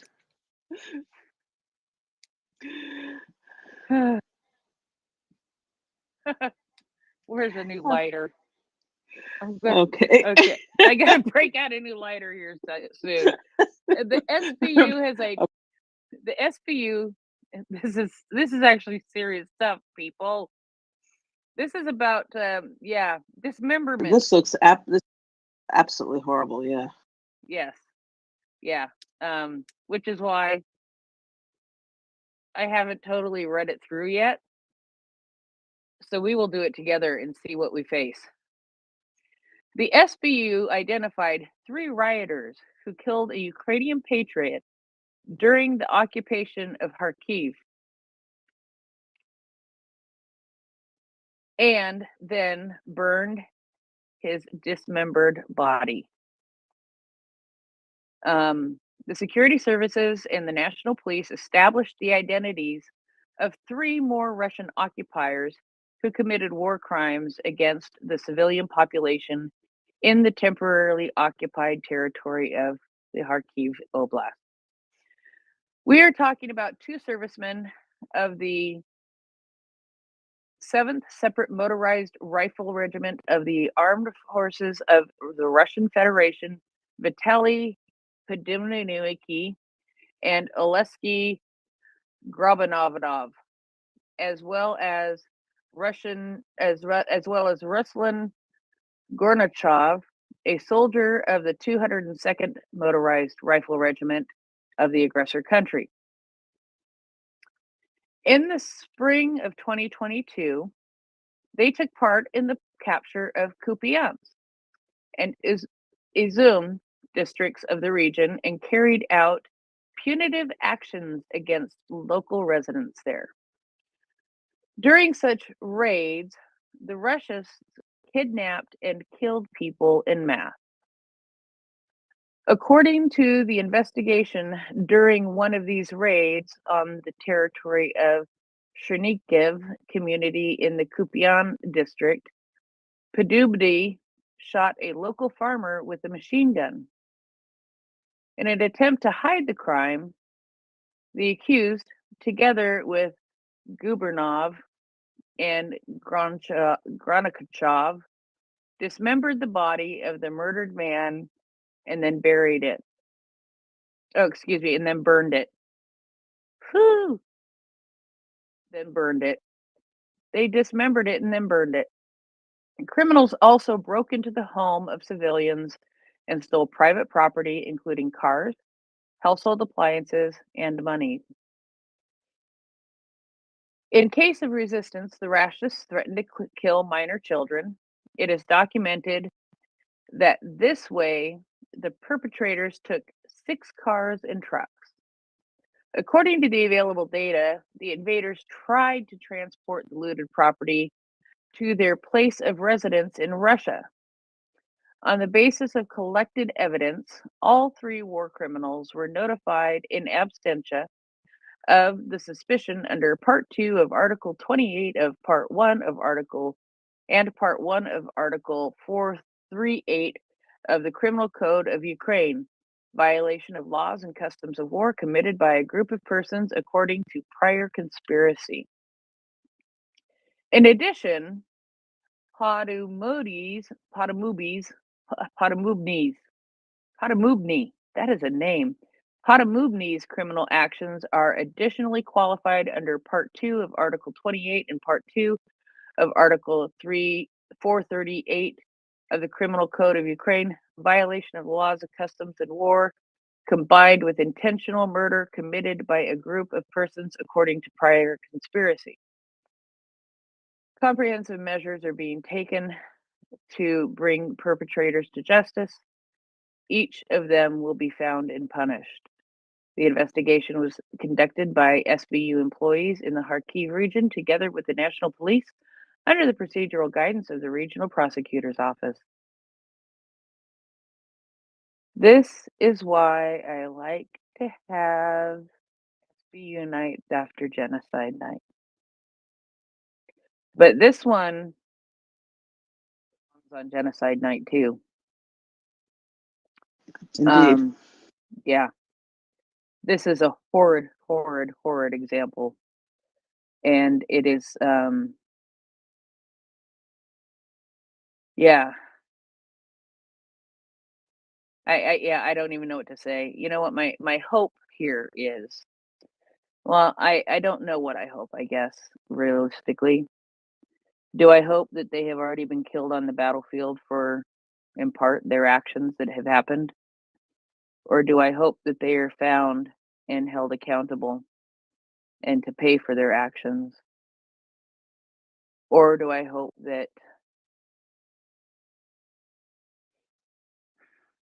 No, or do I hope that they've already, or do I hope that they discover that they've already been taken prisoner of war and are serving time already in Ukraine and can be held accountable for their actions? I mean, there are possibilities. I don't know. I Go like ahead.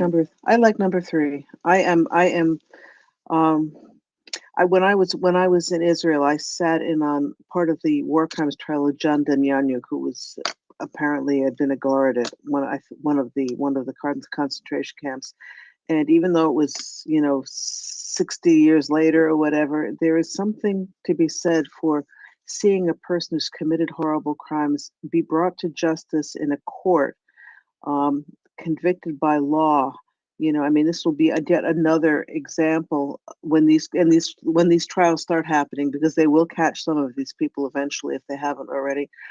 Another way that will show the difference between Russia and Ukraine. Ukraine is a country of laws. Ukraine has fought, and Ukrainians have fought bravely and over many years to develop and preserve a country that is subject to the rule of law. And I will be very happy to see these people tried with proper safeguards in a Ukrainian court of law and sentenced to the sentence they deserve. Right? I mean, that is one thing to look forward to. This is a hard one because they haven't been captured yet. But what I still need to cling to when I look at this, what I need to cling to, what I need to hang on to, is that they know who these people are who did this. They, if possible, will be found. If they are still alive and are taken prisoner of war, their name's gonna ding right away. Flicker, please go ahead. Hey, thank you so much. I really appreciate you, saying all those things, reading all those different reports. It's important that we keep talking about it and, being vocal about And those are really difficult things to really just even to read, right? Because you know, we in the West try to imagine the horrors, right? The Ukrainian people have to go through when they're on the occupied land. You know, dealing with the Russians, and this is, I just wanted to echo something. I think it was Robin who said that, right? It's not just Putin who commits these war crimes, right? It's Russian people. A lot of them were led to believe that Ukrainians are lesser human than they are, right? So for them to commit these crimes, it's just kind of like, you know, it's a given thing. Like, of course we're gonna do that, you know. But like, who's gonna hold us accountable? This is just Ukrainians, right? They don't see them as people, right? They don't really see. They don't have the same level of sympathy, and this is what I think. There's a huge psychological gap between, you know, how we in the West expect Russian military to behave, or Russian politicians to behave, and how they actually behave, right? Because we measure, or we expect to measure their actions through our prism of understanding military operations, right? But we have professional military force. We have rules, we have laws, we have, you know, even at the lowest level, people are held accountable for every action. You know, we have rules to, you know, escalate different types of even weapon systems during the actual conflict, you know, that kind of stuff, right? To minimize and mitigate civilian casualties to the fullest extent possible. Russians don't have that. And this is something, one of the biggest things that we really need to start, um, you know, collectively in the West to comprehend that's not the measuring stick we need to be using when we're talking about Russians' war crimes or Russian activity. Let's put it that way, right? Because all of that is a war crime essentially, and it's really disheartening because it's a huge burden that um, Ukrainian people has to carry, right? Because it's going to take a long time for them to find justice. But I'm with Robin on this one, because, you know, it's, I think the ultimate justice is when that perpetrator, you know, realizes, fully comprehends the gravity, the level of that type of, you know, atrocities that he committed against somebody, you know, repents and then start really paying for it. That would be the ultimate, probably in my eyes, at least, justice.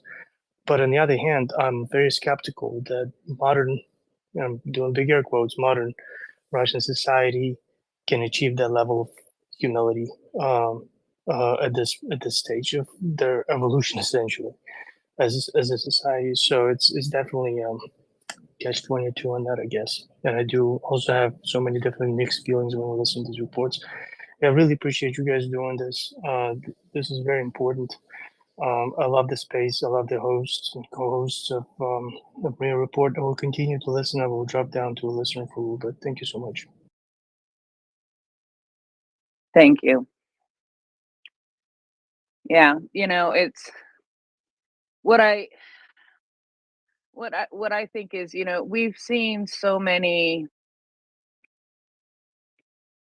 horrid things, and we've heard of so many horrid things, and we've read so many horrid things. But we've seen Bucha, we've seen Irpin, we've seen Izium, we've seen the mass graves, which brings up a whole nother thing that I wanted to talk about.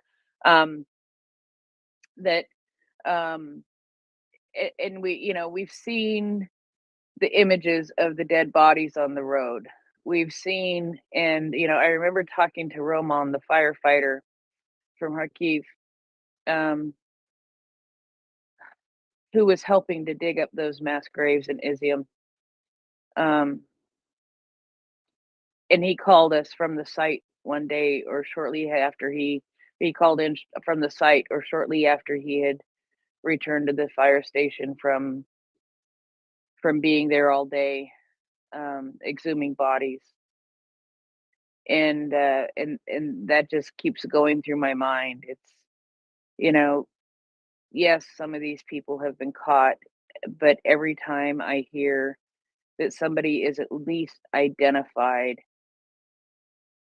who has committed one of these awful, awful crimes, I breathe a little bit of a sigh of relief. You know, even if they aren't caught at this point, their names are at least known. They are at least identified, and so they can be looked at. Somebody posted just randomly, and I came across it. Let's see, how long ago? On December 17th, about a factual documentary that is on ITV. So in Britain, and it tells the story of the mass graves of Izium and the tour of Russian occupation. And reading this story about the farmer who was killed in Izium, and dismembered and burned, made me think of this. Now, I was able to watch part of this. I ran out of time and haven't had time to finish watching the rest. I found a way around and was able to watch it on ITV, which is, of course, a British TV service, I guess. It's an hour and 15 minutes. It is subtitled. So far, it is 100% in Ukrainian, but it is very, very, very well done. It tells the story of and I just retweeted the tweet again about that. It tells the story of the occupation. It tells the story of the people in the area realizing that bodies accumulating was not a good thing. It tells the story of why they chose to do the mass grave where they did, because of where it is and the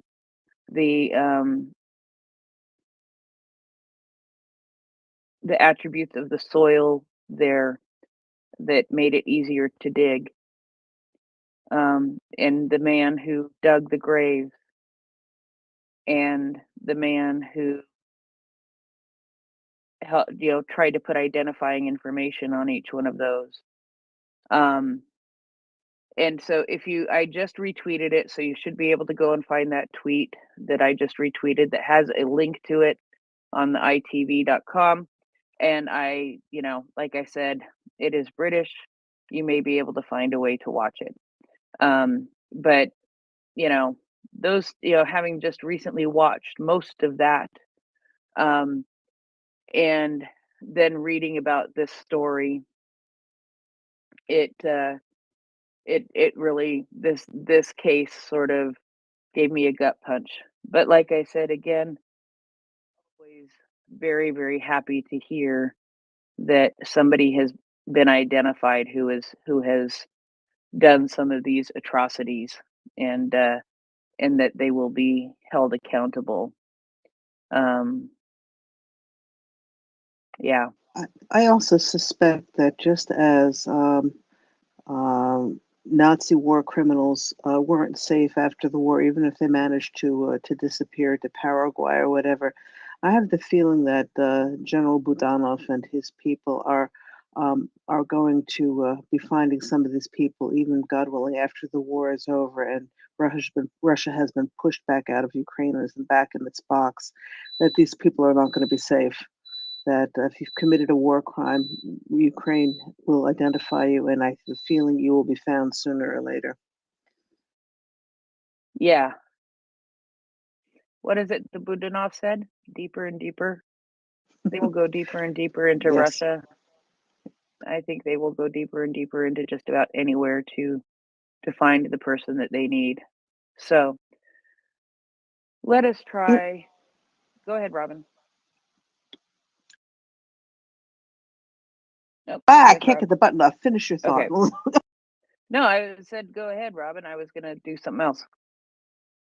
I actually wanted. I feel like we're getting very morose here, which is easy enough to do when we get into these horrible war crimes.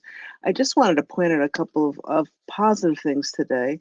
One of which is that we've probably talked about before, but still I'm so happy to see it. Is that the London mayor, whose name escapes me at the moment, that he is Sadiq Khan. I was right. I was guessing that that they will be sending those cars, four-wheel, a lot of them four-wheel drive trucks, small trucks that are being taken off the streets of London. That they have figured out how or he has put his full backing to taking these cars, and rather than destroying them, to getting them shipped to Ukraine, where they're desperately needed on the front lines. They need exactly these kind of cars. So I was happy to see that with the intervention of Ben Wallace and Boris Johnson, and a few other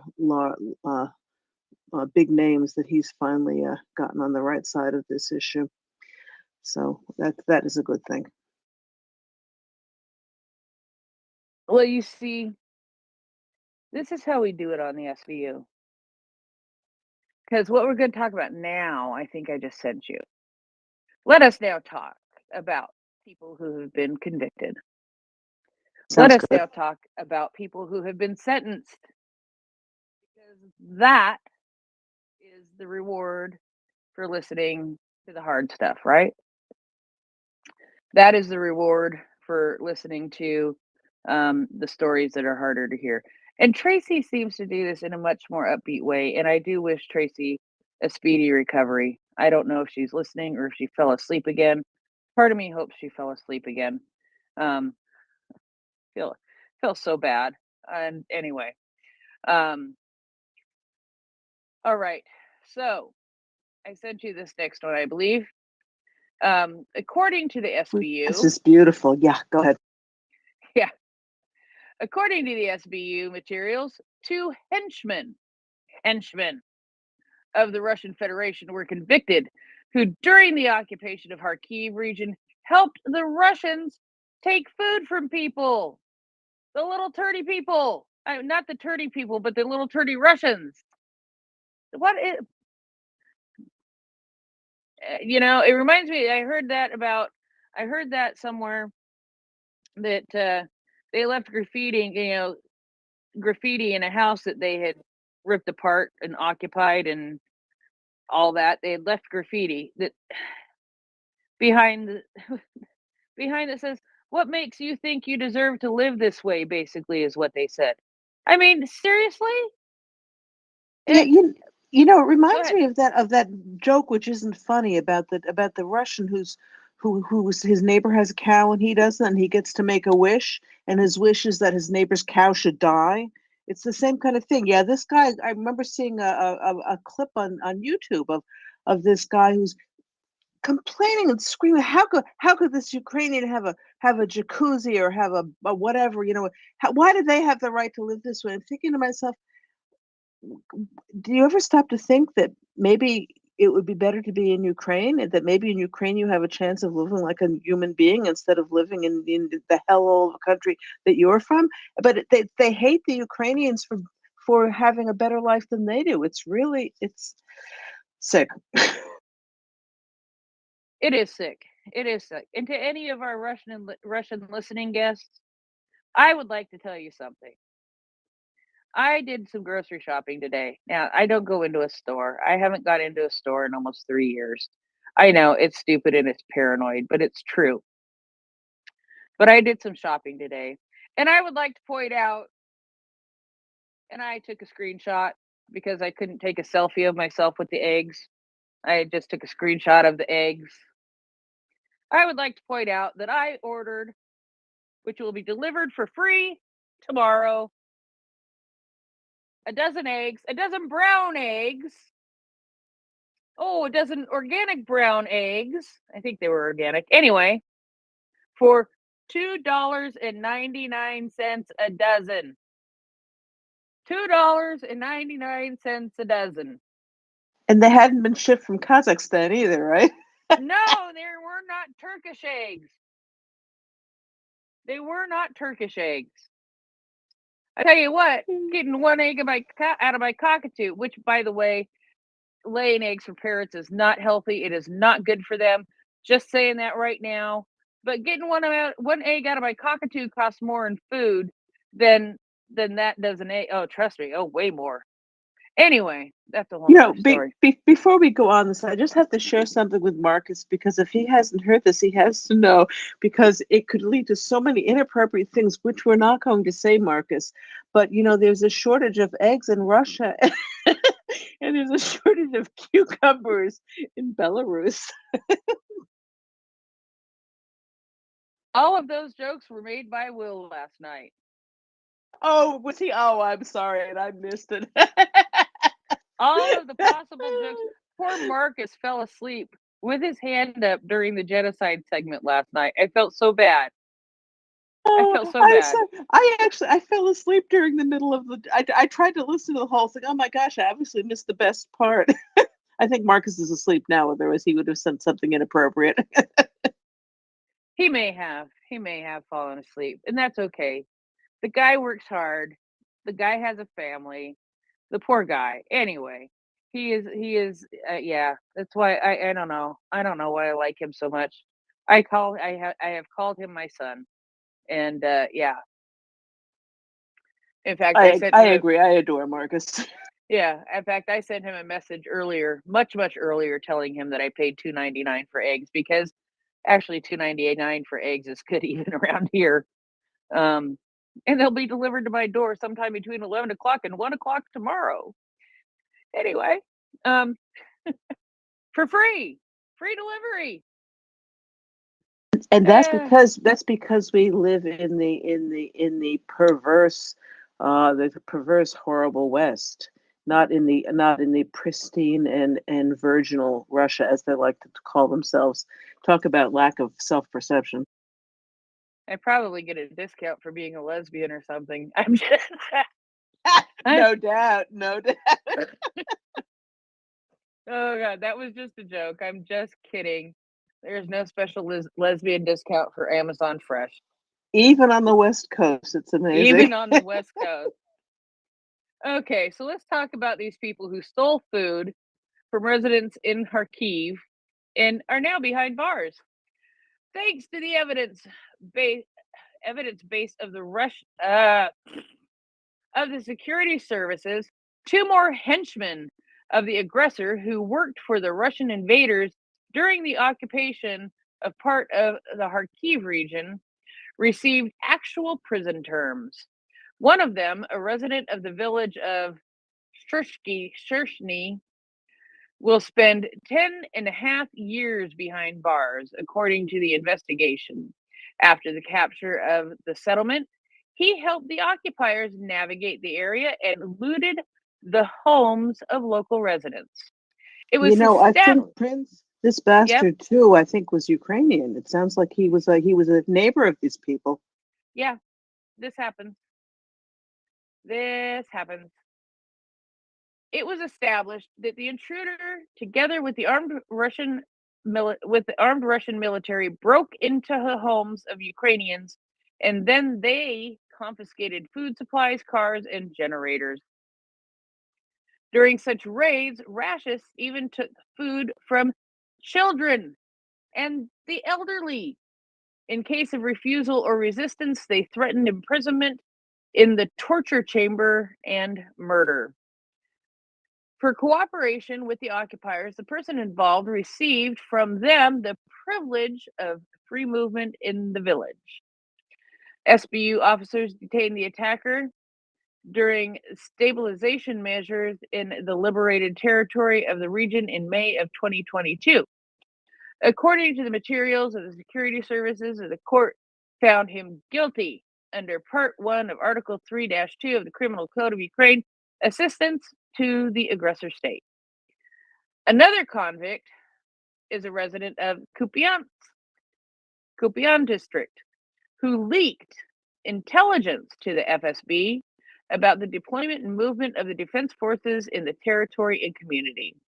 First of all, the aggressor wanted to find out about the locations of the warehouses with weapons and ammunition of the armed forces in order to adjust missile and artillery and drone attacks upon them. According to the investigation, the Russian Special Service remotely engaged the woman in cooperation after after the beginning of the full-scale invasion of the Russian Federation. SBU officers located the perpetrator and detained her in her own apartment after the district was liberated. On the basis of the collected evidence, the court found that the perpetrator guilty under Part 2 of Article 114-2 of the Criminal Code of Ukraine, unauthorized dissemination of information about the movement or deployment of armed forces committed under martial law. The investigation, it doesn't say what the sentence was. Interesting. The investigation was conducted by the SBU employees in Kharkiv region, together with the National Police under procedural guidance of the Regional Prosecutor's Office. Now, yes, Robin, I realize that these aren't Russians who got this sentence, but we do hear this kind of thing happens. I mean, really, we read a lot of these cases here on the SBU segment because they happen a lot.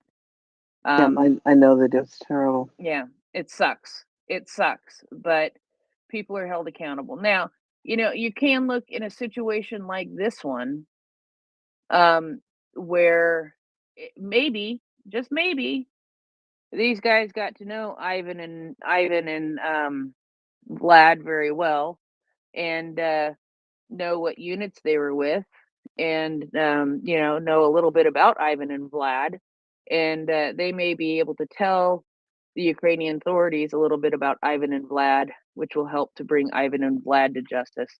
One would hope that they have that inclination within their heart. I'm not holding my breath, but I'm hoping. Yeah, actually, this second one, I was thinking if she's been convicted, they don't say the sentence. It may be that she hasn't been sentenced yet. And that can sometimes happen. I mean, it takes a while to sentence somebody after they're found guilty, but it's also a time to where there can be some negotiation going on. Of, you give us some information, maybe you'll get a little bit off your sentence. So that could be what's happening at this point. Yeah, it definitely could be. So yeah. Shall we talk about religion? Oh, that's always a fun. I mean, yeah. We can even. Well, what about religion? When we talk about it? It's almost Christmas. In fact, it's even almost Christmas in Ukraine this year. A couple of weeks earlier than it used to be. Well, yeah, but the thing is that I was going to talk about religion in as it goes for a criminal case. Okay, why not? Let me take a look. Go ahead. Talk about religion too, because the Pope did stuff this week. The Pope. I'm not even Catholic, and he embarrasses me. Oh, Robin. The Pope said, "You Catholic priests now, as long as you follow the strict guidelines that I give you, you may bless the LGBT people." Now, people got way too excited. That one doesn't bother me so much, but anyway, go on. I know, but it's as long as you follow the guidelines. And the thing is it's a very, very, very narrow tightrope to walk. And people got, I think, a little too excited without totally understanding what it was all about. And you know what? I think it may be a baby step forward. It's a bad thing, but the Ukrainian Greek Catholic Church said, "Yeah, thanks, Pope. We're under you, but we're not going to follow this one." And there will be priests to make that choice, and that's part of what the Pope gave them the right to do too, is to make that choice, not to do it. It is up to the individual priest. It is up to the individual priest to make that decision. So it's not a you must bless them. It's like you can, as long as it's not. Where I'm going with that. So basically, probably won't change a whole lot. But anyway, let's get back to the Russian Orthodox Church of the Moscow Patriarchy. Oh no, that's just the Russian Orthodox Church. I'm used to saying the Ukrainian Orthodox Church, Moscow Patriarchy, but this is the real deal. What? No, this is the full-blown Russian Orthodox Church. Yeah. Yeah, this is the full-blown Russian Orthodox Church. The SBU reported the suspicion of the archpriest of the Russian Orthodox Church from Crimea, who is engaged in the supply of attack drones to the occupiers. The security services gathered evidence on Archpriest Dmitro Krotkov, head of the military department of the Crimean metropolis of the Russian Orthodox Church, who promotes armed aggression in the Russian Federation. Now, wait a minute. Why is there a military department of an Orthodox church? One has to wonder. I'm not kidding. It's like archpriest, head of the military department of the Crimea metropolis of the Russian Orthodox Church. Why? You're a church, not a military organization. They must have a different New Testament than the one I'm familiar with. Is all I can say. Oh man.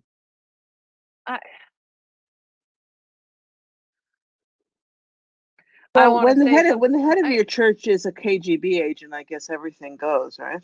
Well, this is very true. Yeah, I mean, we've seen some pretty sketchy things from the Ukrainian Orthodox Church Moscow Patriarchy in Ukraine, but this is even, I don't know, man. This is the whole. Well, actually, I did actually. We had a case a couple of weeks ago, I think, where there was like a military training camp that the Russian Orthodox Church was running up outside of St. Petersburg, if I remember correctly. And yeah, it's like church running military camp. One of these things is not like the other. Anyway, while on the temporary occupied peninsula, he organized the collection of funds for the needs of the occupying groups fighting against the defense forces of Ukraine. According to the investigation, charitable contributions go to the accounts of the so-called Special Humanitarian Center. Special Humanitarian Center of the Russian Orthodox church community, which was headed by Krotkov. The person involved uses the money received in this way for the wholesale purchase of strike drones, thermal imagers, portable radio stations, and anti-drone guns. How are those things humanitarian? Well, you remember the thing about beating your swords into strike drones, thermal images, and portable radio stations, right?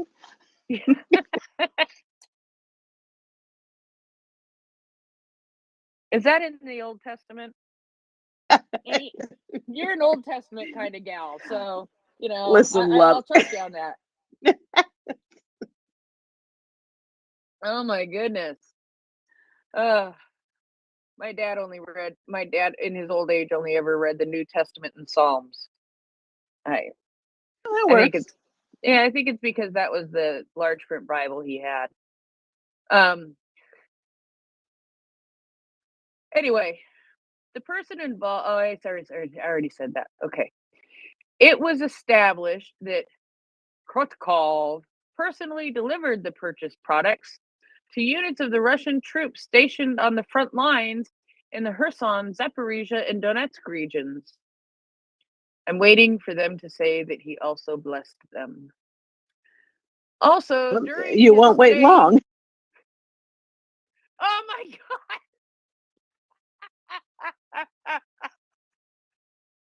I really hadn't read ahead. I had not read this case. Also, during his stay on the front, together with other clerics of the Russian Orthodox Church, he consecrated the military equipment of the occupiers and blessed them for killing Ukrainians. Oh, sweet baby Jesus, Mary, and Joseph, and the donkey that took them all to Bethlehem. Oh, You know, I shouldn't be surprised by any of this anymore. But it's just these people are not Christians. They're not religious people. They're functionaries of an aggressive of a terrorist state who they cover it over with window dressing of religion. It's horrible. I don't even think that's window dressing. I mean, that's a net curtain. And I'm not talking about the person, a net curtain. I'm talking about a net curtain. That's plain and simply. But we have heard about this too. I mean, it's one of the things that and I know I'm going to sort of go sidetracked here. When the cathedral was attacked and hit in Odessa in July, I guess it was. That's one of the things that the priest from the Russian Orthodox Church Moscow Patriarchy, the cathedral that got hit, said in their letter. It's like, basically they said, you very well may have blessed the missile that just attacked your church. What is wrong with that picture? How many things are wrong with that picture? There's a long, huge list. Long, huge list. In addition, of June of this year, after the Kakhovka hydropower plant was blown up by rockets, Krotkov visited the affected areas of the left bank of the Kherson region, where he preached Kremlin narratives regarding the causes of the extraordinary event, and thereby tried to artificially discredit Ukrainian defenders. Due to his public activity in favor of the aggressor country, Krotkov is a frequent guest on the TV broadcast of the Russian propagandist Solovyov. If you listen to mockers, you know enough about who Solovyov is. As the investigation established, the suspect supported the Russian invaders even during the seizure of Crimea. At that time, he was the abbot of the Ukrainian Orthodox Church Moscow Patriarchy in Simferopol, and together with the occupiers tried to block the Coastal Defense Brigade of the Ukrainian Armed Forces in the village of Perivine. According to the investigation, the cleric called on the Ukrainian defenders to surrender and go over to the other side of the enemy through a loudspeaker. I'm loving this guy more and more. That's the sarcasm in my voice.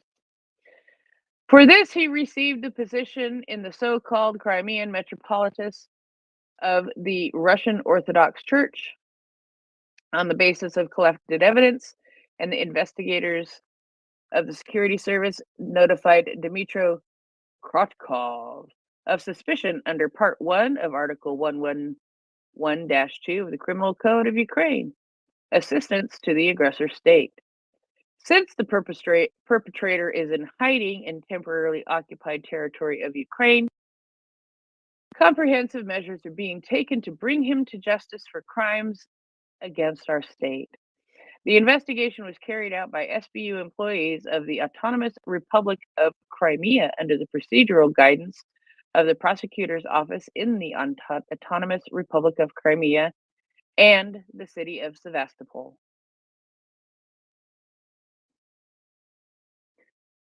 So, once again, the church is the beacon of truth, light, and love. Yeah, I guess it depends a little bit on which church you're talking about, doesn't it? Boy, oh boy. There is at least one case a week with someone of the Moscow Patriarchy Church or a Russian Orthodox Church. Actually, it's usually Ukrainian Orthodox Church, Moscow Patriarchy Church that has been found of suspicion for something, and everything from child pornography to weapons trafficking to propaganda to there's a whole long, huge list. So This anyway, guy, this guy also, unfortunately to me, looks like he's also a Ukrainian.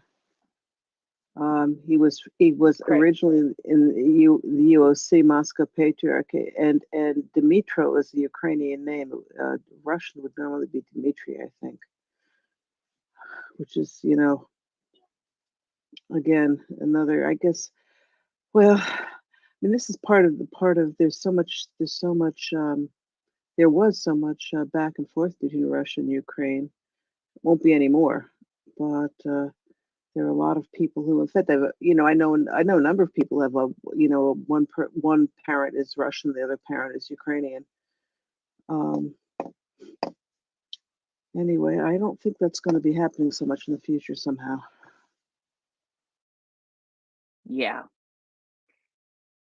yeah.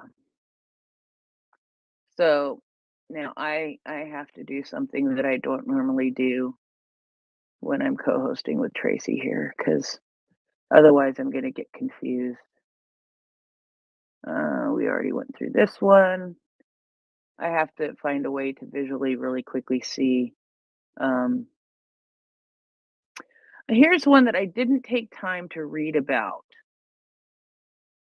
No, not that one. Where did it go? Oh no. No, I wish found now, I saw. Oh, good. Okay, good. This is one, actually, another one that I haven't read just because I ran out of time, but it is one that I wanted to make sure.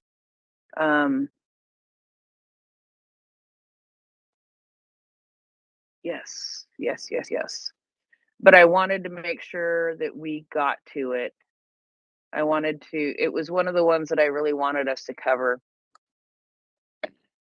And so I wanted to make sure that we got to it tonight. Because that's what we do. And this one is embarrassing, I think. Probably. But this one, I think, is probably going to end up, even though I haven't read it, I can just take a really good wild guesstimate on this. Tracy, I know you're listening. I saw you emote on your emoticons. You know what I think we should do? I think we should get matching SBU tattoos in the Cyrillic. I think we should. I think we should get matching tattoos of the SBU patch in Cyrillic. Yeah, Sounds I do. good. Maybe she fell asleep because she's not emoting now. Anyway. So, Prince, would you like me to read this to save your voice? I mean, I don't. Either way, if you want to, that's fine too. But I'm able to for them. No, go ahead. That's fine. You can read it. Okay, but you have to kibitz, okay? Okay, so I have to kibitz. Oh no, Tracy. Now she's emoting. Oh, Tracy, there she is. Are we getting matching tattoos? Yes or no? Oh, now she's not emoting again. Okay, I think she was emoting, trying to save my voice, but my voice has been fine for like 2 weeks, a week now, 2 weeks. I don't know, whichever. There she is. Okay, well, I will read it anyway, and even if your voice is all right. Thank you, Tracy. All right, SBU and Ministry of Defense discovered an attempt to embezzle UAH hryvnia 1.5 billion for the purchase of artillery shells for the armed forces. The security service, in cooperation with and with the assistance of the Minister of Defense of Ukraine, eliminated a corruption scheme for the purchase of ammunition for the armed forces of Ukraine of almost 1.5 billion hryvnia.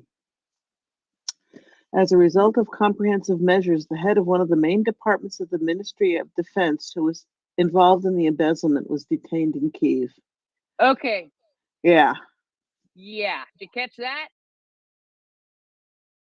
They are calling out one of the members of their own Ministry of Defense. This is from the Ministry of Defense of Ukraine, and it is one of the main departments of the Ministry of Defense of Ukraine. They found out that he was embezzling. They are not hiding it. They're not covering it up. They're putting out press releases. There are photos and the whole 9 yards. They are holding him accountable, and they are holding him accountable very publicly. Why? Because they want this kind of crap. They want this kind of corruption out of their country. That's 100% right. It's there doesn't seem to be any attempt to quiet this up or anything. They are very public about these things. It's I have a friend who was on the Maidan during the Revolution of Dignity, and one of the things he said was really the most important thing for a lot of the people who were there was not getting into the EU or anything else. It was getting the corruption that was destroying Ukraine, and they come from Russia, getting the corruption out of the country. And it's since then they've been working on it, and this is clear, as you say, going after the head of one of the main departments of the Ministry of Defense. This is serious. Nobody's taking care of their buddies at this point. If somebody is corrupt, they're getting called to account, which is as it should be. And anybody who doesn't give Ukraine a lot of credit for this in the middle of a genocidal invasion is an idiot. I mean, it's astonishing what they're doing.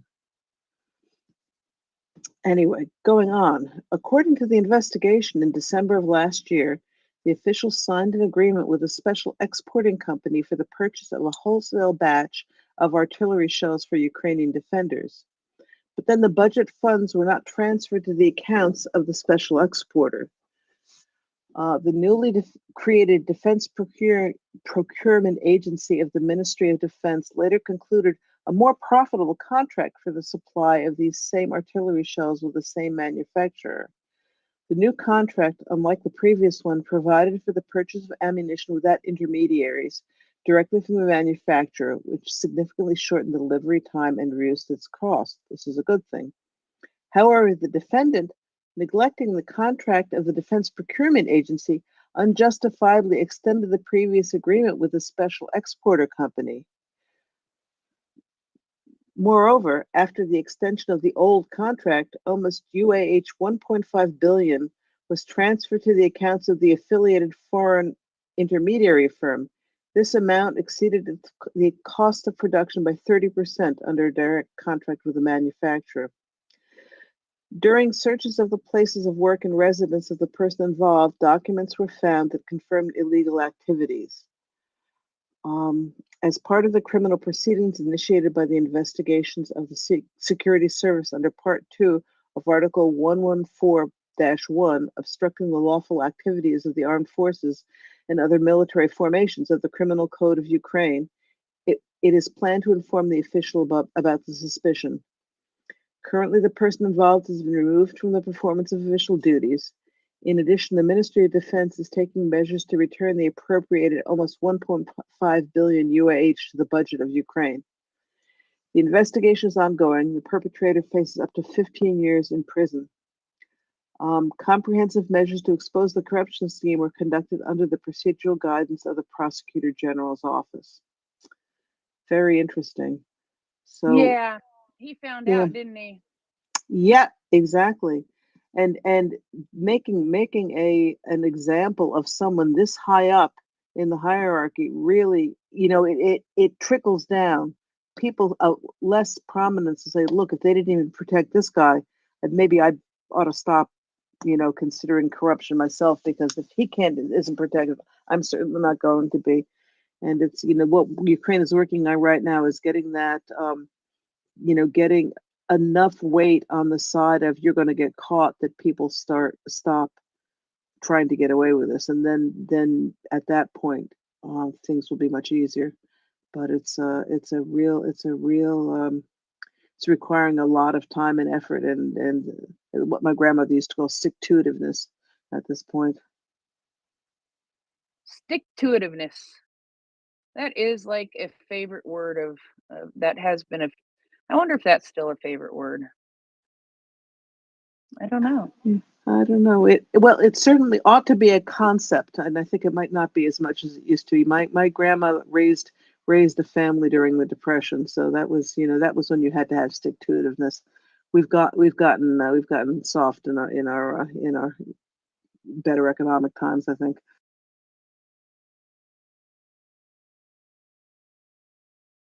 What I find interesting here, Prince, is what it doesn't show a direct link to this money going into this fellow's pocket. It sort of implies that.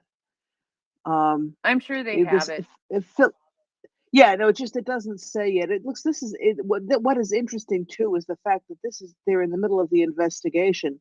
This is not a finished court case. So, Well, but what does it say that yeah. maybe they're like, hey, we're looking at this. This is what's going on, and we're going to be able to get this guy because we've got all this evidence, even though we're partway through it. But you know what? We're being totally upfront and honest, and we want to let you all know that this is happening. Yeah, 100%. And also, I think this may be a way of flushing out people who are involved in this, may be thinking this is a really good time to turn state's evidence. If I'm assuming from what I know of the American system, there must be something comparable in Ukraine. But I would assume that if one comes forward with information before one gets arrested for this, that it might be a favorable thing to do. And this way, they can encourage people to help out with the investigation. Yes, I do see we have a hand, Christopher. Greetings. Have you decided where you're going to putter on to next, or are you still you're still talking about the gentleman convicted of, or going to be convicted of, his photos on? There's no faceplant photos though. Looks very I know civilized takedown. the snow free. There's no. I didn't. Well, but I didn't really look very closely this week. My favorite Robin lately has been when they arrest somebody and they plant his face in the snow. It makes me very happy. Um, Dryfly has a question.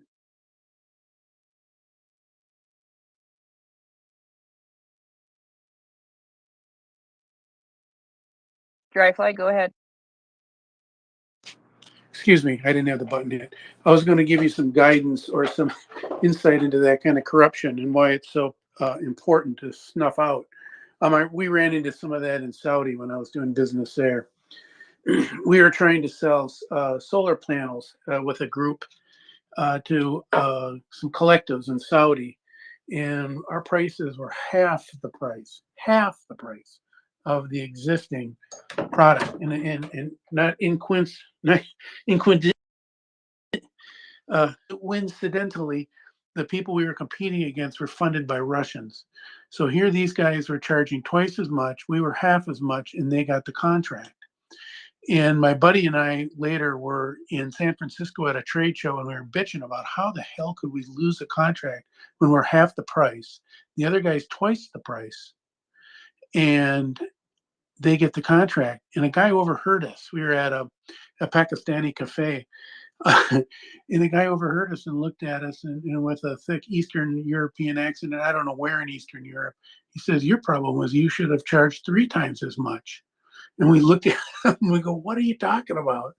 And he goes, because if you had charged 3 times as much, the officials who were skimming it could have made even more off of your contract than off of the guy from Russia who got the contract. He says, you people were just not thinking. And I looked at my buddy and we could not believe it, but that was exactly what was going on. So the fact that the person who got arrested, okay, actually didn't have the money directly to him, he got it probably through a payout, through a secondary channel that didn't even show up on the records, but it was through an under the table payout. The reason they caught him was because of the huge amount of money, the difference between the actual contract that was sold and what they could have gotten, and there was probably records of it. And so that is in effect an embezzlement, but it's through actually a payola or a bribe in some of these countries, the word for bribe and the word for commission are the same word. In other words, they're synonymous. So that to me when you explained it to me, I just about laughed. I was doing a Sudoku before I go to bed, and I listened to you guys, and I'm like, oh my God, I know exactly what happened to that transaction because I had seen it. I'd been on the wrong end of those. But yeah, that was it. And the reason, by the way, it's so important to Ukraine to get rid of it isn't just to make people happy that they're rooting out corruption. It's that guy is extraordinarily dangerous to the state. And by that, I mean, if they're able to determine that he's taking money and they can even find out who he got the money from, it's very, very likely the Russians can find out he's taking money and who he got the money from. And then they use it as a hammer over him to get state secrets. The Russians have been doing that extraordinarily successfully in the US with DOD and intelligence people. And that's why one of the things that the US intelligence people do when they vet a potential source or an undercover agent or even their own people, they always look to find out, do these people have financial difficulties? Do they have a propensity for petty crime and for being quick and easy with cash? Because if they are, they're extremely vulnerable to the Russians who will roll them up using that. In other words, if they give them a small bribe, a bigger bribe, then the next thing you know, they've got them for whatever they want. So it's not just law and order. It's actually totally strategic and important for the state to root these guys out because they're highly vulnerable to that kind of corruption from outside actors. And I will listen. Thank you. Yeah, thank you. And it's, you've seen it happen. And that's exactly how these things work. And to see it in action had to have been something else. Nick, go ahead.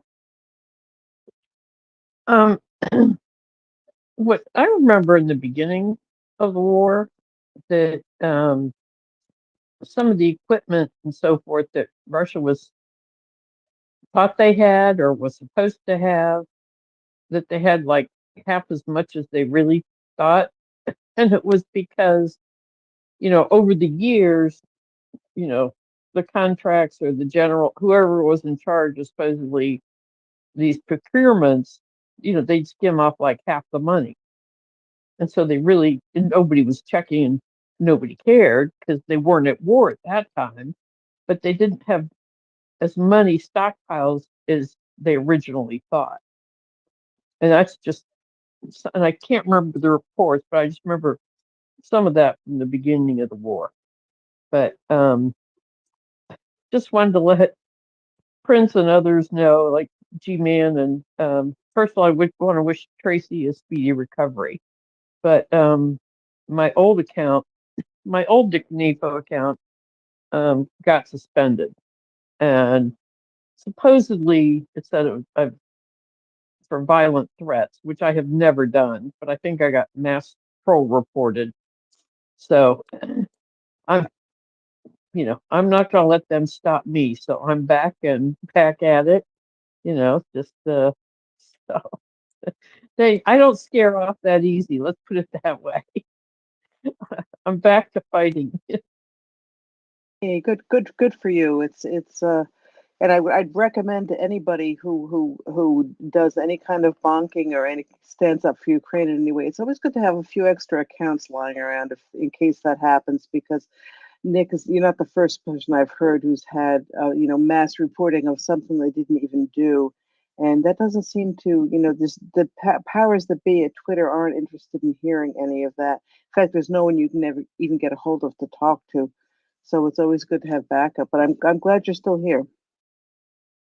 Well, and what's so frustrating to me is because I am so careful not to do anything reportable, and then I do report other accounts that is blatant. I mean, and those guys don't get suspended. I might get them locked. I mean, yeah, I have gotten some, but there's others that just totally. I mean, it's just flat out threats, and they never get suspended. But even having alt accounts, it's not like you have all the same followers and the people you follow and stuff like that. So it's a slow build up process. But I just keep at it. And of course, then you get limited in being able, if you follow too many, then you get limited on who you can follow and follow back. So it's a process, but I'm working it. Yep, that's all we can do. It's really frustrating. It depends depending on who you support. If you are supporting the right people, you can threaten and carry on as much as you want, and you'll never have anything happen to you. But we're not on the right side for that here. Thank God. I mean, we'll manage and we'll keep on going. And as I said, I'm glad you're still here, and people who are following you under your old name who are here with us now can quickly go. In fact, let me make sure I'm not following you. Let me follow you. Okay, good. That is the problem when you have to change accounts. Anyway, glad you're here. Well, thank you. All right. Christopher, read messages, please. Okay. Thank you. That's another way to do it. That's another way to do it. Sorry. You probably woke the poor guy up. And if he needs to go to sleep, that's fine. That's fine. If he needs to take a nap, that's fine. And Marcus, after all, took a nap, I think. Marcus, are you awake? Marcus? Marcus. Yeah, Marcus is asleep, which is cute. I'm Definitely sorry. asleep because he would otherwise be responding. I really like it when the guys fall asleep on the space. Especially, I loved when Scruff would fall asleep on the space. Scruff would fall asleep. Mockers would wake up. Mockers would wake up and say, "Heather, is Scruff asleep?" I'm like, yeah, he fell asleep a little while ago. And we do it in this whispering voice. And she's like, "It's time to put Scruff to sleep." And she would drop him down to listener. It was Hysterical. laugh. Well, I remember one time when Axel fell asleep and he was snoring on the space. Not that Axel snores, of course, in case he's listening. It was hysterical. It's like, don't we have a list of people who have snored on the space? We have a list We of should. snored. I think we got a list of snored. We've got a list of bathtub. We've got a list of flush the toilet. We got a list of all kinds of things that have happened on the space. Yeah, and and quite honestly, it is my biggest nightmare to be accidentally have a live mic while I'm in the bathroom on the space. Oh yes, at the speaker. Exactly. Not that any of us would ever do such a thing, but Prince, you have to put together a bingo card for that of the things that co-hosts do that we'd never mention in public. Oh, I have a list of those. Just ask Mockers. Mockers knows. Mockers knows the things. Oh yes, Mockers is hilarious. There's a every now and then I'll send her a message like, "Is so and so joining the Rubber Duck Club?" And you can imagine what the Rubber Duck Club is. Yes, I know, and I know at least one frequent flyer, but I will never say who. Oh, I've heard two recently. I've heard two different frequent flyers recently of the Rubber Duck Club, and that's okay. That's okay. So Karen, how are you this evening? Well, hello. And I'm about to close my window because Karen, there's some. I was gonna say, Karen, I hate to tell you, it sounds like they found you. Yeah, they found. No, I think there's a fire up the street. Anyway, I was gonna. Gosh, what was I gonna say? Having a senior moment here. Oh, about the people that get banned and the people that don't get banned. Like yesterday, I reported somebody for making a veiled death threat to Adam Kinzinger. Adam Kinzinger is a former Republican congressman who was basically voted out because he's not a MAGA and he wants to be on the right side of history. He, I may not agree with his ideas, but he was not pro-Trump and he lost. He's no longer in Congress. And he was chatting. He's also former military too. But somebody said, this is going to be your last birthday. No, your last Christmas. And is that a death threat or not? To me, that's a death threat, right? Well, anyway, I think a couple hundred of us must have reported it. A lot of chatter going on, but whether Twitter will actually do anything about it or not, I don't know. They didn't use any specific words, that were kind of grisly, but still, that is a death threat to tell somebody, well, this is going to be your last Christmas, And on top of that, I have a request for Heather. You're talking about noises, okay? Well, years ago, I used to have a greater silver-crested cockatoo named Angel. And his nickname was Big Chief Screams a Lot.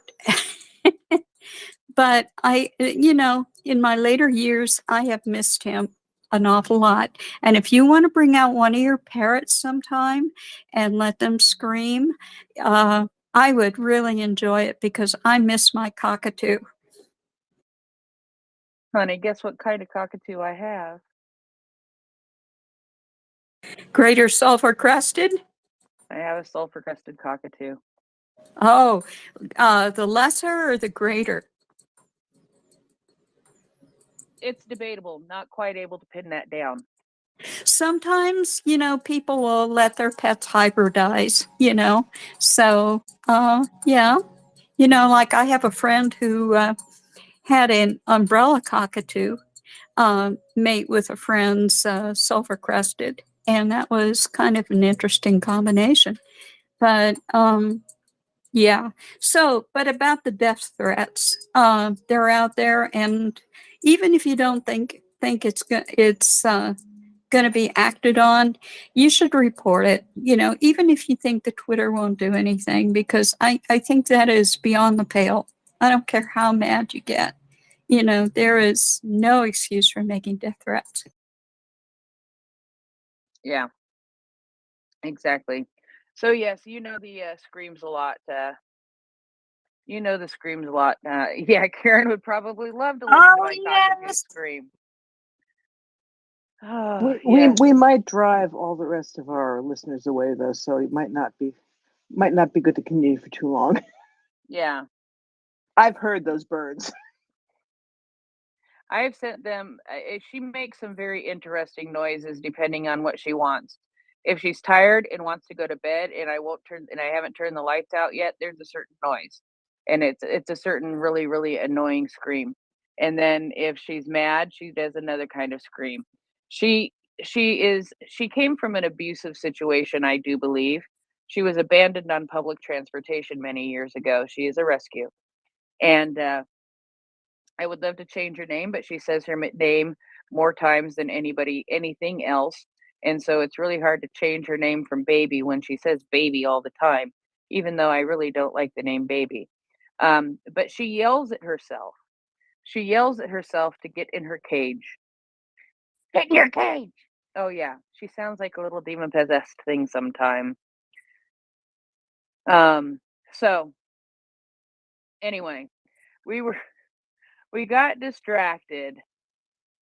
We got distracted. Indeed, we did. Okay, so, and I'm trying to, oh,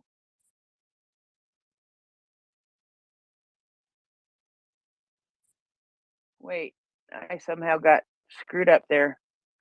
I ended up on the wrong thread, and I thought that somebody else was awake to maybe help co-host. Robin, go to bed.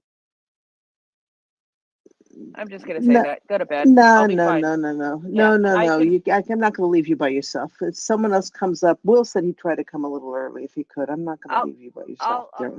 no. I'll FaceTime Tim if I have to, if I have any problems. Anyway, no, go to bed. You sure, hon? Yep, go to bed. All right, you talked me into it because I'm going to see you all in about 6.5 hours anyway. Yeah. Okay, thank you, bed. love. Yeah, go to bed. Robin, go to bed. Thank you for helping All out right. for a couple of hours, 2.5 That's been, hours. I've enjoyed I it. really I've appreciate enjoyed it because I know how I know how jumping into the seat when you don't expect it happens, and Yeah. that's okay. Well, it's easy with you anyway. Okay. I'll be listening for a while to get ready for bed though. So if there are any crises, I can jump back up. But Oh, thank you, we'll love. be fine. Yeah, we'll be fine. Go to bed. Good night. All right, Nick Nafo, go ahead. Well, I was going to tell Robin, we promised we'll behave and be good for friends, so you can sleep.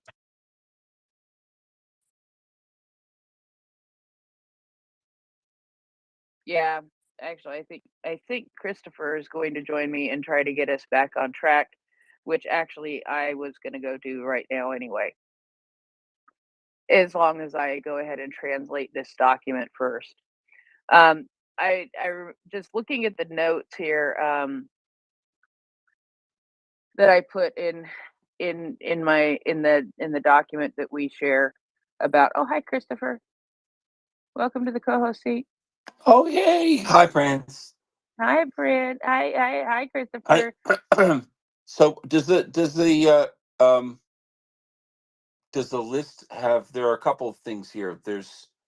Let's see. The Russian agent caught trying to recruit the intel worker in Odessa. Do we go over that one? Which list are you looking at? Do you have access to my secret list? Nope, I have my own list. I make my own list. I did my homework for this. Well, I don't know. What I was going to talk about really quick was a Telegram post that I have here. And this is something very very interesting. Now see, now I got a new person. Now I got to find the last time. I know I just messaged Christopher about something not too long ago, but for some reason he ends up way, way, way down on my list of people. This is what I wanted to talk about really quick. This will be quick, I think. There was a delegation of prosecutors of the Office of the Prosecutor General led by Deputy Prosecutor Veronica Litovinia. They held a meeting with the members of the Laboratory of Humanitarian Studies of Yale University in Washington. Now, she emphasized that the Prosecutor General's office highly appreciates the effort of all the partners, colleagues, and experts in documenting and analyzing international crimes committed by Russia in Ukraine. The deputy prosecutor, of course, thanked the Conflict Observatory for its reports systematic programs of Russia for the re-education and adoption of Ukrainian children, and cooperation between Belarus and Russia in the systematic deportation of children.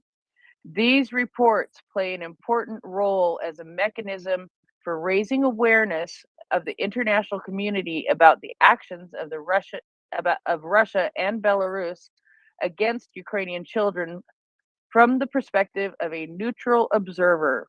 In addition, the information presented and analyzed in the reports can be an important piece of evidence for us. This is what I wanted to highlight real quick. Having this meeting with Yale in Washington is extremely important. The two reports they're talking about have been extremely important in understanding what is happening with Ukrainian children, how Ukrainian children are being taken from the occupied territories of Ukraine to Russia and then taken to Belarus, and what happens while they're in Belarus, where they're taken in Belarus. And that is the most recent report that came out in November, I think, at the end of October or November, that we are slowly working our way through on our Friday genocide segments. And we haven't gone through this report on the genocide segments. It came out in February, and there have just been so many other reports that we've gone through. We haven't gone back and gone to that one. But that one was very specifically about where the kids are being taken in different and put into different, basically, re-education camps all over Russia. And they were able to locate where these are all throughout the country and how many there are in different areas of the country. So what I wanted to point out about this is the close relationship that is happening between the Prosecutor General's office and organizations like the Yale Conflict Observatory, who is writing these reports, and also the acknowledgement that Ukraine has that what is in these reports, number one, is a third party, it's a neutral party who is seeing the same things that they're talking about. They're helping to document these crimes that are happening. And additionally, they are the brain freeze. Additionally, these are things that are going to be able to be used as evidence down the road as proof of genocide. And that's one thing that I say very frequently, is that every single report that comes out is a brick in the wall, is a brick in the case that is going to enclose Russia into being convicted of genocide of the peoples of Ukraine. So I just wanted to run through that really quick. And that was actually next on my list. Now I will try to find I will try to find the case that you're talking about. A case in Odessa, you said? Yeah, correct. What date? Was put out. Well, the date of the article was 3 days ago. Hold on a second. Let me get back to my computer. Oh, so it's an article, not an SBU case. No, it's not. Hang on a second. 1 second. Okay. So while I'm hanging on for a second, I will go ahead really quickly and let you know that there are 3 days left. Actually, I think it might be more like 2 days left at this point for the fundraiser that we're doing for Scruff. For Scruff's fundraiser for the Air Recon Unit, to help them get the equipment they need. We can make a huge difference for their team, and we have been making a huge difference. And a couple of nights ago, I somehow wrangled Will and Christopher into to matching donations, which I greatly appreciated. And through doing this, we're going to be able to help them to get more electronic warfare equipment and to be able to be more effective on the ground. You know, the other night talking to Scruff, it was great to have him up and spend some time talking to him. And that they need everything from drone parts to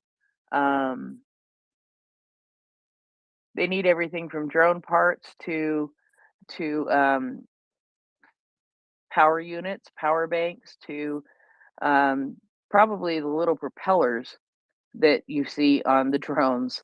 because they build their own drones, so they need parts for those drones. They need batteries for those drones. They need power stations for those drones. They need everything. And if we can help them so that they can be more effective in their job, that would be absolutely wonderful. First tweet in the nest, there's a link to be able to follow to donate for that fundraiser. It continues through the 26th, and I have to figure out 26th which time zone, because that makes a difference. and and then while you're doing that, take a look, if you haven't, at the little video that's there. That stork that is in that video, that is a stork that while they were out doing recon, they happened to notice injured, and they went and got that stork and took it to the vet, and then nursed it back to health and released it. So they're doing their job. They're doing amazing recon for the armed forces of Ukraine, and they are also rescuing animals at the same time. Thank you, Christopher. Go ahead and tell me what we're talking about here. Go ahead. Yeah, no problem. So this was released by the Odessa Region Prosecutor's Office on the 19th, and it talks about a gentleman that is going to be spending 15 years in prison for collaborating with the enemy. The citizen of Ukraine was found guilty of treason, and this will warm Tracy's heart. Part 2 of Article 111 of the Criminal Code of Ukraine, following a public indictment by the prosecutors of the Odessa Regional Prosecutor's Office. 15 years in prison, confiscation of property. Now, I do wish they would say what. I don't think they say what property, but let me keep going. The prosecutors proved in court that the convict, on his own initiative, went to the representatives of the Russian Special Service, this is naughty, very naughty boy, and offered his help in carrying out subversive activities against Ukraine. He is a suspect in criminal proceedings related to the mass riots on the side of the pro-Russian anti-Maidan groups on May 2nd, 2014 in Odessa. He hid from the investigation in the territory of the so-called Transnistrian Moldovan Republic. So he was on the run, on the lam, as it were. In order to fulfill the tasks of the aggressor, the man collected intelligence about the forces and means of the armed forces located in the territory of Odessa and the region, as well as about the presence of personnel and military equipment in the area of the so-called Ukrainian Transnistrian border. In this, quote, zone of special attention of the enemy, there was information about persons involved in the intelligence apparatus of the SBU and law enforcement agencies of Ukraine, including those operating on the territory of the PMR. The agent passed on intelligence to his curator, a major of the Ministry of State Security, his handler, he's a major apparently, of the PMR, which is the cutout for the interests in the Russian, acts in the interests of the Russian Federation. The convict was detained after receiving fake data from an SBU employee allegedly recruited by him. Pre-trial investigation, and there's some photos here. No face plants, just sheepish looking 50-something-year-old white balding man, who's much like the previous one, who was also the guy that took $40 million in a kickback kind of thing. He was also of that ilk. What is with that? What is up with that? Yeah, I don't Prince, know. what? No, no, yeah.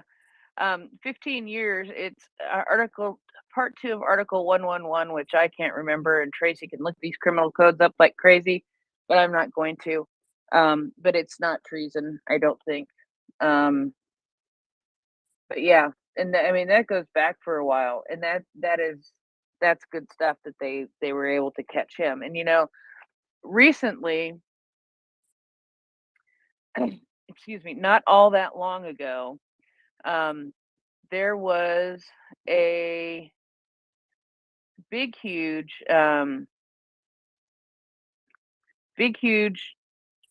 verdict in a Medan case having to do with Medan, and it was basically holding the people, the Berkut guys, accountable.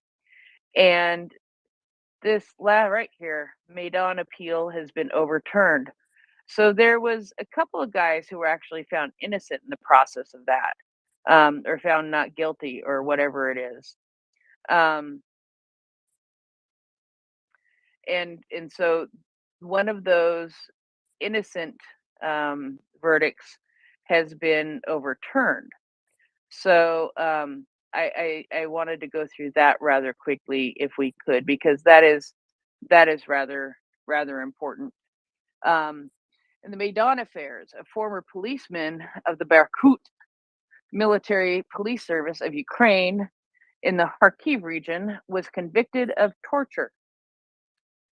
Based on the results of the review of appeals by prosecutors of the Office of the General Prosecutor and representatives of the victim, the Kyiv Court of Appeals passed a guilty verdict against former policemen of the Berkut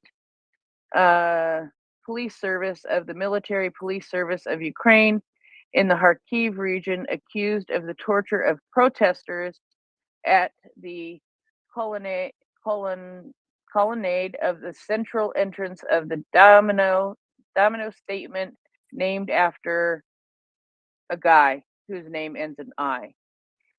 With the verdict, the appellate court overturned the acquittal of the Dnipro District Court of Kyiv, which had previously been subject of an appeal on the basis of the decision of the Criminal Court of Cassation of the Supreme Court was reconsidered on appeal. Holy crap. Anybody got a map and a whiteboard so we can keep track of this? I like when can we use like can we use instant pictures, like the instant pictures and string and connect the dots like that? I'd do it that way. Yeah, that might be work. That would work good. We need what you know what we need. We need those thumbtacks that stick out so we can get the string and tie them together. Yeah, that's it. That's it. We've got ourselves. This is something you would see in the SBU workroom where they are putting a case together. And this is just to try to keep track of which court did what and how. During the new appellate hearing, prosecutors proved the guilt of the former Berkut resident, who is an active police officer, of torture, Part 2, Article 127 of the Criminal Code of Ukraine. He was sentenced to 6 years in prison. The verdict entered into legal force from the moment of its announcement. The prosecutors proved that the convict deliberately caused severe physical pain, physical and moral suffering to 2 participants of the Revolution of Dignity by means of beatings, torture, and other violent acts, following a previous conspiracy by a group of persons. This was done in order to punish the victims for their participation in protests on January 20th, 2014, at the intersection of a couple of roads, as well as for the purpose of intimidating and discriminating against them and other persons. Both protesters were thrown from the colonnade. Also, one of them, who was a minor at the time, was undressed at an air temperature of -12 Celsius and wounded in the thigh of the right leg with a knife. After that, they sprayed him with pepper spray and forced him to walk naked through a group of law enforcement officers singing the national anthem of Ukraine. In this way, his ideological beliefs were ridiculed. Later, the victims were accused of organizing mass riots. So, this guy had originally been acquitted, and after they played tic-tac-toe in several different courts, it sounds like, going higher and higher in courts, he was that conviction of that he was then convicted, and he is going to serve some time in jail. Now, reading what he did, personally, I'd like to see him get longer, but it is what it is. It's not the criminal code of my country. It's not the sentencing guidelines of my country. This is Ukraine, and we respect what Ukraine has in their criminal code for dealing with these kinds of situations. So anyway, Christopher, had you heard anything about that? Go ahead. Yeah, no, Tracy and I were talking about it a little bit earlier today, but I did not have the kind of color and detail that you provided. So thank you. That well, I don't know. I think there would be more things I would want to do other than see him spend more time in jail. They'd probably want to start off by the old eye for an eye. Let's see how he survives in maybe hanging out all night in minus whatever Celsius it was there.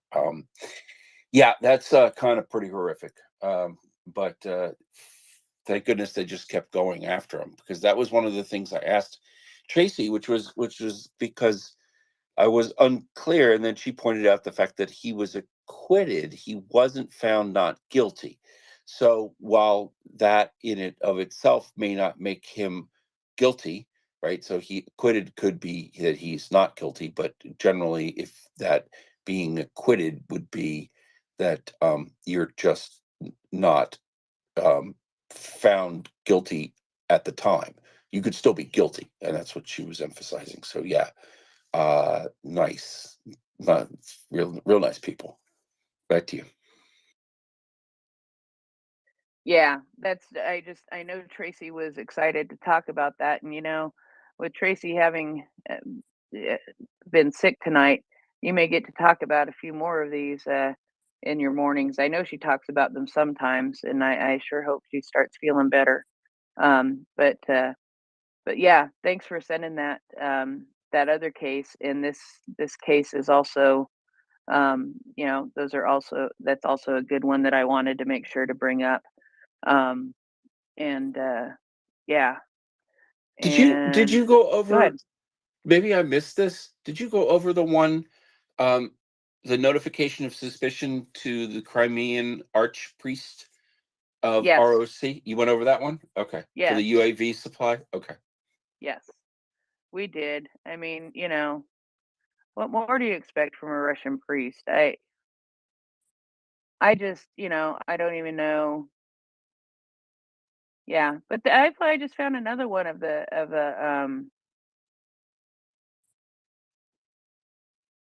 I just found another one with a priest. We do love the priest cases. Good morning, mockers. How are you, honey? Morning. I'm just waking up and discovering that my calendar completely got changed. Or things happened. Things happened while I was asleep. Morning. So 5 minutes and I will grab a coffee. Thank you. So Christopher Mockers is here. I appreciate you popping up. We'll give her a few more minutes to wake up, and then I appreciate you jumping up and helping out here. As you know what, that's one thing we do as a team. We're there for each other, and we pop up as we can when we can to make sure that that times get covered when somebody falls ill or has an emergency and they can't come up and do their co-host shift. And yeah, and those things happen. Go ahead, Karen. Well, I think I'll share one more thing and then I'm going to hop down because I still got stuff I need to do for Christmas before I go to bed. A bit of good news to share. You know how Taiwan is not in the best of situations, they've got a problem with a bigger hostile neighbor who likes to bully them. But guess what? it's Christmas, and Taiwan has allocated $1 million to help Ukrainian refugees in Poland. And the reason it's not that that's such $1 million isn't a big amount anymore, like it used to be, but the fact that this country would make a generous gesture toward Ukrainian refugees when their own country faces so many problems and difficulties ahead. I just thought that was very touching. And thank you, Taiwan. Well, very good. Very, very good. So we have another case here, and I don't see again any snow plants, which is saddens me. I didn't check all the cases for snow plants this week, but I just haven't run across any snow plants, and there may be no snow plants this week, which I'll live. All right. So on this one, of course, our good friends, the Ukrainian Orthodox Church Moscow Patriarchy, is involved. The SBU exposed 3 enemy internet agitators, including Ukrainian Orthodox Church Moscow Patriarchy provocateur, who hoped to get Russian passport from Putin. So, in Kyiv and Kharkiv region, the SBU cyber units have uncovered another 3 internet agitators of the aggressor state. The perpetrators, called Russia's Armed Aggression in Ukraine, discredited the Ukrainian defenders and incited religious hatred. To carry out information subversive activities for the occupiers' benefit, the agitators used their accounts in social networks and popular messengers. They published destructive content created by them or reposted at anti-Ukrainian calls of the pro-Kremlin provocateurs from Ukraine and Russia's top propagandists. In Kyiv, the SBU exposed a 42-year-old associate of a coordinator of mass riots near Kyiv's Pirchskuk Lavara. I'm getting tired, sorry. During these events in the spring of 2023, we remember these. The woman called on people to resist the lawful actions of the law enforcement. The suspect also disseminated similar content through her Facebook and Telegram pages with a total audience of almost 5,000 subscribers. In Kyiv Oblast, the SBU documented the unlawful activities of a resident of Boryaka, who was spreading Kremlin narratives. The One Moscow Church in Ukraine was trying to undermine the internal political situation in the region. To spin provocative posts, he used pages on Facebook, Telegram, Viber, as well as on the banned two more networks that I think are that are banned that seem to be Russian, with a total of 5,000 users. Monkers, I think you have more than 5,000 followers. Anyway, when Russia launched its full-scale invasion, the man applied to the Russian Presidential Department for dealing with appeals from citizens and organizations to obtain citizenship of the aggressor state. In Kharkiv, the SBU blocked the unlawful activity of a 47-year-old woman who posted fake stories about the war in Ukraine by the Russian war correspondent Alexander Sladkov on social media. During the battle for Mariupol, she distributed video fabricated by the invaders to discredit the defenders of Avastal. The files of the 2 cases investigated in Kyiv region have been sent to the court. In the 3rd case, the pre-trial investigation is underway. The investigations are conducted by the SBU office in Kyiv and Kyiv region and in Kharkiv region under the procedural supervision of the prosecutor's office. It's usually guidance, not supervision. Anyway, so those are 3 agitators who are causing trouble online, and we'll see what ends up happening to them in the long run, right? And Yep. I'll match you your 3 agitators. How okay, about go on. an illegal detention, extortion, theft, and corruption? 4 million hryvnias for 3 cops and their accomplices to be tried in Odessa. The prosecutors of Odessa's regional prosecutor office sent an indictment to the court against 3 operatives of one of the Odessa police district offices. Now, those are very naughty people. And the head of the post office on the grounds of corruption, abuse of official authority, extortion, illegal deprivation of liberty, and theft. Now, this is for Tracy.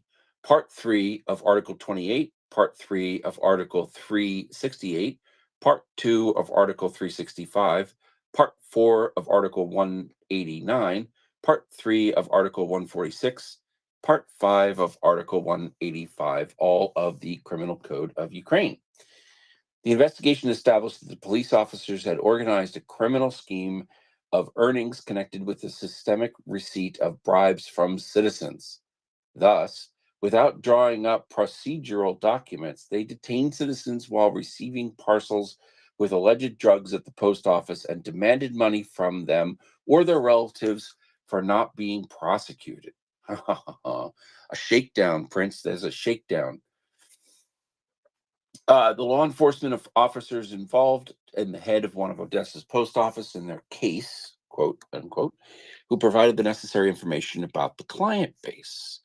In this way, accomplices received almost 140,000 hryvnias in illegal funds from 4 citizens who were illegally detained and kept in a car demanding money.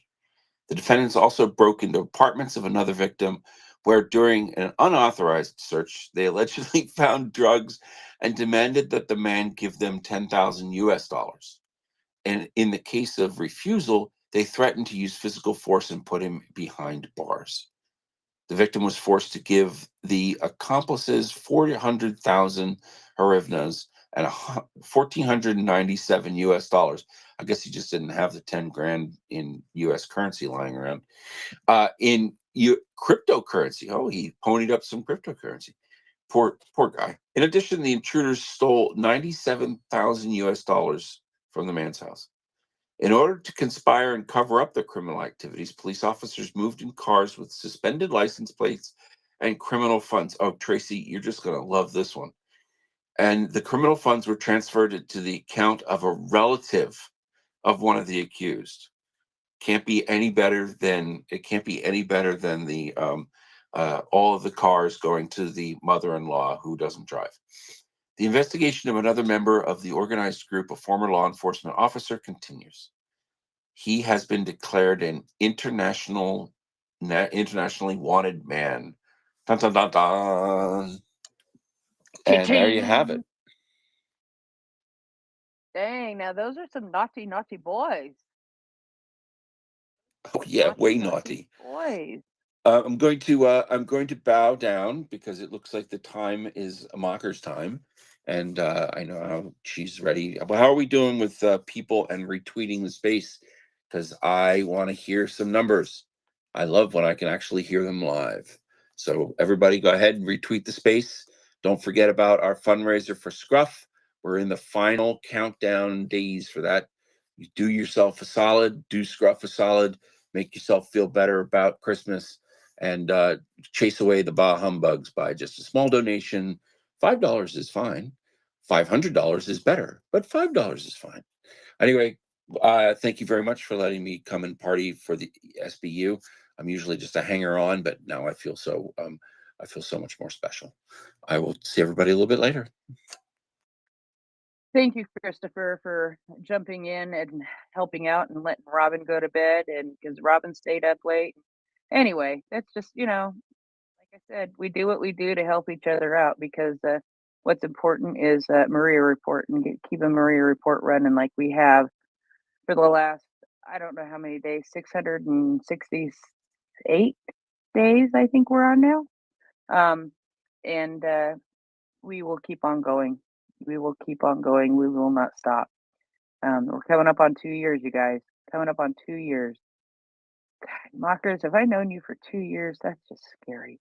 Nick Nafo, go on ahead. Well, I just want to say one thing is that it is so important to really catch any and all corruption and, definitely bring them to justice and make it as public as possible.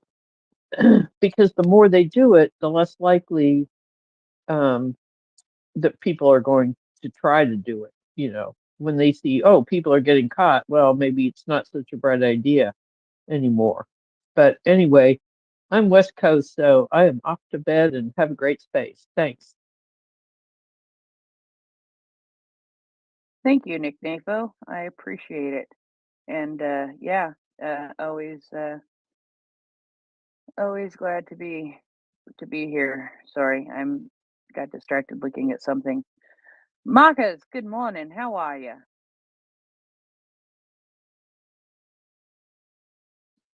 Oh, I was just asking for a co-host invite, and then I found that I had one. So I was just whining before I was hurt. So yeah, how am I? I'm all right, actually. It's Christmas Eve. How's it become Christmas Eve? Gosh. It is not. It just No, keeps it's up on not. us, doesn't it? It's not Christmas Eve. It is 10. for me. I'm awake on the right side of Christmas Eve, if you know what I mean. Well, I haven't gone to bed on the wrong side of Christmas Eve yet, so see how it is.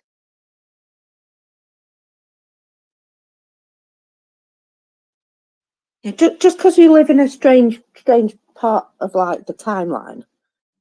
Yeah, What? as far as I'm concerned, it's Christmas Eve. So You know what? That guy who's sitting next to you. Well, okay, wait, maybe because that doesn't work. Will on my screen, Will is sitting next to you, and he is going to hit Christmas Day before all of us. I think that means he has to send us presents. It's because everything's better in the workers' paradise, baby. Everything happens first. You want to know how your stock's done, what you got for Christmas, who, ruined Christmas dinner by talking about Ukraine too much and, found themselves standing in an empty room.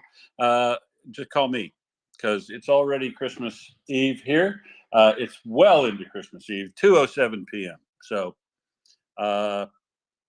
but just a regular day. Although I did kind of ruin Christmas with my with my family online. Did a Zoom call, and I ruined Christmas. But I won't tell you about that.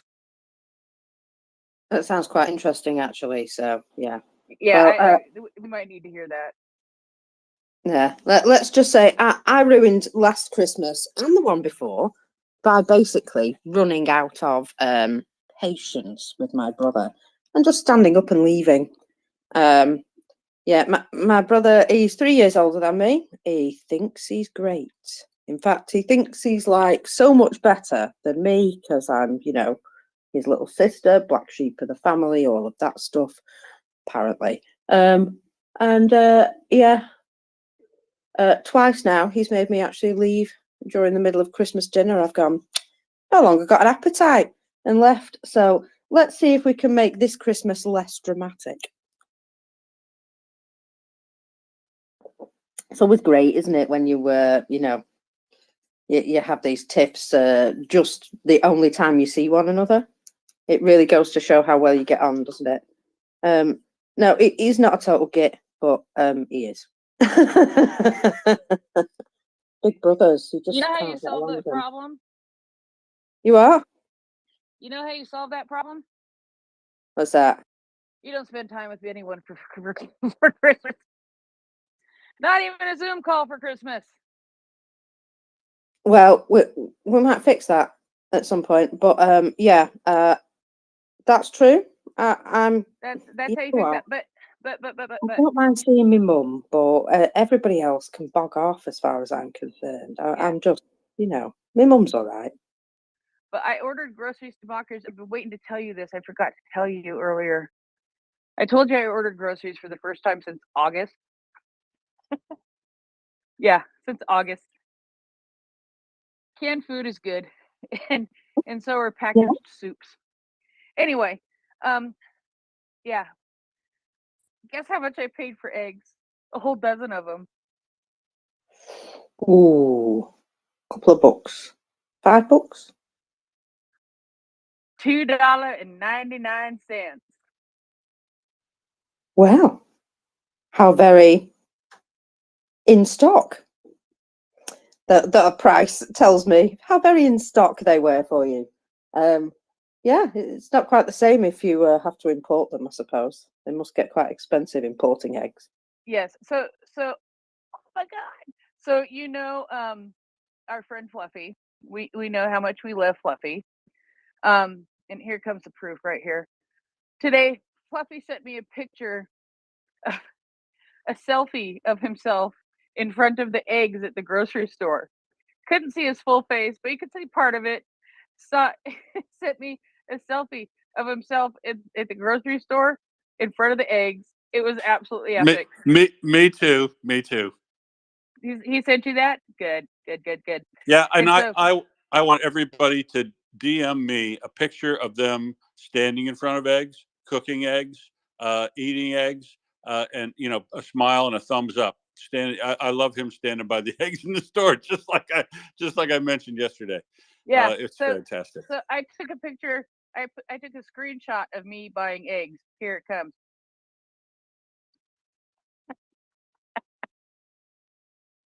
There you go. Yep, that counts. Totally counts. Doesn't it count? It totally counts. As long as the price is included, it's right there. Yeah. 25 cents per egg, $3 at $2.99 for a dozen eggs. I'm gonna be having myself some eggs. Hey, and important news, folks. This just in. I have spoken to folks in Russia today, and there is definitely an egg shortage on it. Came up in conversation. So, yeah, I think I'm gonna make a thread here. If everybody sends me a DM, I'm gonna make a whole, or I should just start a thread with the one I've got, and people can pile on. Of how happy you are to live in the land of plentiful eggs. Yes. Yes.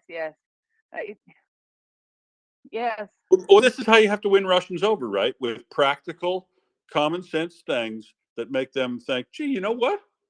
I kind of question my existence. I can't get $2.99 eggs even on a good day. Yeah, they're not usually that cheap. They're usually closer to $4 lately.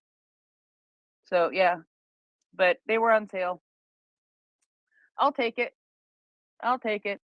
Eggs last me a long time.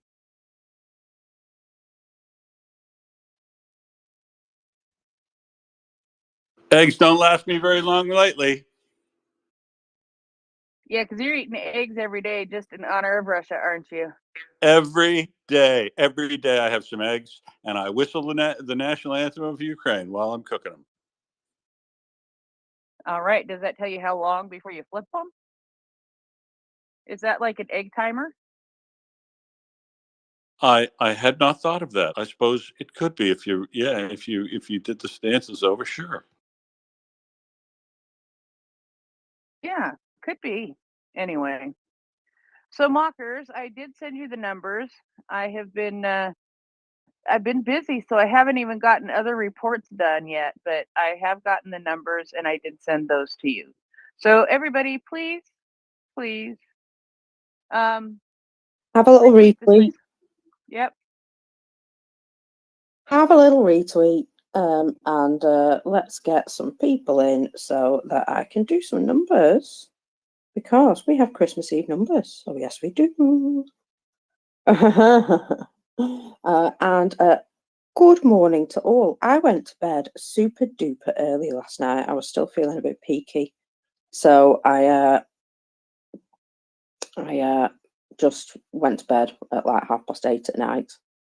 And you know what? I really, really needed to, because I feel so much better. So you'll all be glad to know.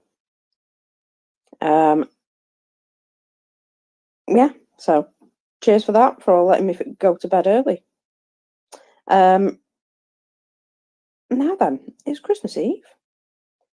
Christmas Eve, and you know what I'm like. I like to see everybody, getting presents. And what I really like to see is Ukraine getting presents. Now, I've had an email this morning saying that there is Christmas coming early. So, we've been working all week with Danielle Sheridan of the Daily Telegraph Defence Editor. She's done us super proud with a series of revelations and scoops that have culminated with an interview with Boris Johnson and the U-turn of the... let me just get to the full update.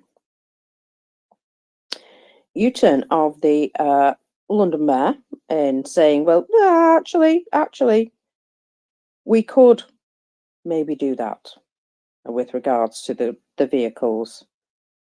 So basically, there's been a lot of public pressure, and we decided that the no idea was, well, didn't seem right. So it was claimed that the vehicles couldn't be released for legal reasons, and technically it's just a change of some wording. It's just adding a bit to the scrappage scheme and making it so that you can scrap or donate. So Khan put out a U-turn statement. I mean, technically, I think he didn't have a big beef with it. He just didn't have any, way of changing it himself. So we woke up to good news yesterday. So everyone who signed and promoted even the petition, this is a win, but it's not victory yet until the vehicles are delivered. So far from winding up, it's a good way to communicate what's going on now. What happens now is crucial. And we're about halfway to getting these vehicles to Ukraine. So just to give a big shout out to everybody who joined in with this, Chris Poole of Liberty Trucks UK, the Ukrainian Embassy in London.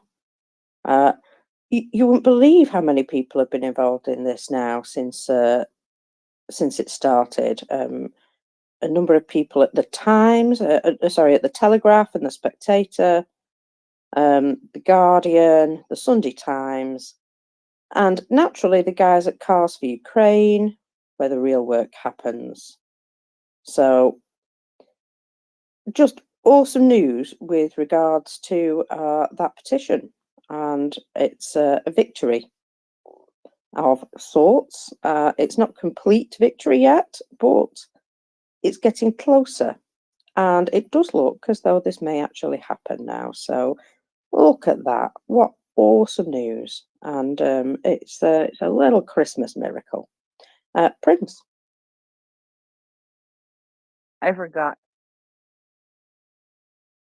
But I'll think of it again. Come back to me. Yeah, okay. You forgot. Bless you. Yeah, no, just the growling of your stomach distracted me. And yeah, and so I forgot. The growling of my stomach. I know it's terrible.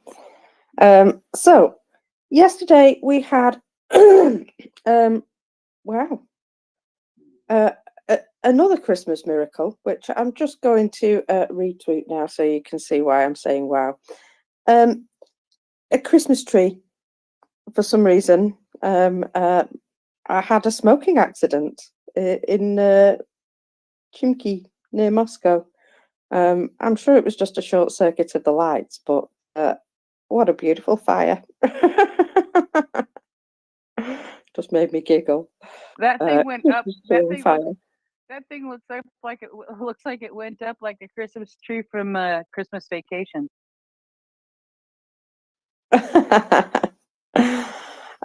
So there was quite a few things yesterday that happened. We had quite a lot of booms, didn't we? I don't know if you noticed that. There was Bavovna happening all over the darned place. Let me see. Armyansk, Ilovaisk, Kerch, Jankoy, and Chornomorsk. All of these areas seem to experience some sort of emotional times yesterday, so we shall see. Now, the New York Times produced this article, and it basically said, Putin quietly signals he is open to a ceasefire in Ukraine. Now, we know what that means, don't we? That means Putin would like some time to gather up some more forces and continue to try and swallow up the rest of Ukraine when he's, at a rest. So let's not believe that balls. It's a load of balls, and we know it. He doesn't make agreements or promises which he's willing to keep, so sheesh. Now then, one of the Polish checkpoints has been opened. Oh yes, this is from now. So from about 20 minutes ago, the Shagini Medica checkpoint is open. Now, we also had, amazing news. Netherlands, Denmark, Norway, and Belgium have all now committed to delivering F-16s to Ukraine, with a little hint that some of them might arrive before the end of the year. Well, there's not long to wait then, if that's the case. You know me, the sooner F-16s arrive, the better for me. Just the Russians already think they're there, so, doesn't really matter when they turn up now. Now, there was also something that came out of the New York Times, which I don't know if you've talked about or mentioned at all, Prince, but with regards to US voter support. Now, it states that most US voters support weapons for Israel. Support weapons for Ukraine, but not for Israel. And I understand things are ever changing in this world. I honestly, I don't keep up with what's going on in Israel terribly well. My bandwidth only goes so far, I'm afraid. So, I see these things, but I don't tend to take them in and remember them. Now, all I can say is that, that there has been a lot of controversy around what's going on in Israel. And I suppose as a result, it's something that, well, a lot of people have said this, that Israel has been defending themselves from their neighbours for a long time, and they are quite well equipped to do so. But Ukraine is not. So, Israel also has an awful lot of assistance in the way of naval assistance from other countries. And you look over at Ukraine and they've had to fight off the Black Sea Fleet pretty much single-handedly, and managed to do so. So, you know, I think plucky Ukraine there. I'm kind of on that too.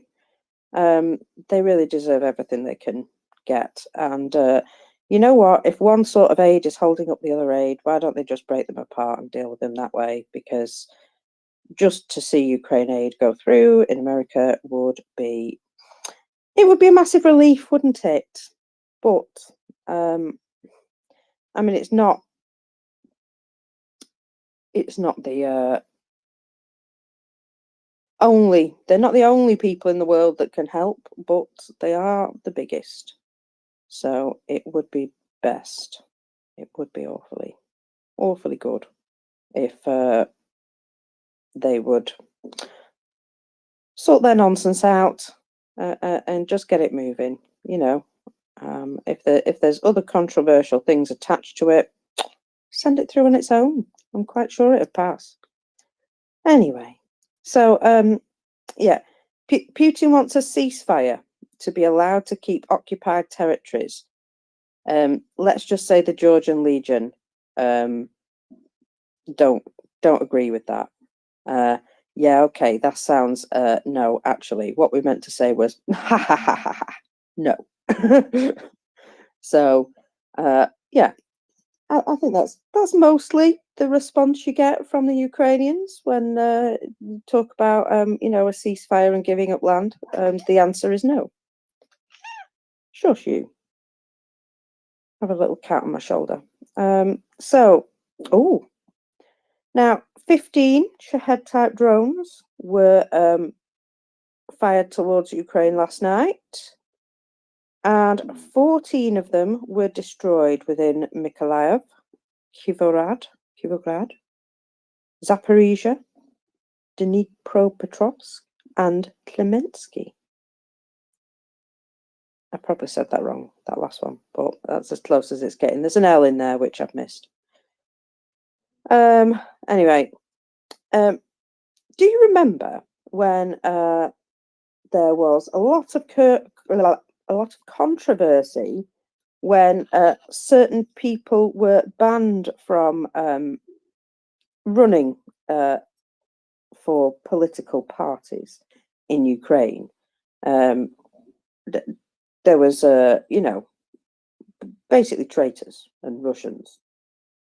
And everyone was like, oh my God, political opponents are being suppressed in Ukraine. Yeah, we remember that. Well, why are they not shouting about Russia's anti-war candidate who has now been banned? The BBC have written something about her, actually, which I'm quite surprised about. Sometimes they're a bit naff. However, they have said, yeah, that she wanted to run on a platform to end the war with Ukraine, but the Electoral Commission has rejected her candidacy, making up mistakes on the forms, basically. She's going to appeal the decision, you'll be glad to know. So the immediate slapdown of a obvious critic of the war will be seen as evidence by some that no dissent will be tolerated in this campaign. The head of the Electoral Commission said she would not be allowed to progress to the next stage, despite gathering thousands of supporters' signatures. She said to her directly, "You're a young woman, you have everything ahead of you. Any minus can always be turned into a plus. Any experience is still an experience." Please note this woman is 40, not having all her life ahead of her. And if she continues to press her issue, maybe not having her life ahead of her for much longer at all. Anyway, former TV journalist said she would run for presidency in November and said any sane person taking this step should be afraid, but fear will not win. Ooh. So she's got a set of cojones on her as well. Yeah, obviously, Putin sidelines all his actual opposition. And She's actually been quite vocal on a campaign of ending the war in Ukraine, freeing political prisoners, and was very quick to say that she would make an appeal because she believed the decision was not based in the law. So 29 people have so far failed to run for presidency. But after the decisions of the commission, Mr. Putin remains the only candidate currently able to register. That's a shock, isn't it? That's a shock. Oh, they've also mentioned that Gherkin is in prison and waiting trial for extremism. And although Putin, oh, right, this is the egg saga. The egg saga continues. Putin showed a rare example of caving into public pressure by, well, it says by cutting the cost of buying chicken and eggs. Only he didn't, because they've gone up again. So he didn't actually cut the cost. So with just 3 months to go until the election, eggs and chicken are now to be exempt from all import taxes. But it doesn't necessarily mean they're going to go down in price. Well, it's obvious that she's, never going to get the opportunity. It's almost as though they're allowing her to sort of speak up as this sort of candidate, as a true opposition. But is she really a true opposition? I don't know.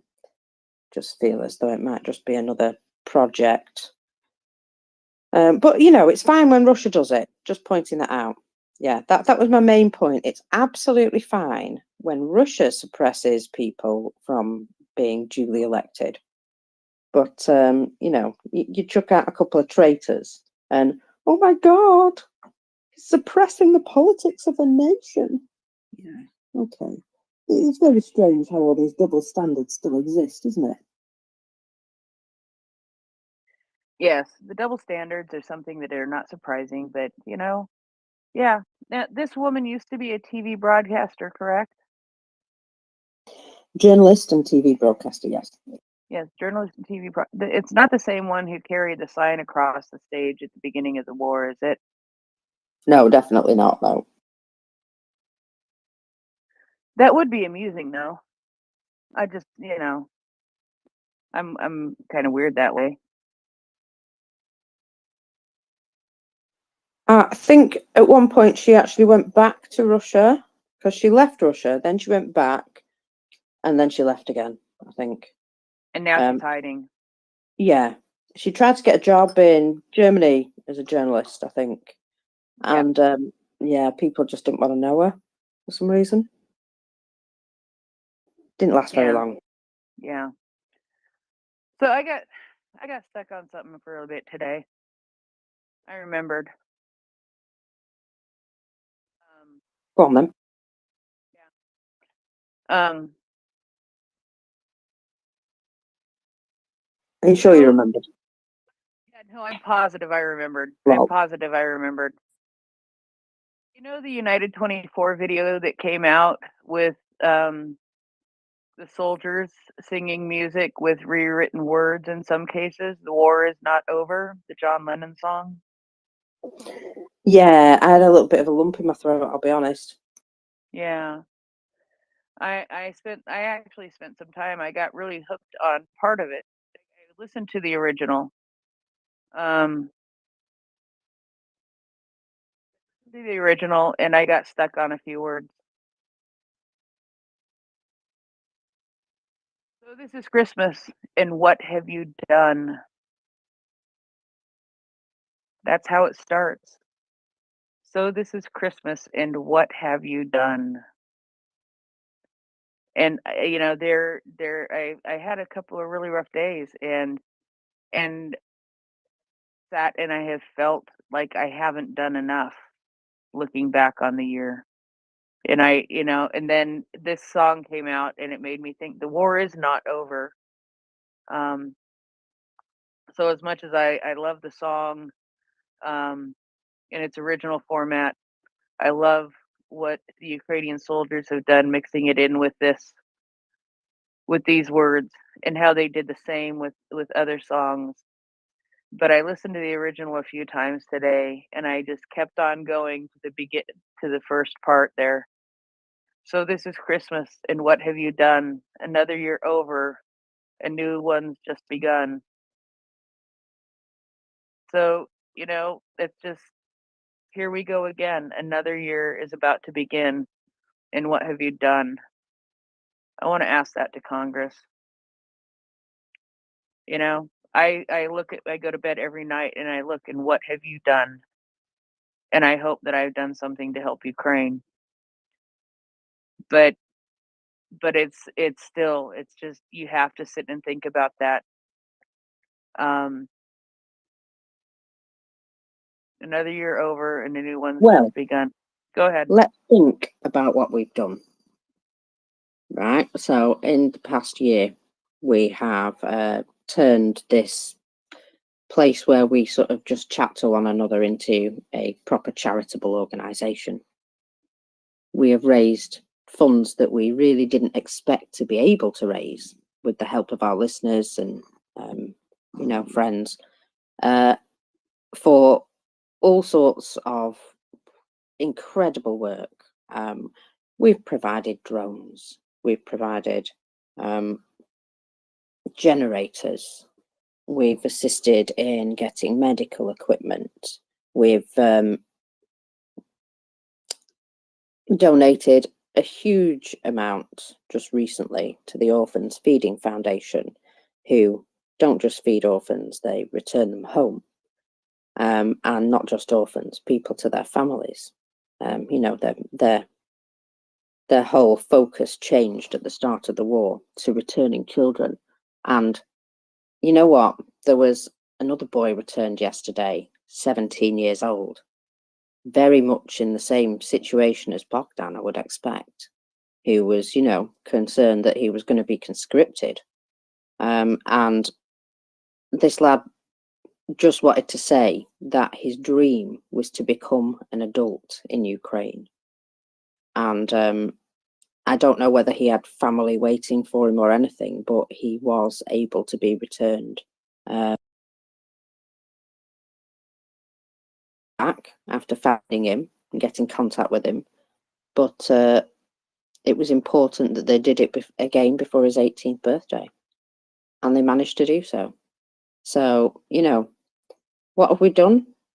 We've facilitated an effort. We've provided them with something that, maybe we even helped pay that lad's travel cost.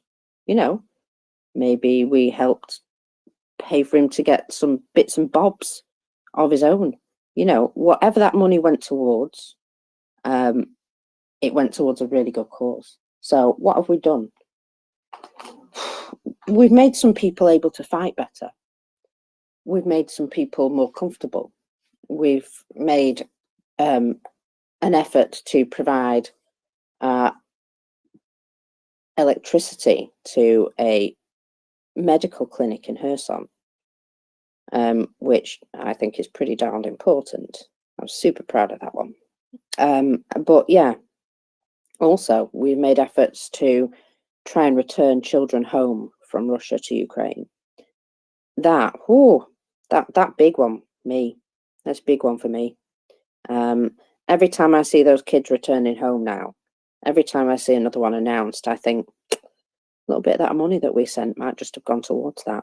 You never know. It makes a big deal, that. So what have we done? We've done more than we ever thought we could, considering, to begin with, in February 22, I felt absolutely helpless. What have we done? We've seen a massive grassroots uprising of fellas.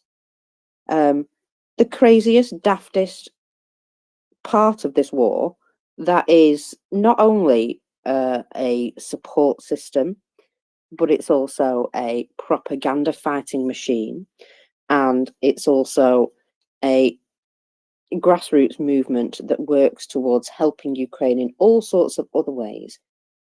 Look at them 4x4s in London. I don't know that would have ever happened if the fellas didn't exist. Look at all the other things that they've managed to achieve with public pressure. You know, what have we done? We've come together to do things that we never thought possible. So yeah, we've done a lot. And you might not think it's enough, Prince, but you and me, we don't own the keys to the Attackham's storage site. If we did, well, gosh, Ukraine would have everything they needed. But, you know, we've done more than what one person could do by themselves. So never, ever feel like you've not done enough, because you've done something, and that is more than what some may have done. Make Mockers. sense? Did I make you cry yet? Yes. What's that? I said, did I make you cry yet? Because I nearly made myself cry during that. Woo. I spent enough time crying today. Ugly crying. So, you know, you brought up the Orphan Feeding Foundation, and I don't know where our funds. I know that our funds have gone to the Orphan Feeding Foundation. I have not gotten official feedback on what has been done with those funds at this point. But whatever So, happened to them, they went towards that organisation's efforts, and that's the thing. it did, and which is what I'm getting to. So Miriam recently spent a week in Ukraine. In one of the posts that she made, you know, she was delivering gifts to kids that have been brought back. She's been delivering gifts to kids all over Ukraine. Anyway, but a huge thing that she did, and this blew me away when I really read it, and I put it first thing in the nest. Christmas mission for Feeding Orphans Foundation continues in Ukraine. This week, we delivered another 2 vans to our partner, Ombudsman UA, Dmitry Lubinets. These vans will play a crucial role in facilitating the safe return of children deported to Russia. Logistics are key in this mission. In just 3 months, thanks to amazing support of our donors, we have donated to a total of 5 vans. In 3 months, they have donated 5 vans to the Ombudsman UA. Together, we're making a difference.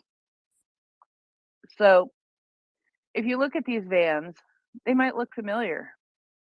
And I'll tell you why they look familiar to me. They look familiar to me because these are the vans that I've seen kids get out of when they're returned from Russia. This is the kind of van that I first saw Bogdan in when he was returned from Russia. This is the kind of van, the van with the Orphans Feeding Foundation logo on the side. These are the vans that end up going to get the kids. And yeah, you know, sometimes they have to take a person, you know, people for each kid. They have to take support staff. They take people. I bet you they take 2 or 3 vans on each one of these. And one of the things that Miriam said once when she was on the space talking to us is she emphasized the importance of having vans that are newer, in good shape, and very, very reliable, because you can't have this van break down while you're in Russia picking up a kid. You can't have this van breaking down in Belarus when you're on your way back with kids. These have to be good quality vans. So, you know, I don't know. I don't know, but I hope. I do not know, but I hope that the however much, I don't even remember how much I donated for that one. However much I donated, I hope a portion of what I had donated ended up going towards one of those vans. I do hope that, because it's not going to help to bring a child back. It's going to help to bring many children back. And that would make me very happy. So I'll have to see if I can find out. It is, yeah.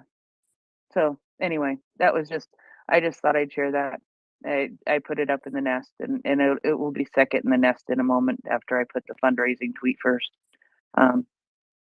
So.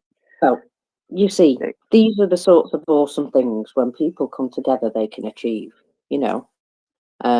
Maybe that money we gave bought a van. Maybe that money we gave just freed up all the money to buy a van, you know, or maybe it bought some Christmas presents. I don't care what it bought, as long as it changed the life of somebody and, you know, positively made an impact. And that is the biggest thing to me, that, you know what, I will never meet any of these kids. I'll probably never meet even Mariam, but I know that she's doing amazing work and we were able to support her. And that to me, biggest thing there, right there. All right, I'm going to have to wipe my eyes now because I've gone a bit girly.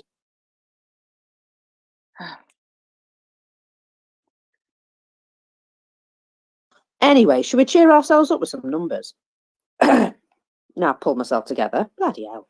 Yeah, bloody God, I'm hell. such a softie. Bloody hell. Bloody hell. I'm such a softie, I know. But you know what?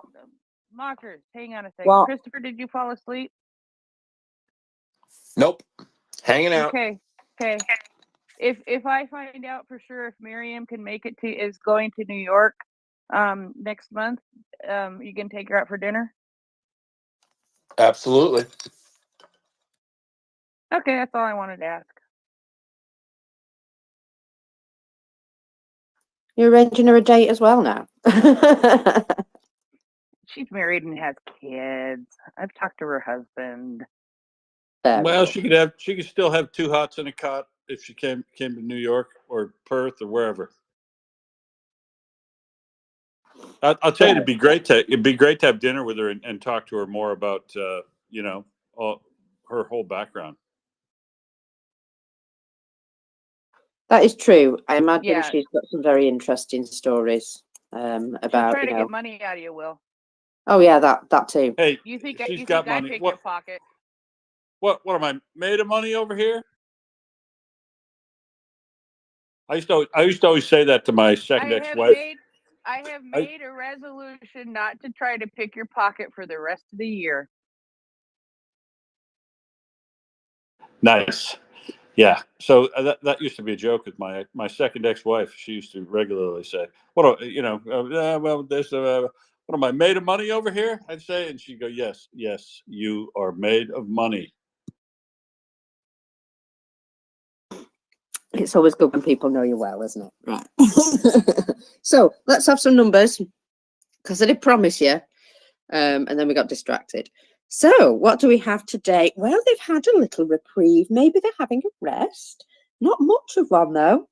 Not really. When 800 is deemed as a bit on the low side, it's a bit ridiculous, isn't it? 800 liquidated personnel we have today. 4 tanks. Now, that's not as many as there has been over the last couple of days, but you know what? I have a feeling that they've been losing them at such a rate, they might just not have a lot of tanks to be throwing into the battlefield immediately. 17 armoured personnel vehicles, still quite a lot of them though.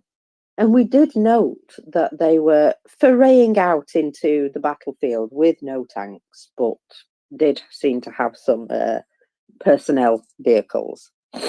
So it looks as though, you know, they've been using them more. We have another 28 artillery systems, and we can't possibly be disappointed in that. Just love seeing those taken out.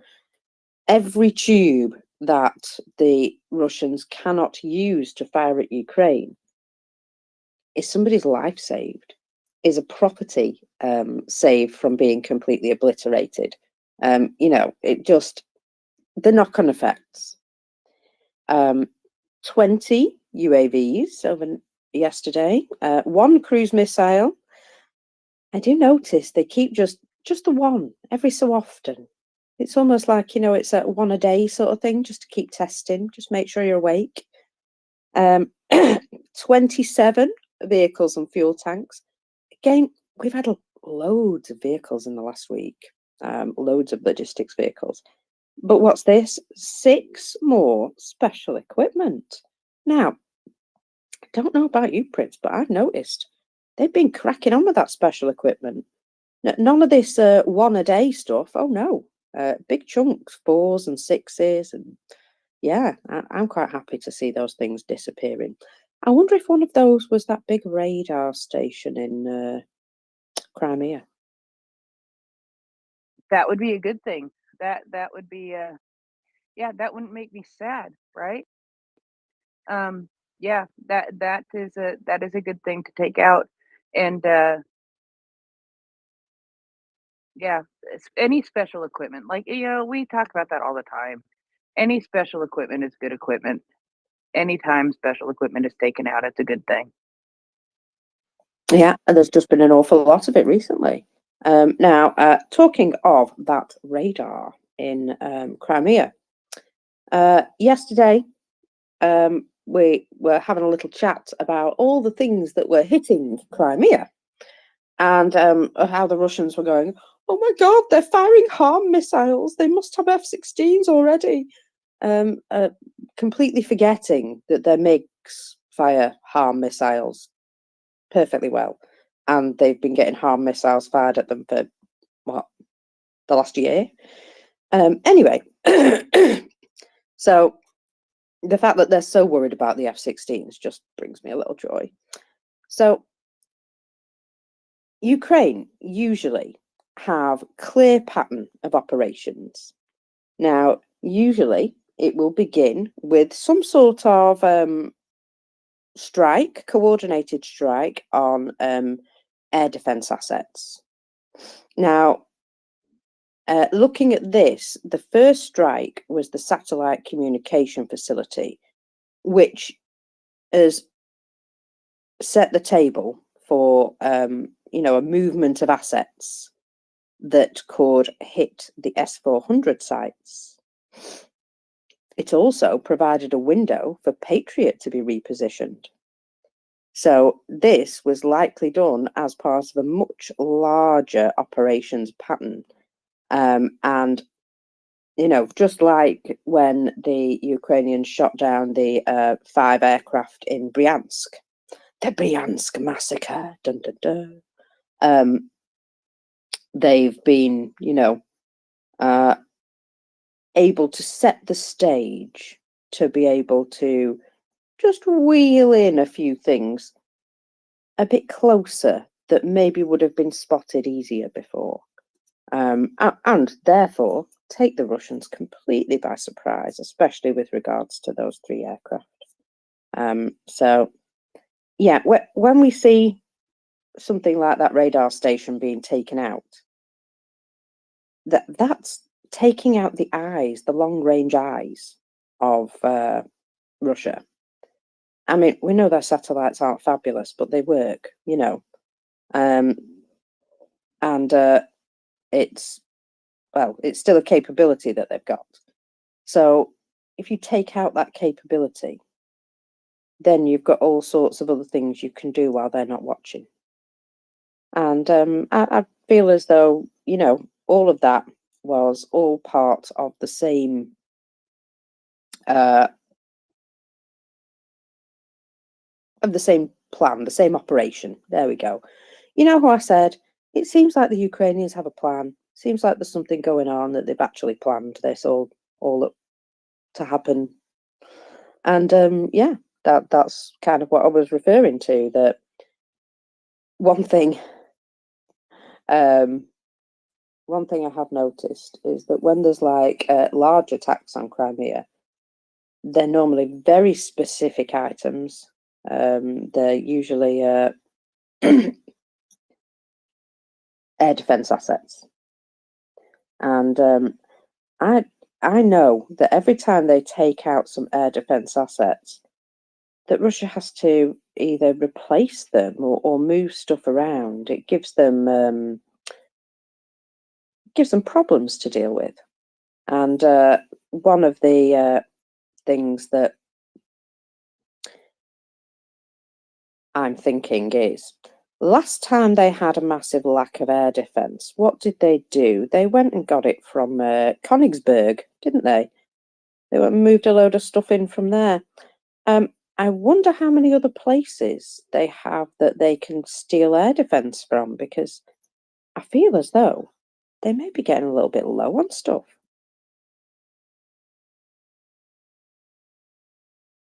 They may be. Well, they've got so many places to protect, and only so much air defense. And Ukraine have made absolutely certain that they've had to move some of their air defense back into Russia, especially around, air bases and things. Not that that seems to make a massive amount of difference, I'll be honest. They still seem to be able to hit things on the ground, don't they? So yeah, it's almost as though they've made a massive effort to thin out Russia's air defense as much as possible. Perhaps in preparation for some new aircraft coming, eh? It would be a good thing, right? It would be a very good thing for that to be happening. Yeah. And Well, let's face we got about a week, right? We got a little bit over a week. Well, you never know. But let's face it. If you were going to get, some shiny new to you aircraft, which you were really proud of, the thing you'd want to do the most is ensure that they were unlikely to get shot down. So you would do your best to, just reduce perhaps the amount of risk for them.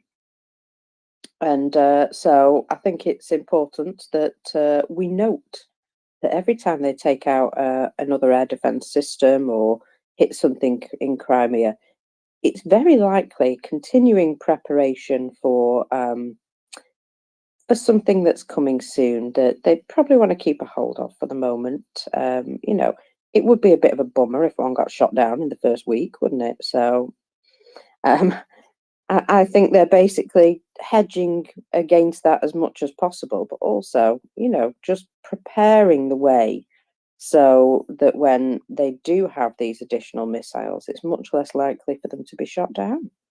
It's kind of what I'm thinking. They're creating holes in their air defense.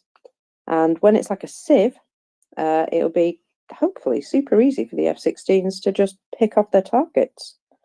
Might just want to think about that. The amount of preparation that they're doing.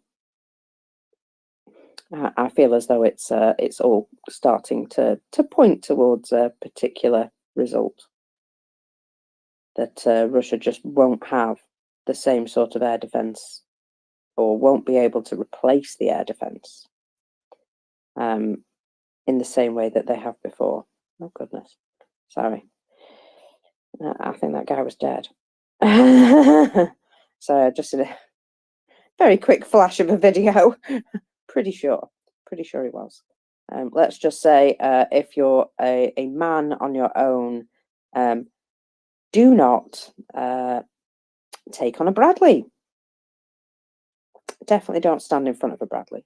Anyway, so there appears to be some sort of announcement of the use of chemicals, and this is coming out as something that people are talking about this morning. Now, when we say chemical weapons, there are a lot of different things that can be classed as chemical weapons.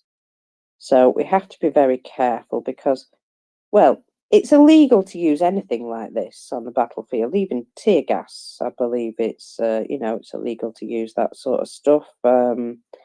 It's basically an unfair advantage of some kind. Well, you certainly shouldn't be using these sorts of things against opponents. Now, yeah, it will incapacitate people for a period, but depending on what it is, depends on whether it will actually do you any harm. Now, from what I can tell, this is what would appear to be a nasty version of tear gas. So it's not actually, so grenades filled with CS gas. Now, this is obviously it's nasty, but here we go. K-51 grenades from drones to smoke Ukrainian forces out and expose them to fire. So they used aerosol grenades filled with irritant CS gas, which is what we expected. A type of tear gas used for riot control. So it's not that gas that was like, everybody was going, oh my God, it's this massive poisonous killer gas. It's not. It is CS gas. It's particularly nasty. The Russians have tons of it because they use it for riot control and, riot police all over the place.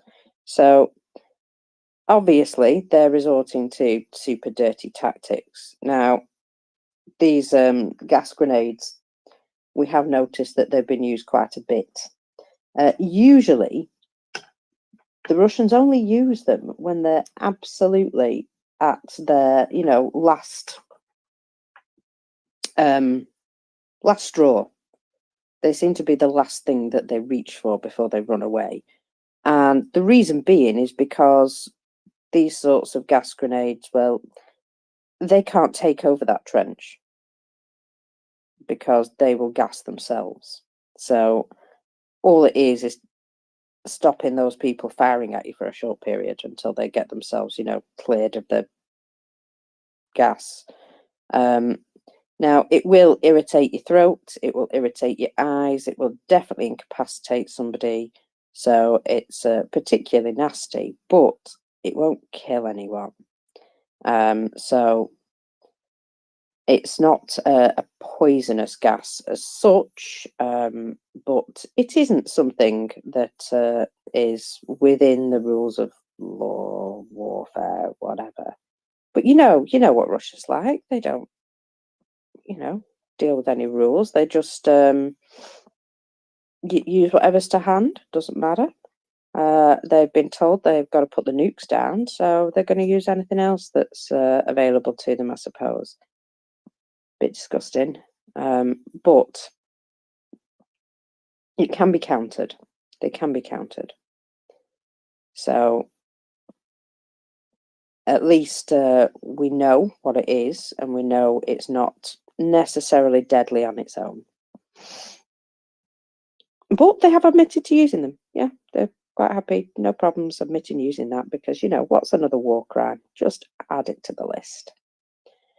So yeah, just in case anybody's particularly concerned about that, it's not mustard gas. Basically, it's just particularly nasty CS, which is just awful.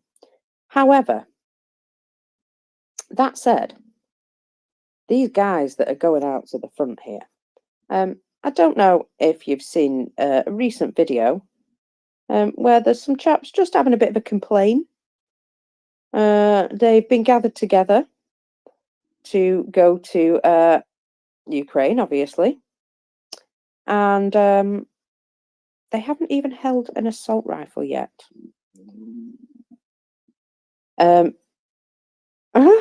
We haven't even seen an assault rifle yet, in fact. So in 2 weeks, we've been sent to the range to throw grenades, but they said there were no grenades, so they brought us back from the range. And here we are. We've walked 10 kilometers here.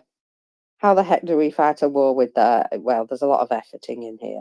How the heck do we fight a war like this? They'll sell us out in Ukraine. Naughty words, angry man. Yeah, so, well, I would say there's a good few hundred guys here. Quite a lot, but guess what? Oh man, film me, man. So all the officers have lied to our faces that we're territorial defence.